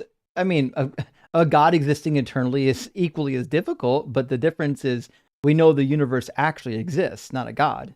So if I'm going to say, listen, it's weird that something exists eternally, I'm still going to pick the thing that I know exists. Well, I mean, I could get really down a rabbit hole here and get into weird branches of not quite nihilism, but somewhere around there. But I'll save you and I the pain on that as far as knowing if the universe exists. I mean, I would say something exists for sure. I would assert that something exists, something is happening. I think these are axiomatic truths that I can accept. But yeah, I would agree that something exists. But so when someone says God is an eternal, uncreated being and he's the cause of the universe, that to me is kind of equivalent to saying, the universe is an infinite, uncreated thing. It didn't have a prima movens. It is, because they really are the same, right? If someone says, why do you believe God exists? I think they could retort with, why is the speed of light 300 million meters per second? It just is, right? It's kind of a tautology, which you don't have to accept, but it doesn't mean that it's illogical. Right. Yeah, I agree. Yeah, so if I talk to a Christian and there's someone who, has read Kierkegaard and, pulls out a quote from Fear and Trembling or something, and says, okay, well, I believe in God because, well, it's an existential leap of faith that I make. Right. That's my belief. Yeah, because he's, spent his life just experiencing existential dread, and his solution was fucking God. Yeah, and I think I don't think it's illogical to believe in God in certain frameworks, but you have to acknowledge uncertainty, and you have to acknowledge that belief is not knowledge, right? It's a choice. I choose to believe something despite certainty. I don't think we choose our beliefs. Actually, I think our beliefs are you're either convinced by something or you're not. I don't think you choose it. I don't know. I mean, I kind of pick and choose what I want to believe and experiment with things. I think you pick and choose what you say you believe. What you actually believe is beyond your control.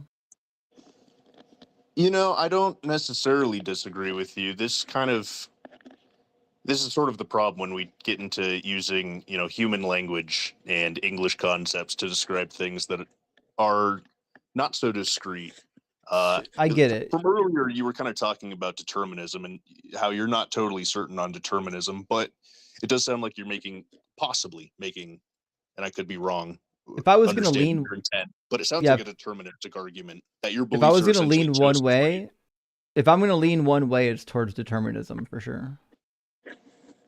Well, there's an area where we disagree slightly. I'm not saying that determinism is impossible. I just think that it is definitely possible that probabilistic states could, because they're probabilistic, have different occurrences that result, and that we only see determinism when we look retrospectively at things. Obviously, things happened because they happened is sort of the nature of the argument of determinism. And because things happened, they happened, and therefore things will happen because they will happen. But yes. So that's I mean, the interesting thing with the non-determined quantum states, I assume that's what you're referring to when we have quantum states that are probabilistic in nature but not determined. I think that I think that may not be the best way to describe it. I was reading on this recently, and I think the better way to describe it is it's not that they're completely undetermined. It's that our ability to know what they will be or what determined them is only probabilistically the case. It's not that. yeah, you're talking about with measurement, right? Yeah, that's definitely. I think that's not an unfair characterization. I can't really say anything too strongly on the topic because I'm not a smart guy, and only smart people know quantum I mechanics. actually think you're a smart guy, which is why you're agnostic. Well, I appreciate that, but I'm not smart enough to, discuss quantum mechanics at length in a way that doesn't make me look like a pompous ass. Because I think, when people get into this kind of shit, it turns into a lot of, oh, I read this in a science journal, and this is what I took away from it, and it must be true. Right. Yeah, but I'm very agnostic on science claims. Science claims, I'll collect the evidence, but I'm always willing to change my mind because not even all the scientists agree. Like, so for example, we brought up time. I still don't fully understand what I believe about time because every time I read a physics paper, everybody has a different concept of what time is. I'm like, listen, until science has a consensus on what the fuck is time, I don't know if I'm going to figure that shit out either. I kind of have to be agnostic, I mean, you could do an appeal to the church or an appeal to ChatGPT, and that seems to give some people pretty good logical certainty on things. Yeah, you were there for that conversation too, huh? No, I told you I suffered. I sat here, and my girlfriend was here, and it was laughing. It was hitting our heads against the wall. It was rough. Yeah, it was pretty bad. That guy was a complete fucking idiot. Yeah. But yeah, I mean, time is without. Well, actually, let me go back to the quantum states thing. And again, this is my layman's perspective. Let's do this. And I hate to cut the conversation. It's going to be 2 a.m. soon. And I've got an hour of super chats to read still yet. And we're not really debating anymore. We're just kind of chit chatting. I mean, we could probably eventually find a point where we could go sort of vociferously at each other, but it might take some time. So how about totally we just drum something up for about 5 or 10 seconds? What do you think about that, you dumb motherfucker? Fuck you, bitch. You wouldn't say that to my face. Fucking Ohio. Fucking yeah, I A. got your Eddie, bro. Come at me. Come at me like your mom came at me. Yeah, I'm gonna come at you like I came in your mom. Pussy. You're gonna come. Actually, if you're gonna come in me like you did my mom, we can do the 3-way if you're if you want to. 4-way. We'll bring both our moms. Oh, can we do a Skyline Chili 4-way? Absolutely. We'll do a double Eiffel Tower. It's on the schedule. Sign the contract. Let's fucking go. All right, man. You have a good one. All right, cheers, man. See ya. I don't know. It was interesting. I thought we might get an argument for God, but we didn't quite get there. But it's all right. Nice guy. Friends, here's what. It's almost 2 a.m. I'm going to use the restroom real quick. I apologize. I've been consuming beverages this whole time, and I haven't used the restroom yet. Aaron and Cyber, y'all in charge for a minute. I'm gonna use the restroom and then read some super chats. Appreciate y'all being here, especially Aaron. I appreciate you being here while we had Saucy up. Saucy is pretty well known for basically just trying to smuggle in misused words and concepts, and like it's always boring. That's why I only take them like once a year, Yeah, I was gonna say I apologize if I contributed to the insanity. No, it was great. Yeah, so yeah, For those who are listening who don't know, I'm actually an ex-presupper, so now I have the bug in my head to reverse all the things I talked about for years, and so that's why we're working on the precept cheat sheet with a bunch of us from what I call Team Monkey Boy. So if you guys are interested in that, you can always message me. It's not done yet, but we're releasing it soon in the Deconstruction Zone community for those who are paid subscribers and stuff. So that's something that's like super interesting to me, is the not just philosophy, but the precept stuff. So, Cyber, what did you think?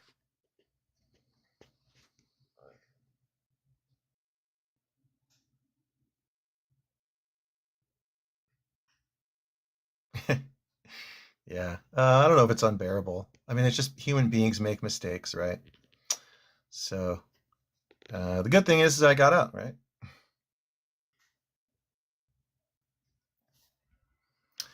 So,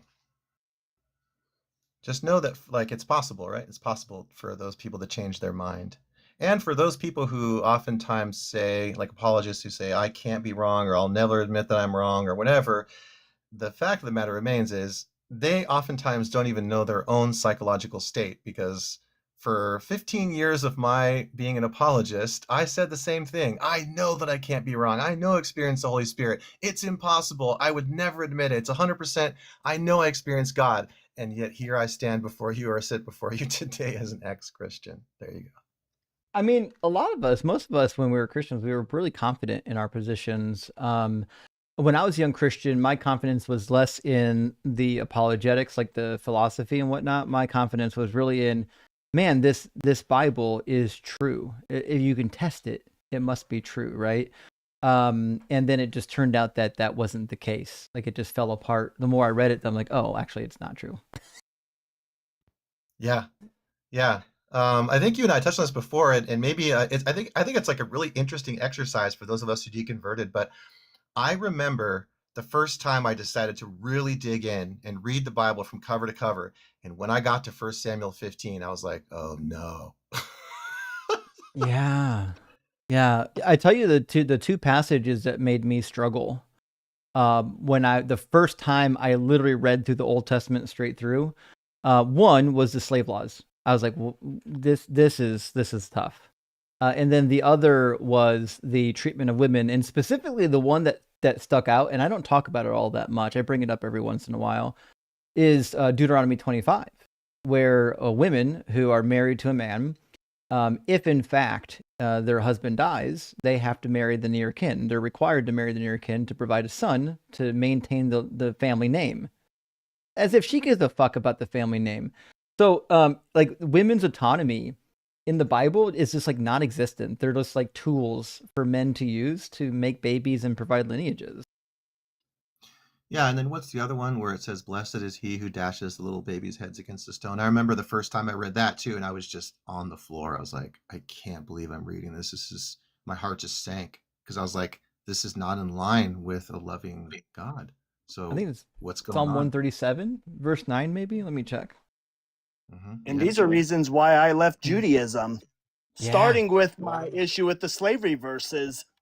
Yep. Well, I tell you what. So, this is the last thing I'll say. I'm sorry I'm delaying our super chats, friends, but when I was in seminary, I definitely got to a point where I was like, oh, I don't believe the Jesus stuff for sure. Like for sure, the Jesus stuff isn't real. But I thought, you don't have to throw the baby out with bathwater. Oh, by the way, hold on. If y'all want to know what was our primary text for what we would consider our Theology 101 course, this is the second edition, I believe. I think the one we used was the third edition. This is called Christian Theology. It's by Erickson. It's published by Baker. We didn't do systematic theology. Systematic theology is only for reformed idiots. But anyways, this is the reason why I still own a copy of this. My original copy from seminary I gave to somebody else when I graduated because they needed it and it was expensive. I was like, you can just have my copy. I'm not going to read it again. And then recently I was like, I kind of wish I had one. So I went on Amazon and bought another one. But nevertheless, this guy's pretty honest about the problems. Like if you read the section in here about the problem of evil, he literally starts out by saying, "Hey, listen, the solution to this isn't as clean and good as most people like, and we're not going to be able to provide a complete solution. But we're going to get you as close as possible."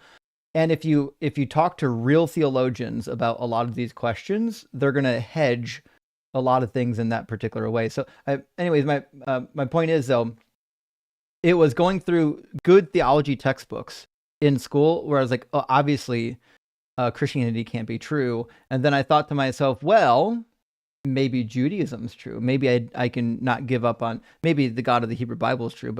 And then I thought about it for like, I don't know, maybe 3 or 4 days.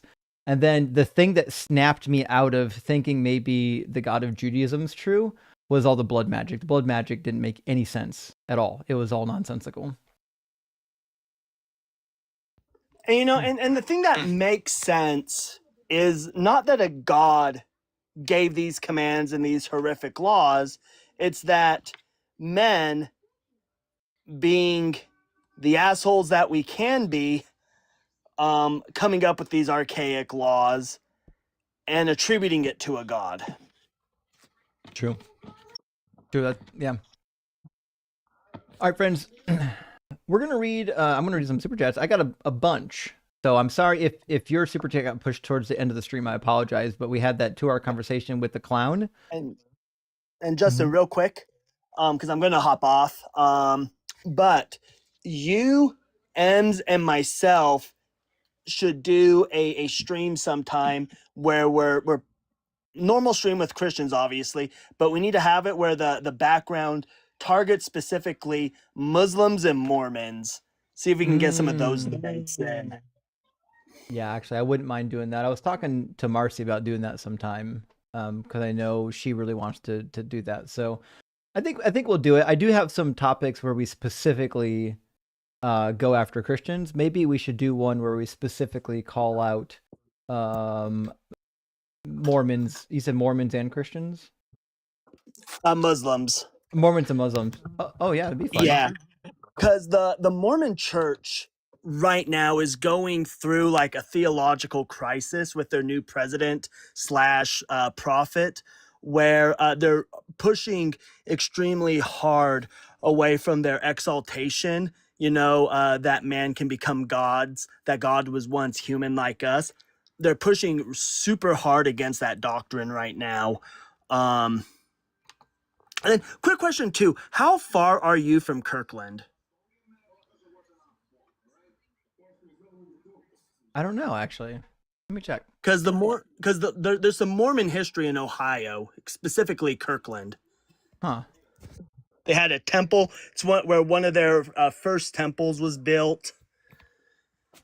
Let's see. Kirkland, Ohio. Kirkland or Kirtland? Kirk, Kirkland.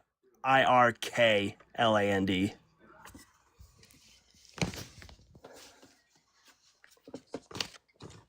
don't actually see it on the map. Maybe it's changed. Maybe. Let me. There's a Kirkland, Washington, which is where Costco's from, right? It might be Kirtland with a T. Yeah, sorry, it is Kirtland. It is Oh, Kirtland. okay. Gotcha. So that was the headquarters for a small point of time. I think that's actually not far from me. Let me see. It can't be very far. I think it's like maybe 30 minutes away. Let me see. Yeah, I mean, I'm looking at the map right now. I think I can get there in less than 45 minutes. Yeah, there might be some Mormon history sites over there you could go check out. Might be worthwhile for you. And then you could do some on the street while you're racist. Oh fuck, that'd be amazing. There is a bunch of stuff going on here, but there is a Kirtland temple. I bet they've got some sort of historical society or something there. Mm-hmm. Interesting. I'll have to check that out. I am going to be calling those 83 for Truth billboard companies soon to troll them and lure them into debates on theological topics in the Bible and see how pretzeled I can get them. So those videos should be popping soon. And then I am planning on going down to the abortion clinic and pressing some Christians in real life on abortion. But that's all I have planned for the IRL stuff. I don't have any IRL stuff planned just yet, but I would love to do like a visit to a Mormon historical society. We do in Ohio have the Anabaptist Historical Society and a museum, which is really fucking cool. So, but Yeah, that's all I know of. something that I'm really interested in. Then last thing I'll say, then I'll hop down. But what are the Christians' views? You know, God is a perfect creator, and they're so against abortion. But what's their view on the fact that God created the human body in such a way that it will just over time, humans will spontaneously abort more fetuses than women throughout history could have ever decided to do on their own Yeah, so collectively. I actually bring that up a lot when I do the abortion topic, and it's been a minute since I've done that one. When I do the abortion topic, that's one of my main talking points is like God couldn't be mad at abortion because he designed women so that like a huge percentage of babies would die in utero. So like if he was really concerned about if every child was knit in mother's womb, why is he fucking knitting a huge portion of these children like to not survive? His knitting needle broke. It's just a sharpen result them of in it. sin. Just a result of sin, Justin. You just got to accept it. Anyways, Philo, it was nice being on panel with you. I love you, brother. You take care. Justin, You I too, love brother. you too. You take care. Love you too, buddy. Be safe. Love you too, buddy. Yeah, be safe, brother. Watch out for Christians running around smacking people in real life. Apparently, that's a thing we have to watch out for now. Gretchen, hey, thanks for the super chat. Friend says, "Friendly's calling really fucks our super chat game." It kind of does, actually. And I'll say one of the other things too. First of all, it's boring for the audience. But second of all, you got to remember, like the channel that I run is essentially it's crowdfunded. I get a little bit of advertising revenue from Google, not as much as people might think. So you know, my two like main sources are people who are members. And the super chats during the live stream. It's actually incredibly difficult to make enough money on super chats during like just a chit chat. That's why you don't see YouTube people out here just chit chatting and making money unless they're like Destiny and they're doing politics. Most people send super chats in because they're interested in the conversation. They're like, oh, they came to watch like a sporting event. They're fucking invested, right? They want to yell at the referees and some shit, right? And so, but you don't get that during just a chit chat. Nobody gives a fuck. And so, I mean, it's not just that it's boring for the audience. It's actually kind of detrimental to helping us like do the setup for the live streams so that they're like self-supporting so that we can actually, you know, afford to do this full time. So that's why I know people get upset, not always, but every once in a while that I won't take their questions, but like it's actually the audience hates it and it actually just derails the profitability of the live stream. And it's like, listen, do you want me to do this or do you want me to go back to being an engineer? If you want me to do this, I got to put rules in place to keep the train on the tracks, to keep everything moving, and that just happens to be one of them. So if you're friendly and you're mad that I won't let you come up and chit chat, I'm sorry. I am doing Q&As now, and you can always call me on AXP, and you can always call me on the line, and you can ask your questions there because they'll take atheists because sometimes they run out of calls. But on this live stream, if I'm not doing a Q&A, sorry friends, we're just doing debates. Game, hey, good to see you, says, I'll say it again. Do Fildos really think God requires us to explain twisted philosophical pretzels to understand he exists? So much for clarity. That's the funny thing. Like, listen, if God exists, he wouldn't need us to smuggle like weird concepts into a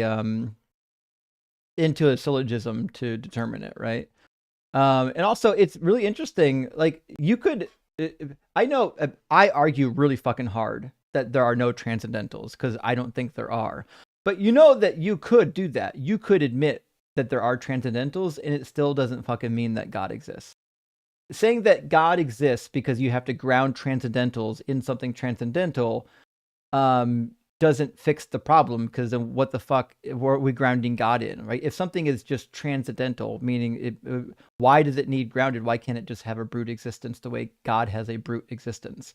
It could literally just be a necessary existence. Like if you're a mathematical Platonist like Ian, you would just say that the laws of logic are fundamental and they're brute and they're grounded in fuck. How did we do this? I forget how Ian grounds the laws of logic, but nevertheless, because they describe the actual reality. If they're descriptive and they work, then they're grounded in the reality itself that they're describing. I think that's the way it probably works. But nevertheless, Aaron, I don't know. Do you think that you can believe in transcendentals without having to ground that shit in some weird mind floating around? Yeah, of course. Right. There's plenty of philosophers who accept transcendentals, but I just wanted to say also that the idea that there's no transcendentals, right, or no universals, as they say, is just called nominalism, and that's a pretty accepted view in the philosophy literature. So if anybody attempts to tell you that that's not, they don't know what they're talking about. That's the problem. I did read one of the surveys of philosophers that was recently published. And they did a lot of surveys about the percentage of people who believe in this and believe in that. And nominalism actually won out. It had the highest portion of people, according to the alternative views, alternative to nominalism. So I think I'm in an okay place to be a nominalist. I just don't understand why people are fighting so hard for nominalism to be false. Because even if nominalism was false, it doesn't get you to God. It's so weird that they have to do these weird arguments to get you somehow to God. Yeah, 100% agree. And look, the other thing about this too is you'll hear this common trope that's out there with these presuppers and apologists. They'll call you a low tier, which just means like, well, you don't know that much about philosophy, which is sort of like as if to say that that's a strike against you. I just don't think that is. It's because what's implied there is, because you don't know is XYZ this much about philosophy, therefore I'm right by default. And that just doesn't follow, right? Yeah, like listen, if I went to school to study the Bible and electricity, if I said you're low tier because you don't know enough about electricity, boo fucking who cares, right? Why are we expecting other people to know the shit that you studied in school? You know what I mean? It's just not, not required. Plus, if you went to school for anything useful like engineering, you're going to learn how to use logic. You just might not have taken S5 fucking modal logic class. But in order to do engineering work, you need logic. So that's right. Just know, all people on this live right now, just know that presuppers do that. They just want to say I win by default, and that's just not true. Yeah, they're going to say, I want to win by default, or they'll burden shift. And Nuggies almost did it to me. He tried to burden shift at one point. I didn't let him do it. But so anyway, Loco says, call me crazy, but does the caller worship the Shinto thunder kami Reijin? Because that's where I know his PFP from. Oh, I actually don't know. This is the early caller, like maybe the second caller. I don't know much about that particular individual. That would have been, hold on. I think is it Vintage was the one we're talking about. I don't know. I couldn't help you out there. In fact, I don't even know what that reference is, to be fair. And Loco with a follow-up, thank you, says, I just double check. Oh, there we go. And I'm right. Fantastic. Islamically. Oh, so that was the one 2 callers after Vintage. Islamically correct. Okay, gotcha. So Islamically has a symbol for the Shinto thunder god as his profile pic. Weird. Why would they do that? It doesn't make any sense. It seems possibly even blasphemous. He might be one of those. I want to say might be one of those clowns pretending to be Islamic, but no, I think he actually was Islamic. Not a robot, I swear. Great to see you, my friend. Says, here's mine. Did you know? Oh, joke time. Did you know that Jesus had a Honda? He could fit all the disciples in it, but he didn't really talk about it. John 12:49, Acts 2:1, rock hard for Doug. And I know the joke. It's that they're all in one accord. And you know what? You get a rim shot for that, but I'm not gonna. I don't know if I can set that above like a 4. It's too well known. I appreciate the joke though. But it was a very well known joke. And Matthew Mulkeen says he really believes someone 800 years ago would be killed for saying semen originates from the balls instead of the lower back. Give me a break.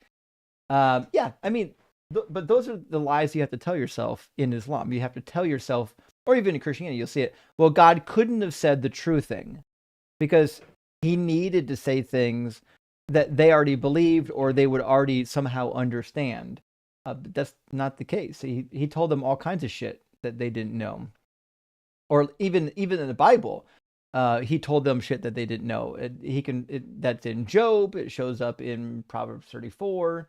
The Toaster Pirate says you should make a Best in M's guest appearances video. Oh well, I would say this: I do have a playlist on my YouTube channels for Muslim callers, and if you watch that playlist, like 90% of them, you're going to find M's. I mean, the guy's just literally everywhere. Akel says, this fan is funding Hail Satan. Thank you. Is it Akel or Eshel? I'm not really sure. Eshel? We appreciate that. Big W. And HP Lovecat's good to see you tonight. Says, the Druze book is called Risa il al Hikmah, but translated into English, the Epistles of Wisdom. Thank you. I was hoping somebody would know this book. All right, one second. Druze, the Epistles of Wisdom. Fucking found it. Okay. It's on Amazon. Paperback for $10. Kindle free. Epistles of Wisdom, Letters of Insight and Spiritual Acumen. Fantastic. Okay. I'll definitely give that a glance. I appreciate that, friend. Oren Patch, great to see you. Thank you for the super chat. It says there are 1 to 2.5 million Druze. Closed practice, offshoot of Islam. He didn't seem like a good representative anyways. Rock hard for Doug, Simply Wet for Sharon, Justin's fucking rock, Gay for Justin, and all the rest. Well, thank you, Oren. I appreciate that. I've never, when he listed his religion, I didn't even hear it. I didn't know. When he said Druze, right over, I didn't even hear it. So I'm glad that y'all were able to catch it because I'm like, I was really trying to piece together what the fuck is this guy, and I couldn't figure it out. Gretchen says, okay, what the actual fuck is center cut Christianity? I think it seems like an idiomatic usage. I think what they mean by center cut Christianity is something along the lines of mainstream Christianity, or mainline Christianity. Steve Wright, thank you for the super chat, says Jesus made sure he would never be a king. Yeah, in John 6, yeah, they try to put a crown on him and ran away. I bet you quoted it here. Jesus withdrew again to the mountain by himself and ran away from the recognizing crowd. Yeah, there's one passage in John, this is it, where they try to crown Jesus king, and he literally runs away from them. Now, I don't bring that up too much because most Christians don't know it exists, and because it brings up ambiguity in the passage, and then you have to explain a lot more bullshit. Can you be king just because a small group of people want you to be king? It's not really how that works. You don't get to be king because a couple people throw a crown at you. Watery tarts, throwing daggers from ponds is not a system of government or something like that from the Monty Python. What was it? Shit, now I forgot the quote. But never mind. You all know the quote. Gates of Delirium says, sorry, that was supposed to be 1 million Druze. That makes sense now, because that's what we read elsewhere. So thanks for the correction. And Joel says, I'm in North Carolina. Every time you say Lord, it sounds like Lord to me. Regional variation. No shade, just like language. It's interesting because, like, where I come from, I feel like I'm the nominal American accent. But it can't be the case. I mean, obviously, when I go to the South, they think I have an accent. So, I don't know how they pronounce Lord in the South. I'm trying to think. They almost get rid of the R, and they'd be like, well, not all of them. Some of them will say Lord or Laud. But trying to think, because my grandmother didn't pronounce most of her R's. I'm trying to remember how she used to say it. Like even the word fire, she wouldn't say fire. She'd say far. I'm like, what the fuck is it? What are you talking about? So I'm trying to remember how she would say it. I think she probably said Laud. Or I mean something close to that. Not that like comically wrong, but something closer to that. I have to look it up. Maybe I'll find something on the internet. Find somebody talking in Appalachian language. Roy Williams, thank you for the 99 super thanks. And Book Club Alex says, more like William Lane Craig. Am I right? I don't know, my friend. I don't know what you're responding to, but thank you. I appreciate the super chat. And Tim, thank you for your super chat. It says, oh, great. Just what we need, a Druish princess. I mean, maybe. I don't know if they have any princesses. Miss Meg says, if Jesus cleared Christians of sin, why do they worry about sinning so much? So, Megs, this is a really good question. And I've been meaning to do this contradiction. This contradiction's in my cheat sheet. I don't run it. But it's a good one. For example, if Jesus forgives all your sins, except for the unforgivable sin, that means passages like 1 Corinthians 6:9 and Revelation 21:8, where they list these sins, like if you commit these sins, then you won't inherit the kingdom. What the fuck are you talking about? Why are those sins on the no list? If the only unforgivable sin is blasphemy of the Holy Spirit, none of these sins should prevent you from going to the kingdom. It's just a straight contradiction. Moak Meister says, I apologize for breaking a rule. No worries, Moak. It's not your fault. You know, people come here and they don't know the rules, and I get it on other call-in shows. You know, atheists can call in.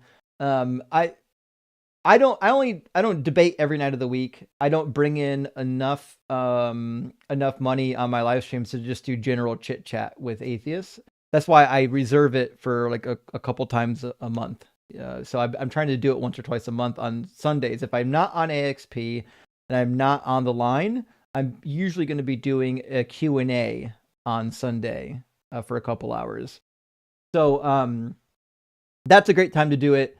If I had a really big channel, say I had 200,000 followers on my channels, and I could just publish a video, like a clip, and make a bunch of money on it, like they do on the bigger channels, then my live stream wouldn't have to bring in, so much money. But because we don't make that much on clips, because my channel's small and my clips don't have a large of an audience as the big channels. You kind of have to rely on the live stream being really interesting, being really engaging, and having lots of views. And then obviously lots of engagement.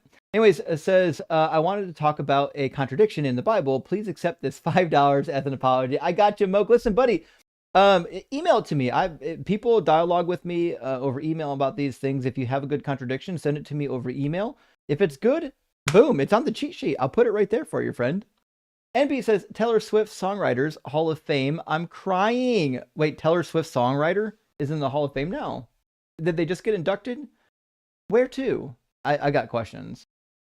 Might IV says, Exodus 34:14 about human-like jealousy. Yeah, God in Exodus says that he's a jealous God, which is a contradiction of 1 Corinthians. In 1 Corinthians, when Paul says that God is not envious or God is not jealous, well, this would just be a contradiction of Exodus. Like, this is what it keeps saying. Listen, Paul did not know what was in this book. He did not. He wasn't a Pharisee of Pharisees. He just wasn't. I mean, it's not just that God says he's a jealous God. He says, fucking my name is jealous. Like, okay. All right, got it. Hunter's Sack of Meat says, do you think reincarnation could be true in a way? I mean, it could be true. I don't. So, in order for reincarnation to be true, fuck me. God, it's 2 a.m. For reincarnation to be true, we would need to demonstrate that spirits exist. Because theoretically, the spirit moving on past the body is the thing that would cause it to be true. If we found good verifiable evidence for spirits, then the plausibility of reincarnation is on the table. But again, I don't actually think if spirits exist and reincarnation is true, or if spirits exist and then they exist outside of your body at some point, I'm not convinced that still leads you to a God. Like, it's possible that a spirit is not something completely immaterial. It's something like what the ancient Greeks thought, where it actually is some kind of finer material that is that interacts with this other material, but it's like completely invisible, but it still has some kind of body and structure. So it's not clear to me that the existence of spirits would necessarily entail that God existed. But maybe I'll grant that sometime. Maybe I'll just grant one day that spirits exist. Now prove that God is like the source of them, right?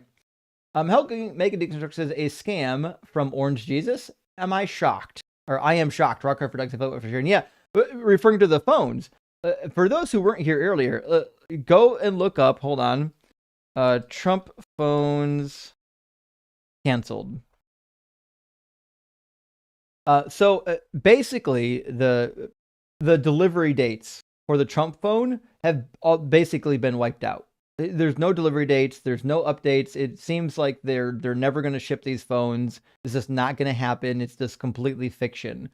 And they took down payments, $100 per phone, from like tons and tons of people. They made like $70 million. Trump did. So not only is he fucking selling fake phones that don't exist to people that he will never build and deliver, he's also doing rug pull scams on cryptocurrencies, defraud. Listen, once a scam artist, always a fucking scam artist. This is not an honest individual. This is a person that's taking the entire base for a ride. I hate that I have to feel bad for idiots in the MAGA movement, but I kind of do. There's so many people in that movement that are probably decent people that think that Trump is decent for one reason or another, and they're getting scammed by him. Game Guy says, bro thinks there's going to be segregation in heaven. Actually, this is a very good question. Somebody was referring to this the other day because they grew up in a more segregated time period, and they asked their pastor, who believed in segregation, if there'd be segregation in heaven, and the pastor kind of like, oh fuck, I didn't think through that. So it's a very good question. This is KL pseudolinguistics equals pseudonese. Indeed, yes. And this is one of the problems too with philosophy. Is this is one of the reasons why it's so boring for the guests too, is because we try to use words to make evaluative claims. Like we use words like in actual formulaic layouts in philosophy. And the problem is the meaning of a word sometimes is fuzzy. And sometimes like when we refer to, like we could say science, right? When I say science, you know, I'm referring to the scientific process. You know that science is a process we engage in. You can't put science in a bucket. It's not a noun. It's not a thing. You can't carry science with you. But when we talk about science, we can use the word science as a noun sometimes, right? We can say, the science doesn't teach that. Now, that would technically is not a proper way of speaking, but we do it all the time. And that's what we find a lot of times in the philosophical discussions, where they'll use a word, but then they'll be super imprecise about it because they want to smuggle in a usage or a meaning of the word that is not actually how we're using the word, because sometimes word, you know, they have a semantic range in how they get used. And that's why these philosophical conversations are often just a game of, it's just a shell game of smuggling in concepts. 5Ds of Dodgeball, amazing name as always, is do the storehouses of Pitham and Ramses next. Oh, fuck. You know, so here's the deal. I was thinking about that the other day because I'm putting together a presentation. I'm putting together a presentation for the authorship of the Hebrew Bible. And as part of my authorship, I'm demonstrating my Mosaic authorship is stupid. It doesn't work before I go through and I argue for the documentary hypothesis. Should be a lot of fun. It's going to be a long video for people who are really interested in the topic. And nevertheless, the storehouses of Pitham and Ramses is a great contradiction because 1 Kings chapter 6 literally states that the Exodus was 480 years prior to the building of Solomon's temple, which is about 460, 470, which means the Exodus was in the middle of the 1400s. But the storehouses of Pitham and Ramses hadn't been built yet. In fact, Ramses, the guy who built those, Ramses II, didn't start reigning until 1279. So, you know, like 179 years, you know, or so later, right? or 125. I have to do the math. 175. But anyways, the long and short of it is almost 200 years later. So they couldn't have been in Egypt building the storehouses of Ramses if Ramses didn't exist yet. Ramses wasn't even like a glimmer into the grandpappy's eyes. Energy Glamomania says, thank you for your donation. Oh, well, fuck, thank you for your donation. And Peace Loving Cake says, free game. Have you ever considered using all of your brain? I got to be honest, here's the thing, Peace Love. I think that was all of his brain. It wasn't much, which is why he had to farm it out to AI. MB says, homie is AI maxing. Fuck. I'm learning some of these words now, by the way, for those who are wondering. I did learn what maxing is, and now I know what mogging means. I've never used these words in conversation because I'm an ancient, million years old dude, but what do you think, Philodragon? Am I hip now? Am I cool with the kids? Well, dude, I'm older than you. I'm 47, so I feel like if you are, then I'm cool too. Fucking A. That's supposed to be cool. But I was going to ask you, do you know what NPC means? Non-player character? Yeah, non-playing character. Yeah, exactly. There you go. Yeah. I don't fully know how it gets used all the time. My understanding is it gets used to refer to people that are non-essential, meaning like they're just there for a plot device. So the way that I've seen it in Team Monkey Boy uses a lot is for folks like these apologists who are sort of like a robot. They're just repeating talking points that they heard from somebody else. Gotcha. That makes sense. Yeah. Meaning they're not because that's what you would find in like a role-playing game. You'd run into these characters that don't actually have a role. They're just like, regurgitating a pre-programmed script. Whereas the players actually have theoretically they have agency and whatnot. Which reminds me, the other one is anime debaters. You know that one? Oh no, what's that one? So the anime debater is the one who's like debating just to show off, right? They're trying to make a big presentation, like light off firecrackers and do the Super Saiyan, right? That's what anime debaters are. Oh shit. Right. I know. Okay, I know what you mean. Okay. Before I move on to the next one, I did have a question for Philodragon. So on philosophy, are there are there any good philosophical books that you know of that a layman like me could understand, that goes into, say, what we might call transcendentals or Platonic forms? There's probably a real name for this, like something realism, but I'm not sure what the name of it is. But I'd love to read a book on it because I'm also interested in Platonism, because I'm kind of interested just because Ian's position, but also I also want to do oh fuck, what was I thinking of? The other topic I wanted to find books on in philosophy was I lost it. Oh well. Not logic or metaphysics or philosophy of religion. I found an entry-level logic book. It's like Logic 101. I started pilfering through that. So I'm going to get that taken care of. But I really wanted to find something that is on like one of the arguments that we typically use. I've read like Aquinas' 5 Ways. I've read a bit of Plato and Aristotle, but I'd like to read something where somebody is actually providing a background for a popular argument, say like nominalism, and then is going through and really doing the legwork on explaining nominalism and the pitfalls and the benefits of nominalism. But I don't know where I would what kind of a book that would even be, but I suspect there's probably a book that's got a lot of these popular philosophical ideas in them where they kind of hash out the pros and cons of each individual position, right? Yeah, there is. Okay, so the first one that comes to mind is Arguing About Gods by Graham Oppy. That's a famous one. A lot of us like that book. I'm actually looking at my books right now because I have so many of those. One that's specifically about nominalism, I'm going to have to get back to you because one is not coming to mind. But you would probably enjoy Arguing About Gods from Graham Oppy. Okay, I'll definitely check them out. I haven't purchased anything by Oppy yet. I did get the God argument by Grayling, and I was hoping to touch Graham Oppie next, and maybe get Oppie pilled, you know? Yeah, and then I'm also just going through, as I told you, it's a really good book, Theism and Explanation by Gregory Dawes, and that was like Jack Angstreich recommended me to that book, and it's really good. Oh, I love Jack stuff. Okay, I'll definitely check that out. Tim Deviney.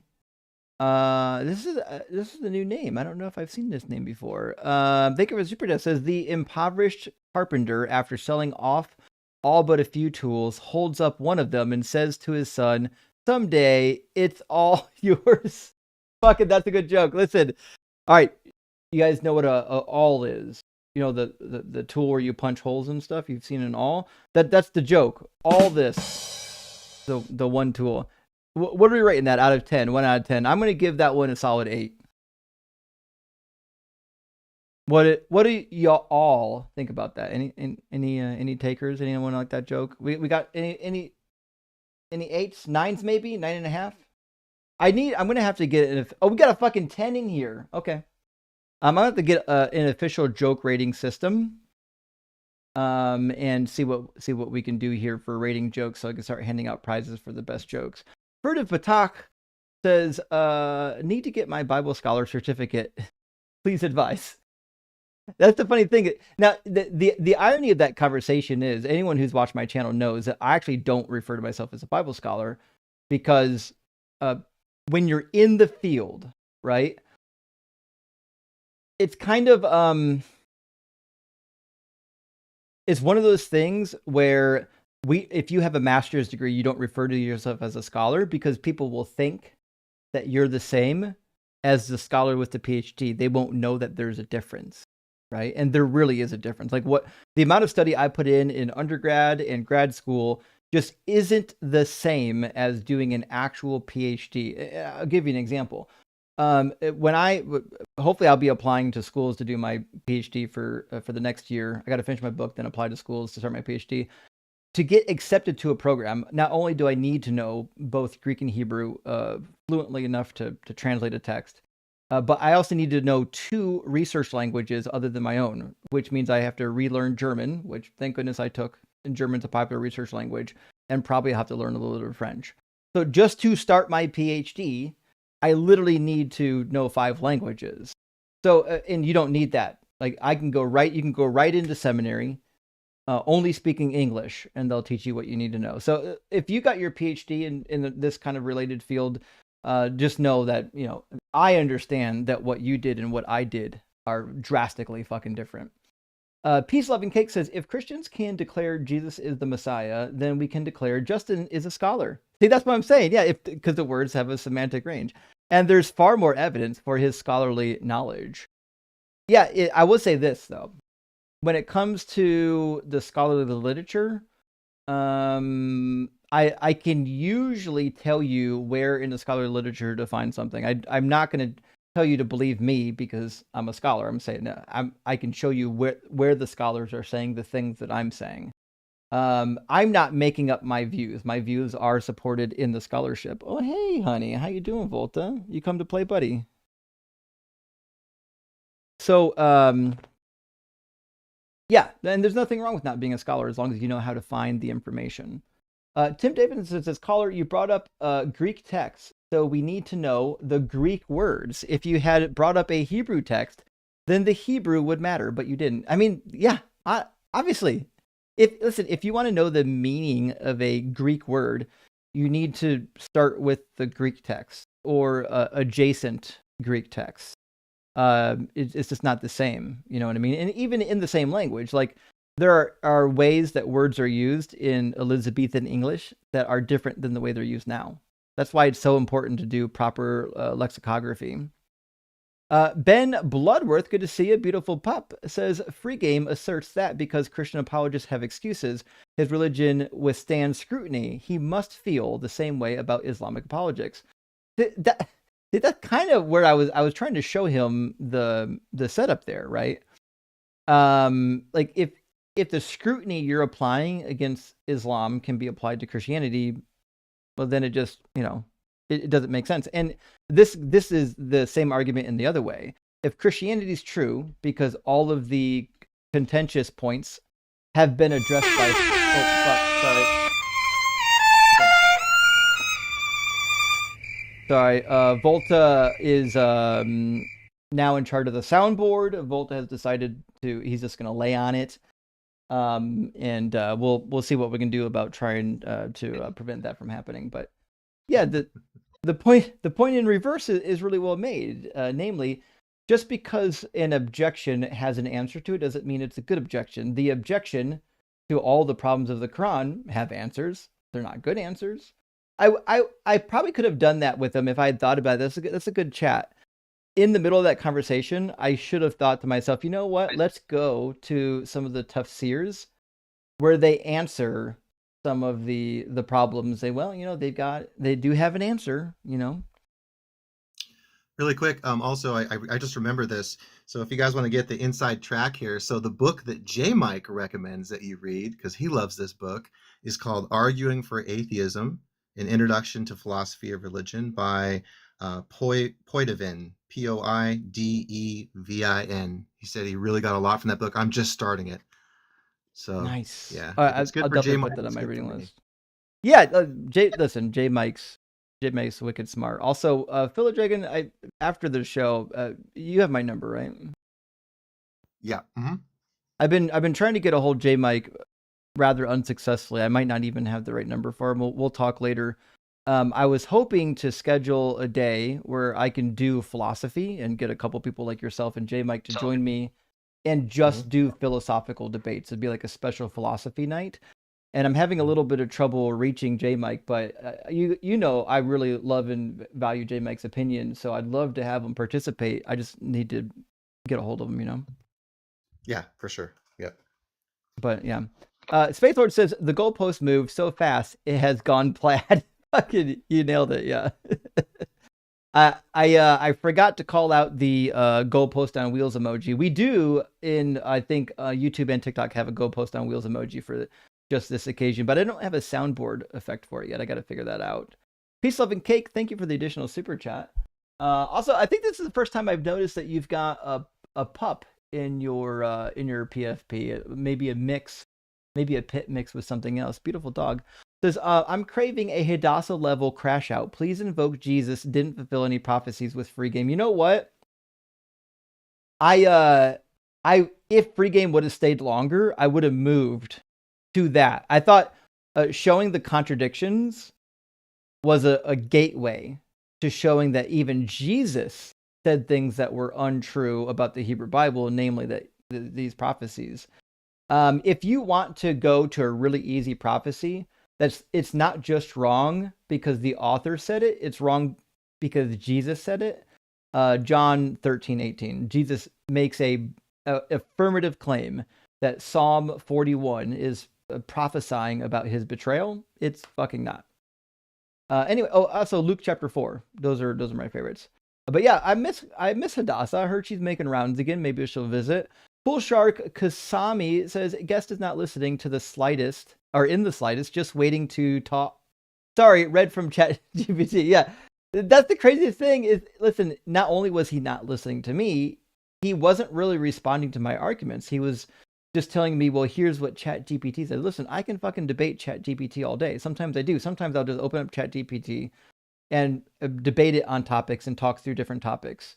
And it's surprisingly effective. That's one of the ways that I've been digging in to recently trying to get into a better understanding of physics, because ChatGPT, the model that I'm using, does have some access to quite a bit of physics literature. And I think, if I remember correctly, I think Dr. Blitz said it or somebody else said it recently that while obviously you can't use it to think for you, it does at least have some access to quite a bit of physics or physics papers, physics books. I don't know how to, but anyways, it seems like a decent source for trying to sharpen your knowledge in debate. I'm not asking it for information because it hallucinates shit, but I'm debating it. I put the voice chat on, and I'm literally just debating it on topics to see how far I can push. And then when it says something interesting, I said, okay, what's your source?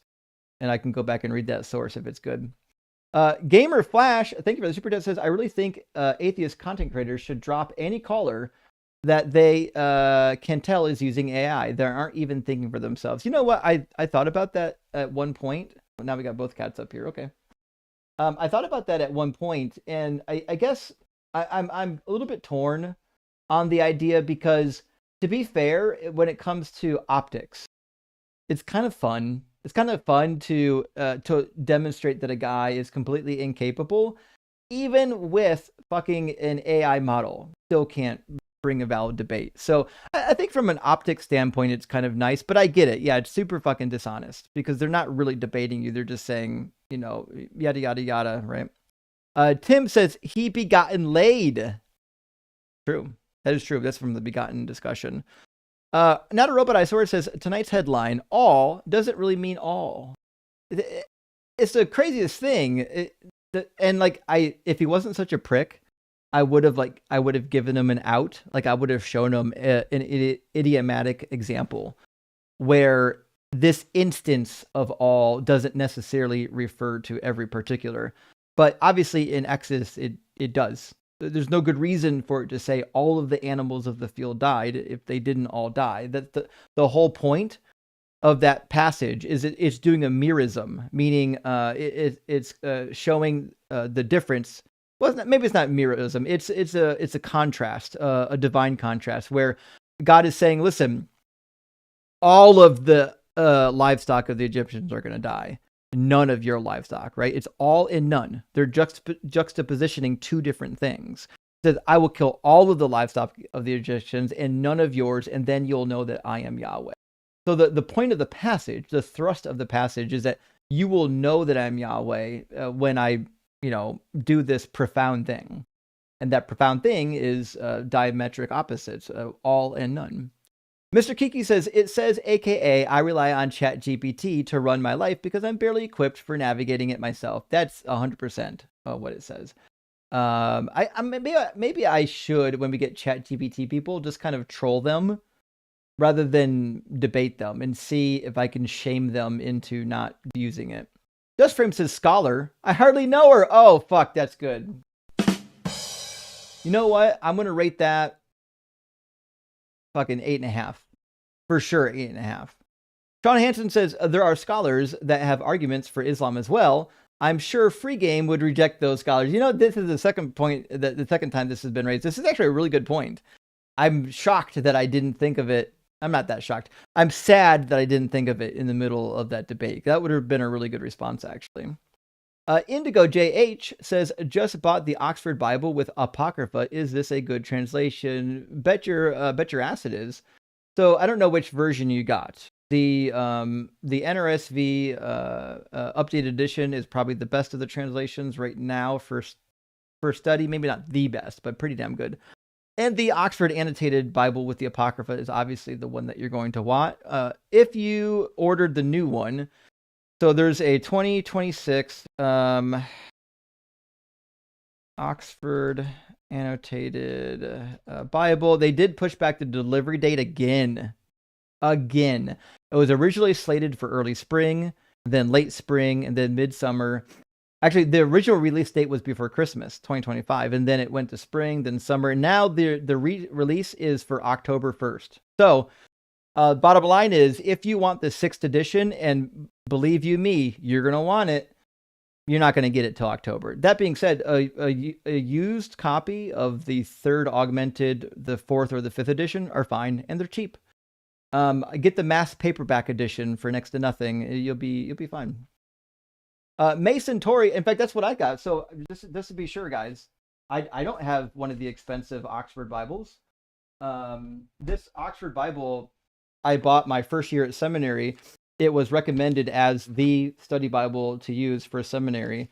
And it in fact, the paper cover wore out, and I just found some leather sitting around in my attic and fucking glued some leather to it.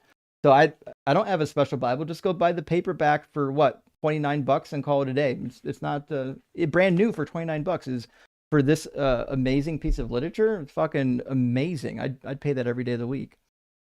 Game Guy says, Free Game makes me so happy that I learned to think for myself before the invention of AI. Isn't that crazy?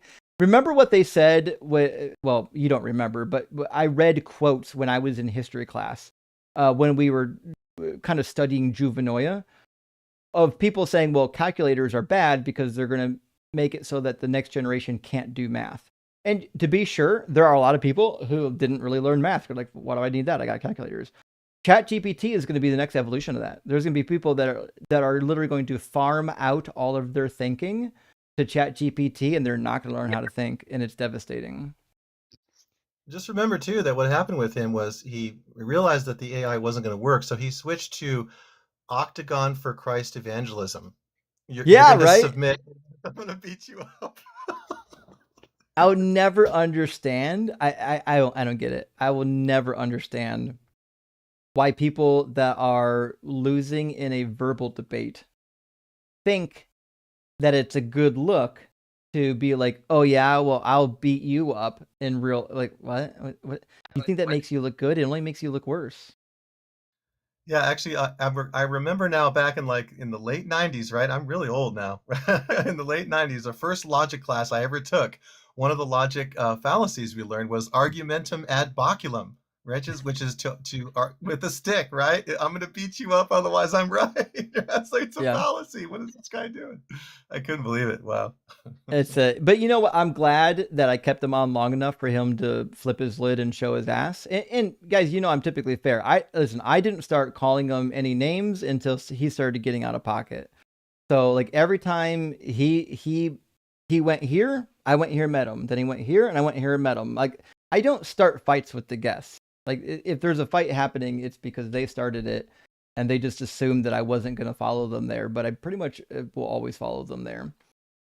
Gentleman Viking says, Justin, father doesn't mean literal father, but unless it says the word contradiction, it isn't a contradiction. Simple, rock over Doug, gay for Justin, and words don't mean words. This is actually an interesting point because he was saying that in the genealogies that it must mean like Josiah is still the father of Jeconiah, even though he's not literally the father of Jeconiah. But then when we were looking for the quote on contradictions in here, like no, unless it actually says contradiction, then it doesn't mean contradiction. Okay, well I guess you do accept alternative renderings of ideas. Loco says Jesus himself could appear right now and agree that this is a contradiction, and the caller still wouldn't believe it. That's true, actually. I mean, that caller was not interested in doing any sort of like real dialogue, which is why he spent the whole time crying and calling me dishonest rather than just engaging in the text. Doesn't that remind you of the MAGA folks who were asked if Jesus was at the border, would you let him in? And they said, as long as he had the right paperwork. Yeah, that's fucking wild. There are definitely people that are married to ideas despite the facts surrounding it. Like it's the idea that they're in love with, and not whether or not that idea is true. And I think free game is obviously going to be one of those. So, Carrie, thank you for the super chat. Says nobody is buying it.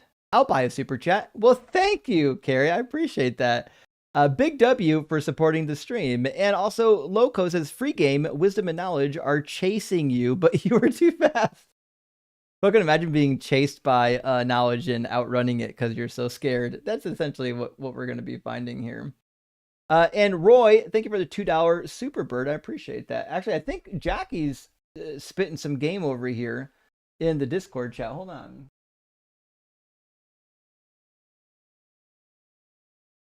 I'll have to read that when I get back. Jackie, when I get a spot, I'll read the post there. Bacon and Bushes, can we get this fight televised? I bet we could. Well, here's the thing. We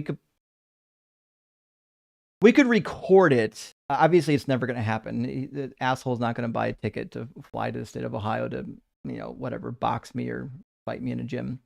But that being said, you should know that TikTok, like, if TikTok detected that like it was a non-professional fight, they would probably blacklist a video. They wouldn't actually let it happen. And YouTube's got some strict rules against that. They're not supposed to be allowed to post videos of like people doing street fighting, even though they do. But it's typically against the rules. Look, I feel Randy, you on that, Justin. By the way, I totally feel you, brother. I mean, I'm 6'6". I'm very well carried. I've studied martial arts my whole life. But the first thing I thought to myself is, if this guy would have come to my house, I would just let him hit me. Because the thing is, I'm just going to record it, and then what's going to happen? You're going to go to jail, and you're going to have a felony on your record, and I win. You're done, buddy. You're going to go back to prison for a long time, and then we're all going to laugh, right? There you go. yeah, I mean, for a grown adult, that probably is the right response. I've got so much though, like my personality is such a fighter personality. Like I never back down from anything. So like, to be fair, in real life, if some guy just came up and wanted to fight you, the proper response would be, yeah, go ahead and hit me, and then wait for the lawsuit to come. Like that's the thing you should be doing. You know what I mean? Yeah, you remember Breaking Bad? Remember what Mike does in Breaking Bad? He just lets Tuco hit him, and then he just says, "Okay, Tuco, you're going to jail, buddy." That's it. Yeah, exactly. Yeah. If you want to be macho, do it. Yeah, go ahead and be macho. You're gonna get some of the same, when if you get imprisoned over it. It's your But funeral. Okay. yeah. Yeah. I knew a guy that got imprisoned over giving his baby shaken baby syndrome. Let's just say he got shook up in prison. That's how that went. So Randy says, "Can you imagine how much CP free game has?" I know CP's got free game's got CP. There's cheese pizza all over that guy's computer. Misha says, "I'll take a while to develop a body for ChatGPT so this guy can use it for his fights too." Fuck it, eh? That was actually really good, Misha. That was really good. I don't know if you've sent too many jokes. That's a new Misha arc. And Tracy, formerly Yantu, says, "My love life has more faults than a circuit board." Oh shit. Well, there are some faults that could be tolerable in the relationship world. You probably don't want a short circuit, and probably don't. Probably don't want a ground fault. A race condition might be okay if your relationship is in a race condition. Essentially, it just means that you would never break up. So that might be something. Anyways, Tracy, I'm sorry to hear that you're having a hard time with your love life, but there's always another fish in the sea or the pond or the river, unless it's the Euphrates River, which is obviously drying up so the armies of the east can cross it and fulfill biblical prophecy. Berta Patak says, "God's real cause, I'll fight you," or something. I mean, could you? I would love to see what his, like, if he was with his pastor, like his pastor was here with him, how differently he would have acted, right? My pastor told me once on behavior. When people ask, like when young people would be like, "Hey, what type of behavior as a Christian should I exhibit?" And rather than just going to all of the Bible verses, he's like, "Let's make it really easy. If you wouldn't do it if I'm with you, then you shouldn't be doing it." And you know what? I still think that's a good answer. River track runner. I mean, it's not universal. Some people will do some horrendous shit in front of their pastor, but damn, that's be a sick live stream. The one where they settle it in the ring. Go Team Justin. Fucking A. Yeah, I mean, it would be a lot of fun, to be fair. So like, we'll see. I don't know. He sounded young, so I don't know how much experience this clown has. Probably not much. Bacon and Bush says, "Let's see if ChatGPT can help the caller fight Justin. I would love to see it happen. Hey, ChatGPT, he just hit me. What should I do next?" I mean, that's about right. Listen, the guy wasn't quick on his feet mentally. He's definitely not going to be quick on his feet in person. I mean, everyone thinks they are. To be fair, everyone thinks that they're tough. They know what they would do in a fight. But I always found Mike Tyson's quote to be accurate, which is, "Everybody has a plan till you get punched in the face," something along that nature. And Phil Dragon, you've got a background in the arts as well. Like people who are like, who have actually been in some fights and actually did sparring and training, you have enough experience to know that you never know what the other person is capable of. So you shouldn't be starting fights with strangers. I've had like very unassuming people, like when I was training, like turned out to be complete badasses. Like I never would have guessed this motherfucker could do all that. And the reality is, it's because you don't know. That's why people who are in the know don't start fights with strangers, right? I mean, I'm sure you've probably seen much of the same with the people that you were with, which is like once you get a little bit of background and knowledge, the name of the game is don't do something stupid now. Yeah, as a matter of fact, I feel bad saying this, but it's true. So long before my study down the world of martial arts and kung fu and stuff, I've been in many fights in my life, right? Tons of fights in my life when I was younger, and I got lucky because I'm from Southern California. I live in Arizona now, and listen, like at any time, if you start a fight with somebody or whatever, they could just pull a gun, and then you're in trouble, right? So it's like now in the world of martial arts, yeah, you learn to handle yourself and you have more confidence and stuff. But let's face it, a lot of it is like using your verbal judo to de-escalate the situation, right? Because you just don't want it to get there. Right? It's true. Yep. Completely. That's it. Matthew, thank you so much for the super chat. Says, Justin, you need to be patient with bro. It's his first time using a book. I'm also appealing to the Church of Doug that the Church of Doug is true. Well, when we say the Church of Doug is true, are we saying that it exists? Is existence the same thing as trueness? Because like in programming, that's a real thing. You could, depending on which programming language you're in, you could say,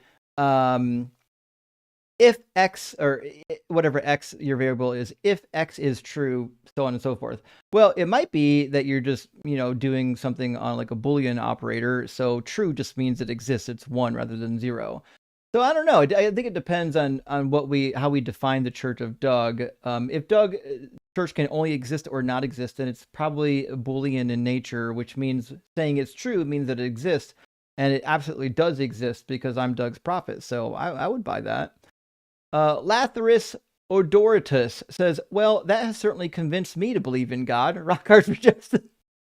Listen, I was worried that so many people would be convinced of Christianity after that call, but it looks like we only lost a couple. And Lays, man, good to see you. It says, your conversation with Free Games was ridiculous. One of the most insane exchanges yet. I hope thousands of people will see this clip farm. Yeah, rock hard for Doug. I mean, I don't know how I would rate it in comparison to like Hadassah or John Masterson or the other Dumb Johns or Praise I Am or Minar Reports, but it's probably going to end up in the top 20 of like the dumbest overconfident callers in existence. Even with ChatGPT on his side.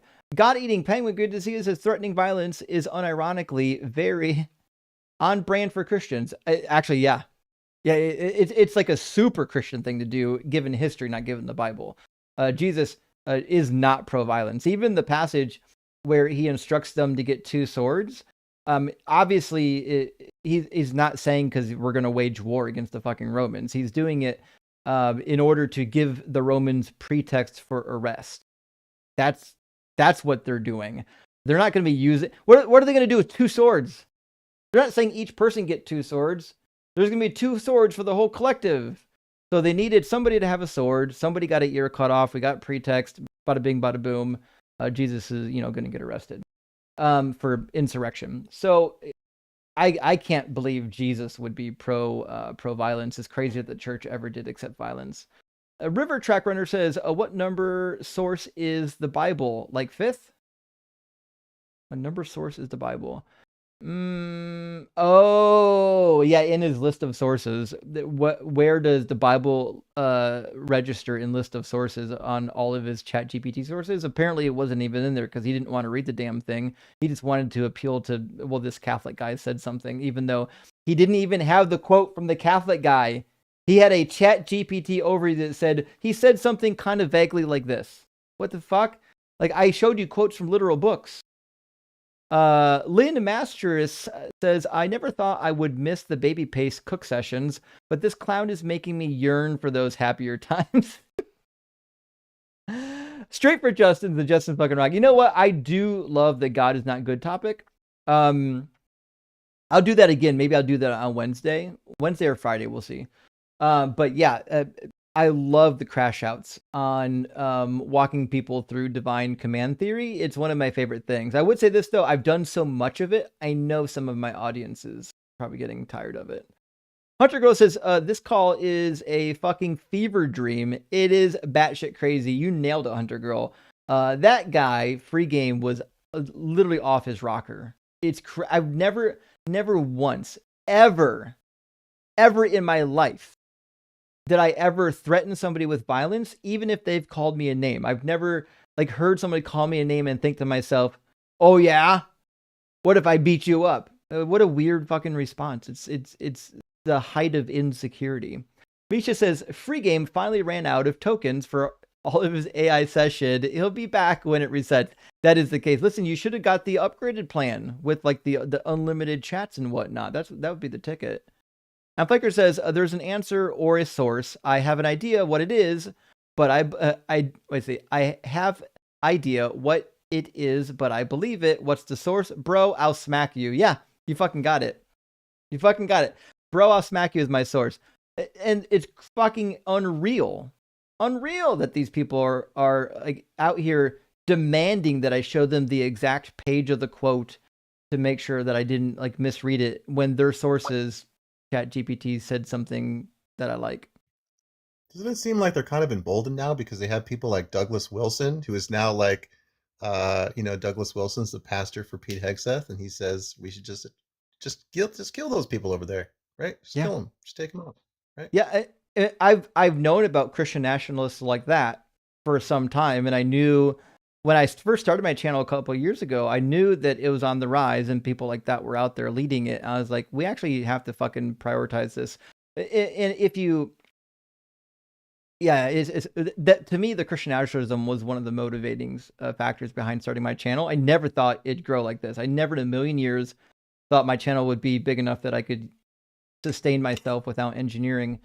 Or that I'd be getting to stream with all the cool people that I get to stream with. So W community for supporting me. But and it's still a really big fear of mine that Christo-fascism is going to be taking over. And before you know it, everyone's losing rights. Women can't vote. They can't open bank accounts again. It's just, it's such a nonsensical. Yeah. Yeah. Oh, well. Just know that it is possible to deconstruct from it because I am an ex-Christian nationalist. So yeah, exactly. River Trek Runner says, made some Kool-Aid for the people that drink it. Yeah, you know what? That guest was definitely going to be drinking some Kool-Aid. And Joshua Murray says, just to know, the ChatGPT Catholic threatened you, then called you a bully for calling his bluff. Wild shit. Isn't that fucking crazy?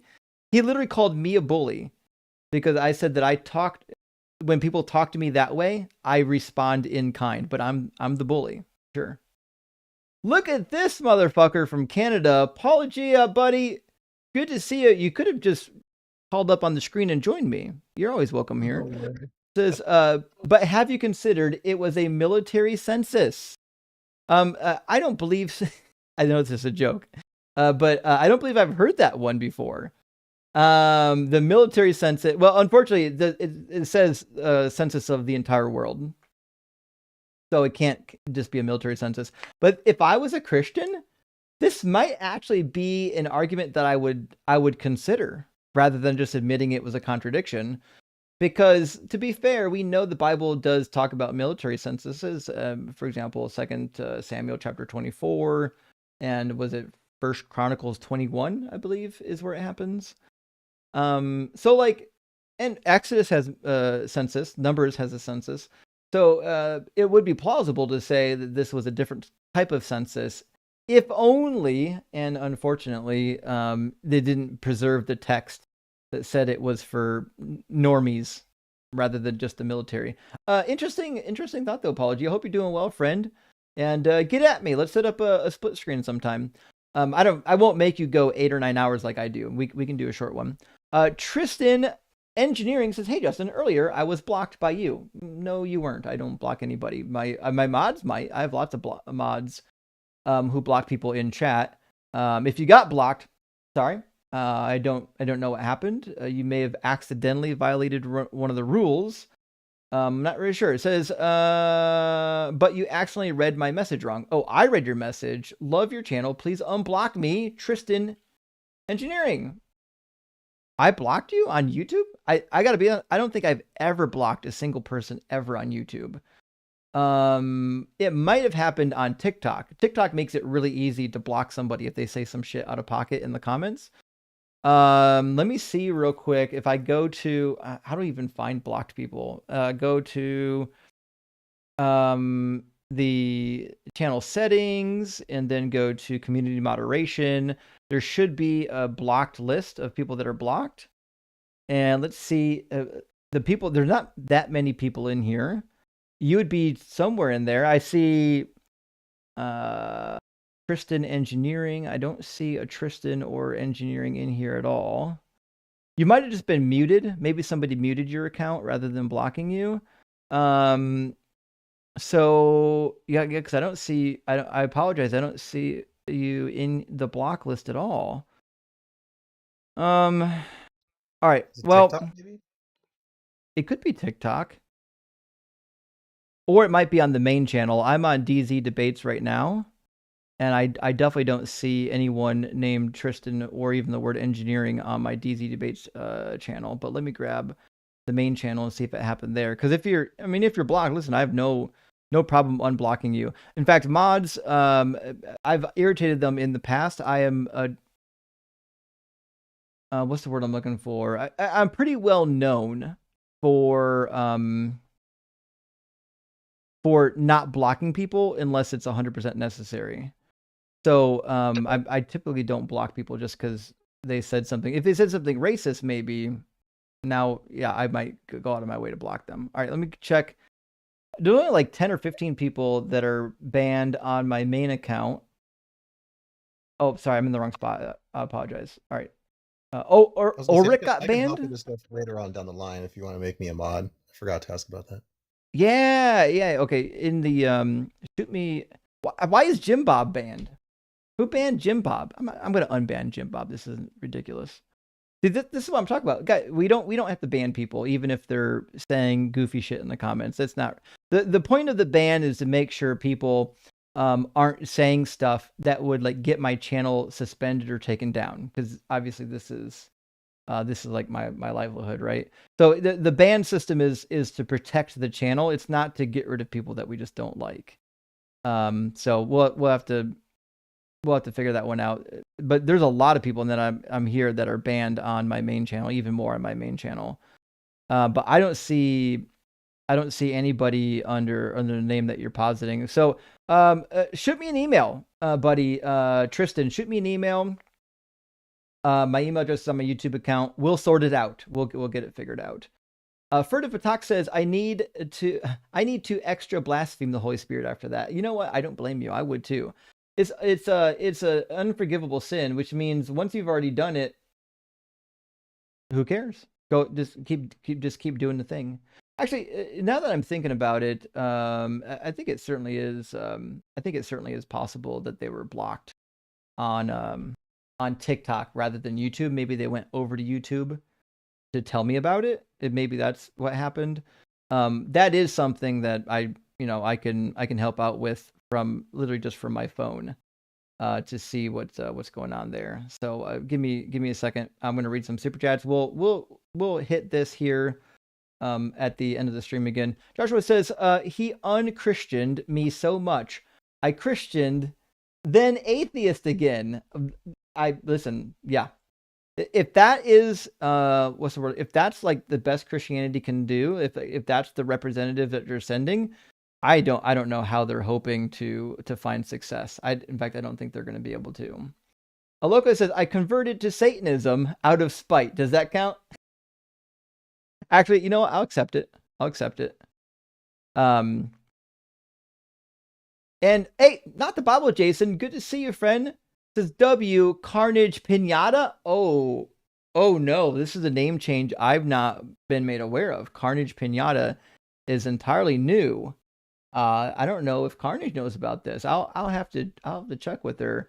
But W. Jason, and not a robot, says his religion is based on might makes right. I mean, most of them, yeah. The religion is kind of based on this idea that, well, God's the most powerful, so God gets to make the rules. And if God makes the rules, then you don't have to like it. You just have to accept it. And that's a pretty typical Christian position. But like, it's kind of kind of a bullshit position, because if in fact God disappeared tomorrow and Satan was the next in charge, well, then we wouldn't just follow Satan because he was in charge, would we? Like, that doesn't make any sense at all.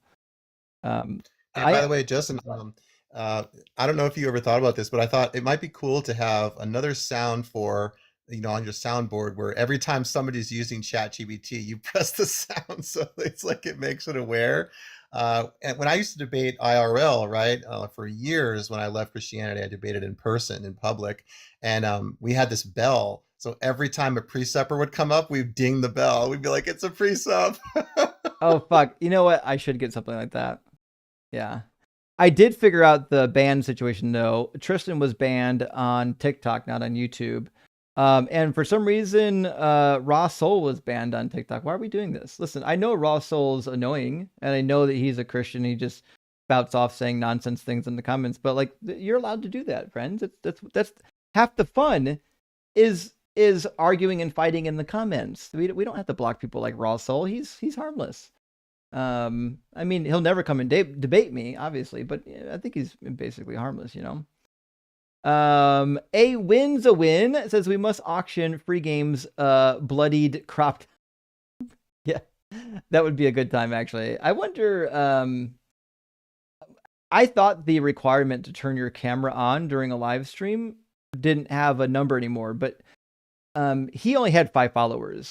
So it actually is plausible that he didn't have enough followers to turn his camera on if that requirement still exists. It used to exist. I thought they got rid of it. Space Lord says, "Verily I say unto thee, come at me, bro." In fact, verily, verily. Forsooth, even. And Sonic Shroom says, "The Pope recently telling Trump that he should not use Christ to justify war was a bit hypocritical, I thought." Yeah, this is the catch-22, which is, yes, it is hypocritical, given the history of the Catholic Church. On the other hand, it is kind of nice to see a religious leader in the position that the Pope is, that high up, call Trump out. I mean, I enjoy that, at least. And iReactor says, unalive them all and let God sort them out is probably in some papal cyclical. You know what? That kind of was the situation with the conquistadors. That's kind of the practice that they engaged in, even though they wouldn't have worded it in the same fashion. Y'all really have to look at... people talk about the Inquisitions. They were fucking horrific. They were. But the conquistadors weren't much better. You just don't hear about them as much because they left the Western world and started conquering these undeveloped nations. Piranha Kill says, imagine responding to "give me a flex" with "let me put my shirt on." Absolutely pathetic. Rock hard for Doug. Absolutely delightful. Thanks for not backing down. Hey, I appreciate that, Piranha. Sometimes I wonder if it's a better look to just call them out and let them know that like nobody's fucking afraid of them, or just to make fun of them for turning to violence. I'm not really sure which is the better look. I'm sure the audience might be divided on that, but I feel there's like this thing deep down inside of me, like that my dad always used to talk about, which is bullies. Most bullies aren't actually interested in a fight. They're just interested in looking like they could win a fight, or pretending that they could, so that people would think they'd actually win a fight. A lot of bullies actually aren't interested in fighting. So if you stand up to them, you just demonstrate that you're not willing to be bullied, and they'll leave you the fuck alone. That's probably the type of person this kid was. He was probably used to bullying people and just hoping they'd back down. Yeah, I mean, think about the kind of rationalizing you have to do within your mind to say that you follow a God, or Jesus, that says love your neighbor as yourself, and then you turn right around and you say, "I'm going to fight this person." I mean, it's just wild, right? It's just... Yeah. Now that you mention it, didn't he open? Let me make sure I get the right person. Let's see. Oh, interesting. I didn't record that, but yeah, I mean, to go from love your neighbor as yourself to I'll fucking fight you is a crazy turn. Hank says Derpy Nugs is an oxygen thief. Yes, that is the case. And I was hoping, it had been a long time since I took Nugs, and I've been hoping he'd come back because the last 2 or 3 months, he keeps popping into my guest box, but he is only there for like 5 or 10 minutes. I never get time to get to him. By the time the conversation's over, he's gone. So like eventually he's going to actually pop in my guest box and wait. And he did. He actually waited for me to get to him. I was hoping he'd bring something better than last time.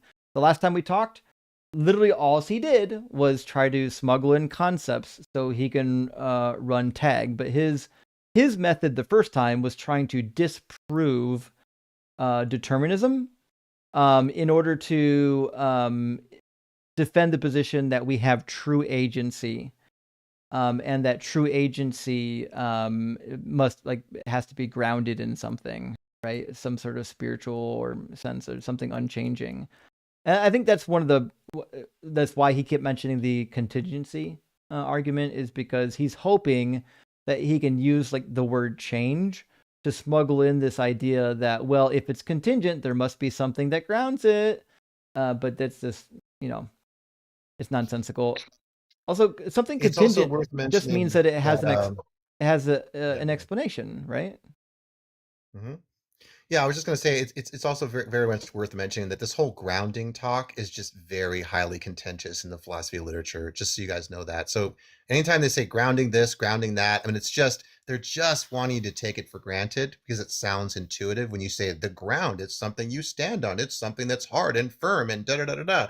But that's just using words in a very non-philosophy way, because when you start to dig down under the surface, oftentimes you're asking them, what does grounding mean? It can mean something like justification or something else, or it gets opaque and stuff. So it's a highly contentious point. Just that's the point, right?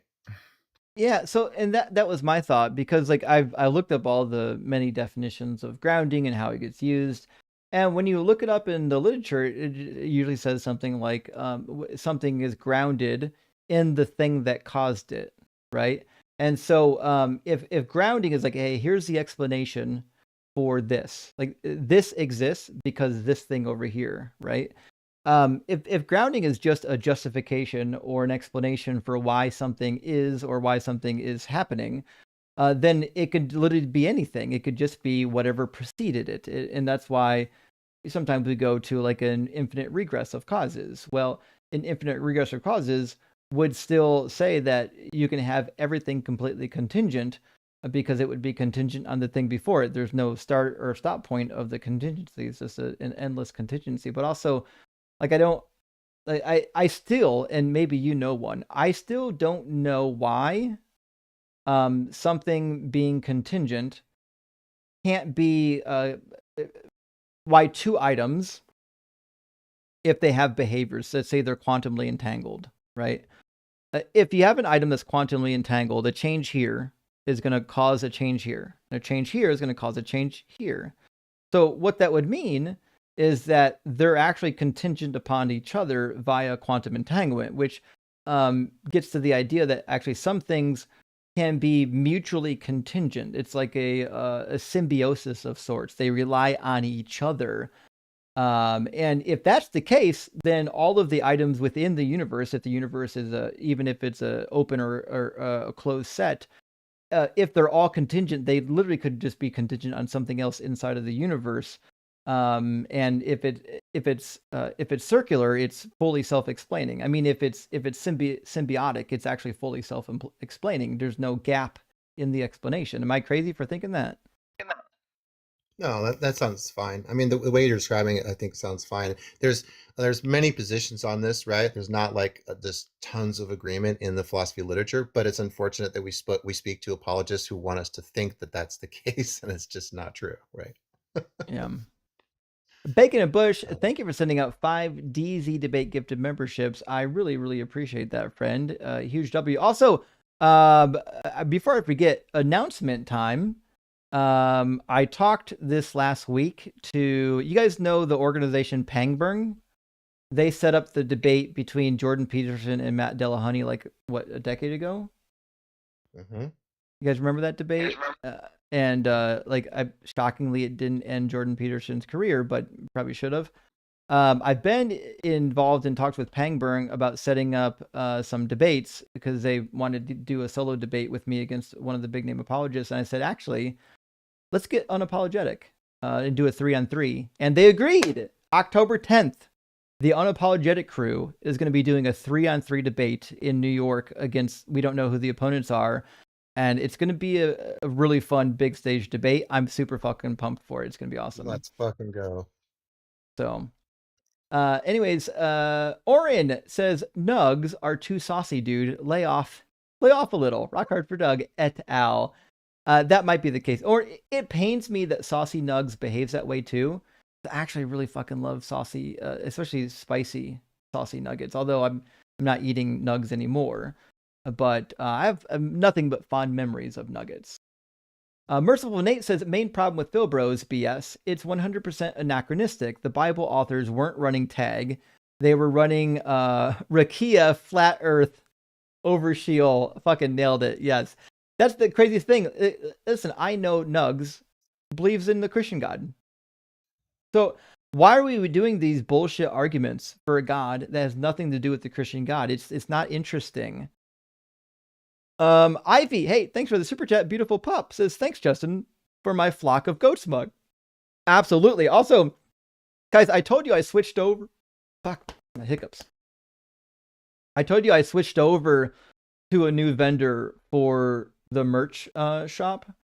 And because the last vendor was shitty and they weren't fulfilling orders in a timely manner, and fucking I had like 2 orders that got lost and never even shipped. If y'all have any issues at all with ordering and wait time on Fourth Wall with the new shop, please send me an email. I will not tolerate my fans and my friends getting poor treatment from this organization. I'm going to make sure that when people shop on my merch, that they actually get what they want and they get it in a timely manner. And if this company can't fulfill that, I'll find another company that can. So don't feel like you're being burdensome because you're complaining about not getting your stuff. Friends, I want you to get your stuff. That's like the whole goal here.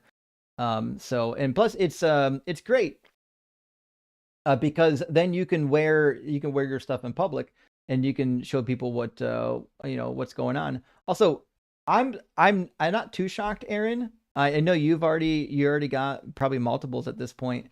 But one of the top sellers right now is the Philbro Tears mug. People love this thing. Say, I buy that mug and I give it to friends as gifts. Yeah, and the top seller right now though is the deconstruction desk mat cheat sheet with some of my favorite stuff on there. I've got science errors, anachronisms, contradictions, and worst bits of the Bible. And I set this up just so somebody can have like a handy desk reference while they're doing some online debates and whatnot. And I did add this is the newest item, I think. I'm adding some Bible-based out of context quotes, and this is, your hair is like a flock of goats from the Song of Solomon. And I'm gonna have some more funny ones put up there. We'll see, just for funsies. But my favorite, and I gotta be honest, I think only one person's purchased my favorite item, which is the Cooking with Doug kitchen apron. Maybe people don't wear aprons anymore, but I actually wear an apron quite a bit when I'm doing baking or barbecuing because your clothes get destroyed. Anyways, also I'll reiterate, anyone who buys something from the gift shop, which reminds me, Benny, I finally got the payout from our last gift shop to send you for the deconstruction instruction. All of the money that is earned through the gift shop, I don't keep. I donate 100% of it. Not a single dime from the gift shop I keep. For me, it's worth it just to have people doing free advertising, and I love the fact that we can use the money in the community for other things. Zoo Pater says, I've noticed and something about the Greek and Paul. I think you mean I've noticed something about the Greek and Paul. I'd like to discuss it sometimes if possible. Super, I'd love to. I do love a good semantic debate about language as it's used in the Bible. Obviously, it's not great for this type of call-in show, but I've got a Q&A coming up because this coming week I'm going to be hosting on Sunday night on the line. And then let me see. I think the next Sunday after that, I'm not. Let me double check my calendar real quick, just so I make sure I give you the right information. So my next Q&A, I did make a calendar. I apologize I don't update it as like I should. I have to. I'll work on that. But all right, it's a public calendar. It's in my link tree. Nevertheless, looks like on the 30th. As far as like, oh, actually, you know what? I won't be available on the 30th. So it sounds like. Oh, sorry. That's Saturday. Okay, it's Sunday. Yeah. Okay, so the 24th. That's the weekend I'm thinking of. It looks like the 24th.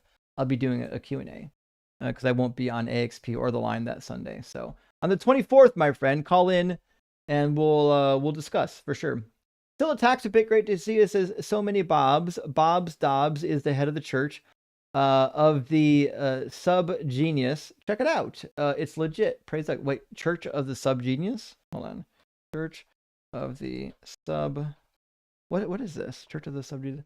Okay, it has a wiki page. Church of the Sub Genius is a parody religion that satirizes better-known belief systems. Oh, it teaches complex philosophy that focuses on J.R. Bob Dobbs, purportedly a salesman from the 1950s. Really? Okay. I'll have to check it out. I wonder if they have a publication. They have a website, Subgenius. Okay, I'll definitely check it out. Oh, the website looks like it's from 1992, but we'll do the best that we can. Thank you for that. Suzo says, thank you for your donation. I thank you for your donation, friend. And get me some TV. Thank you for the super chat. Says, new topic idea. God can't be patient because existing outside of time and space means there's no before or after. Therefore, all things occur at once. There would be no time to be patient in. Oh, Rock Hard for Doug. Very interesting idea. Oh, okay. Let me look at my list of contradictions to see where it should, if I should put this in the tab for contradictions or if I should put this in the tab for refuting the omni properties. I have a tab just for refuting the omni properties from the Bible. But yeah, this is fair. God can't be patient because patience happens in time. Okay. Let's see. Let me get that Bible verse. Or there's actually a couple of them where God says that he's patient, long-suffering, but he can't be any of those things because it's in time.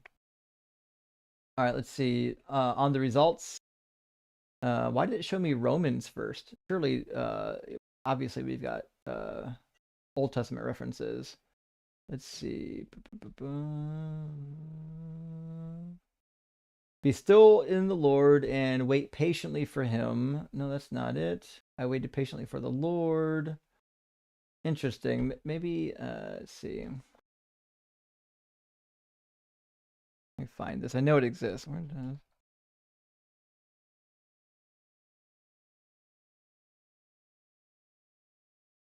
I'm actually curious now if it's an idiomatic usage as well. All right, so Exodus, here's one. Exodus 34:6 is what I should have, because it comes right before Exodus 34:7, where it says that he punishes the innocent. It says that God is slow to anger and gracious. That's the perfect rendering. All right, give me 1 second. I've got a cat. I can't see one of my screens. I gotta move the cat. Hey, Bubby. Hey, Bubby. I know. I'm sorry. I gotta move you, but I need to see the screen. Okay, honey? I know. Yeah. So let me do this. Because I don't know if it's a true contradiction because the Bible doesn't say that God is outside of time, right? So we can't include it in the contradictions page. But what I will do is I got a page called Omni. Give me a second. Actually, it's just called Omni Properties. That's probably too many words now that the cheat sheet is getting so many tabs. I'm going to change it to just say Omni, and I'm going to add this in the. Let's see.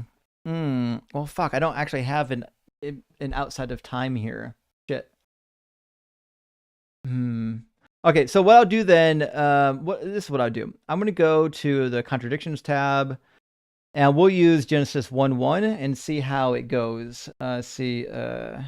God cannot be patient, and then I'm going to list Genesis 1:1, and this obviously only works if you think that Genesis 1:1 is saying that God created all matter, space, and time. So it wouldn't work on every Christian, but it would work on quite a few Christians.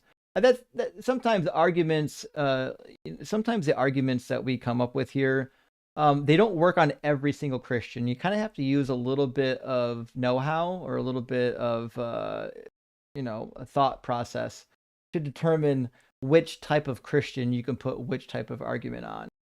So, like, if they're not a solid Trinitarian Christian, I'm not going to argue for the Trinitarian position with them. But if they're Catholic, oh yeah, absolutely, argue the Trinity all day long. Okay, I did add it to the cheat sheet, Genesis 1, Exodus 34:6, and I'm just going to put a note in here and to say, God cannot be patient if he created.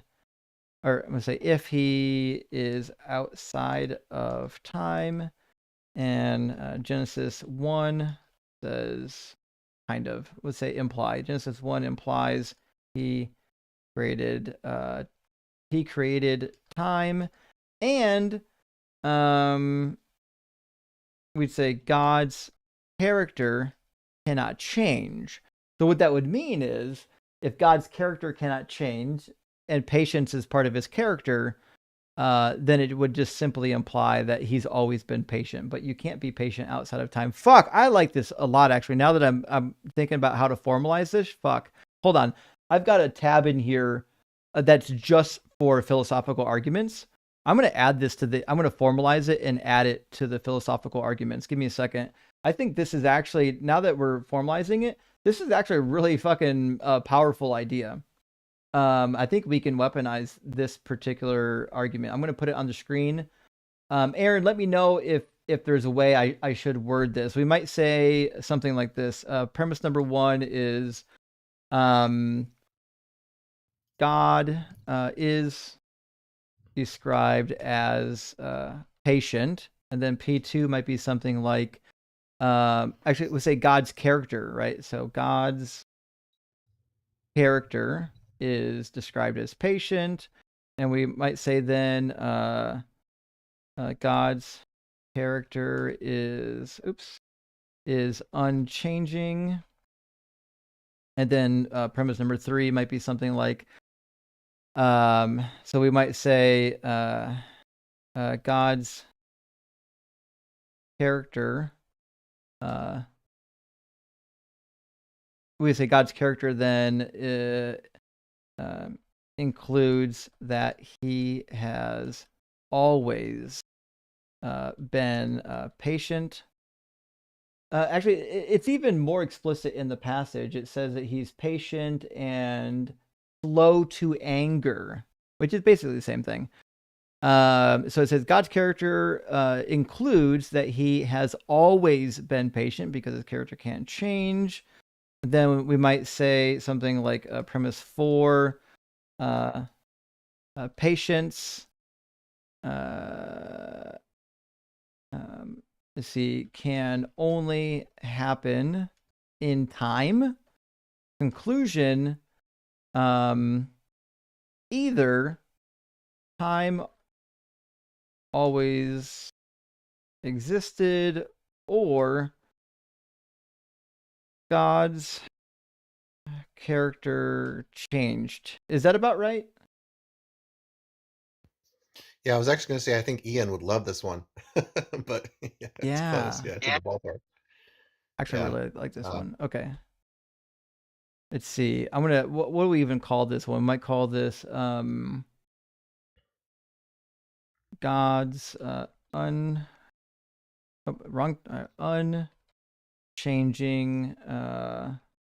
patient character, and then I'll drop in these premises, and we'll be off to the races. Thank you for being patient, pun intended, y'all. On this particular note, I realize I is just making the end of the live stream later and later, but this is actually now that we worked through it a little bit, I think it's actually a really good argument. I'm pretty sure we can deploy this in a debate, and I don't know how. Maybe you can play devil's advocate. I don't know how a Christian would get around this unless they just conceded that God didn't create time, but like a lot of them aren't going to do that, right? Yeah, I mean, I mean, it's tough to get around that, of course. So they try, but there's some, of course, as you know, that may say that God exists in time and out of time, but that just seems contrary, right? Like, which one is it? So it's both, right? So God exists in time and out of time. Well, wait a minute, how is that? How does that work? Plus, if there was, I don't know, if there was a state of affairs ever where time did not exist, it would mean then that God's character didn't include patience. So if he goes between inside of time and outside of time, that means his character would be constantly changing, right? Yep. Well, it certainly seems that way. Yeah. Yeah. I think this is a really good parallel to Ian's God changes because his mental states change, because creating something is willing it into existence, and willing something is a mental state. So that's certainly, I think, a decent parallel to that. I don't use that argument because that is like specifically an Ian argument. I try not to steal his arguments. So maybe I'll use this one. Well, another formulation that I was kind of just thinking about was like, P1, something like patience requires time. P2, any being that exists outside of time, therefore, or any being that exists outside of time can't have patience because, it's outside of time. Therefore, being that God is outside of time, that God cannot experience patience. All right, so I'll do P1, patience requires time. P2 is God is outside of time. And P3 then would have been, actually, the conclusion is that God's not patient. You can't experience patience. Okay, so then we would the conclusion, God cannot be patient, and then we actually get a second conclusion. So the second conclusion, so we'll do C2, is the Bible is wrong about God being patient. I don't think they're gonna like that at all, but I mean, it's just logically true, right? Yeah, it seems like it. I mean, you have to stress test it, but yeah. Okay, I'll give it a run this week, see what happens. Dustframe says, I'm not sure if determinism is true. Oh, that was the other topic. I want to find a really good book on determinism, because I feel like there's a lot of arguments that rest, at least try to rest, on determinism versus not determinism. I got to figure that shit out. I can't put it off any longer. Well, you know that you got the SCP and the IEP, right? So those are the two places that are really, like, for all of us that are in philosophy courses and anywhere. So you've got the Stanford Encyclopedia of Philosophy. That's a big one. Like any philosophy course, your instructor is going to say, you need to go and read these articles in SCP, and then IEP is Internet Encyclopedia of Philosophy. So I would start there. But in terms of a book on determinism, no. I have textbooks on free will, but not determinism. But I can go find some for you. Yeah, I'd love to know. I did a quick Google. There's a guy on the determinism subreddit asking for books. I'm sure there's going to be some suggestions in here. I'll give that a look. There's one called The Illusion of Consciousness by Daniel Wagner. I don't know if it's philosophical or scientific, but it certainly seems like it could be helpful. So we'll have to see what happens. I suspect the people on this argument are going to be very serious about it, because I think a lot rides on the topic. So you're going to find a lot of people that are really staunch in their positions, Yep. Yeah, 100%. There's definitely lots of fighting in the world of philosophy. Zuso, thank you for the $20 super chat, friend. I appreciate this. This is Justin. I admire your tolerance and patience. A brutal ape like me would only, well, I get it. It's hard to be patient with some of these callers. It's just the nonsense that they bring in, And look at this. Filler Dragon sent out 10 Deconstruction Zone gifted memberships. Thank you so much, Filler Dragon. I appreciate that, friend. Huge W. I actually did that because I felt bad about us losing 500 viewers earlier. No, it's okay. Don't worry. The philosophical debates do that. I knew, when I brought them up, I knew it was going to happen. So, Game Master Flash says the South stole all the R's from the North. They put them at the end of words. that end in A. Idea, AGR. That's why the Boston accent has no R's. So actually, this is okay. So let's talk about the intrusive R. This is actually, it's funny, but there's actually a truth behind this, although Boston has way more R's. So there's a bunch of, you'll catch it in Southern slang sometimes, where they do add an R at the end of the word.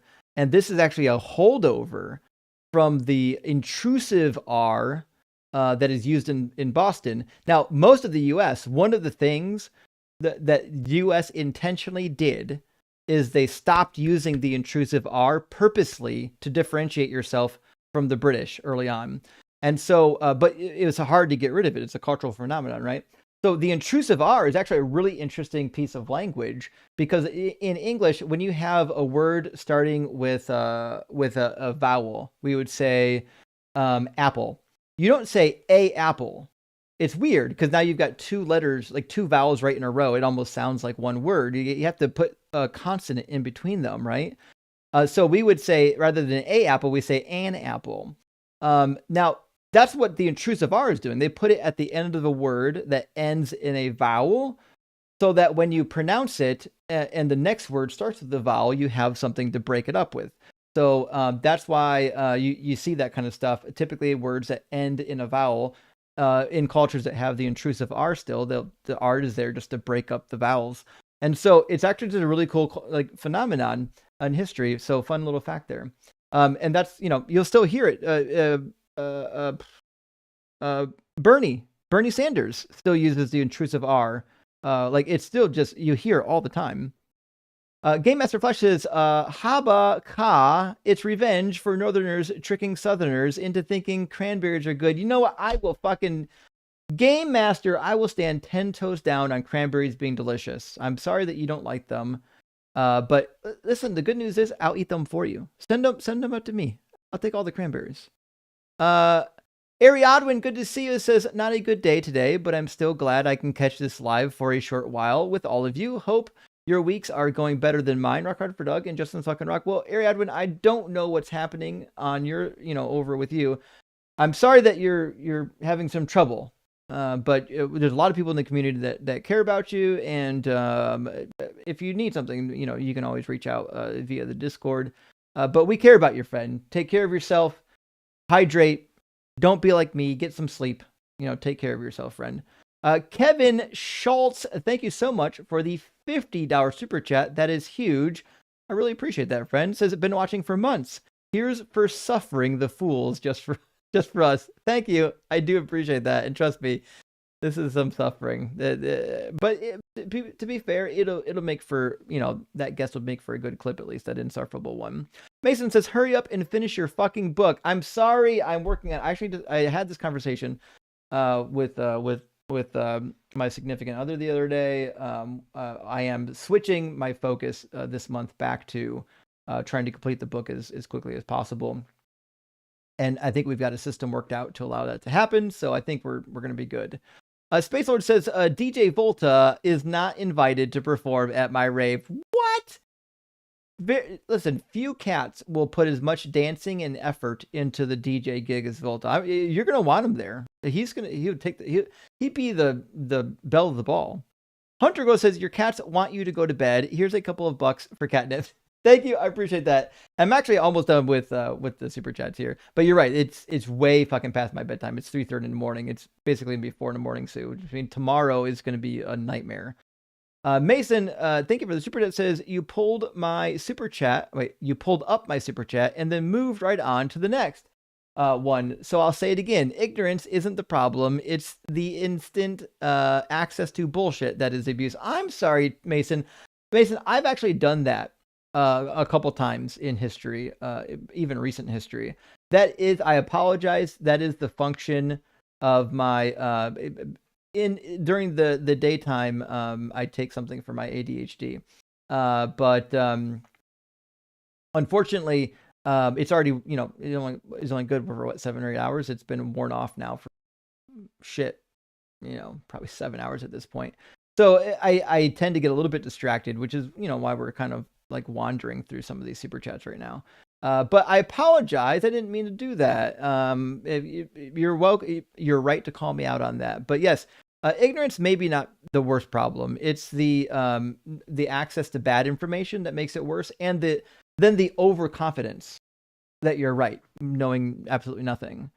Diff owner, thank you for the super chat. Friend says, 32 CE, a man walks by a garden gate and hears under the B8, under the N42, under the O73, bingo! But Lord, I thought you said we should do the wine and bread thing. Yes, but this will bring in the crowds.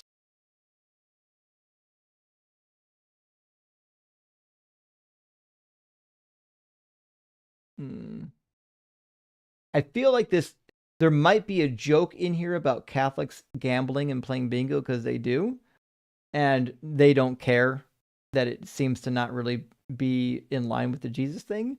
But am I missing? Is it too early and late at night / early in the morning for you? Did I miss the joke here, Aaron? Do you catch this one? Yeah, I'm not catching it. No, I don't follow. Or maybe there's a rhyme or a pun here that I didn't catch. Actually, AJ says, as a Wisconsinite, cranberries are amazing. Yeah, actually, that is the case, AJ.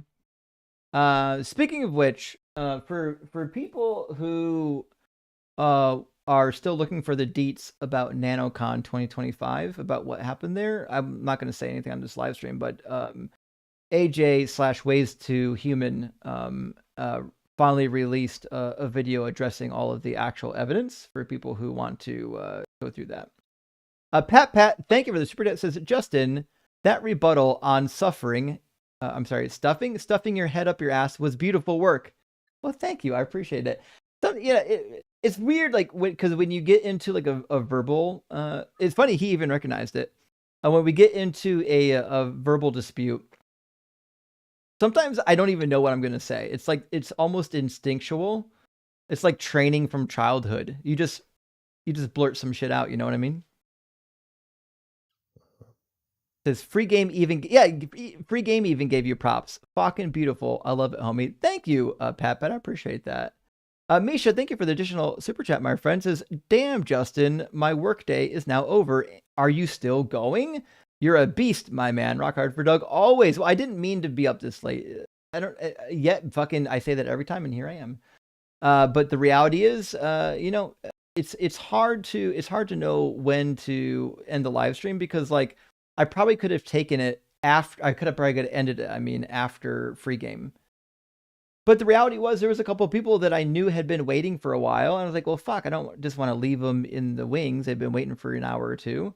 And I grabbed them, and I guess it wasn't really worth the time. Got fucking, saucy nugs in disguise, and a few other people that didn't really bring anything. So I probably could have saved myself a lot of time and just ended, after free game. But what are you gonna do? What are you gonna do? I'm still working this shit out. It used to be that when I was streaming, and it wasn't Friday night, I had to end on time because I was going to wake up early in the morning and go to my day job. And now I don't really have that pressure. If I'm having a good time, I just kind of fucking keep going. Sonic Shroom says, there is the Jesus that was and the Jesus that will be. They are different. Thoughts? Well, like, I guess I don't know what you're referring to, but like there is another form of Jesus in the Bible, right? So there's the Jesus that was pre-incarnate, and then there's the incarnate, and then there's the post-resurrection Jesus. So there's three of them, and they all have kind of different ontology. Like the incarnate or the pre-carnate would be like a spirit, like completely immaterial kind of, and then the incarnation obviously is material, like physical human, and then according to Paul and others, the body he received after his resurrection was like some spiritual type of material. So the nature of Jesus just keeps changing. It's really weird. Actually, that brings up a good point. I think what they're referencing is the Jesus of the book of Revelation, right? Because he seems to be different, right? The Jesus of Revelation is like he comes back and it's just, It seems like they're asking about that. Like, isn't it seem like this Jesus in Revelation is a totally different thing, right? Yeah, I think that's actually it. I think you're right, because he comes back with a sword in his mouth and fire in his eyes. That's a fair point. But to the thing though that I was thinking there is, if Jesus received a different body after he dies and resurrected, which is what Paul says, he received a heavenly body, then like it really just nullifies this nonsense that you like that in like heaven's completely immaterial. What does it mean to have a body in an immaterial existence? Right. Like there's no Yeah, bodies. in philosophy, we call that the connection problem, right? How is there any connection whatsoever between something that is allegedly not physical and the physical? Because in order to move something that's physical, you need something physical. So what does that mean? It just seems obscure and strange, right? It's just spooky. Yeah. And it's weird because if Jesus has a physical body and that's part of his nature, then when he incarnates, that means his nature changed. Right? I don't, it's a weird, right? Yeah. That doesn't work. Mason with a follow super chat, I appreciate it, says, I want to get your cheat sheet desk mat, but I've already thrown all my spare money at you. I'm sorry to hear that. You still haven't shown me your knockers. Oh, I don't know if to be fair, I can't. I can give you like maybe an outline. Just do it. But the problem is, on TikTok, there's hard rules. And one of those rules is no nips ever. Not even like a picture of Jesus on the cross type nips. You can't. Nips are completely unallowed. Sorry about that. Peter, I mean, we do on the super secret super fan secret society Discord server that it's in my link tree that I recently created. It's not really a deconstruction Discord. It's literally just for people that are really into the channel that want to discuss things offline. We do have a channel for only feet, so I can't show you my knockers. I probably won't show you my knockers, but I do have foot pictures in there if you're interested. And Peter says, my sleep is all screwed up. I'm with you. And I woke up 2 hours ago, same time zone, and you're still going. Now I have something to listen to for the next few hours. Hell yeah, Peter. Well, it's hard to get sleep. It just really is. But we do what we can. I'll probably sleep until sunrise, and sun will wake me up, and then I'll, find a better position and then fall back asleep. Calf Viking, thank you for the super chat, says that Justin will stream for 3 hours. Those 5 hours will be the most interesting 7 hours of your day. Love and admire your work, Justin. You fucking nailed it. I'm going to be live for 4 hours tonight, and then at the 5th hour, and then the 6th hour, I'm like, okay, I'm done, except now it's 7 hours. That's usually about how it works. In fact, this live stream has now been 9 hours and 44 fucking minutes. So, I don't know why I do this to myself. I might as well just... Yeah, I might as well just assume that I'm working a swing shift now and just not plan it sleeping at night ever. Just go to bed at sunrise. I don't know. Anyways, friends, thank you so much for being here. Thank you so much for all the likes and shares and all the support that you give to the channel. It really means the world to me. I think that the work that we do here is important. If I didn't think it was important, I wouldn't be here. There's like a million other things I could have been doing with my life. And arguing with people on the internet wasn't at the top of my list, but I think we actually have the possibility to move the needle and to affect change in our culture. And so I'm going to keep pushing to do exactly that. And y'all help to make that possible. So I really appreciate that. Is anyone live right now? I know it's fucking almost 4 a.m. Is anyone live that we can go raid? I kind of suspect Thinker's live, right? I'm not sure. We have Joel in the comments though. Joel's fucking awake? Joe just woke up probably. He's got to wake up early because he's an airline pilot. No shit. Okay. No, actually, I don't know that's the case. His job's actually secret. I can never think of what his actual job is. But hey, friends, guess who's live? Our friend Thinker is live right now. In fact, she's live on TikTok and on YouTube.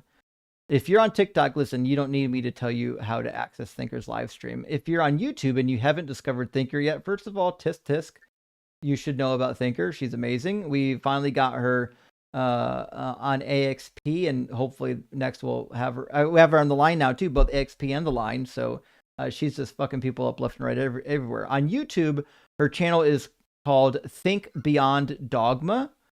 It's Archthinker, Think Beyond Dogma, and her actual handle is at Think Beyond Dogma. Let's all run over to Thinker's live stream on TikTok and on YouTube. Tell her that Justin and Philodragon sent you, and pay attention. She's really fucking smart, and she knows her stuff, and she's just a real badass. We love her in this community. I can't say enough good things about her. So. But friends, that's all. I'm gonna quit before we start a new round of 10-hour debates. Aaron, good to see you, buddy. Hey, you too, brother. Yeah, really good to see you. Thanks for all joining you me. do. Have a great one, bud.